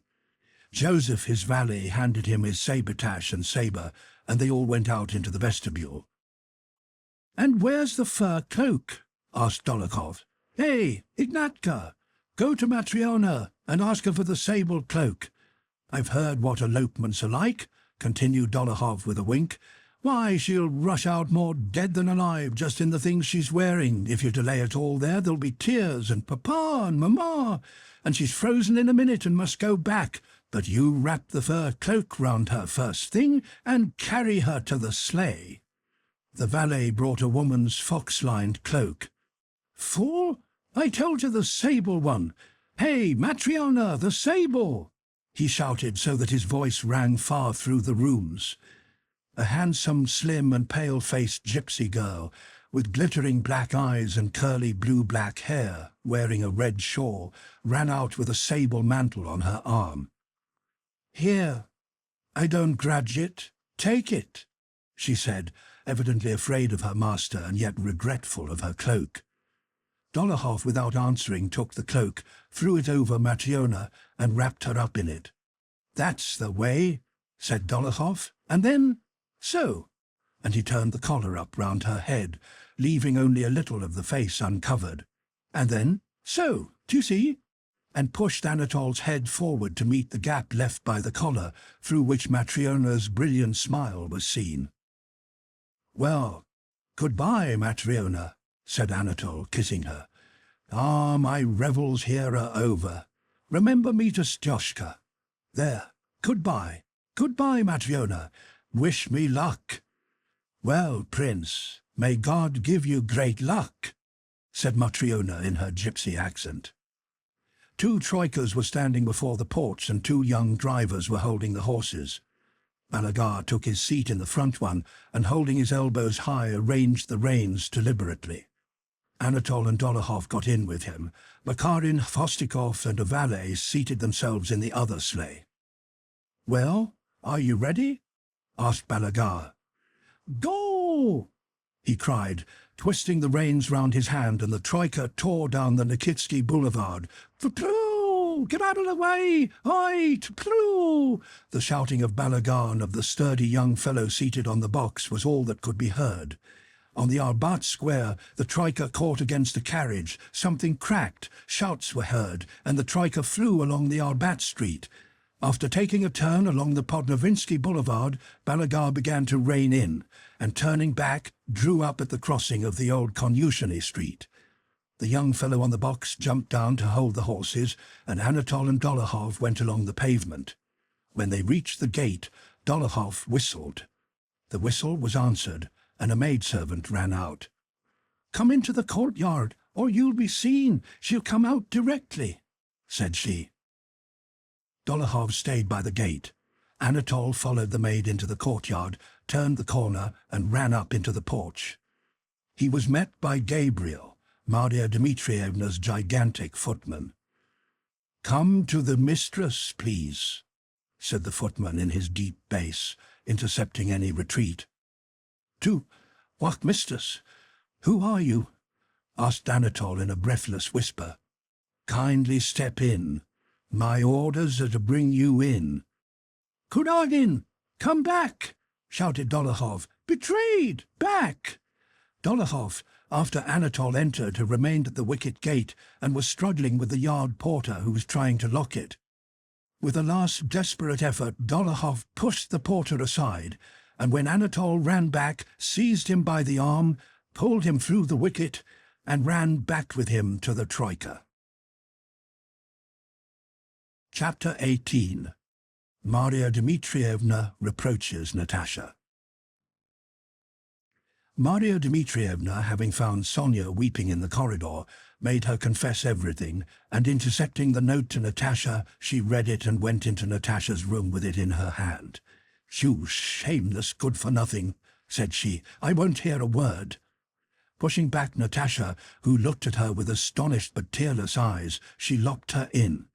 And having given orders to the yard porter to admit the persons who would be coming that evening, but not to let them out again, and having told the footman to bring them up to her, she seated herself in the drawing-room to await the abductors. When Gabriel came to inform her that the men who had come had run away again, she rose frowning, and clasping her hands behind her, paced through the rooms a long time, considering what she should do. Toward midnight she went to Natasha's room, fingering the key in her pocket. Sonia was sitting sobbing in the corridor. "Maria Dmitrievna, for God's sake, let me in to her," she pleaded. But Maria Dmitrievna unlocked the door and went in without giving her an answer. "Disgusting! Abominable! In my house! Horrid girl! Hussy! I'm only sorry for her father," thought she, trying to restrain her wrath. "Hard as it may be, I'll tell them all to hold their tongues, and will hide it from the Count." She entered the room with resolute steps. Natasha was lying on the sofa, her head hidden in her hands, and she did not stir. She was in just the same position in which Maria Dmitrievna had left her. "A nice girl, very nice," said Maria Dmitrievna, "arranging meetings with lovers in my house. It's no use pretending. You'll listen when I speak to you." And Maria Dmitrievna touched her arm. "Listen when I speak? You disgraced yourself like the lowest of hussies. I treat you differently, but I'm sorry for your father, so I will conceal it." Natasha did not change her position, but her whole body heaved with noiseless, convulsive sobs which choked her. Maria Dmitrievna glanced round at Sonia and seated herself on the sofa beside Natasha. "It's lucky for him that he escaped me, but I'll find him," she said in her rough voice. "Do you hear what I'm saying or not?" she added. She put her large hand under Natasha's face and turned it toward her. Both Maria Dmitrievna and Sonia were amazed when they saw how Natasha looked. Her eyes were dry and glistening, her lips compressed, her cheeks sunken. "Let me be. What is it to me? I shall die," she muttered, wrenching herself from Maria Dmitrievna's hands with a vicious effort and sinking down again into her former position. "Natalie," said Maria Dmitrievna, "I wish for your good. Lie still. Stay like that, then I won't touch you. But listen, I won't tell you how guilty you are. You know that yourself. But when your father comes back tomorrow, what am I to tell him, hey?" Again Natasha's body shook with sobs. "Suppose he finds out, and your brother, and your betrothed?" I have no betrothed. I have refused him," cried Natasha. "That's all the same," continued Dmitrievna. "If they hear of this, will they let it pass? He, your father, I know him. If he challenges him to a duel, would that be all right, hey?" "Oh, let me be. Why have you interfered at all? Why? Who asked you to?" shouted Natasha, raising herself on the sofa and looking malignantly at Maria Dmitrievna. "But what did you want?" cried Maria Dmitrievna, growing angry again. "Were you kept under lock and key? Who hindered his coming to the house? Why carry you off as if you were some gypsy singing girl? Well, if he had carried you off, do you think they wouldn't have found him, your father or brother or your betrothed? And he's a scoundrel, a wretch, that's a fact." "He's better than any of you," exclaimed Natasha, getting up. "If you hadn't interfered. Oh, my God, what is it all? What is it, Sonia? Why? Go away." And she burst into sobs with the despairing vehemence with which people bewail disasters they feel they have themselves occasioned. Maria Dmitrievna was to speak again, but Natasha cried out, Go away, you all hate and despise me," and she threw herself back on the sofa. Maria Dmitrievna went on admonishing her for some time, enjoining on her that it must all be kept from her father, and assuring her that nobody would know anything about it if only Natasha herself would undertake to forget it all and not let anyone see that something had happened. Natasha did not reply, nor did she sob any longer, but she grew cold and had a shivering fit. Maria Dmitrievna put a pillow under her head, covered her with 2 quilts, and herself brought her some lime-flower water, but Natasha did not respond to her. "Well, let her sleep," said Maria Dmitrievna as she went out of the room, supposing Natasha to be asleep. But Natasha was not asleep. With pale face and fixed, wide-open eyes, she looked straight before her. All that night she did not sleep or weep, and did not speak to Sonia, who got up and went to her several times.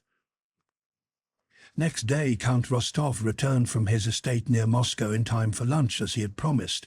He was in very good spirits. The affair with the purchaser was going on satisfactorily, and there was nothing to keep him any longer in Moscow, away from the Countess whom he missed. Maria Dmitrievna met him and told him that Natasha had been very unwell the day before, and that they had sent for the doctor, but that she was better now. Natasha had not left her room that morning.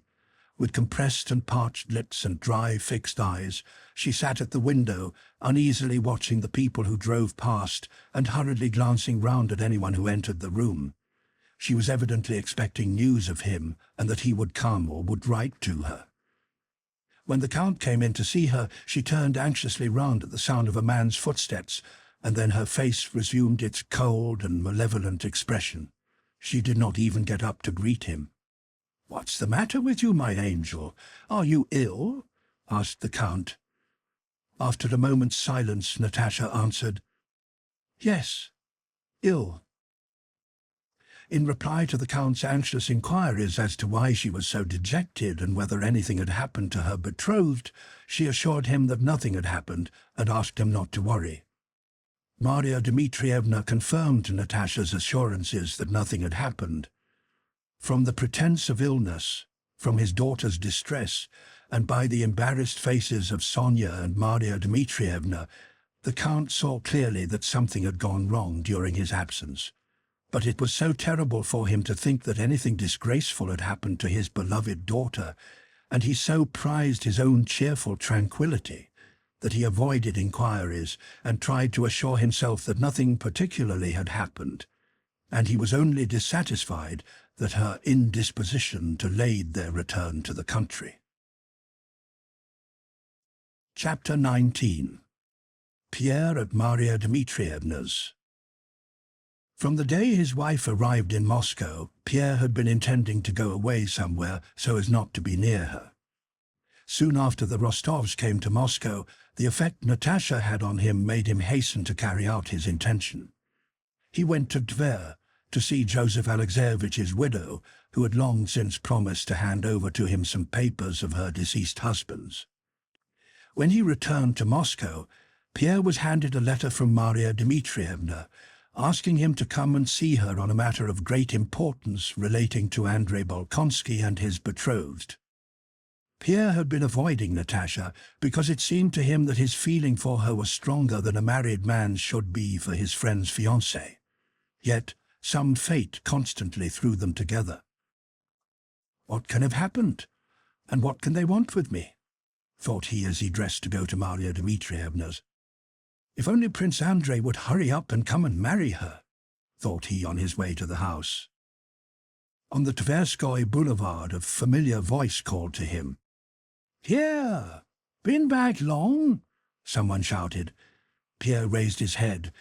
In a sleigh drawn by two grey trotting horses that were bespattering the dashboard with snow, Anatole and his constant companion Makarin dashed past. Anatole was sitting upright in the classic pose of military dandies, the lower part of his face hidden by his beaver collar and his head slightly bent. His face was fresh and rosy, his white-plumed hat, tilted to one side, disclosed his curled and pomaded hair besprinkled with powdery snow. "Yes, indeed, that's a true sage," thought Pierre. "He sees nothing beyond the pleasure of the moment. Nothing troubles him, and so he's always cheerful, satisfied, and serene. What wouldn't I give to be like him?" he thought enviously. In Maria Dmitrievna's anteroom, the footman who helped him off with his fur coat said that the mistress asked him to come to her bedroom. When he opened the ballroom door, Pierre saw Natasha sitting at the window, with a thin, pale, and spiteful face. She glanced round at him, frowned, and left the room with an expression of cold dignity. "What has happened?" asked Pierre, entering Maria Dmitrievna's room. "Fine doings," answered Dmitrievna. "For 58 years I have lived in this world and never known anything so disgraceful." And having put him on his honour not to repeat anything she told him, Maria Dmitrievna informed him that Natasha had refused Prince Andrei without her parents' knowledge, and that the cause of this was Anatole Kuragin, into whose society Pierre's wife had thrown her, and with whom Natasha had tried to elope during her father's absence in order to be married secretly. Pierre raised his shoulders and listened open-mouthed to what was told him, scarcely able to believe his own ears. That Prince Andrei's deeply loved affianced wife, the same Natasha Rostova, who used to be so charming, should give up Bolkonsky for that fool Anatole, who was already secretly married, as Pierre knew, and should be so in love with him as to agree to run away with him, was something Pierre could not conceive and could not imagine. He could not reconcile the charming impression he had of Natasha, whom he had known from a child, with this new conception of her baseness, folly, and cruelty. He thought of his wife. "They're all alike," he said to himself, reflecting that he was not the only man unfortunate enough to be tied to a bad woman. But still he pitied Prince Andrei to the point of tears and sympathized with his wounded pride. And the more he pitied his friend, the more did he think with contempt and even with disgust of that Natasha who had just passed him in the ballroom with such a look of cold dignity.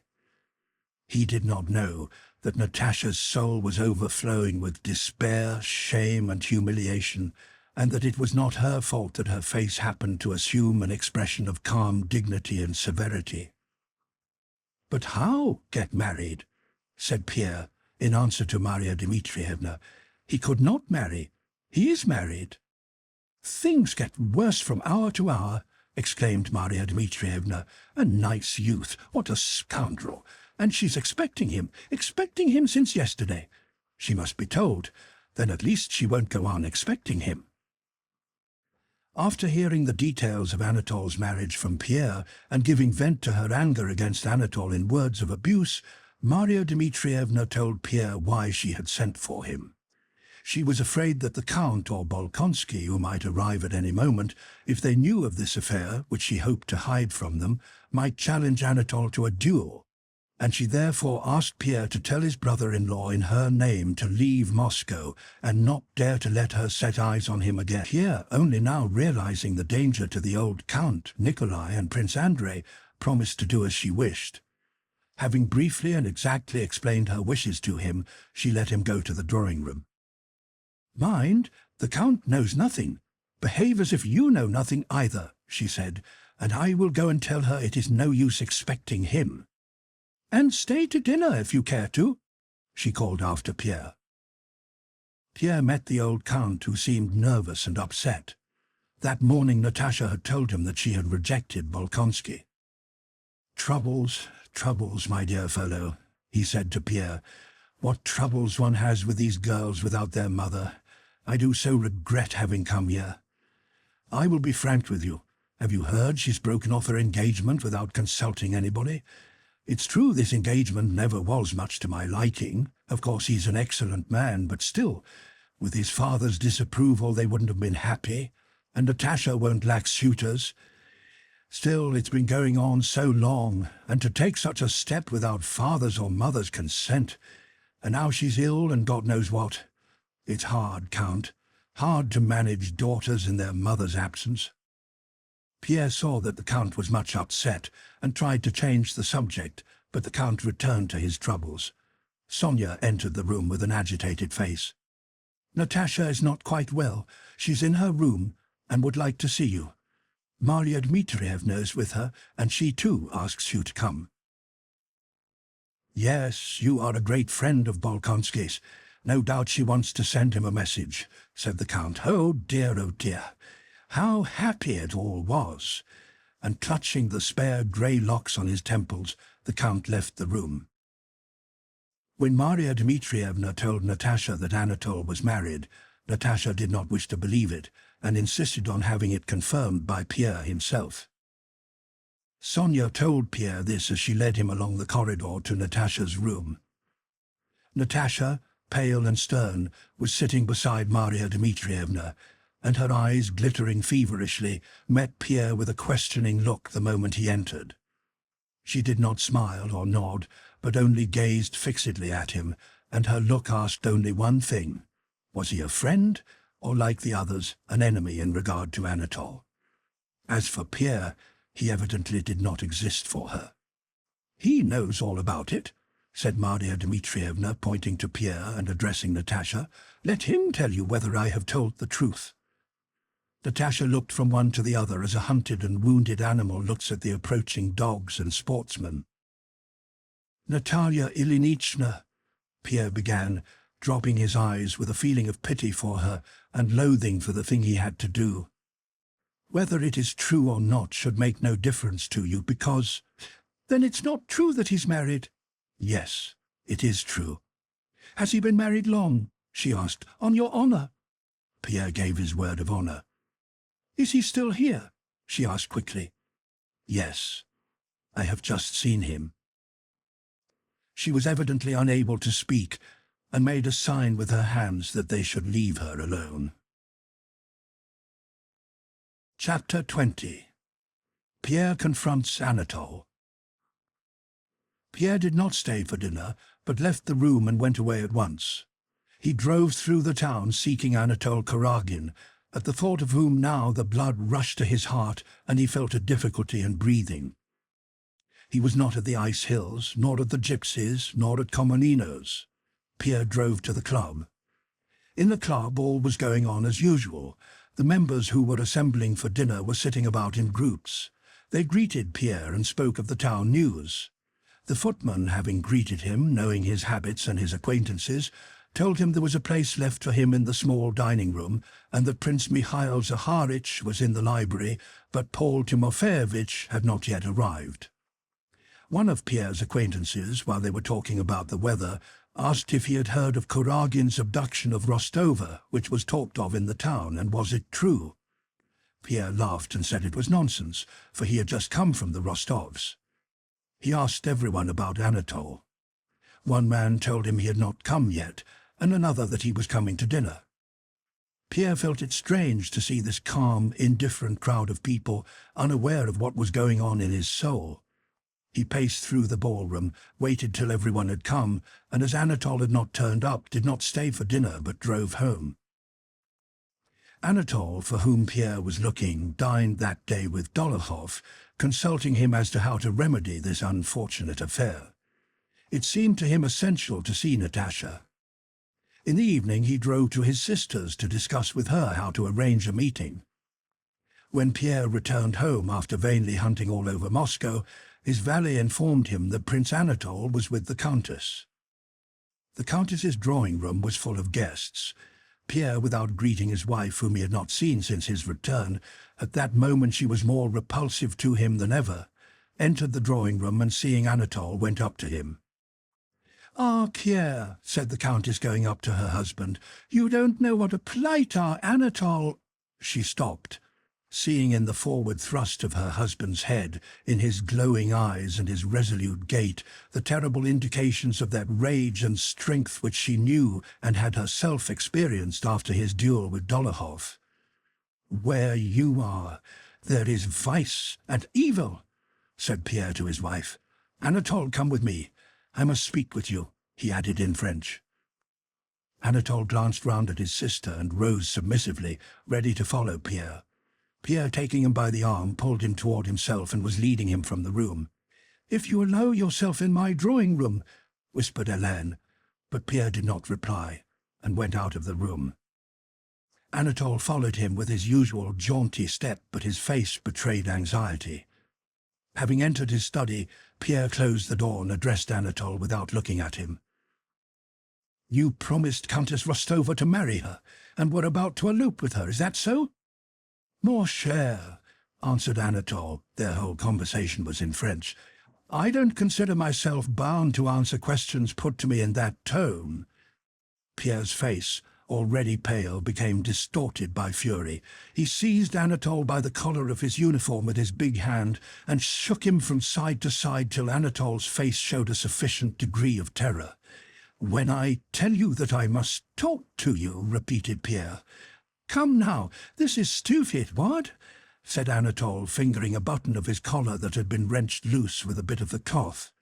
"You're a scoundrel and a blackguard, and I don't know what restrains me from the pleasure of smashing your head with this," said Pierre, expressing himself so artificially because he was talking French. He took a heavy paperweight and lifted it threateningly, but at once put it back in its place.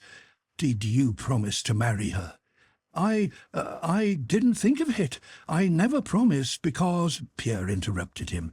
"Have you any of her letters? Any letters?" he said, moving toward Anatole. Anatole glanced at him and immediately thrust his hand into his pocket and drew out his pocket-book. Pierre took the letter Anatole handed him and, pushing aside a table that stood in his way, threw himself on the sofa. "I shan't be violent, don't be afraid," said Pierre in answer to a frightened gesture of Anatole's. "First, the letters," said he, as if repeating a lesson to himself.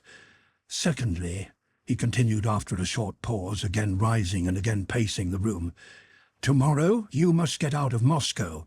But how can I? Thirdly, Pierre continued without listening to him, you must never breathe a word of what has passed between you and Countess Rostova. I know I can't prevent your doing so, but if you have a spark of conscience— Pierre paced the room several times in silence. Anatole sat at a table, frowning and biting his lips. After all, you must understand that besides your pleasure there is such a thing as other people's happiness and peace, and that you are ruining a whole life for the sake of amusing yourself. Amuse yourself with women like my wife. With them you are within your rights, for they know what you want of them. They are armed against you by the same experience of debauchery. But to promise a maid, to marry her, to deceive, to kidnap— don't you understand that it is as mean as beating an old man or a child? Pierre paused and looked at Anatole, no longer with an angry but with a questioning look. I don't know about that, eh? Said Anatole, growing more confident as Pierre mastered his wrath. I don't know that, and I don't want to, he said, not looking at Pierre, and with a slight tremor of his lower jaw. But you have used such words to me, mean and so on, which as a man of honour I can't allow anyone to use. Pierre glanced at him with amazement, unable to understand what he wanted. Though it was a tete-a-tete, Anatole continued, still I can't— Is it satisfaction you want? Said Pierre ironically. You could at least take back your words, what? If you want me to do as you wish, eh? I take them back, said Pierre, and I ask you to forgive me. Pierre involuntarily glanced at the loose button. And if you require money for your journey? Anatole smiled. The expression of that base and cringing smile which Pierre knew so well in his wife revolted him. Oh, vile and heartless brood, he exclaimed, and left the room. Next day, Anatole left for Petersburg. Chapter 21. Prince Andrei returns to Moscow. Pierre drove to Maria Dmitrievna's to tell her of the fulfillment of her wish that Kuragin should be banished from Moscow. The whole house was in a state of alarm and commotion. Natasha was very ill, having, as Maria Dmitrievna told him in secret, poisoned herself the night after she had been told that Anatole was married, with some arsenic she had stealthily procured. After swallowing a little, she had been so frightened that she woke Sonia and told her what she had done.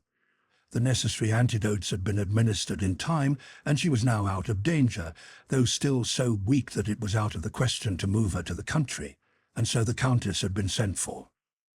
Pierre saw the distracted Count and Sonia, who had a tear-stained face, but he could not see Natasha. Pierre dined at the club that day, and heard on all sides gossip about the attempted abduction of Rostova. He resolutely denied these rumours, assuring everyone that nothing had happened except that his brother-in-law had proposed to her and been refused. It seemed to Pierre that it was his duty to conceal the whole affair and re-establish Natasha's reputation.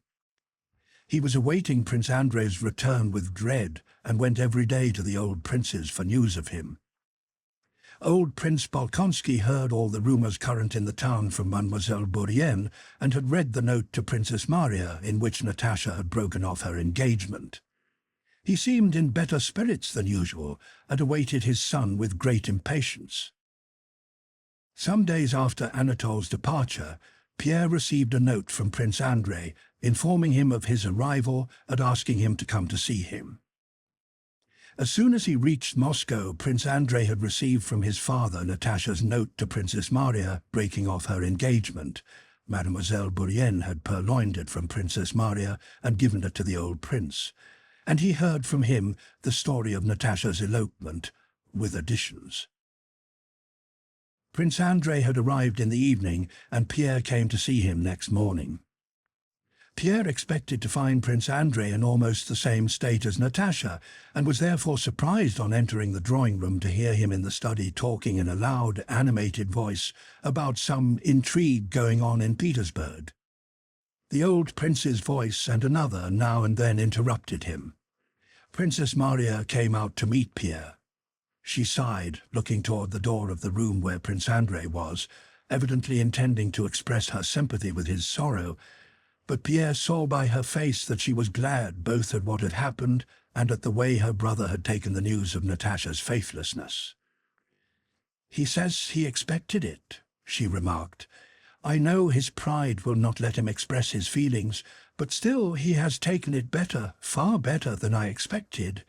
Evidently it had to be." "But is it possible that all is really ended?" asked Pierre. Princess Maria looked at him with astonishment. She did not understand how he could ask such a question. Pierre went into the study.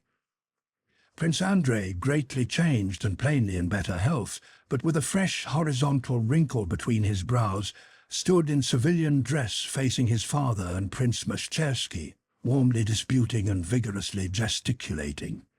The conversation was about Speransky, the news of whose sudden exile and alleged treachery had just reached Moscow. "Now he is censured and accused by all who were enthusiastic about him a month ago," Prince Andrei was saying, "and by those who are unable to understand his aims. To judge a man who is in disfavour and to throw on him all the blame of other men's mistakes is very easy, but I maintain that if anything good has been accomplished in this reign, it was done by him alone." He paused at the sight of Pierre. His face quivered and immediately assumed a vindictive expression. "Posterity will do him justice," he concluded, and at once turned to Pierre. "Well, how are you? Still getting stouter?" he said with animation, but the new wrinkle on his forehead deepened. "Yes, I am well," he said in answer to Pierre's question, and smiled. To Pierre that smile said plainly, "I am well, but my health is now of no use to anyone." After a few words to Pierre about the awful roads from the Polish frontier, about people he had met in Switzerland who knew Pierre, and about Monsieur de Sales, whom he had brought from abroad to be his son's tutor, Prince Andrei again joined warmly in the conversation about Speransky, which was still going on between the two old men. "If there were treason or proofs of secret relations with Napoleon, they would have been made public," he said with warmth and haste. "I do not and never did like Speransky personally, but I like justice." Pierre now recognized in his friend a need with which he was only too familiar, to get excited and to have arguments about extraneous matters in order to stifle thoughts that were too oppressive and too intimate. When Prince Meshchersky had left, Prince Andrei took Pierre's arm and asked him into the room that had been assigned him. A bed had been made up there, and some open portmanteaus and trunks stood about.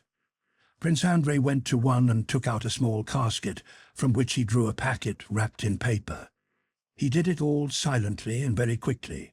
He stood up and coughed. His face was gloomy and his lips compressed. "Forgive me for troubling you." Pierre saw that Prince Andrei was going to speak of Natasha, and his broad face expressed pity and sympathy. This expression irritated Prince Andrei, and in a determined, ringing and unpleasant tone he continued, "I have received a refusal from Countess Rostova, and have heard reports of your brother-in-law having sought her hand or something of that kind. Is that true?" "Both true and untrue," Pierre began, but Prince Andrei interrupted him. "Here are her letters and her portrait," said he. He took the packet from the table and handed it to Pierre. "Give this to the Countess, if you see her." "She is very ill," said Pierre. "Then she is still here," said Prince Andrei. "And Prince Kuragin?" he added quickly. "He left long ago. She has been at death's door." "I much regret her illness," said Prince Andrei, and he smiled like his father, coldly, maliciously and unpleasantly.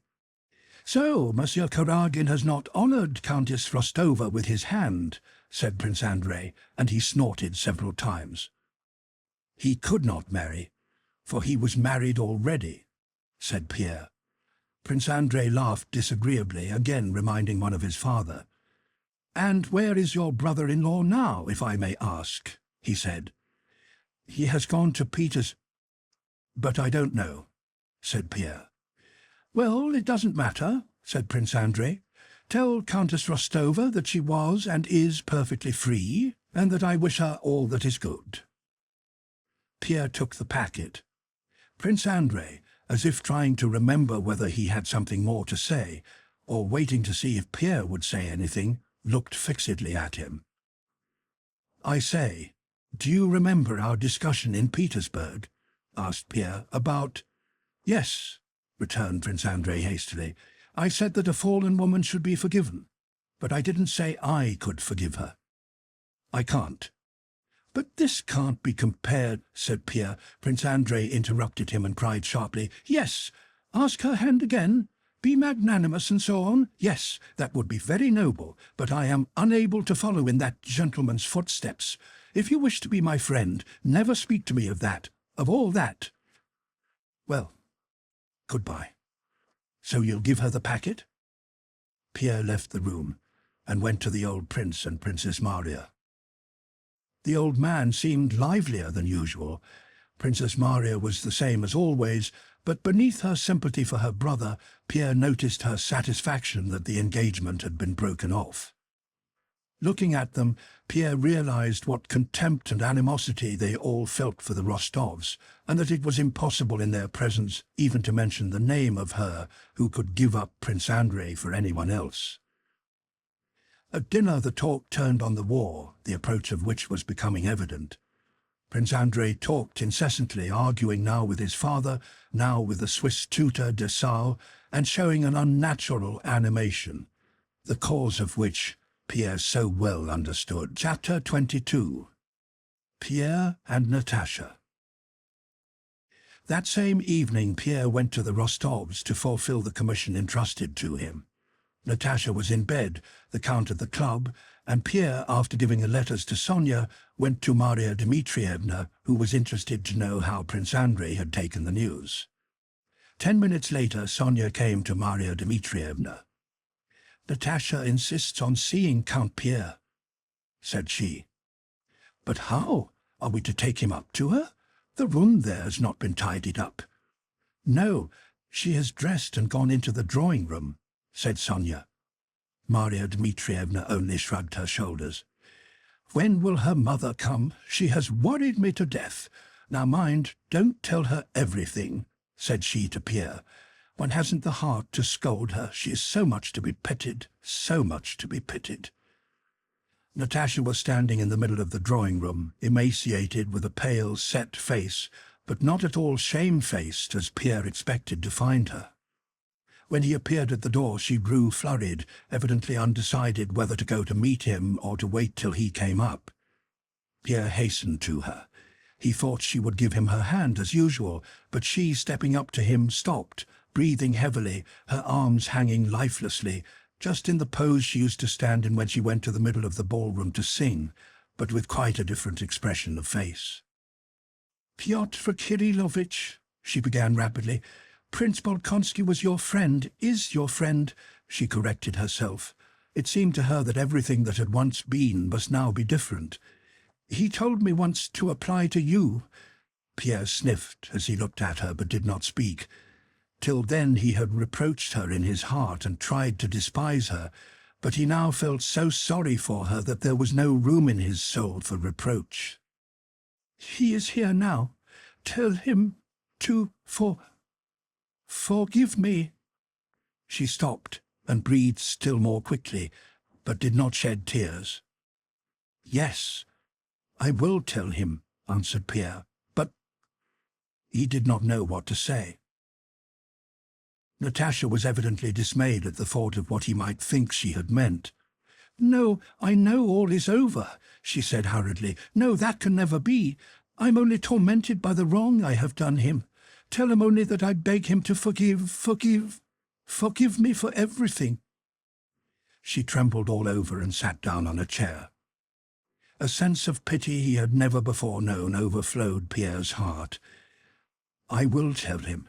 I will tell him everything once more," said Pierre. "But I should like to know one thing." "Know what?" Natasha's eyes asked. "I should like to know. Did you love—" Pierre did not know how to refer to Anatole and flushed at the thought of him. "Did you love that bad man?" "Don't call him bad," said Natasha. "But I don't know at all." She began to cry, and a still greater sense of pity, tenderness and love welled up in Pierre. He felt the tears trickle under his spectacles and hoped they would not be noticed.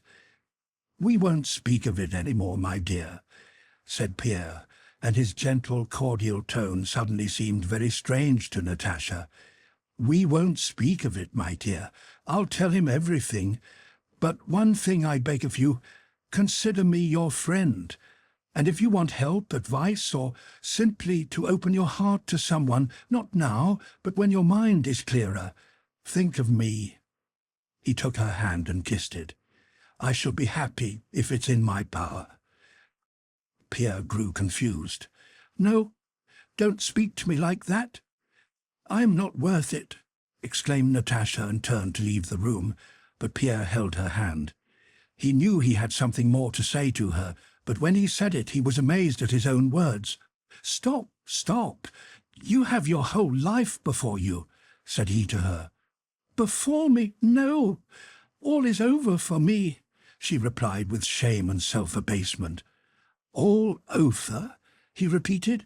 "If I were not myself, but the handsomest, cleverest and best man in the world, and were free, I would this moment ask on my knees for your hand and your love." For the first time for many days, Natasha wept tears of gratitude and tenderness, and glancing at Pierre she went out of the room. Pierre too, when she had gone, almost ran into the anteroom, restraining tears of tenderness and joy that choked him, and without finding the sleeves of his fur cloak, threw it on and got into his sleigh. "Where to now, Your Excellency?" asked the coachman.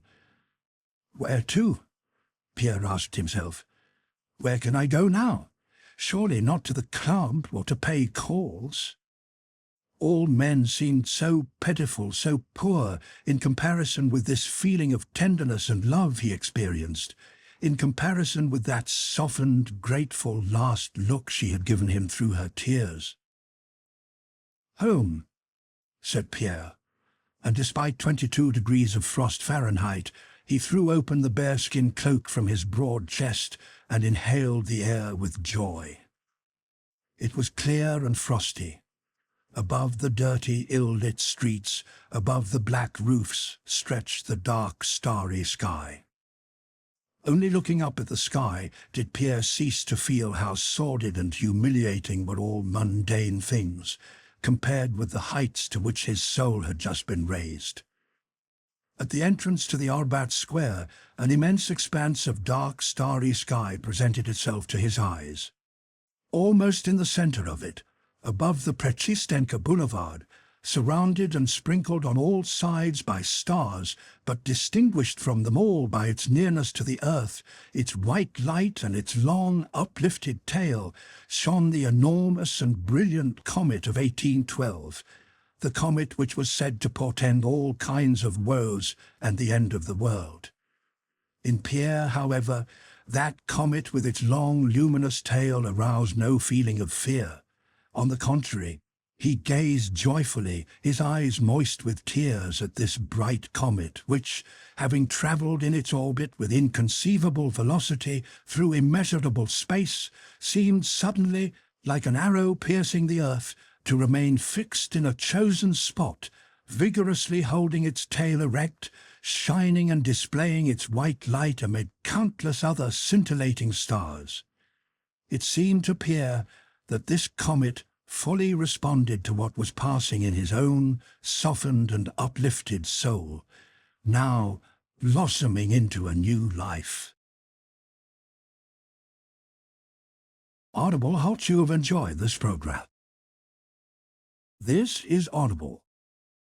Book 9, 1812. Chapter 1. Rulers and generals are history's slaves. From the close of the year 1811, intensified arming and concentrating of the forces of Western Europe began, And in 1812, these forces, millions of men, reckoning those transporting and feeding the army, moved from the west eastwards to the Russian frontier, toward which, since 1811, Russian forces had been similarly drawn. On the 12th of June 1812, the forces of Western Europe crossed the Russian frontier, and war began. That is, an event took place opposed to human reason and to human nature. Millions of men perpetrated against one another such innumerable crimes, frauds, treacheries, thefts, forgeries, issues of false money, burglaries, incendiarisms and murders as in whole centuries are not recorded in the annals of all the law courts of the world, but which those who committed them did not at the time regard as being crimes. What produced this extraordinary occurrence? What were its causes? The historians tell us with naive assurance that its causes were the wrongs inflicted on the Duke of Oldenburg, the non-observance of the continental system, the ambition of Napoleon, the firmness of Alexander, the mistakes of the diplomatists, and so on. Consequently, it would only have been necessary for Metternich, Rumyantsev or Talleyrand, between a levee and an evening party, to have taken proper pains and written a more adroit note, or for Napoleon to have written to Alexander, "My respected brother, I consent to restore the duchy to the Duke of Oldenburg," and there would have been no war. We can understand that the matter seemed like that to contemporaries. It naturally seemed to Napoleon that the war was caused by England's intrigues, as in fact he said on the island of St. Helena.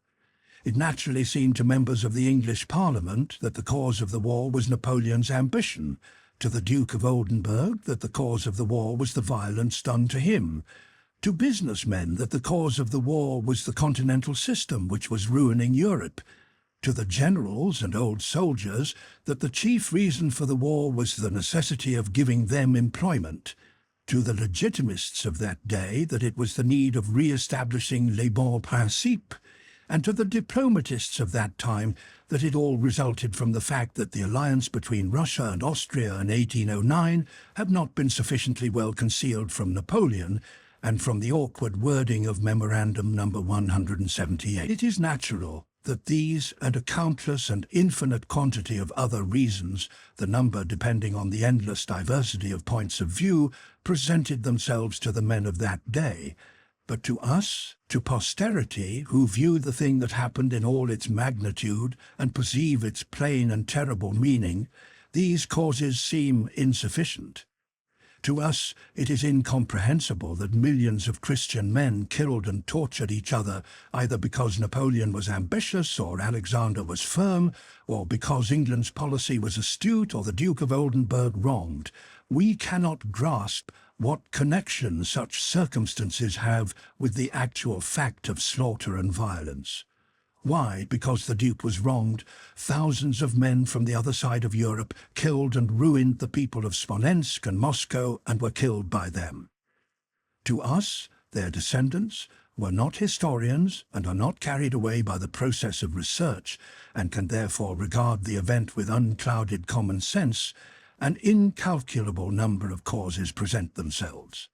The deeper we delve in search of these causes, the more of them we find, and each separate cause or whole series of causes appears to us equally valid in itself and equally false by its insignificance compared to the magnitude of the events, and by its impotence, apart from the cooperation of all the other coincident causes, to occasion the event.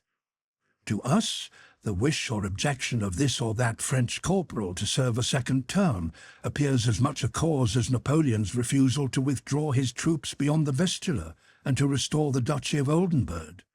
For had he not wished to serve, and had a second, a third, and a thousandth corporal and private also refused, there would have been so many less men in Napoleon's army, and the war could not have occurred. Had Napoleon not taken offence at that demand that he should withdraw beyond the Vistula, and not ordered his troops to advance, there would have been no war. But had all his sergeants objected to serving a second term, then also there could have been no war. Nor could there have been a war had there been no English intrigues and no Duke of Oldenburg, and had Alexander not felt insulted, And had there not been an autocratic government in Russia, or a revolution in France, and a subsequent dictatorship and empire, or all the things that produced the French Revolution, and so on? Without each of these causes, nothing could have happened. So all these causes, myriads of causes, coincided to bring it about. And so there was no one cause for that occurrence, but it had to occur because it had to. Millions of men, renouncing their human feelings and reason, had to go from west to east to slay their fellows, just as some centuries previously hordes of men had come from the east to the west, slaying their fellows. The actions of Napoleon and Alexander, on whose words the event seemed to hang, were as little voluntary as the actions of any soldier who was drawn into the campaign by lot or by conscription. This could not be otherwise, for in order that the will of Napoleon and Alexander, on whom the event seemed to depend, should be carried out, the concurrence of innumerable circumstances was needed, without any one of which the event could not have taken place. It was necessary that millions of men in whose hands lay the real power, the soldiers who fired or transported provisions and guns, should consent to carry out the will of these weak individuals, and should have been induced to do so by an infinite number of diverse and complex causes. We are forced to fall back on fatalism as an explanation of irrational events, that is to say, events the reasonableness of which we do not understand. The more we try to explain such events in history reasonably, the more unreasonable and incomprehensible do they become to us. Each man lives for himself, using his freedom to attain his personal aims, and feels with his whole being that he can now do or abstain from doing this or that action. But as soon as he has done it, that action performed at a certain moment in time becomes irrevocable and belongs to history, in which it has not a free but a predestined significance. There are two sides to the life of every man: his individual life, which is the more free, the more abstract its interests, and his elemental hive life, in which he inevitably obeys laws laid down for him. Man lives consciously for himself, but is an unconscious instrument in the attainment of the historic, universal aims of humanity. A deed done is irrevocable, and its result, coinciding in time with the actions of millions of other men, assumes an historic significance. The higher a man stands on the social ladder, the more people he is connected with and the more power he has over others, the more evident is the predestination and inevitability of his every action. The king's heart is in the hands of the Lord. A king is history's slave. History, that is, the unconscious, general hive life of mankind, uses every moment of the life of kings as a tool for its own purposes.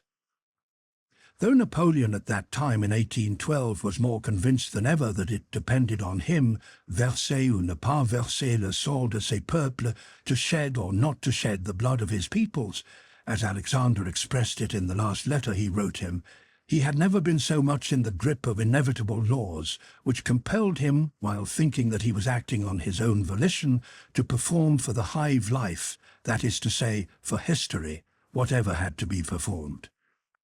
The people of the West moved eastward to slay their fellow men, and by the law of coincidence, thousands of minute causes fitted in and coordinated to produce that movement and war. Reproaches for the non-observance of the continental system, the Duke of Oldenburg's wrongs, the movement of troops into Prussia, undertaken as it seemed to Napoleon only for the purpose of securing an armed peace, the French Emperor's love and habit of war coinciding with his people's inclinations, allurement by the grandeur of the preparations and the expenditure on those preparations and the need of obtaining advantages to compensate for that expenditure, the intoxicating honours he received in Dresden, the diplomatic negotiations which, in the opinion of contemporaries, were carried on with a sincere desire to attain peace, but which only wounded the self-love of both sides, and millions of other causes that adapted themselves to the event that was happening or coincided with it.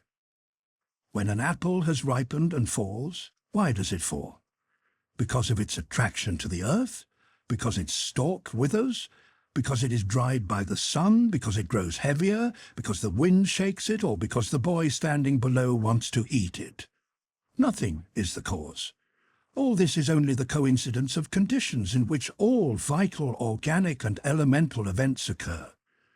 And the botanist who finds that the apple falls because the cellular tissue decays and so forth is equally right with the child who stands under the tree and says the apple fell because he wanted to eat it and prayed for it. Equally right or wrong is he who says that Napoleon went to Moscow because he wanted to and perished because Alexander desired his destruction, and he who says that an undermined hill weighing 1,000,000 tons fell because the last navvy struck it for the last time with his mattock. In historic events, the so-called great men are labels, giving names to events, and like labels, they have but the smallest connection with the event itself. Every act of theirs, which appears to them an act of their own will, is in an historical sense involuntary, and is related to the whole course of history and predestined from eternity. Chapter 2. Napoleon crosses the Niemen. On the 29th of May, Napoleon left Dresden, where he had spent 3 weeks, surrounded by a court that included princes, dukes, kings, and even an emperor. Before leaving, Napoleon showed favour to the emperor, kings, and princes who had deserved it, reprimanded the kings and princes with whom he was dissatisfied, presented pearls and diamonds of his own, that is, which he had taken from other kings, to the Empress of Austria, and having, as his historian tells us, tenderly embraced the Empress Marie-Louise, who regarded him as her husband, though he had left another wife in Paris, left her grieved by the parting which she seemed hardly able to bear. Though the diplomatist still firmly believed in the possibility of peace and worked zealously to that end, and though the Emperor Napoleon himself wrote a letter to Alexander calling him Monsieur mon frère and sincerely assured him that he did not want war and would always love and honour him, yet he set off to join his army, and at every station gave fresh orders to accelerate the movement of his troops from west to east.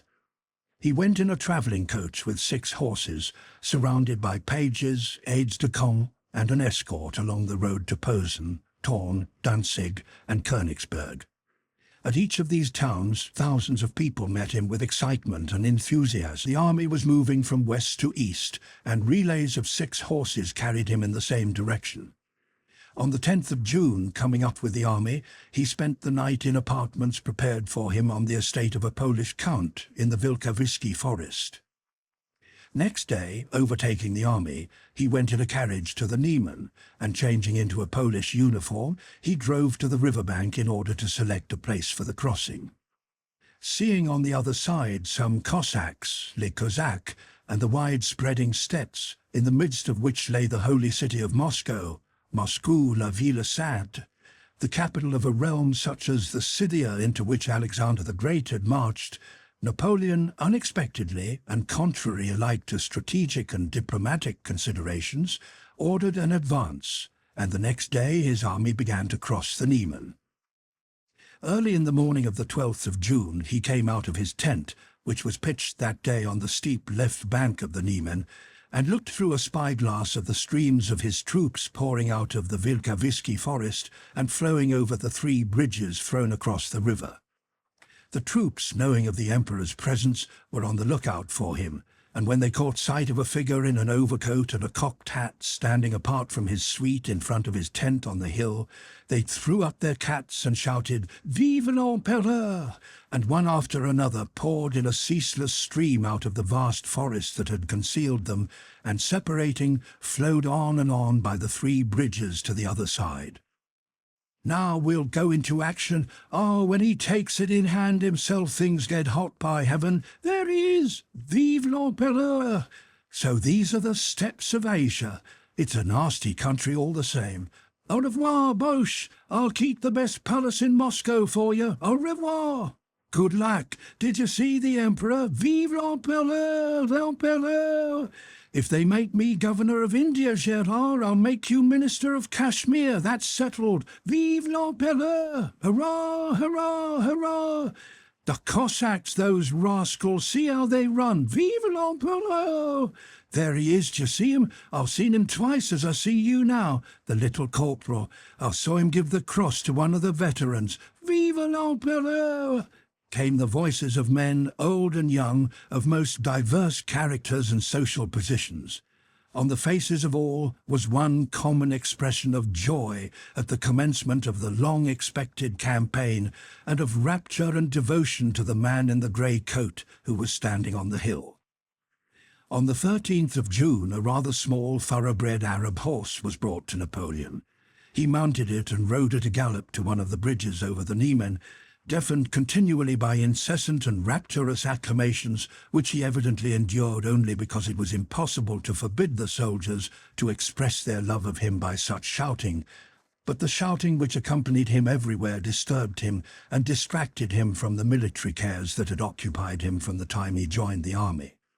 He rode across one of the swaying pontoon bridges to the farther side, turned sharply to the left and galloped in the direction of Kovno, preceded by enraptured mounted chasseurs of the guard, who, breathless with delight, galloped ahead to clear a path for him through the troops.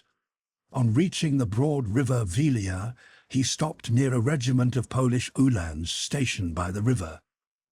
"Vivat!" shouted the Poles ecstatically, breaking their ranks and pressing against one another to see him. Napoleon looked up and down the river, dismounted and sat down on a log that lay on the bank.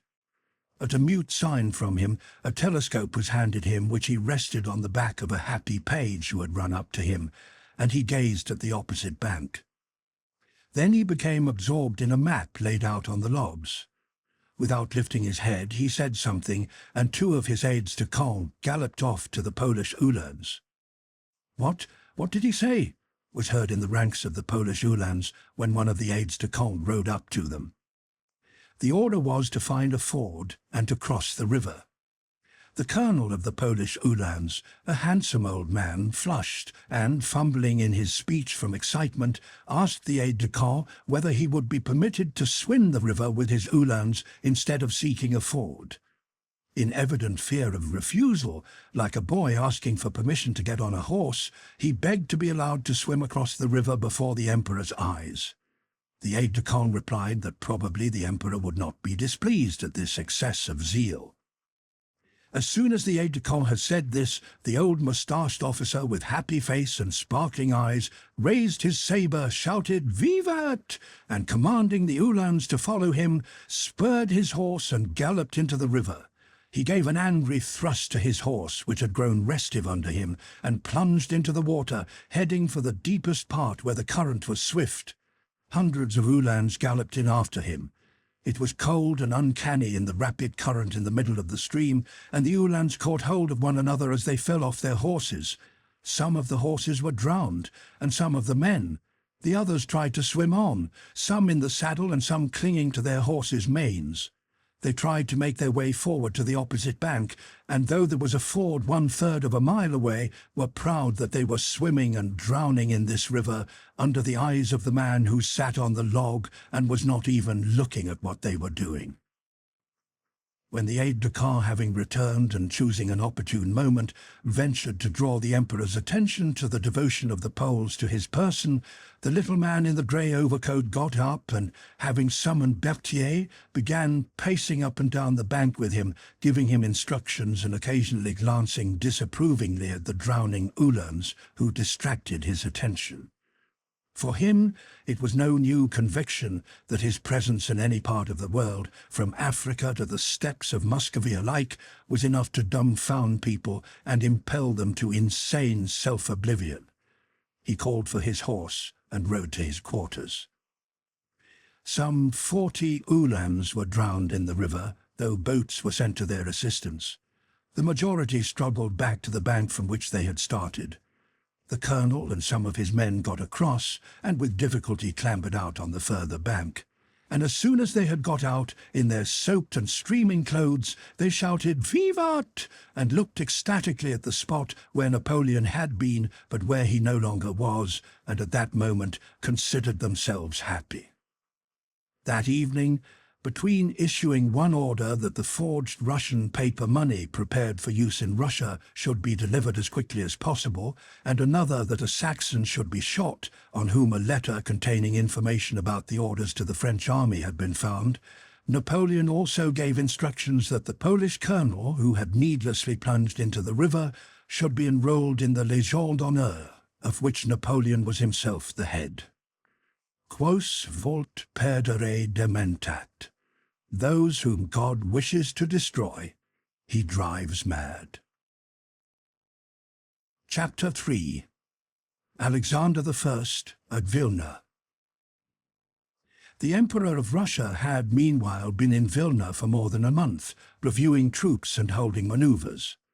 Nothing was ready for the war that everyone expected, and to prepare for which the Emperor had come from Petersburg. There was no general plan of action. The vacillation between the various plans that were proposed had even increased after the Emperor had been at headquarters for a month. Each of the three armies had its own commander-in-chief, but there was no supreme commander of all the forces, and the Emperor did not assume that responsibility himself. The longer the Emperor remained in Vilna, the less did everybody, tired of waiting, prepare for the war. All the efforts of those who surrounded the sovereign seemed directed merely to making him spend his time pleasantly and forget that war was impending. In June, after many balls and fêtes given by the Polish magnates, by the courtiers and by the Emperor himself, it occurred to one of the Polish aides-de-camp in attendance that a dinner and ball should be given for the Emperor by his aides-de-camp. This idea was eagerly received. The Emperor gave his consent. The aides-de-camp collected money by subscription. The lady who was thought to be most pleasing to the Emperor was invited to act as hostess. Count Bennigsen, being a landowner in the Vilna province, offered his country house for the fête, and the 13th of June was fixed for a ball, dinner, regatta, and fireworks at Zakret, Count Bennigsen's country seat. The very day that Napoleon issued the order to cross the Niemen and his vanguard, driving off the Cossacks, crossed the Russian frontier, Alexander spent the evening at the entertainment given by his aides-de-camp at Bennigsen's country house. It was a gay and brilliant fête. Connoisseurs of such matters declared that rarely had so many beautiful women been assembled in one place. Countess Bezukhova was present among other Russian ladies who had followed the sovereign from Petersburg to Vilna and eclipsed the refined Polish ladies by her massive, so-called Russian type of beauty. The Emperor noticed her and honored her with a dance. Boris Drubetskoy, having left his wife in Moscow and being for the present en garçon, as he phrased it, was also there, and though not an aide-de-camp, had subscribed a large sum towards the expenses. Boris was now a rich man who had risen to high honours and no longer sought patronage, but stood on an equal footing with the highest of those of his own age. He was meeting Helene in Vilna after not having seen her for a long time, and did not recall the past. But as Helene was enjoying the favours of a very important personage, and Boris had only recently married, they met as good friends of long standing. At midnight, dancing was still going on. Helene, not having a suitable partner, herself offered to dance the mazurka with Boris. They were the third couple.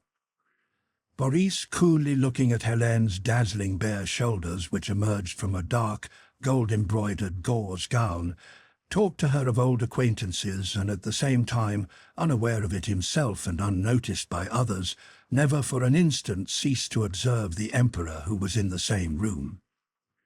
The Emperor was not dancing. He stood in the doorway, stopping now one pair and now another with gracious words which he alone knew how to utter. As the mazurka began, Boris saw that Adjutant General Balashov, one of those in closest attendance on the Emperor, went up to him, and contrary to court etiquette, stood near him while he was talking to a Polish lady. Having finished speaking to her, the Emperor looked inquiringly at Balashov, and evidently understanding that he only acted thus because there were important reasons for so doing, nodded slightly to the lady and turned to him. Hardly had Balashov begun to speak before a look of amazement appeared on the Emperor's face. He took Balashov by the arm and crossed the room with him, unconsciously clearing a path 7 yards wide as the people on both sides made way for him. Boris noticed Arakcheyev's excited face when the sovereign went out with Balashov. Arakcheyev looked at the Emperor from under his brow and, sniffing with his red nose, stepped forward from the crowd as if expecting the Emperor to address him. Boris understood that Arakcheyev envied Balashov and was displeased that evidently important news had reached the Emperor otherwise than through himself. But the Emperor and Balashov passed out into the illuminated garden without noticing Arakcheyev, who, holding his sword and glancing wrathfully around, followed some 20 paces behind them. All the time Boris was going through the figures of the mazurka, he was worried by the question of what news Balashov had brought and how he could find it out before others. In the figure in which he had to choose 2 ladies, he whispered to Helene that he meant to choose Countess Potocka, who he thought had gone out onto the veranda, and glided over the parquet to the door opening into the garden, where, seeing Balashov and the Emperor returning to the veranda, he stood still. They were moving toward the door. Boris, fluttering as if he had not had time to withdraw, respectfully pressed close to the doorpost with bowed head. The Emperor, with the agitation of one who has been personally affronted, was finishing with these words: "To enter Russia without declaring war? I will not make peace as long as a single armed enemy remains in my country." It seemed to Boris that it gave the Emperor pleasure to utter these words. He was satisfied with the form in which he had expressed his thoughts, but displeased that Boris had overheard it. "Let no one know of it," the Emperor added with a frown. Boris understood that this was meant for him, and closing his eyes, slightly bowed his head. The Emperor re-entered the ballroom and remained there about another half-hour. Boris was thus the first to learn the news that the French army had crossed the Niemen, and thanks to this was able to show certain important personages that much that was concealed from others was usually known to him, and by this means he rose higher in their estimation. The unexpected news of the French having crossed the Niemen was particularly startling after a month of unfulfilled expectations and at a ball.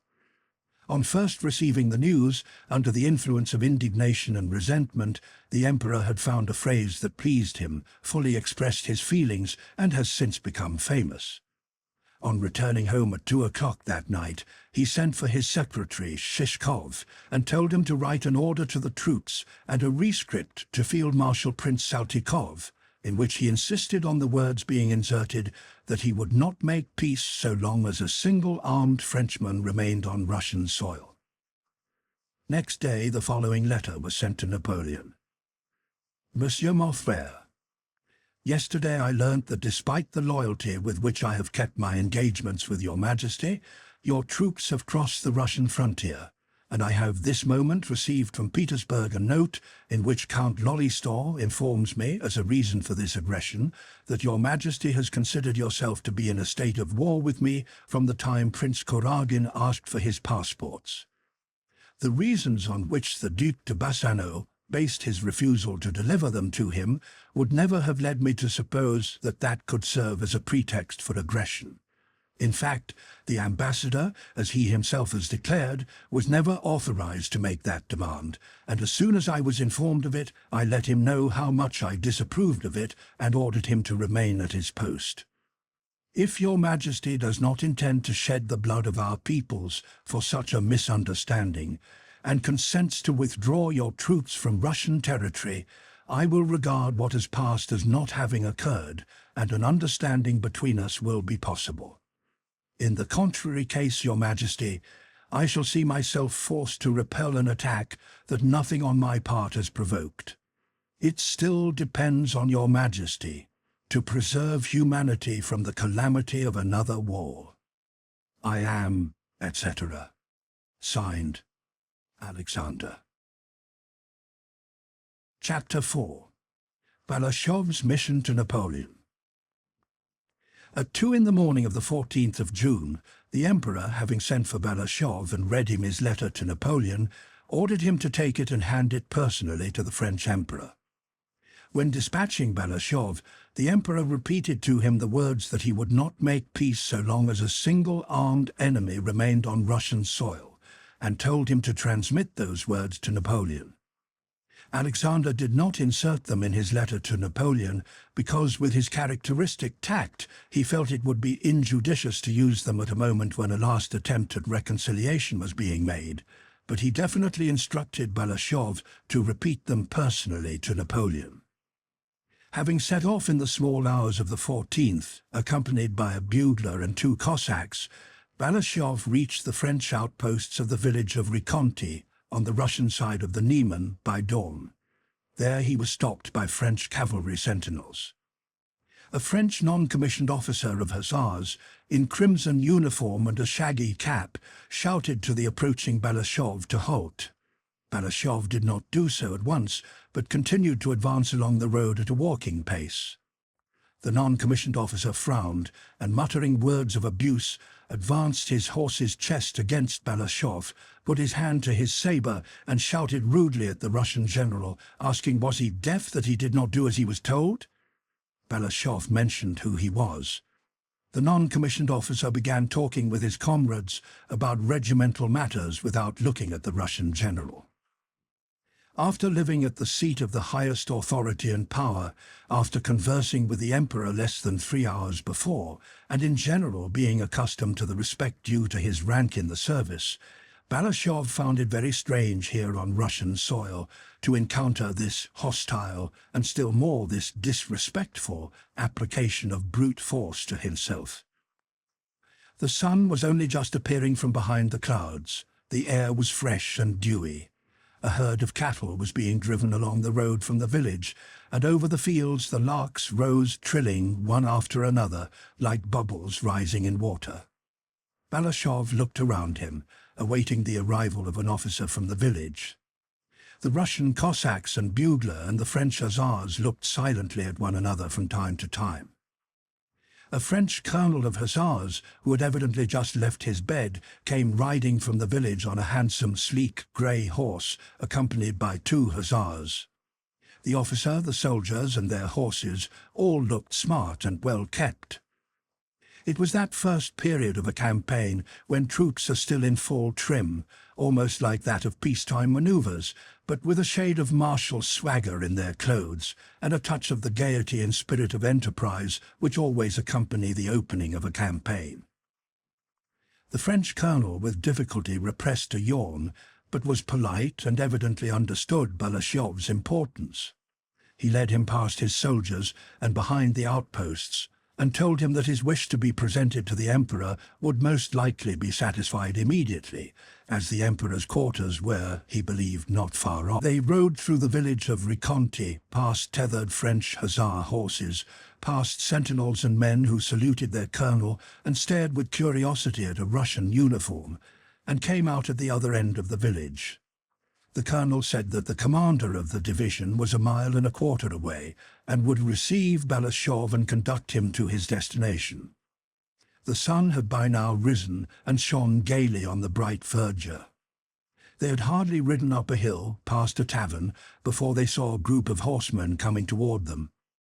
In front of the group, on a black horse with trappings that glittered in the sun, rode a tall man with plumes in his hat and black hair curling down to his shoulders. He wore a red mantle and stretched his long legs forward in French fashion. This man rode toward Belushov at a gallop, his plumes flowing and his gems and gold lace glittering in the bright June sunshine. Belushov was only 2 horses' length from the equestrian with the bracelets, plumes, necklaces and gold embroidery, who was galloping toward him with a theatrically solemn countenance, when Jules, the French colonel, whispered respectfully, "The King of Naples." It was, in fact, Murat, now called King of Naples. Though it was quite incomprehensible why he should be King of Naples, he was called so, and was himself convinced that he was so, and therefore assumed a more solemn and important air than formerly. He was so sure that he really was the King of Naples that when, on the eve of his departure from that city, while walking through the streets with his wife, some Italians called out to him, "Viva il Re!" he turned to his wife with a pensive smile and said, "Poor fellows, they don't know that I'm leaving them tomorrow."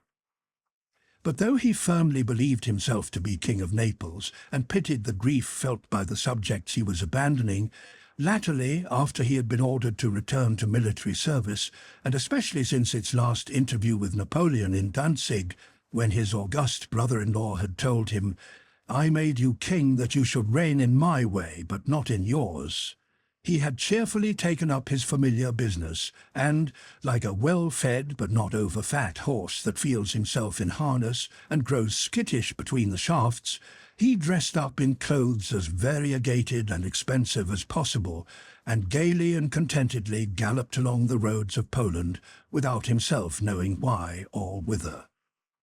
On seeing the Russian general, he threw back his head with its long hair curling to his shoulders in a majestically royal manner, and looked inquiringly at the French colonel. The colonel respectfully informed His Majesty of Balashev's mission, whose name he could not pronounce. "De Balmashev," said the king, overcoming by his assurance the difficulty that had presented itself to the colonel. "Charmed to make your acquaintance, General," he added, with a gesture of kingly condescension. As soon as the king began to speak loud and fast, his royal dignity instantly forsook him, and without noticing it, he passed into his natural tone of good-natured familiarity. He laid his hand on the withers of Balashev's horse and said, "Well, General, it all looks like war," as if regretting a circumstance of which he was unable to judge. "Your Majesty," replied Balashev, "my master the Emperor does not desire war, and as your Majesty sees," said Balashev, using the words "your Majesty" at every opportunity, with the affectation unavoidable in frequently addressing one to whom the title was still a novelty. Murat's face beamed with stupid satisfaction as he listened to Monsieur de Balmashev. But royauté oblige, and he felt it incumbent on him, as a king and an ally, to confer on state affairs with Alexander's envoy. He dismounted, took Balashev's arm, and moving a few steps away from his suite, which waited respectfully, began to pace up and down with him, trying to speak significantly. He referred to the fact that the Emperor Napoleon had resented the demand that he should withdraw his troops from Prussia, especially when that demand became generally known and the dignity of France was thereby offended. Balashev replied that there was nothing offensive in the demand because... But Murat interrupted him. "Then you don't consider the Emperor Alexander the aggressor?" he asked unexpectedly, with a kindly and foolish smile. Balashev told him why he considered Napoleon to be the originator of the war. "Oh, my dear General," Murat again interrupted him, "with all my heart I wish the emperors may arrange the affair between them, and that the war begun by no wish of mine may finish as quickly as possible," said he in the tone of a servant who wants to remain good friends with another despite a quarrel between their masters. And he went on to inquire about the Grand Duke and the state of his health, and to reminiscences of the gay and amusing times he had spent with him in Naples. Then, suddenly, as if remembering his royal dignity, Murat solemnly drew himself up, assumed the pose in which he had stood at his coronation, and waving his right arm said, "I won't detain you longer, General. I wish success to your mission." And with his embroidered red mantle, his flowing feathers and his glittering ornaments, he rejoined his suite, who were respectfully awaiting him. Balashev rode on, supposing from Murat's words that he would very soon be brought before Napoleon himself. But instead of that, at the next village, the sentinels of Davout's infantry corps detained him, as the pickets of the vanguard had done, and an adjutant of the corps commander who was fetched conducted him into the village to Marshal Davout. Chapter 5. Balashov is at last presented to Napoleon in Vilna. Davout was to Napoleon what Arakcheyev was to Alexander. Though not a coward like Arakcheyev, he was as precise, as cruel, and as unable to express his devotion to his monarch except by cruelty. In the organism of states, such men are necessary, as wolves necessary in the organism of nature, and they always exist, always appear and hold their own, however incongruous their presence and their proximity to the head of the government may be. This inevitability alone can explain how the cruel Arakcheyev, who tore out a grenadier's moustache with his own hands, whose weak nerves rendered him unable to face danger, and who was neither an educated man nor a courtier, was able to maintain his powerful position with Alexander, whose own character was chivalrous, noble, and gentle. Balashov found Davout seated on a barrel in the shed of a peasant's hut, writing. He was auditing accounts. Better quarters could have been found him, but Marshal Davout was one of those men who purposely put themselves in most depressing conditions to have a justification for being gloomy. For the same reason they are always hard at work and in a hurry. How can I think of the bright side of life when, as you see, and sitting on a barrel and working in a dirty shed, the expression of his face seemed to say. The chief pleasure and necessity of such men, when they encounter anyone who shows animation, is to flaunt their own dreary, persistent activity. Davout allowed himself that pleasure when Balashov was brought in. He became still more absorbed in his task when the Russian general entered, and after glancing over his spectacles at Balashov's face, which was animated by the beauty of the morning and by his talk with Murat, he did not rise or even stir, but scowled still more and sneered malevolently. When he noticed in Balashov's face the disagreeable impression this reception produced, Davout raised his head and coldly asked what he wanted. Thinking he could have been received in such a manner only because Davout did not know that he was adjutant general to the Emperor Alexander and even his envoy to Napoleon, Balashov hastened to inform him of his rank and his mission. Contrary to his expectation, Davout, after hearing him, became still surlier and ruder. "Where is your dispatch?" he inquired. "Give it to me. I will send it to the Emperor." Balashov replied that he had been ordered to hand it personally to the Emperor. "Your Emperor's orders are obeyed in your army, but here," said Davout, "you must do as you're told." And as if to make the Russian general still more conscious of his dependence on brute force, Davout sent an adjutant to call the officer on duty.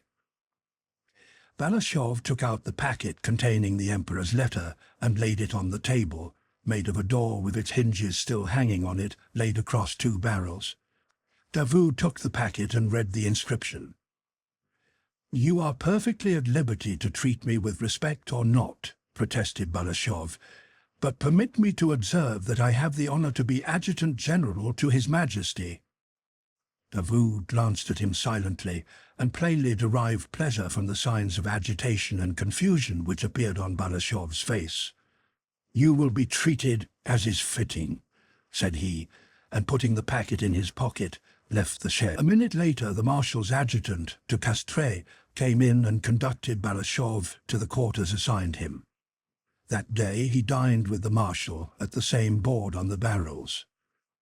Next day Davout rode out early, and after asking Balashov to come to him, peremptorily requested him to remain there, to move on with the baggage train should orders come for it to move, and to talk to no one except Monsieur de Castries. After 4 days of solitude, ennui, and consciousness of his impotence and insignificance, particularly acute by contrast with the sphere of power in which he had so lately moved, and after several marches with the Marshal's baggage and the French army which occupied the whole district, Balashov was brought to Vilna, now occupied by the French, through the very gate by which he had left it 4 days previously.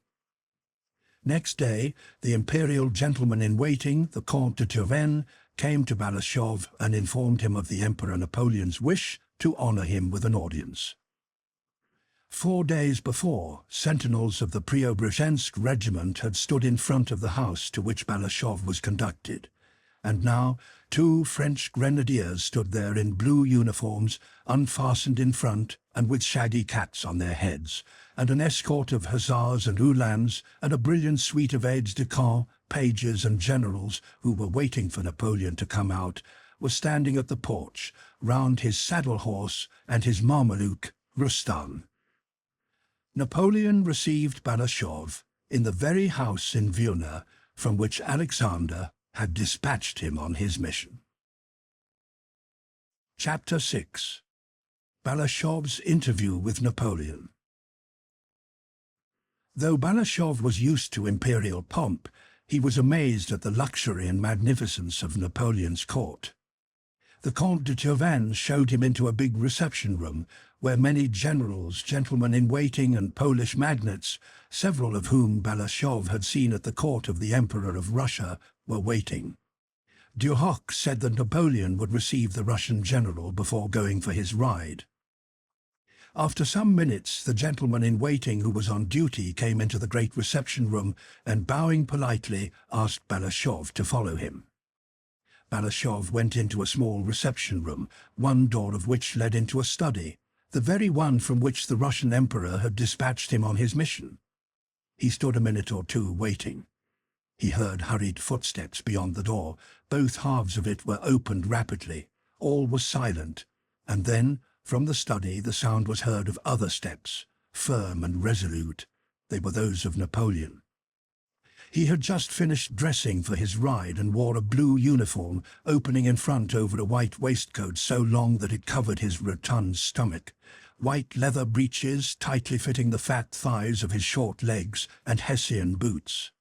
His short hair had evidently just been brushed, but one lock hung down in the middle of his broad forehead.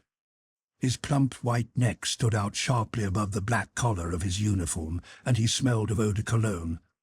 His full face, rather young-looking with its prominent chin, wore a gracious and majestic expression of imperial welcome. He entered briskly, with a jerk at every step, and his head slightly thrown back. His whole short, corpulent figure, with broad, thick shoulders and chest and stomach involuntarily protruding, had that imposing and stately appearance one sees in men of 40 who live in comfort. It was evident, too, that he was in the best of spirits that day. He nodded in answer to Balashov's low and respectful bow, and coming up to him at once began speaking like a man who values every moment of his time and does not condescend to prepare what he has to say, but is sure he will always say the right thing, and say it well. "Good day, General," said he. "I have received the letter you brought from the Emperor Alexander, and am very glad to see you." He glanced with his large eyes into Balashov's face and immediately looked past him. It was plain that Balashov's personality did not interest him at all. Evidently only what took place within his own mind interested him.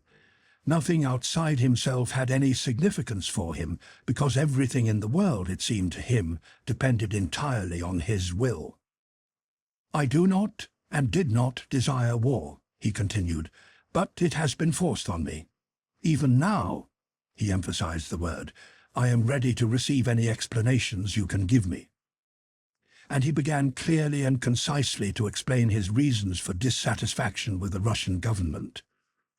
Judging by the calmly moderate and amicable tone in which the French emperor spoke, Balashov was firmly persuaded that he wished for peace and intended to enter into negotiations. When Napoleon, having finished speaking, looked inquiringly at the Russian envoy, Balashov began a speech he had prepared long before. "Sire, the Emperor, my master—" But the sight of the Emperor's eyes bent on him confused him. "You are flurried. Compose yourself," Napoleon seemed to say, as with a scarcely perceptible smile he looked at Balashov's uniform and sword. Balashov recovered himself and began to speak. He said that the Emperor Alexander did not consider Kurakin's demand for his passports a sufficient cause for war, that Kurakin had acted on his own initiative and without his sovereign's assent, that the Emperor Alexander did not desire war and had no relations with England. Not yet. interposed Napoleon, and as if fearing to give vent to his feelings, he frowned and nodded slightly as a sign that Balashov might proceed. After saying all he had been instructed to say, Balashov added that the Emperor Alexander wished for peace, but would not enter into negotiations except on condition that— Here Balashov hesitated. He remembered the words the Emperor Alexander had not written in his letter, but had specially inserted in the rescript to Saltykov and had told Balashov to repeat to Napoleon. Balashov remembered these words: "So long as a single-armed foe remains on Russian soil." But some complex feeling restrained him. He could not utter them, though he wished to do so. He grew confused and said, "On condition that the French army retires beyond the Niemen." Napoleon noticed Balashov's embarrassment when uttering these last words. His face twitched and the calf of his left leg began to quiver rhythmically. Without moving from where he stood, he began speaking in a louder tone and more hurriedly than before. During the speech that followed, Balashov, who more than once lowered his eyes, involuntarily noticed the quivering of Napoleon's left leg, which increased the more Napoleon raised his voice. "I desire peace no less than the Emperor Alexander," he began. "Have I not for 18 months been doing everything to obtain it? I have waited 18 months for explanations, but in order to begin negotiations, what is demanded of me?" he said, frowning and making an energetic gesture of inquiry with his small, white, plump hand. "The withdrawal of your army beyond the Niemen, sire," replied Balashov. "The Niemen," repeated Napoleon. "So now you want me to retire beyond the Niemen? Only the Niemen?" repeated Napoleon, looking straight at Balashov. The latter bowed his head respectfully. Instead of the demand of 4 months earlier to withdraw from Pomerania, only a withdrawal beyond the Niemen was now demanded. Napoleon turned quickly and began to pace the room. "You say the demand now is that I am to withdraw beyond the Niemen before commencing negotiations, but in just the same way 2 months ago the demand was that I should withdraw beyond the Vistula and the Oder, and yet you are willing to negotiate." He went in silence from one corner of the room to the other, and again stopped in front of Balashov. Balashov noticed that his left leg was quivering faster than before, and his face seemed petrified in its stern expression. This quivering of the left leg was a thing Napoleon was conscious of. "The vibration of my left calf is a great sign with me," he remarked at a later date. "Such demands as to retreat beyond the Vistula and Oder may be made to a Prince of Baden, but not to me," Napoleon almost screamed, quite to his own surprise. "If you gave me Petersburg and Moscow, I could not accept such conditions. You say I have begun this war, but who first joined his army? The Emperor Alexander, not I. And you offer me negotiations when I have expended millions, when you are in alliance with England, and when your position is a bad one. You offer me negotiations. But what is the aim of your alliance with England? What has she given you?" he continued hurriedly, evidently no longer trying to show the advantages of peace and discuss its possibility, but only to prove his own rectitude and power and Alexander's errors and duplicity. The commencement of his speech had obviously been made with the intention of demonstrating the advantages of his position and showing that he was nevertheless willing to negotiate. But he had begun talking, and the more he talked, the less he could control his words. The whole purport of his remarks now was evidently to exalt himself and insult Alexander, just what he had least desired at the commencement of the interview. "I hear you have made peace with Turkey." Balashov bowed his head affirmatively. "Peace has been concluded," he began, but Napoleon did not let him speak. He evidently wanted to do all the talking himself, and continued to talk with the sort of eloquence and unrestrained irritability to which spoiled people are so prone. Yes, I know you have made peace with the Turks without obtaining Moldavia and Wallachia. I would have given your sovereign those provinces as I gave him Finland. Yes, he went on, I promised and would have given the Emperor Alexander Moldavia and Wallachia, and now he won't have those splendid provinces. Yet he might have united them to his empire, and in a single reign would have extended Russia from the Gulf of Bothnia to the mouths of the Danube. Catherine the Great could not have done more, said Napoleon, growing more and more excited as he paced up and down the room, repeating to Balashov almost the very words he had used to Alexander himself at Tilsit. All that he would have owed to my friendship. Oh, what a splendid reign, he repeated several times, then paused, drew from his pocket a gold snuff-box, lifted it to his nose, and greedily sniffed at it. What a splendid reign the Emperor Alexander's might have been. He looked compassionately at Balashov, and as soon as the latter tried to make some rejoinder, hastily interrupted him. What could he wish or look for that he would not have obtained through my friendship? Demanded Napoleon, shrugging his shoulders in perplexity. But no, he has preferred to surround himself with my enemies. And with whom? With Steins, Arnfelds, Bennigssens, and Wintzingerodes. Stein, a traitor expelled from his own country, Arnfeld, a rake and intriguer, Wintzingerode, a fugitive French subject, Bennigsen, rather more of a soldier than the others, but all the same an incompetent, who was unable to do anything in 1807, and who should awaken terrible memories in the Emperor Alexander's mind. Granted that they were competent, they might be made use of, continued Napoleon, hardly able to keep pace in words with the rush of thoughts that incessantly sprang up, proving how right and strong he was. In his perception the two were one and the same. But they are not even that. They are not fit for war nor peace. Barclay is said to be the most capable of them all, but I cannot say so, judging by his first movements. And what are they doing, all these courtiers? Fulwell proposes, Armfeldt disputes, Bennigsen considers, and Barclay, called on to act, does not know what to decide on, and time passes, bringing no result. Bagration alone is a military man. He is stupid, but he has experience, a quick eye, and resolution. And what role is your young monarch playing in that monstrous crowd? They compromise him and throw on him the responsibility for all that happens. A sovereign should not be with the army unless he is a general, said Napoleon, evidently uttering these words as a direct challenge to the emperor. He knew how Alexander desired to be a military commander. The campaign began only a week ago, and you haven't even been able to defend Duna. You're cut in two and have been driven out of the Polish provinces. Your army is grumbling. On the contrary, your majesty, said Balashov, hardly able to remember what had been said to him, and following these verbal fireworks with difficulty, the troops are burning with eagerness. I know everything.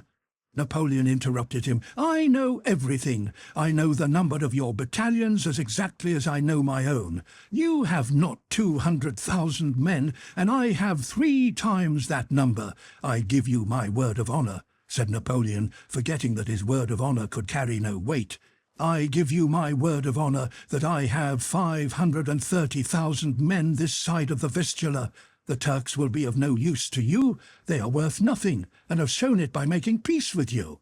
As for the Swedes, it is their fate to be governed by mad kings. Their king was insane, and they changed him for another, Bernadotte, who promptly went mad, for no Swede would ally himself with Russia unless he were mad. Napoleon grinned maliciously, and again raised his snuff-box to his nose. Balashov knew how to reply to each of Napoleon's remarks, and would have done so. He continually made the gesture of a man wishing to say something, but Napoleon always interrupted him. To the alleged insanity of the Swedes, Balashov wished to reply that when Russia is on her side, Sweden is practically an island. But Napoleon gave an angry exclamation to drown his voice. Napoleon was in that state of irritability in which a man has to talk, and talk, merely to convince himself that he is in the right. Balashov began to feel uncomfortable. As envoy, he feared to demean his dignity, and felt the necessity of replying, But as a man he shrank before the transport of groundless wrath that had evidently seized Napoleon. He knew that none of the words now uttered by Napoleon had any significance, and that Napoleon himself would be ashamed of them when he came to his senses. Balashov stood with downcast eyes, looking at the movements of Napoleon's stout legs and trying to avoid meeting his eyes. "But what do I care about your allies?" said Napoleon. "I have allies, the Poles. There are 80,000 of them, and they fight like lions. And there will be 200,000 of them." And probably still more perturbed by the fact that he had uttered this obvious falsehood, and that Balashov still stood silently before him in the same attitude of submission to fate, Napoleon abruptly turned round, drew close to Balashov's face, and gesticulating rapidly and energetically with his white hands, almost shouted, "Know that if you stir up Prussia against me, I'll wipe it off the map of Europe," he declared, his face pale and distorted by anger, and he struck one of his small hands energetically with the other. "Yes, I will throw you back beyond the Dwina and beyond the Dnieper, and will re-erect against you that barrier which it was criminal and blind of Europe to allow to be destroyed. Yes, that is what will happen to you. That is what you have gained by alienating me." And he walked silently several times up and down the room, his fat shoulders twitching. He put his snuff-box into his waistcoat pocket, took it out again, lifted it several times to his nose, and stopped in front of Balashov. He paused, looking ironically straight into Balashov's eyes, and said in a quiet voice, "And yet, what a splendid reign your master might have had." Balashov, feeling it incumbent on him to reply, said that from the Russian side things did not appear in so gloomy a light. Napoleon was silent, still looking derisively at him, and evidently not listening to him. Balashov said that in Russia the best results were expected from the war. Napoleon nodded condescendingly, as if to say, "I know it's your duty to say that, but you don't believe it yourself. I have convinced you." When Balashov had ended, Napoleon again took out his snuff-box, sniffed at it, and stamped his foot twice on the floor as a signal. The door opened. A gentleman in waiting, bending respectfully, handed the Emperor his hat and gloves. Another brought him a pocket handkerchief. Napoleon, without giving them a glance, turned to Balashov. "Assure the Emperor Alexander from me," said he, taking his hat, "that I am as devoted to him as before. I know him thoroughly, and very highly esteem his lofty qualities. I will detain you no longer, General. You shall receive my letter to the Emperor." And Napoleon went quickly to the door. Everyone in the reception room rushed forward and descended the staircase. Chapter 7. Balashov dines with Napoleon. After all that Napoleon had said to him, those bursts of anger and the last dryly spoken words, "I will detain you no longer, General, you shall receive my letter," Balashov felt convinced that Napoleon would not wish to see him, and would even avoid another meeting with him, an insulted envoy, especially as he had witnessed his unseemly anger. But to his surprise, Balashov received, through Duroc, an invitation to dine with the Emperor that day. Bessières, Caulaincourt, and Berthier were present at that dinner. Napoleon met Balashov cheerfully and amiably. He not only showed no sign of constraint or self-reproach on account of his outburst that morning, but on the contrary tried to reassure Balashov. It was evident that he had long been convinced that it was impossible for him to make a mistake, and that in his perception whatever he did was right, not because it harmonized with any idea of right and wrong, but because he did it. The Emperor was in very good spirits after his ride through Vilna, where crowds of people had rapturously greeted and followed him. From all the windows of the streets through which he rode, rugs, flags, and his monogram were displayed, and the Polish ladies welcoming him waved their handkerchiefs to him. At dinner, having placed Balashov beside him, Napoleon not only treated him amiably, but behaved as if Balashov were one of his own courtiers, one of those who sympathized with his plans and ought to rejoice at his success. In the course of conversation he mentioned Moscow and questioned Balashov about the Russian capital, not merely as an interested traveller asks about a new city he intends to visit, but as if convinced that Balashov as a Russian must be flattered by his curiosity. "How many inhabitants are there in Moscow? How many houses? Is it true that Moscow is called Holy Moscow? How many churches are there in Moscow?" he asked. And receiving the reply that there were more than 200 churches, he remarked, "Why such a quantity of churches?" "The Russians are very devout," replied Balashov. "But a large number of monasteries and churches is always a sign of the backwardness of a people," said Napoleon, turning to Caulaincourt for appreciation of this remark. Balashov respectfully ventured to disagree with the French emperor. "Every country has its own character," said he. "But nowhere in Europe is there anything like that," said Napoleon. "I beg your Majesty's pardon," returned Balashov. "Besides Russia there is Spain, where there are also many churches and monasteries." This reply of Balashov's, which hinted at the recent defeats of the French in Spain, was much appreciated when he related it at Alexander's court, but it was not much appreciated at Napoleon's dinner, where it passed unnoticed. The uninterested and perplexed faces of the marshals showed that they were puzzled as to what Balashov's tone suggested. "If there is a point, we don't see it, or it is not at all witty," their expressions seemed to say. So little was his rejoinder appreciated that Napoleon did not notice it at all and naively asked Balashov through what towns the direct road from there to Moscow passed. Balashov, who was on the alert all through the dinner, replied that just as all roads lead to Rome, so all roads lead to Moscow. There were many roads, and among them the road through Poltava, which Charles XII chose.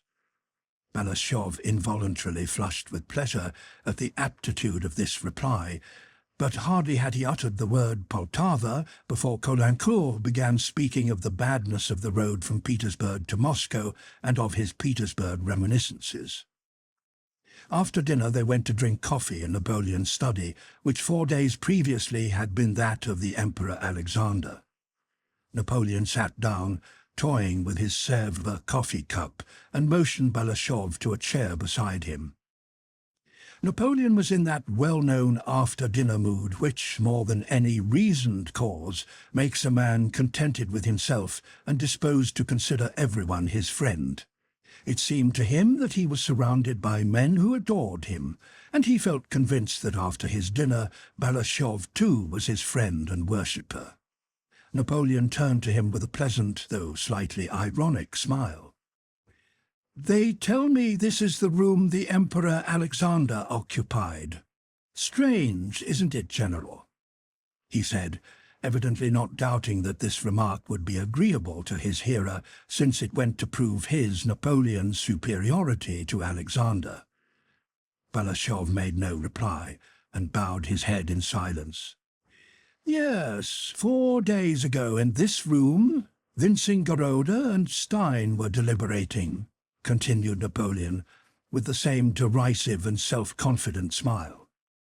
"What I can't understand," he went on, "is that the Emperor Alexander has surrounded himself with my personal enemies. That I do not understand.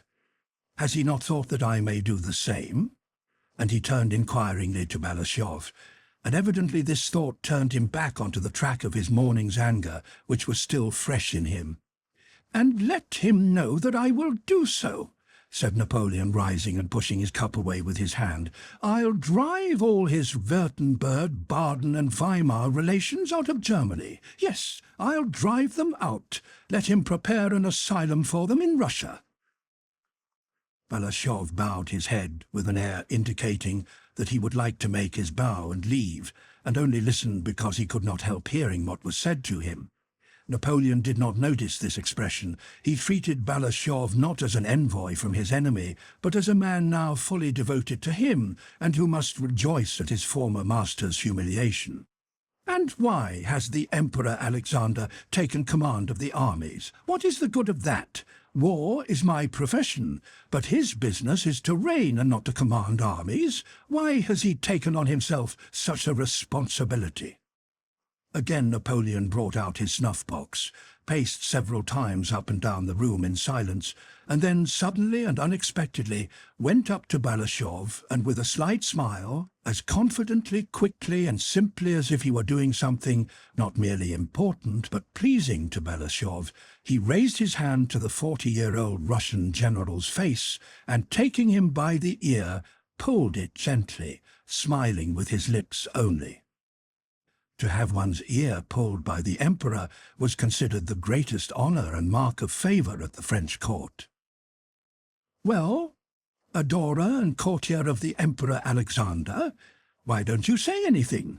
said he, as if it was ridiculous in his presence to be the adorer and courtier of anyone but himself, Napoleon. "Are the horses ready for the general?" he added, with a slight inclination of his head in reply to Balashov's bow. "Let him have mine. He has a long way to go." The letter taken by Balashov was the last Napoleon sent to Alexander. Every detail of the interview was communicated to the Russian monarch, and the war began. Chapter 8. Prince Andrei on Kutuzov's staff in Moldavia. He visits Bald Hills. After his interview with Pierre in Moscow, Prince Andrei went to Petersburg, on business as he told his family, but really to meet Anatole Kuragin, whom he felt it necessary to encounter. On reaching Petersburg he inquired for Kuragin, but the latter had already left the city. Pierre had warned his brother-in-law that Prince Andrei was on his track. Anatole Kuragin promptly obtained an appointment from the Minister of War and went to join the army in Moldavia. While in Petersburg, Prince Andrei met Kutuzov, his former commander, who was always well disposed toward him, and Kutuzov suggested that he should accompany him to the army in Moldavia, to which the old general had been appointed commander-in-chief. So Prince Andrei, having received an appointment on the headquarters staff, left for Turkey. Prince Andrei did not think it proper to write and challenge Kuragin. He thought that if he challenged him without some fresh cause, it might compromise the young Countess Rostova, and so he wanted to meet Kuragin personally in order to find a fresh pretext for a duel. But he again failed to meet Kuragin in Turkey, for soon after Prince Andrei arrived, the latter returned to Russia. In a new country amid new conditions, Prince Andrei found life easier to bear. After his betrothed had broken faith with him, which he felt the more acutely the more he tried to conceal its effects, the surroundings in which he had been happy became trying to him, and the freedom and independence he had once prized so highly were still more so. Not only could he no longer think the thoughts that had first come to him as he lay gazing at the sky on the field of Austerlitz, and had later enlarged upon with Pierre, and which had filled his solitude at Bogucharova and then in Switzerland and Rome, but he even dreaded to recall them, and the bright and boundless horizons they had revealed. He was now concerned only with the nearest, practical matters unrelated to his past interests, and he seized on these the more eagerly, the more those past interests were closed to him. It was as if that lofty, infinite canopy of heaven that had once towered above him had suddenly turned into a low, solid vault that weighed him down, in which all was clear, but nothing eternal or mysterious. Of the activities that presented themselves to him, army service was the simplest and most familiar. As a general on duty on Kutuzov's staff, he applied himself to business with zeal and perseverance, and surprised Kutuzov by his willingness and accuracy in work.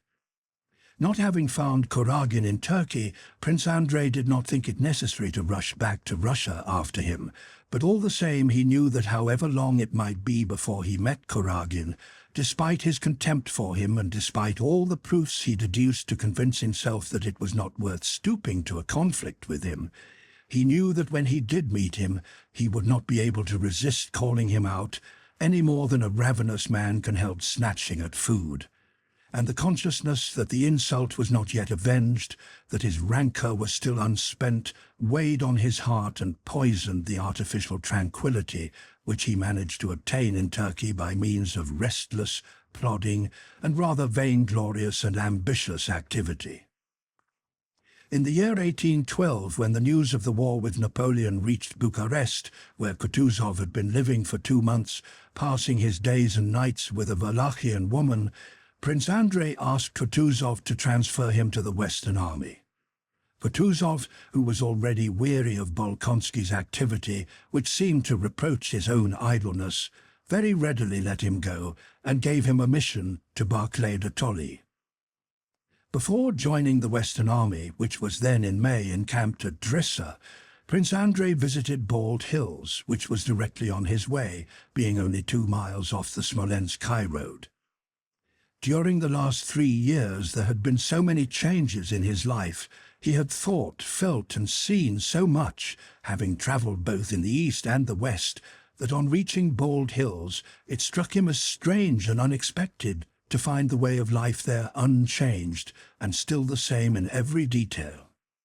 He entered through the gates with their stone pillars and drove up the avenue leading to the house, as if he were entering an enchanted, sleeping castle. The same old stateliness, the same cleanliness, the same stillness reigned there. And inside there was the same furniture, the same walls, sounds and smell, and the same timid faces, only somewhat older. Princess Maria was still the same timid, plain maiden getting on in years, uselessly and joylessly passing the best years of her life in fear and constant suffering. Mademoiselle Bourienne was the same coquettish, self-satisfied girl, enjoying every moment of her existence and full of joyous hopes for the future. She had merely become more self-confident, Prince Andrei thought.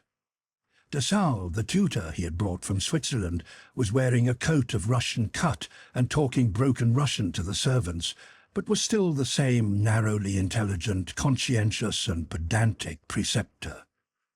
The old prince had changed in appearance only by the loss of a tooth, which left a noticeable gap on one side of his mouth. In character he was the same as ever, only showing still more irritability and scepticism as to what was happening in the world. Little Nikolai alone had changed. He had grown, become rosier, had curly dark hair, and when, merry and laughing, quite unconsciously lifted the upper lip of his pretty little mouth, just as the little princess used to do. He alone did not obey the law of immutability in the enchanted sleeping castle. But though externally all remained as of old, the inner relations of all these people had changed since Prince Andrei had last seen them. The household was divided into 2 alien and hostile camps, who changed their habits for his sake and only met because he was there. To the one camp belonged the old prince, Mademoiselle Bourienne, and the architect. To the other, Princess Maria, de Salle, little Nikolai, and all the old nurses and maids. During his stay at Bald Hills, all the family dined together, but they were ill at ease, and Prince Andrei felt that he was a visitor for whose sake an exception was being made, and that his presence made them all feel awkward. Involuntarily feeling this at dinner on the first day, he was taciturn, and the old prince, noticing this, also became morosely dumb and retired to his apartments directly after dinner. In the evening, when Prince Andrei went to him and, trying to rouse him, began to tell him of the young Count Kamensky's campaign, the old prince began unexpectedly to talk about Princess Maria, blaming her for her superstitions and her dislike of Mademoiselle Bourienne, who, he said, was the only person really attached to him. The old prince said that if he was ill, it was only because of Princess Maria, that she purposely worried and irritated him, and that by indulgence and silly talk she was spoiling little Prince Nikolai. The old prince knew very well that he tormented his daughter and that her life was very hard, but he also knew that he could not help tormenting her and that she deserved it. Why does Prince Andrei, who sees this, say nothing to me about his sister?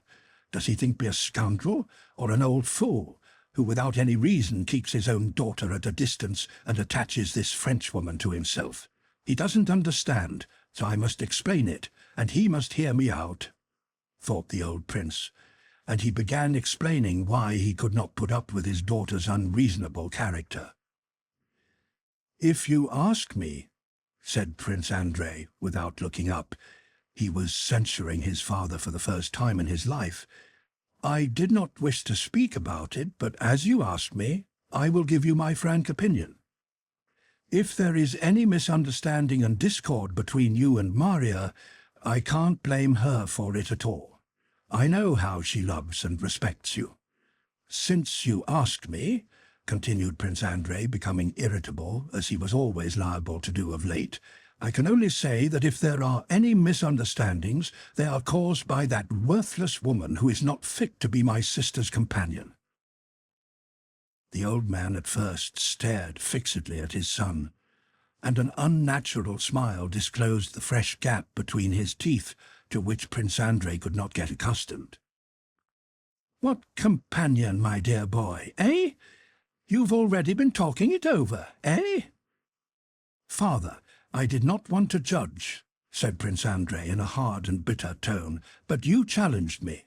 And I have said, and always shall say, that Maria is not to blame, but those to blame, the one to blame, is that Frenchwoman. Ah, he has passed judgment." "Passed judgment," said the old man in a low voice, and as it seemed to Prince Andrei with some embarrassment, but then he suddenly jumped up and cried, Be off! Let not a trace of you remain here!" Prince Andrei wished to leave at once, but Princess Maria persuaded him to stay another day. That day he did not see his father, who did not leave his room, and admitted no one but Mademoiselle Bourienne and Tikhon, but asked several times whether his son had gone. Next day, before leaving, Prince Andrei went to his son's rooms. The boy, curly-headed like his mother and glowing with health, sat on his knee, and Prince Andrei began telling him the story of Bluebeard, but fell into a reverie without finishing the story. He thought not of this pretty child, his son, whom he held on his knee, but of himself. He sought in himself either remorse for having angered his father or regret at leaving home for the first time in his life on bad terms with him, and was horrified to find neither. What meant still more to him was that he sought and did not find in himself the former tenderness for his son which he had hoped to reawaken by caressing the boy and taking him on his knee. "Well, go on," said his son. Prince Andrei, without replying, put him down from his knee and went out of the room. As soon as Prince Andrei had given up his daily occupations, and especially on returning to the old conditions of life amid which he had been happy, weariness of life overcame him with its former intensity, and he hastened to escape from these memories and to find some work as soon as possible. "So, you've decided to go, Andrei?" asked his sister. "Thank God that I can," replied Prince Andrei. "I am very sorry you can't." "Why do you say that?" replied Princess Maria. "Why do you say that when you are going to this terrible war, and he is so old? Mademoiselle Bourienne says he has been asking about you." As soon as she began to speak of that, her lips trembled and her tears began to fall. Prince Andrei turned away and began pacing the room. "Oh, my God, my God! When one thinks who and what trash can cause people misery," he said with a malignity that alarmed Princess Maria. She understood that when speaking of trash, he referred not only to Mademoiselle Bourienne, the cause of her misery, but also to the man who had ruined his own happiness. "Andrei, one thing I beg, I entreat of you," she said, touching his elbow and looking at him with eyes that shone through her tears. "I understand you." She looked down. "Don't imagine that sorrow is the work of men. Men are his tools."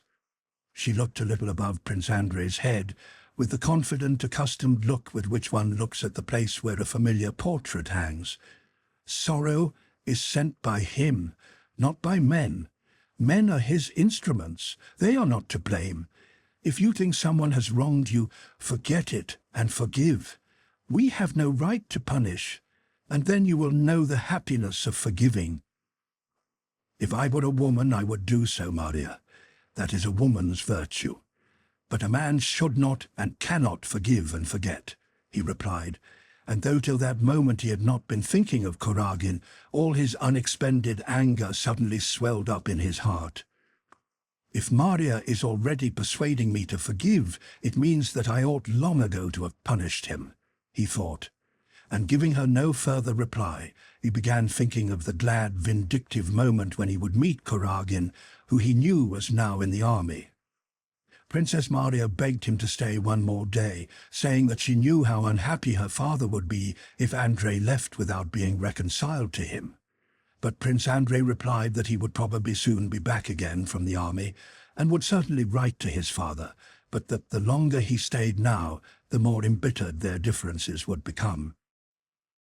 "Goodbye, Andrei. Remember that misfortunes come from God, and men are never to blame," were the last words he heard from his sister when he took his leave of her. "Then it must be so," thought Prince Andrei as he drove out of the avenue from the house at Bald Hills. "She, poor innocent creature, is left to be victimized by an old man who has outlived his wits. The old man feels he is guilty but cannot change himself. My boy is growing up and rejoices in life, in which, like everybody else, he will deceive or be deceived. And I am off to the army. Why? I myself don't know. I want to meet the man whom I despise, so as to give him a chance to kill and laugh at me. These conditions of life had been the same before, but then they were all connected, while now they had all tumbled to pieces. Only senseless things, lacking coherence, presented themselves one after another to Prince Andrei's mind. Chapter 9. Prince Andrei in the army at Drissa. Prince Andrei reached the general headquarters of the army at the end of June. The first army, with which was the Emperor, occupied the fortified camp at Drissa. The second army was retreating, trying to effect a junction with the first one, from which it was said to be cut off by large French forces. Everyone was dissatisfied with the general course of affairs in the Russian army, but no one anticipated any danger of invasion of the Russian provinces, and no one thought the war would extend farther than the Polish provinces. Prince Andrei found Barclay de Tolly, to whom he had been assigned, on the banks of the Drissa. As there was not a single town or large village in the vicinity of the camp, the immense number of generals and courtiers accompanying the army were living in the best houses of the villages on both sides of the river, over a radius of 6 miles. Barclay de Tolly was quartered nearly 3 miles from the Emperor. He received Bolkonsky stiffly and coldly, and told him in his foreign accent that he would mention him to the Emperor for a decision as to his employment, but asked him meanwhile to remain on his staff. Anatole Kuragin, whom Prince Andrei had hoped to find with the army, was not there. He had gone to Petersburg. But Prince Andrei was glad to hear this. His mind was occupied by the interests of the centre that was conducting a gigantic war, and he was glad to be free for a while from the distraction caused by the thought of Kuragin. During the first 4 days, while no duties were required of him, Prince Andrei rode round the whole fortified camp, and by the aid of his own knowledge and by talks with experts, tried to form a definite opinion about it. But the question whether the camp was advantageous or disadvantageous remained for him undecided. Already from his military experience and what he had seen in the Austrian campaign, he had come to the conclusion that in war the most deeply considered plans have no significance, and that all depends on the way unexpected movements of the enemy that cannot be foreseen are met, and on how and by whom the whole matter is handled.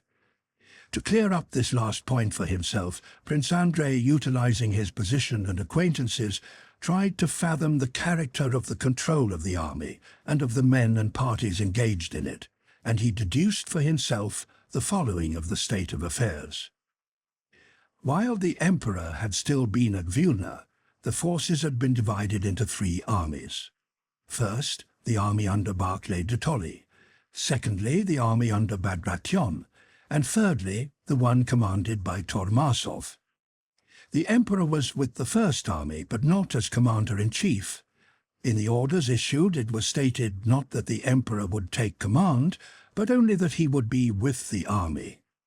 The emperor, moreover, had with him not a commander-in-chief's staff, but the imperial headquarters staff. In attendance on him was the head of the imperial staff, Quartermaster General Prince Bolkonsky, as well as generals, imperial aides-de-camp, diplomatic officials, and a large number of foreigners, but not the army staff.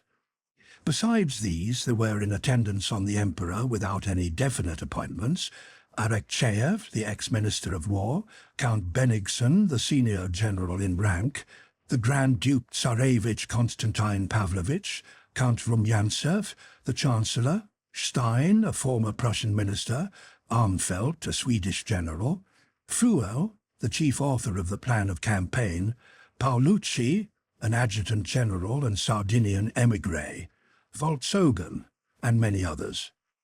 Though these men had no military appointment in the army, their position gave them influence, and often a corps commander, or even the commander-in-chief, did not know in what capacity he was questioned by Bennigsen, the Grand Duke, Arakcheyev, or Prince Bolkonsky, or was given this or that advice, and did not know whether a certain order received in the form of advice emanated from the man who gave it or from the emperor, and whether it had to be executed or not. But this was only the external condition. The essential significance of the presence of the emperor and of all these people from a courtier's point of view, and in an emperor's vicinity all become courtiers, was clear to everyone. It was this: the emperor did not assume the title of commander-in-chief, but disposed of all the armies. The men around him were his assistants.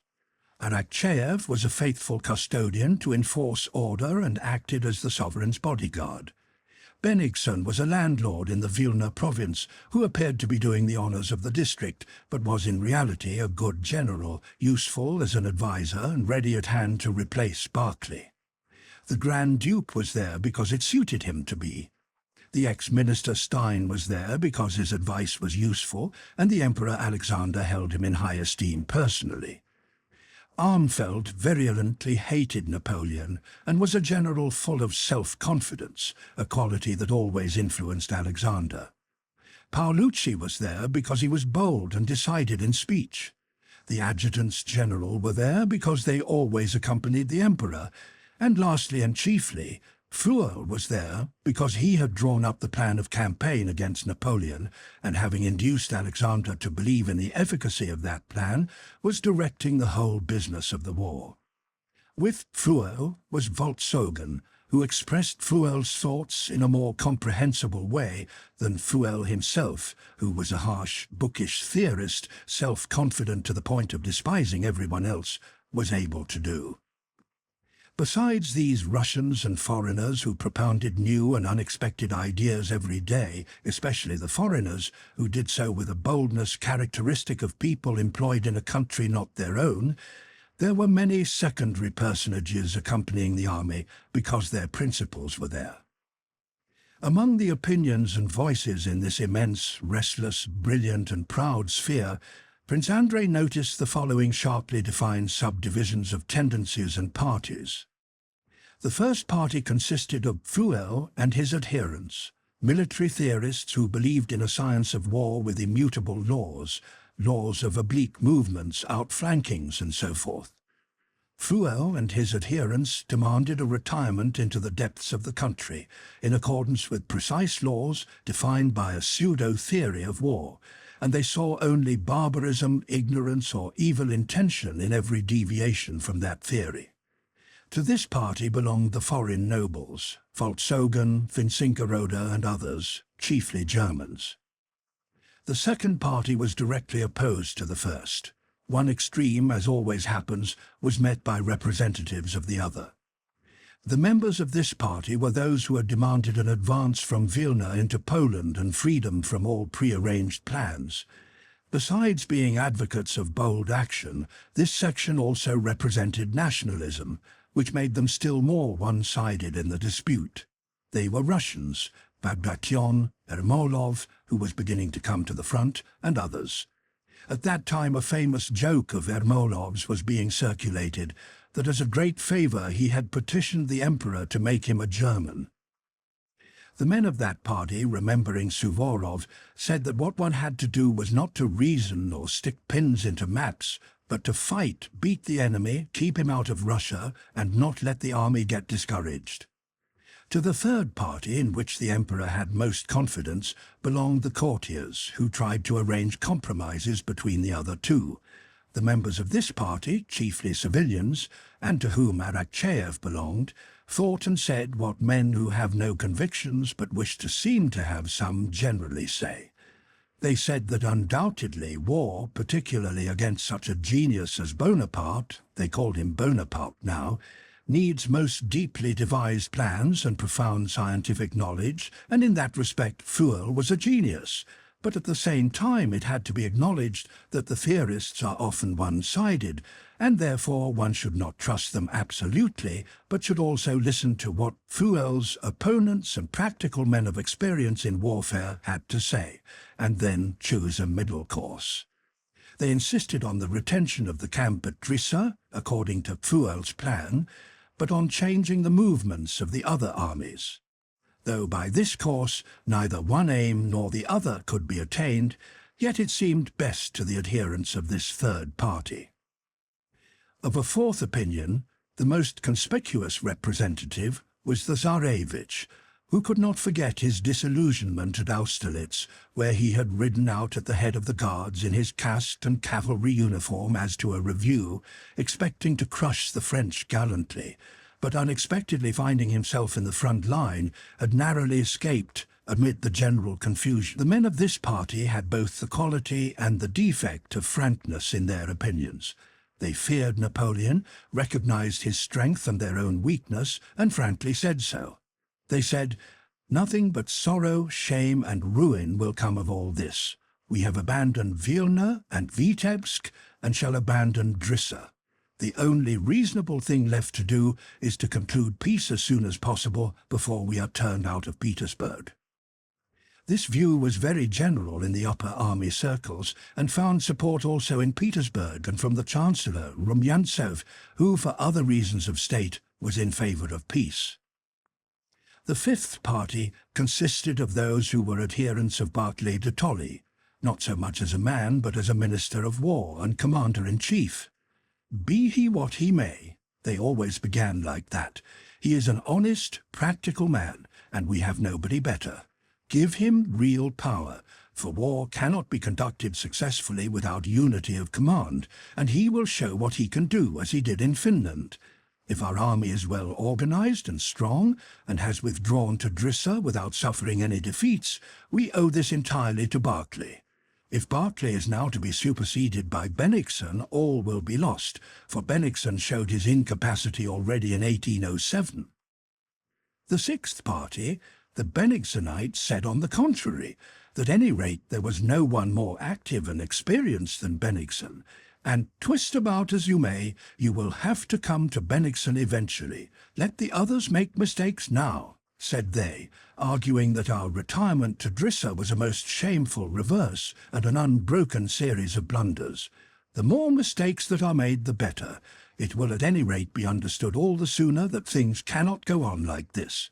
What is wanted is not some Barclay or other, but a man like Bennigsen, who made his mark in 1807, and to whom Napoleon himself did justice, a man whose authority would be willingly recognized, and Bennigsen is the only such man.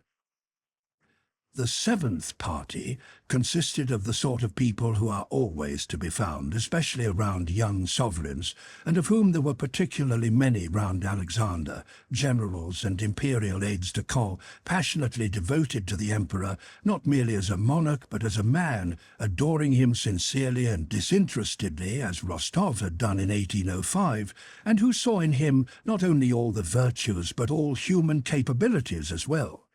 These men, though enchanted with the sovereign for refusing the command of the army, yet blamed him for such excessive modesty, and only desired and insisted that their adored sovereign should abandon his diffidence and openly announce that he would place himself at the head of the army, gather round him a commander-in-chief's staff, and consulting experienced theoreticians and practical men where necessary, would himself lead the troops, whose spirits would thereby be raised to the highest pitch. The eighth and largest group, which in its enormous numbers was to the others as 99 to 1, consisted of men who desired neither peace nor war, neither an advance nor a defensive camp at the Drissa or anywhere else, neither Barclay nor the Emperor, neither Pruel nor Bennigsen, but only the one most essential thing, as much advantage and pleasure for themselves as possible. In the troubled waters of conflicting and intersecting intrigues that eddied about the Emperor's headquarters, it was possible to succeed in many ways unthinkable at other times. A man who simply wished to retain his lucrative post would today agree with Pruel, tomorrow with his opponent, and the day after, merely to avoid responsibility or to please the Emperor, would declare that he had no opinion at all on the matter. Another who wished to gain some advantage would attract the Emperor's attention by loudly advocating the very thing the Emperor had hinted at the day before, and would dispute and shout at the council, beating his breast and challenging those who did not agree with him to duels, thereby proving that he was prepared to sacrifice himself for the common good. The third, in the absence of opponents between two councils, would simply solicit a special gratuity for his faithful services, well knowing that at that moment people would be too busy to refuse him. A fourth, while seemingly overwhelmed with work, would often come accidentally under the Emperor's eye. A fifth, to achieve his long-cherished aim of dining with the Emperor, would stubbornly insist on the correctness or falsity of some newly emerging opinion, and for this object would produce arguments more or less forcible and correct. All the men of this party were fishing for roubles, decorations, and promotions, and in this pursuit watched only the weathercock of imperial favour, and directly they noticed it turning in any direction, this whole drone population of the army began blowing hard that way, so that it was all the harder for the Emperor to turn it elsewhere. Amid the uncertainties of the position, with the menace of serious danger giving a peculiarly threatening character to everything, amid this vortex of intrigue, egotism, conflict of views and feelings, and the diversity of race among these people, this eighth and largest party of those preoccupied with personal interests imparted great confusion and obscurity to the common task. Whatever question arose, a swarm of these drones, without having finished their buzzing on a previous theme, flew over to the new one, and by their hum drowned and obscured the voices of those who were disputing honestly. From among all these parties, just at the time Prince Andrei reached the army, another, a ninth party, was being formed, and was beginning to raise its voice. This was the party of the elders, reasonable men experienced and capable in state affairs, who, without sharing any of those conflicting opinions, were able to take a detached view of what was going on at the staff at headquarters, and to consider means of escape from this muddle, indecision, intricacy and weakness. The men of this party said and thought that what was wrong resulted chiefly from the Emperor's presence in the army with his military court, and from the consequent presence there of an indefinite, conditional, and unsteady fluctuation of relations, which is in place at court, but harmful in an army.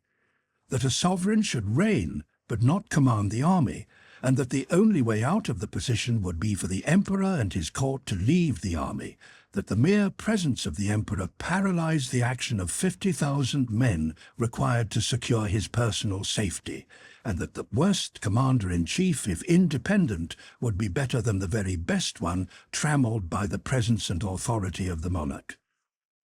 Just at the time Prince Andrei was living unoccupied at Drissa, Shishkov, the Secretary of State and one of the chief representatives of this party, wrote a letter to the emperor which Arakcheyev and Balashov agreed to sign.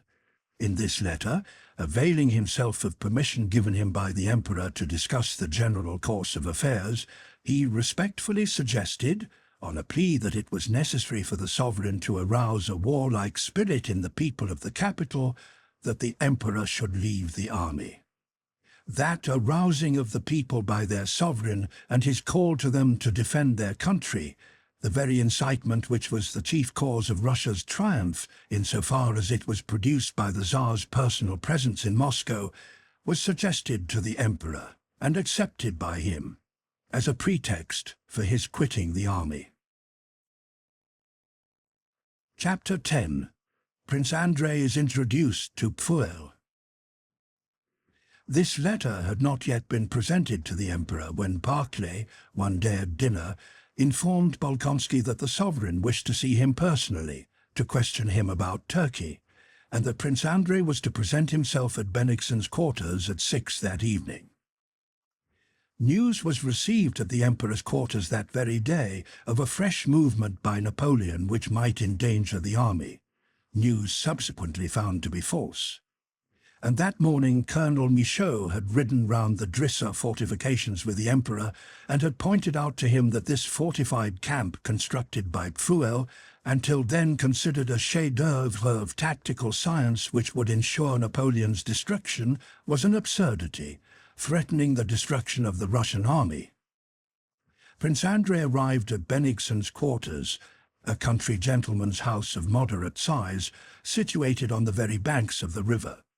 Neither Bennigsen nor the emperor was there, but Chernyshev, the emperor's aide-de-camp, received Bolkonsky and informed him that the emperor, accompanied by General Bennigsen and Marquis Paolucci, had gone a second time that day to inspect the fortifications of the Drissa camp, of the suitability of which serious doubts were beginning to be felt.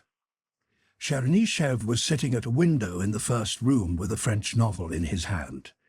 The room had probably been a music room. There was still an organ in it on which some rugs were piled, and in one corner stood the folding bedstead of Bennigsen's adjutant.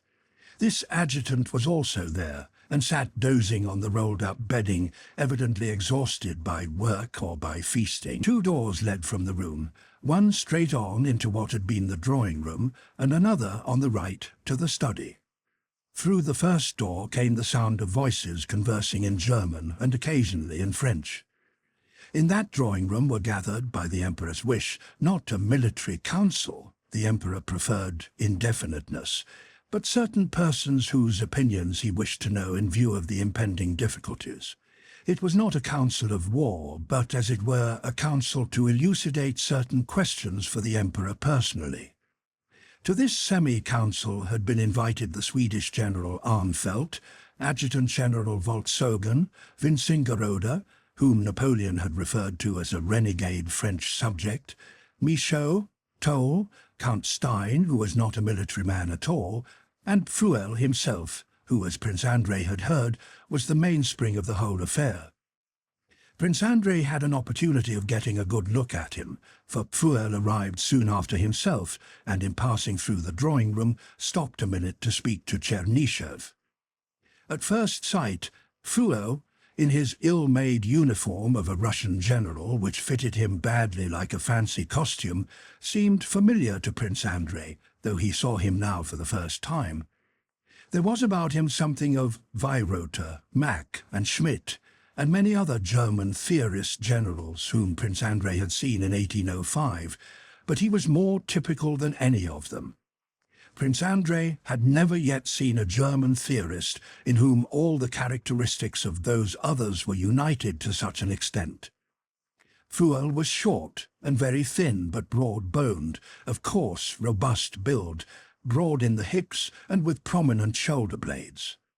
His face was much wrinkled and his eyes deep-set. His hair had evidently been hastily brushed smooth in front of the temples, but stuck up behind in quaint little tufts. He entered the room looking restlessly and angrily around, as if afraid of everything in that large apartment. Awkwardly holding up his sword, he addressed Chernyshев and asked in German where the emperor was. One could see that he wished to pass through the rooms as quickly as possible, finish with the bows and greetings, and sit down to business in front of a map where he would feel at home. He nodded hurriedly in reply to Chernyshев and smiled ironically on hearing that the sovereign was inspecting the fortifications that he, Fuel, had planned in accord with his theory. He muttered something to himself abruptly and in a bass voice, as self-assured Germans do. It might have been "stupid fellow," or "the whole affair will be ruined," or "something absurd will come of it." Prince Andrei did not catch what he said and would have passed on, but Chernyshев introduced him to Fuel, remarking that Prince Andrei was just back from Turkey, where the war had terminated so fortunately. Fuel barely glanced, not so much at Prince Andrei as past him, and said with a laugh, "That must have been a fine tactical war," and laughing contemptuously, went on into the room from which the sound of voices was heard. Fuel, always inclined to be irritably sarcastic, was particularly disturbed that day, evidently by the fact that they had dared to inspect and criticize his camp in his absence. From this short interview with Fuel, Prince Andrei, thanks to his Austerlitz experiences, was able to form a clear conception of the man. Fuel was one of those hopelessly and immutably self-confident men, self-confident to the point of martyrdom, as only Germans are, because only Germans are self-confident on the basis of an abstract notion, science, that is, the supposed knowledge of absolute truth. A Frenchman is self-assured because he regards himself personally, both in mind and body, as irresistibly attractive to men and women. An Englishman is self-assured as being a citizen of the best organized state in the world, and therefore, as an Englishman, always knows what he should do, and knows that all he does as an Englishman is undoubtedly correct. An Italian is self-assured because he is excitable and easily forgets himself and other people. A Russian is self-assured just because he knows nothing, does not want to know anything, since he does not believe that anything can be known. The German's self-assurance is worst of all, stronger and more repulsive than any other, because he imagines that he knows the truth, science, which he himself has invented, but which is for him the absolute truth. Fuel was evidently of that sort. He had a science, the theory of oblique movements, deduced by him from the history of Frederick the Great's wars, and all he came across in the history of more recent warfare seemed to him absurd and barbarous, monstrous collisions in which so many blunders were committed by both sides that these wars could not be called wars. They did not accord with the theory, and therefore could not serve as material for science. In 1806, Fuel had been one of those responsible for the plan of campaign that ended in Jena and Auerstadt, but he did not see the least proof of the fallibility of his theory in the disasters of that war. On the contrary, the deviations made from his theory were, in his opinion, the sole cause of the whole disaster, and with characteristically gleeful sarcasm he would remark, "There, I said the whole affair would go to the devil." Fuel was one of those theoreticians who so love their theory that they lose sight of the theory's object, its practical application. His love of theory made him hate everything practical, and he would not listen to it. He was even pleased by failures, for failures resulting from deviations in practice from the theory only proved to him the accuracy of his theory. He said a few words to Prince Andrei and Chernyshев about the present war, with the air of a man who knows beforehand that all will go wrong, and who is not displeased that it should be so. The unbrushed tufts of hair sticking up behind and the hastily brushed hair on his temples expressed this most eloquently. He passed into the next room, and the deep, querulous sounds of his voice were at once heard from there. Chapter 11. An Informal Council of War. Prince Andrei's eyes were still following Fuel out of the room when Count Bennigsen entered hurriedly, and nodding to Bolkonsky but not pausing, went into the study, giving instructions to his adjutant as he went. The emperor was following him, and Bennigsen had hastened on to make some preparations and to be ready to receive the sovereign. Chernyshev and Prince Andrei went out into the porch, where the emperor, who looked fatigued, was dismounting. Marquis Paolucci was talking to him with particular warmth, and the emperor, with his head bent to the left, was listening with a dissatisfied air. The emperor moved forward, evidently wishing to end the conversation, but the flushed and excited Italian, oblivious of decorum, followed him and continued to speak. "And as for the men who advised forming this camp, the Drissa camp," said Paolucci, as the emperor mounted the steps, and noticing Prince Andrei scanned his unfamiliar face. "As to that person, sire," continued Paolucci, desperately, apparently unable to restrain himself, "the man who advised the Drissa camp, I see no alternative but the lunatic asylum or the gallows." Without heeding the end of the Italian's remarks, and as though not hearing them, the emperor, recognizing Bolkonsky, addressed him graciously. "I am very glad to see you. Go in there where they are meeting and wait for me." The emperor went into the study. He was followed by Prince Pyotr Mikhailovich Bolkonsky and Baron Stein, and the door closed behind them. Prince Andrei, taking advantage of the emperor's permission, accompanied Paolucci, whom he had known in Turkey, into the drawing-room where the council was assembled. Prince Pyotr Mikhailovich Bolkonsky occupied the position, as it were, of chief of the emperor's staff. He came out of the study into the drawing-room with some maps, which he spread on a table, and put questions on which he wished to hear the opinions of the gentlemen present. What had happened was that news, which afterwards proved to be false, had been received during the night of a movement by the French to outflank the Drissa camp. The first to speak was General Armfeldt, who, to meet the difficulty that presented itself, unexpectedly proposed a perfectly new position away from the Petersburg and Moscow roads. The reason for this was inexplicable, unless he wished to show that he too could have an opinion, but he urged that at this point the army should unite and there await the enemy. It was plain that Armfeldt had thought out that plan long ago, and now expounded it not so much to answer the questions put, which, in fact, his plan did not answer, as to avail himself of the opportunity to air it. It was one of the millions of proposals, one as good as another, that could be made as long as it was quite unknown what character the war would take. Some disputed his arguments, others defended them. Young Count Toll objected to the Swedish general's views more warmly than anyone else, and in the course of the dispute drew from his side pocket a well-filled notebook, which he asked permission to read to them. In these voluminous notes Toll suggested another scheme, totally different from Armfeldt's or Pfuel's plan of campaign. In answer to Toll, Paolucci suggested an advance and an attack, which he urged could alone extricate us from the present uncertainty and from the trap, as he called the Drissa camp, in which we were situated.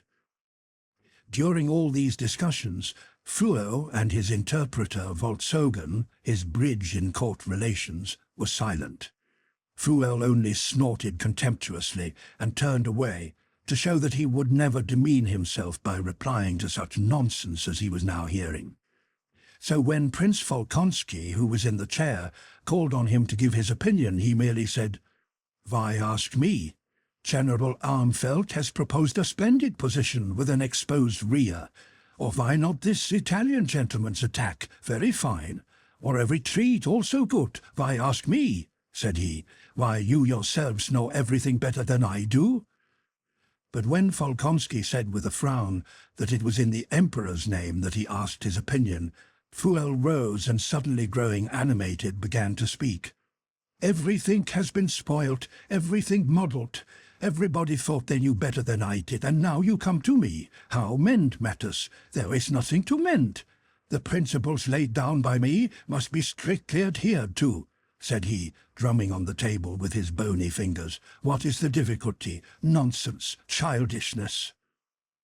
He went up to the map, and speaking rapidly began proving that no eventuality could alter the efficiency of the Drissa camp, that everything had been foreseen, and that if the enemy were really going to outflank it, the enemy would inevitably be destroyed. Paolucci, who did not know German, began questioning him in French. Bolkonsky came to the assistance of his chief, who spoke French badly, and began translating for him, hardly able to keep pace with Pfuel, who was rapidly demonstrating that not only all that had happened, but all that could happen, had been foreseen in his scheme, and that if there were now any difficulties, the whole fault lay in the fact that his plan had not been precisely executed. He kept laughing sarcastically. He demonstrated, and at last contemptuously ceased to demonstrate, like a mathematician who ceases to prove in various ways the accuracy of a problem that has already been proved. Bolkonsky took his place and continued to explain his views in French, every now and then turning to Pfuel and saying, "Is it not so, Your Excellency?" But Pfuel, like a man heated in a fight who strikes those on his own side, shouted angrily at his own supporter, Bolkonsky, "Well, of course. What more is there to explain?" Paolucci and Michaud both attacked Bolkonsky simultaneously in French. Armfeldt addressed Pfuel in German. Toll explained to Bolkonsky in Russian.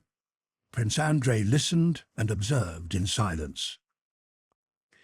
Of all these men, Prince Andrei sympathized most with Pfuel, angry, determined, and absurdly self-confident as he was. Of all those present, evidently he alone was not seeking anything for himself, nursed no hatred against anyone, and only desired that the plan, formed on a theory arrived at by years of toil, should be carried out. He was ridiculous and unpleasantly sarcastic, but yet he inspired involuntary respect by his boundless devotion to an idea. Besides this, the remarks of all except Pfuel had one common trait that had not been noticeable at the Council of War in 1805. There was now a panic fear of Napoleon's genius, which, though concealed, was noticeable in every rejoinder. Everything was assumed to be possible for Napoleon. They expected him from every side and invoked his terrible name to shatter each other's proposals. Pfuel alone seemed to consider Napoleon a barbarian, like everyone else who opposed his theory. But besides this feeling of respect, Pfuel evoked pity in Prince Andrei. From the tone in which the courtiers addressed him and the way Paolucci had allowed himself to speak of him to the emperor, but above all from a certain desperation in Pfuel's own expressions, it was clear that the others knew, and Pfuel himself felt, that his fall was at hand.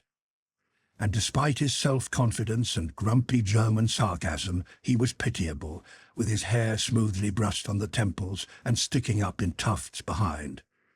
Though he concealed the fact under a show of irritation and contempt, he was evidently in despair that the sole remaining chance of verifying his theory by a huge experiment and proving its soundness to the whole world was slipping away from him. The discussions continued a long time, and the longer they lasted, the more heated became the disputes, culminating in shouts and personalities, and the less was it possible to arrive at any general conclusion from all that had been said.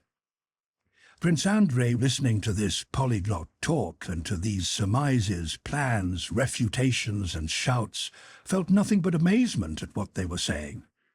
A thought that had long since and often occurred to him during his military activities, the idea that there is not and cannot be any science of war, and that therefore there can be no such thing as a military genius, now appeared to him an obvious truth.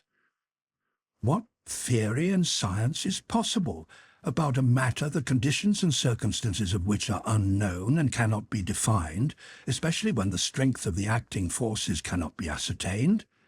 No one was or is able to foresee in what condition our or the enemy's armies will be in a day's time, and no one can gauge the force of this or that detachment.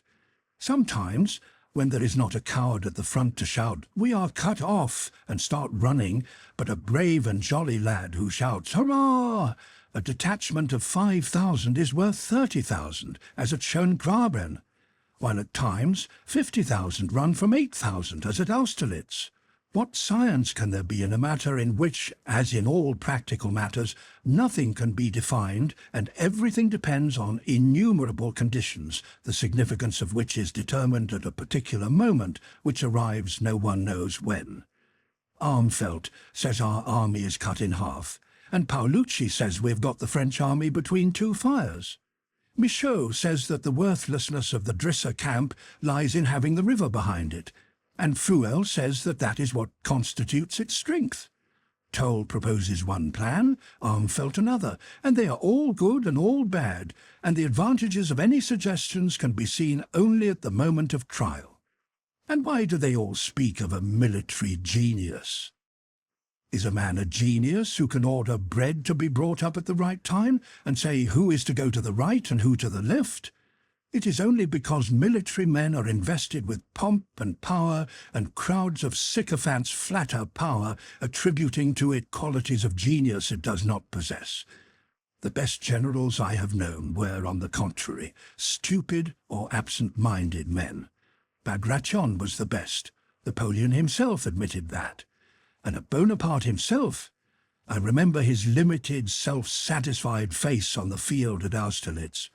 Not only does a good army commander not need any special qualities, on the contrary, he needs the absence of the highest and best human attributes: love, poetry, tenderness, and philosophic inquiring doubt. He should be limited, firmly convinced that what he is doing is very important. Otherwise he will not have sufficient patience, and only then will he be a brave leader. God forbid that he should be humane, should love or pity, or think of what is just and unjust. It is understandable that a theory of their genius was invented for them long ago because they have power. The success of a military action depends not on them, but on the man in the ranks who shouts, "We are lost," or who shouts, "Hurrah!" And only in the ranks can one serve with assurance of being useful.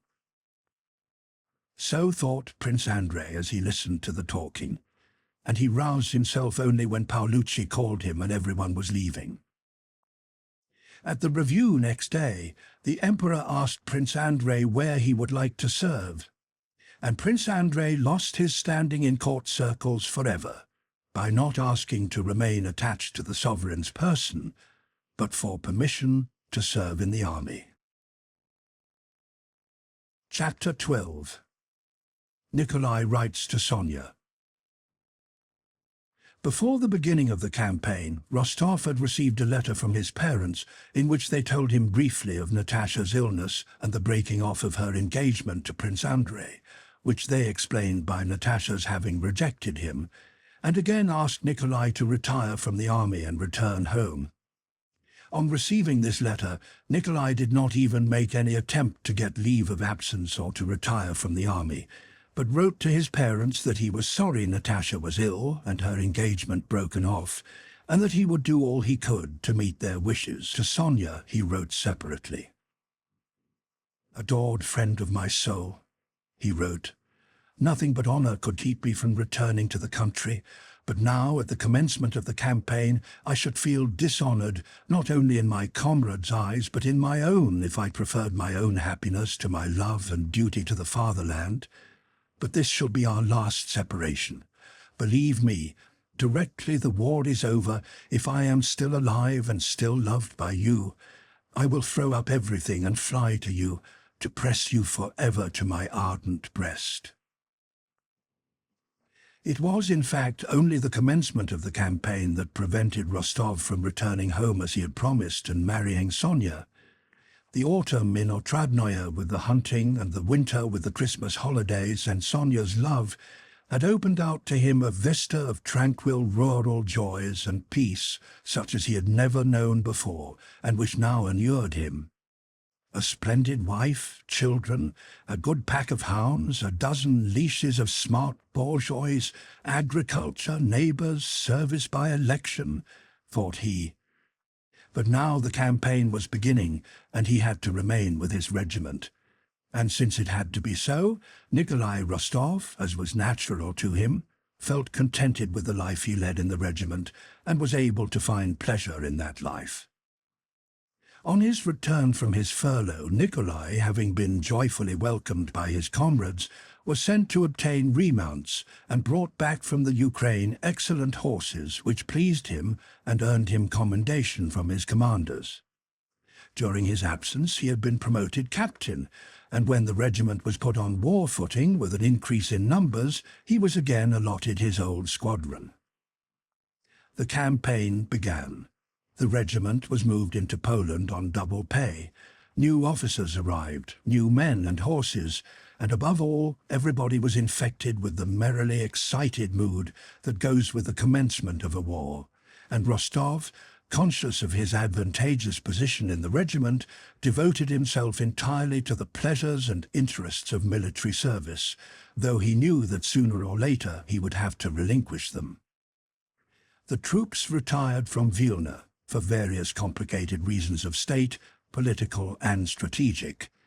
Each step of the retreat was accompanied by a complicated interplay of interests, arguments and passions at headquarters. For the Pavlograd Hussars, however, the whole of this retreat during the finest period of summer and with sufficient supplies was a very simple and agreeable business. It was only at headquarters that there was depression, uneasiness and intriguing. In the body of the army they did not ask themselves where they were going or why. If they regretted having to retreat, it was only because they had to leave billets they had grown accustomed to, or some pretty young Polish lady. If the thought that things looked bad chanced to enter anyone's head, he tried to be as cheerful as befits a good soldier, and not to think of the general trend of affairs, but only of the task nearest to hand. First they camped gaily before Vilna, making acquaintance with the Polish landowners, preparing for reviews and being reviewed by the Emperor and other high commanders. Then came an order to retreat to Svensiani and destroy any provisions they could not carry away with them. Svensiani was remembered by the Hussars only as the drunken camp, a name the whole army gave to their encampment there, and because many complaints were made against the troops, who, taking advantage of the order to collect provisions, took also horses, carriages, and carpets from the Polish proprietors. Rostov remembered Svensiani because on the first day of their arrival at that small town, he changed his sergeant major and was unable to manage all the drunken men of his squadron, who, unknown to him, had appropriated 5 barrels of old beer. From Svensiani they retired farther and farther to Drissa, and thence again beyond Drissa, drawing near to the frontier of Russia proper. On the 13th of July, the Pavlograds took part in a serious action for the first time. On the 12th of July, on the eve of that action, there was a heavy storm of rain and hail. In general, the summer of 1812 was remarkable for its storms. The 2 Pavlograd squadrons were bivouacking on a field of rye, which was already in ear, but had been completely trodden down by cattle and horses. The rain was descending in torrents, and Rostov, with a young officer named Helene, his protégé, was sitting in a hastily constructed shelter. An officer of their regiment, with long moustaches extending onto his cheeks, who after riding to the staff had been overtaken by the rain, entered Rostov's shelter. "I have come from the staff, Count. Have you heard of Raevski's exploit?" And the officer gave them details of the Sultanov battle, which he had heard at the staff.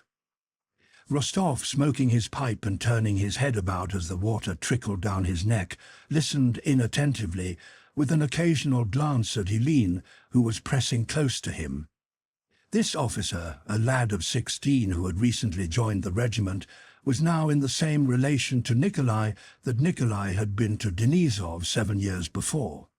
Helene tried to imitate Rostov in everything, and adored him as a girl might have done. Straczynski, the officer with the long moustache, spoke grandiloquently of the Sultanov Dam being a Russian Thermopylae, and of how a deed worthy of antiquity had been performed by General Raevski. He recounted how Raevski had led his 2 sons onto the dam under terrific fire, and had charged with them beside him. Rostov heard the story, and not only said nothing to encourage Straczynski's enthusiasm, but on the contrary, looked like a man ashamed of what he was hearing, though with no intention of contradicting it. Since the campaigns of Austerlitz and of 1807, Rostov knew by experience that men always lie when describing military exploits, as he himself had done when recounting them. Besides that, he had experience enough to know that nothing happens in war at all as we can imagine or relate it. And so he did not like Straczynski's tale, nor did he like Straczynski himself, who, with his moustaches extending over his cheeks, bent low over the face of his hearer as was his habit, and crowded Rostov in the narrow shanty. Rostov looked at him in silence. In the first place, there must have been such a confusion and crowding on the dam that was being attacked, that if Raevsky did lead his sons there, it could have had no effect except perhaps on some dozen men nearest to him, thought he. The rest could not have seen how or with whom Raevsky came onto the dam, and even those who did see it would not have been much stimulated by it, for what had they to do with Raevsky's tender paternal feelings when their own skins were in danger? And besides, the fate of the fatherland did not depend on whether they took the Sultanov Dam or not, as we are told was the case at Thermopylae, so why should he have made such a sacrifice, and why expose his own children in the battle? I would not have taken my brother Petya there, or even Helene, who's a stranger to me but a nice lad, but would have tried to put them somewhere under cover. Nikolai continued to think, as he listened to Straczynski. But he did not express his thoughts, for in such matters too he had gained experience. He knew that this tale redounded to the glory of our arms, and so one had to pretend not to doubt it, and he acted accordingly. "I can't stand this any more," said Helene, noticing that Rostov did not relish Straczynski's conversation. "My stockings and shirt, and the water is running on my seat. I'll go and look for shelter. The rain seems less heavy." Helene went out, and Straczynski rode away. 5 minutes later, Helene, splashing through the mud, came running back to the shanty. "Hurrah, Rostov! Come quickly, I found it. About 200 yards away, there's a tavern where ours have already gathered. We can at least get dry there, and Maria Hendrikovna's there." Maria Hendrikovna was the wife of the regimental doctor, a pretty young German woman he had married in Poland. The doctor, whether from lack of means or because he did not like to part from his young wife in the early days of their marriage, took her about with him wherever the Hussar regiment went, and his jealousy had become a standing joke among the Hussar officers. Rostov threw his cloak over his shoulders, shouted to Lavrushka to follow with the things, and now slipping in the mud, now splashing right through it, set off with Helene in the lessening rain and the darkness that was occasionally rent by distant lightning. "Rostov, where are you?" "Here." "What lightning?" they called to one another. Chapter 13. Maria Hendrikovna. In the tavern before which stood the doctor's covered cart, there were already some 5 officers. Maria Hendrikovna, a plump little blonde German in a dressing jacket and nightcap, was sitting on a broad bench in the front corner. Her husband, the doctor, lay asleep behind her. Rostov and Helene, on entering the room, were welcomed with merry shouts and laughter. "Dear me, how jolly we are," said Rostov, laughing. "And why do you stand there gaping? Oh, what swells they are! Why, the water streams from them. Don't make our drawing-room so wet. Don't mess Maria Hendrikovna's dress," cried other voices. Rostov and Helene hastened to find a corner where they could change into dry clothes without offending Maria Hendrikovna's modesty. They were going into a tiny recess behind a partition to change, but found it completely filled by 3 officers who sat playing cards by the light of a solitary candle on an empty box, and these officers would on no account yield their position. Maria Hendrikovna obliged them with the loan of a petticoat to be used as a curtain, and behind that screen Rostov and Helene, helped by Lavrushka, who had brought their kits, changed their wet things for dry ones. A fire was made up in the dilapidated brick stove. A board was found, fixed on 2 saddles and covered with a horsecloth. A small samovar was produced, and a cellaret and half a bottle of rum. and having asked Maria Hendrikovna to preside, they all crowded round her. One offered her a clean handkerchief to wipe her charming hands, another spread a jacket under her little feet to keep them from the damp, another hung his coat over the window to keep out the draught, and yet another waved the flies off her husband's face, lest he should wake up. "Leave him alone," said Maria Hendrikovna, smiling timidly and happily. "He is sleeping well as it is, after a sleepless night."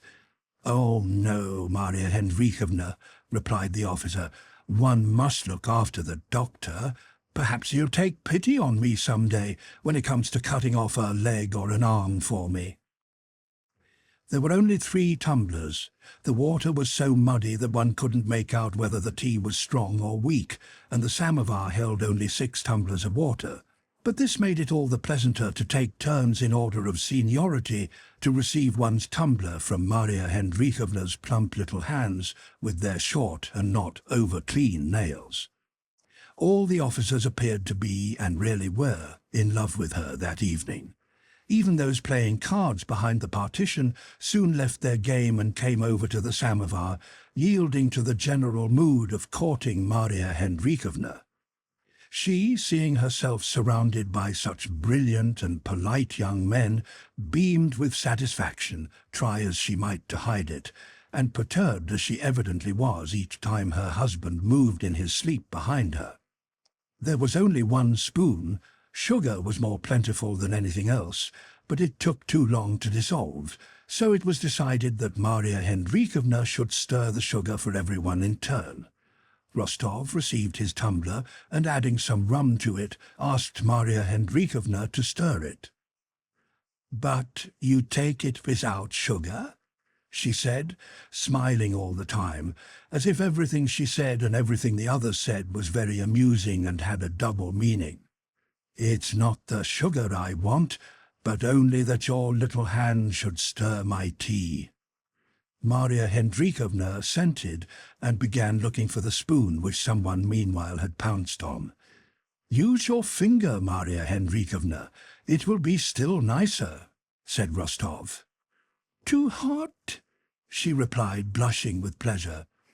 Helene put a few drops of rum into the bucket of water and brought it to Maria Hendrikovna, asking her to stir it with her finger. "This is my cup," said he. "Only dip your finger in it and I'll drink it all up." When they had emptied the samovar, Rostov took a pack of cards and proposed that they should play kings with Maria Hendrikovna. They drew lots to settle who should make up her set.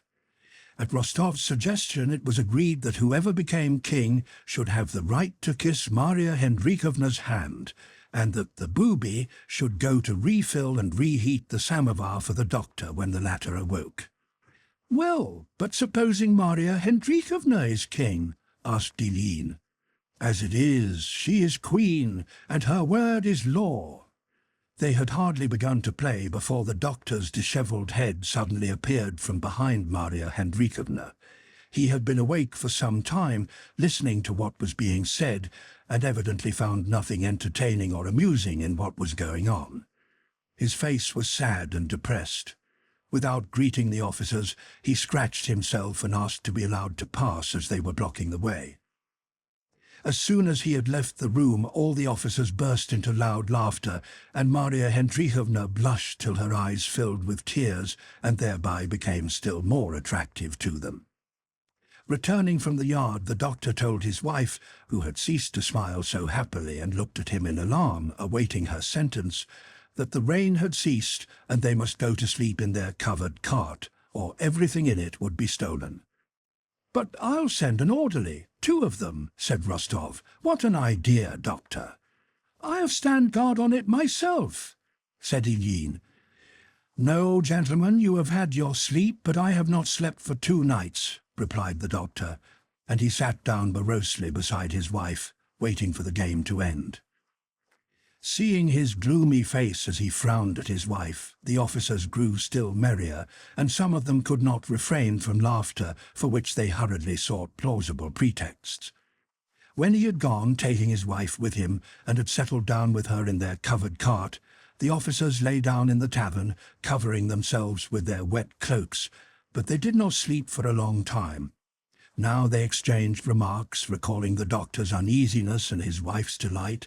Now they ran out into the porch and reported what was taking place in the covered trap. Several times Rostov, covering his head, tried to go to sleep, but some remark would arouse him and conversation would be resumed, to the accompaniment of unreasoning, merry, childlike laughter. Chapter 14. Rostov goes into action. It was nearly 3 o'clock, but no one was yet asleep, when the quartermaster appeared with an order to move on to the little town of Ostrovna. Still laughing and talking, the officers began hurriedly getting ready, and again boiled some muddy water in the samovar. But Rostov went off to his squadron without waiting for tea. Day was breaking, the rain had ceased, and the clouds were dispersing. It felt damp and cold, especially in clothes that were still moist. As they left the tavern in the twilight of the dawn, Rostov and Helene both glanced under the wet and glistening leather hood of the doctor's cart, from under the apron of which his feet were sticking out, and in the middle of which his wife's nightcap was visible and her sleepy breathing audible. "She really is a dear little thing," said Rostov to Helene, who was following him. "A charming woman," said Helene, with all the gravity of a boy of 16. Half an hour later the squadron was lined up on the road. The command was heard to mount, and the soldiers crossed themselves and mounted. Rostov, riding in front, gave the order, "Forward!" and the hussars, with clanking sabres and subdued talk, their horses' hoofs splashing in the mud, defiled in fours and moved along the broad road planted with birch trees on either side, following the infantry and a battery that had gone on in front. Tattered, blue-purple clouds, reddening in the east, were scudding before the wind. It was growing lighter and lighter.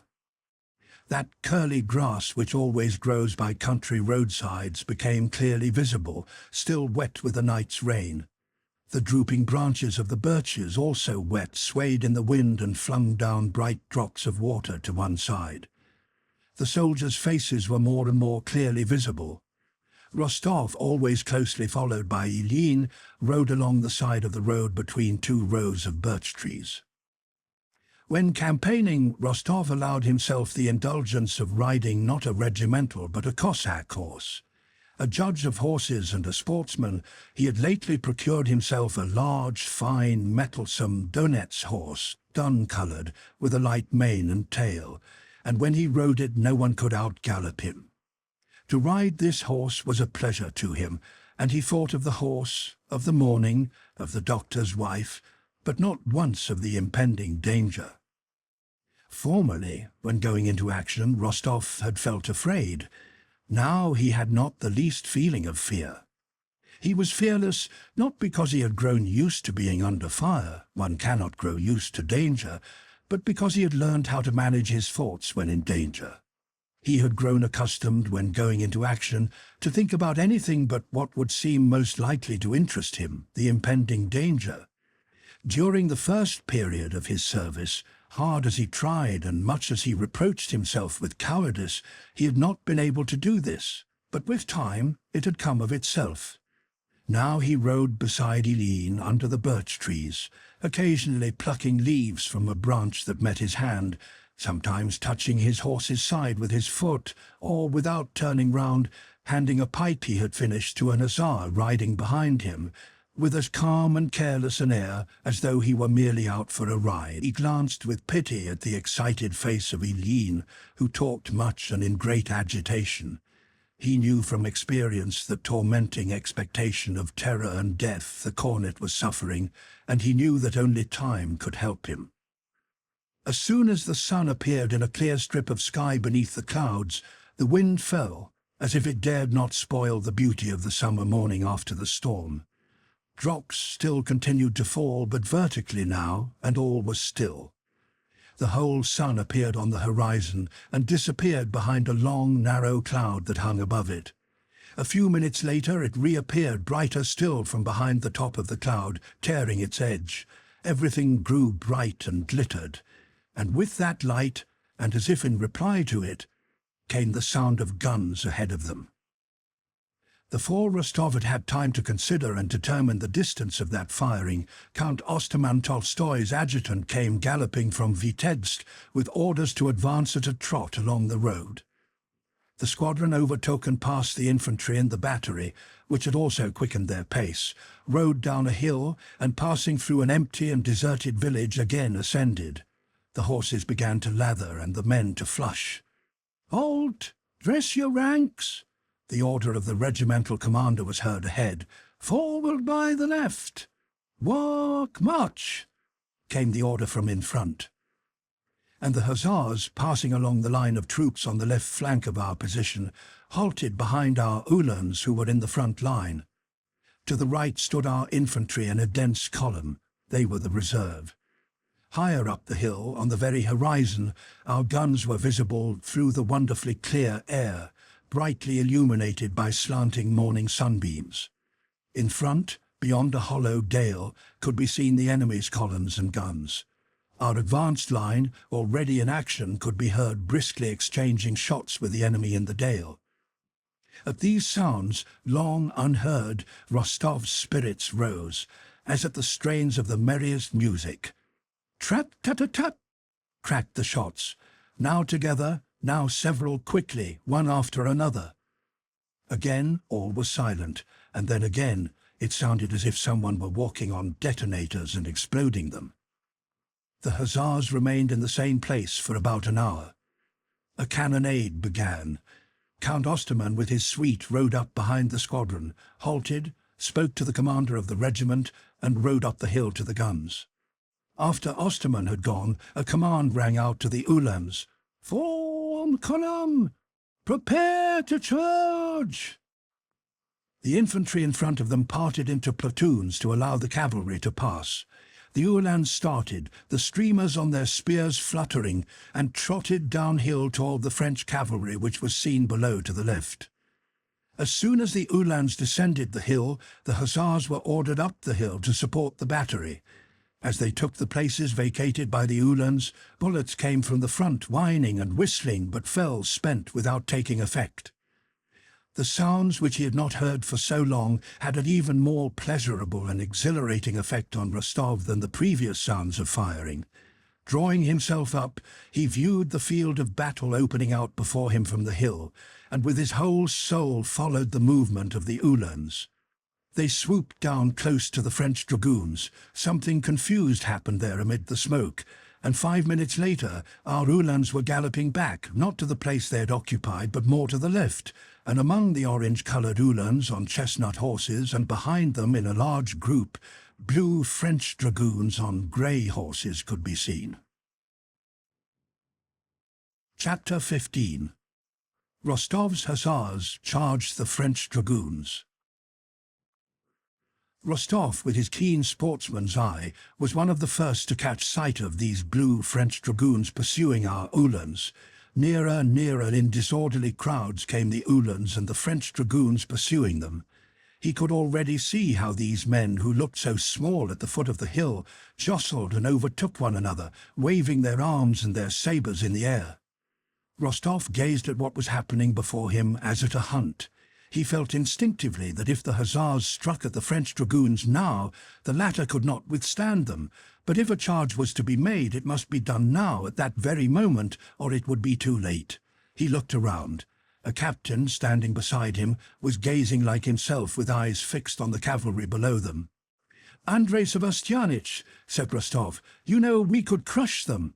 "A fine thing, too," replied the captain, "and really—" Rostov, without waiting to hear him out, touched his horse, galloped to the front of his squadron, and before he had time to finish giving the word of command, the whole squadron, sharing his feeling, was following him. Rostov himself did not know how or why he did it. He acted as he did when hunting, without reflecting or considering. He saw the dragoons near and that they were galloping in disorder. He knew that they could not withstand an attack, knew there was only that moment and that if he let it slip it would not return. The bullets were whining and whistling so stimulatingly around him, and his horse was so eager to go that he could not restrain himself. He touched his horse, gave the word of command, and immediately hearing behind him the tramp of the horses of his deployed squadron, rode at full trot downhill towards the dragoons. Hardly had they reached the bottom of the hill before their pace instinctively changed to a gallop, which grew faster and faster as they drew nearer to our Uhlans and the French dragoons who galloped after them.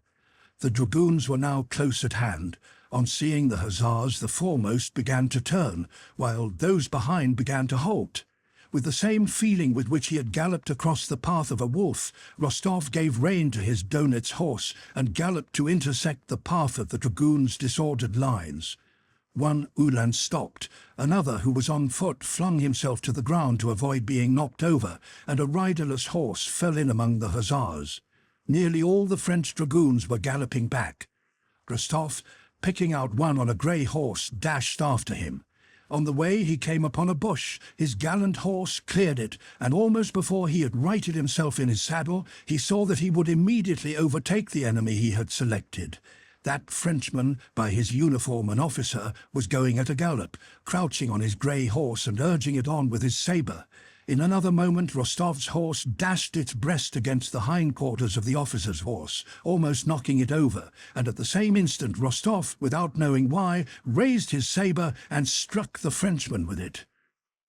The instant he had done this, all Rostov's animation vanished. The officer fell, not so much from the blow, which had but slightly cut his arm above the elbow, as from the shock to his horse and from fright.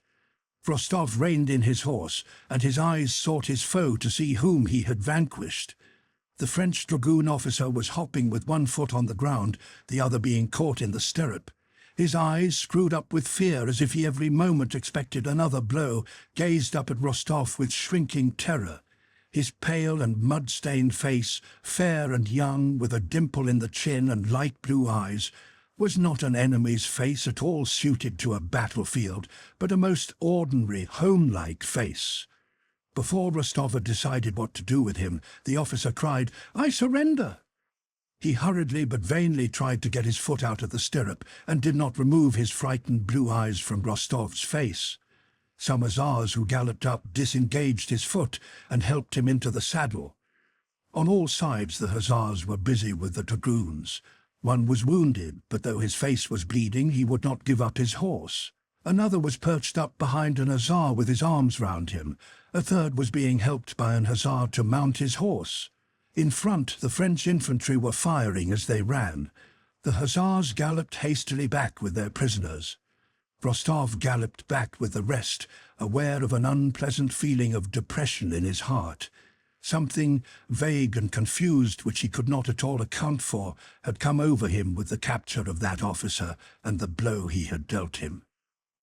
Count Osterman Tolstoy met the returning hussars, sent for Rostov, thanked him, and said he would report his gallant deed to the Emperor and would recommend him for a St. George's Cross. When sent for by Count Osterman, Rostov, remembering that he had charged without orders, felt sure his commander was sending for him to punish him for breach of discipline. Osterman's flattering words and promise of a reward should therefore have struck him all the more pleasantly, but he still felt that same vaguely disagreeable feeling of moral nausea. "But what on earth is worrying me?" he asked himself as he rode back from the general. "Helene? No, he's safe. Have I disgraced myself in any way? No, that's not it." Something else, resembling remorse, tormented him. Yes, oh yes, that French officer with the dimple. And I remember how my arm paused when I raised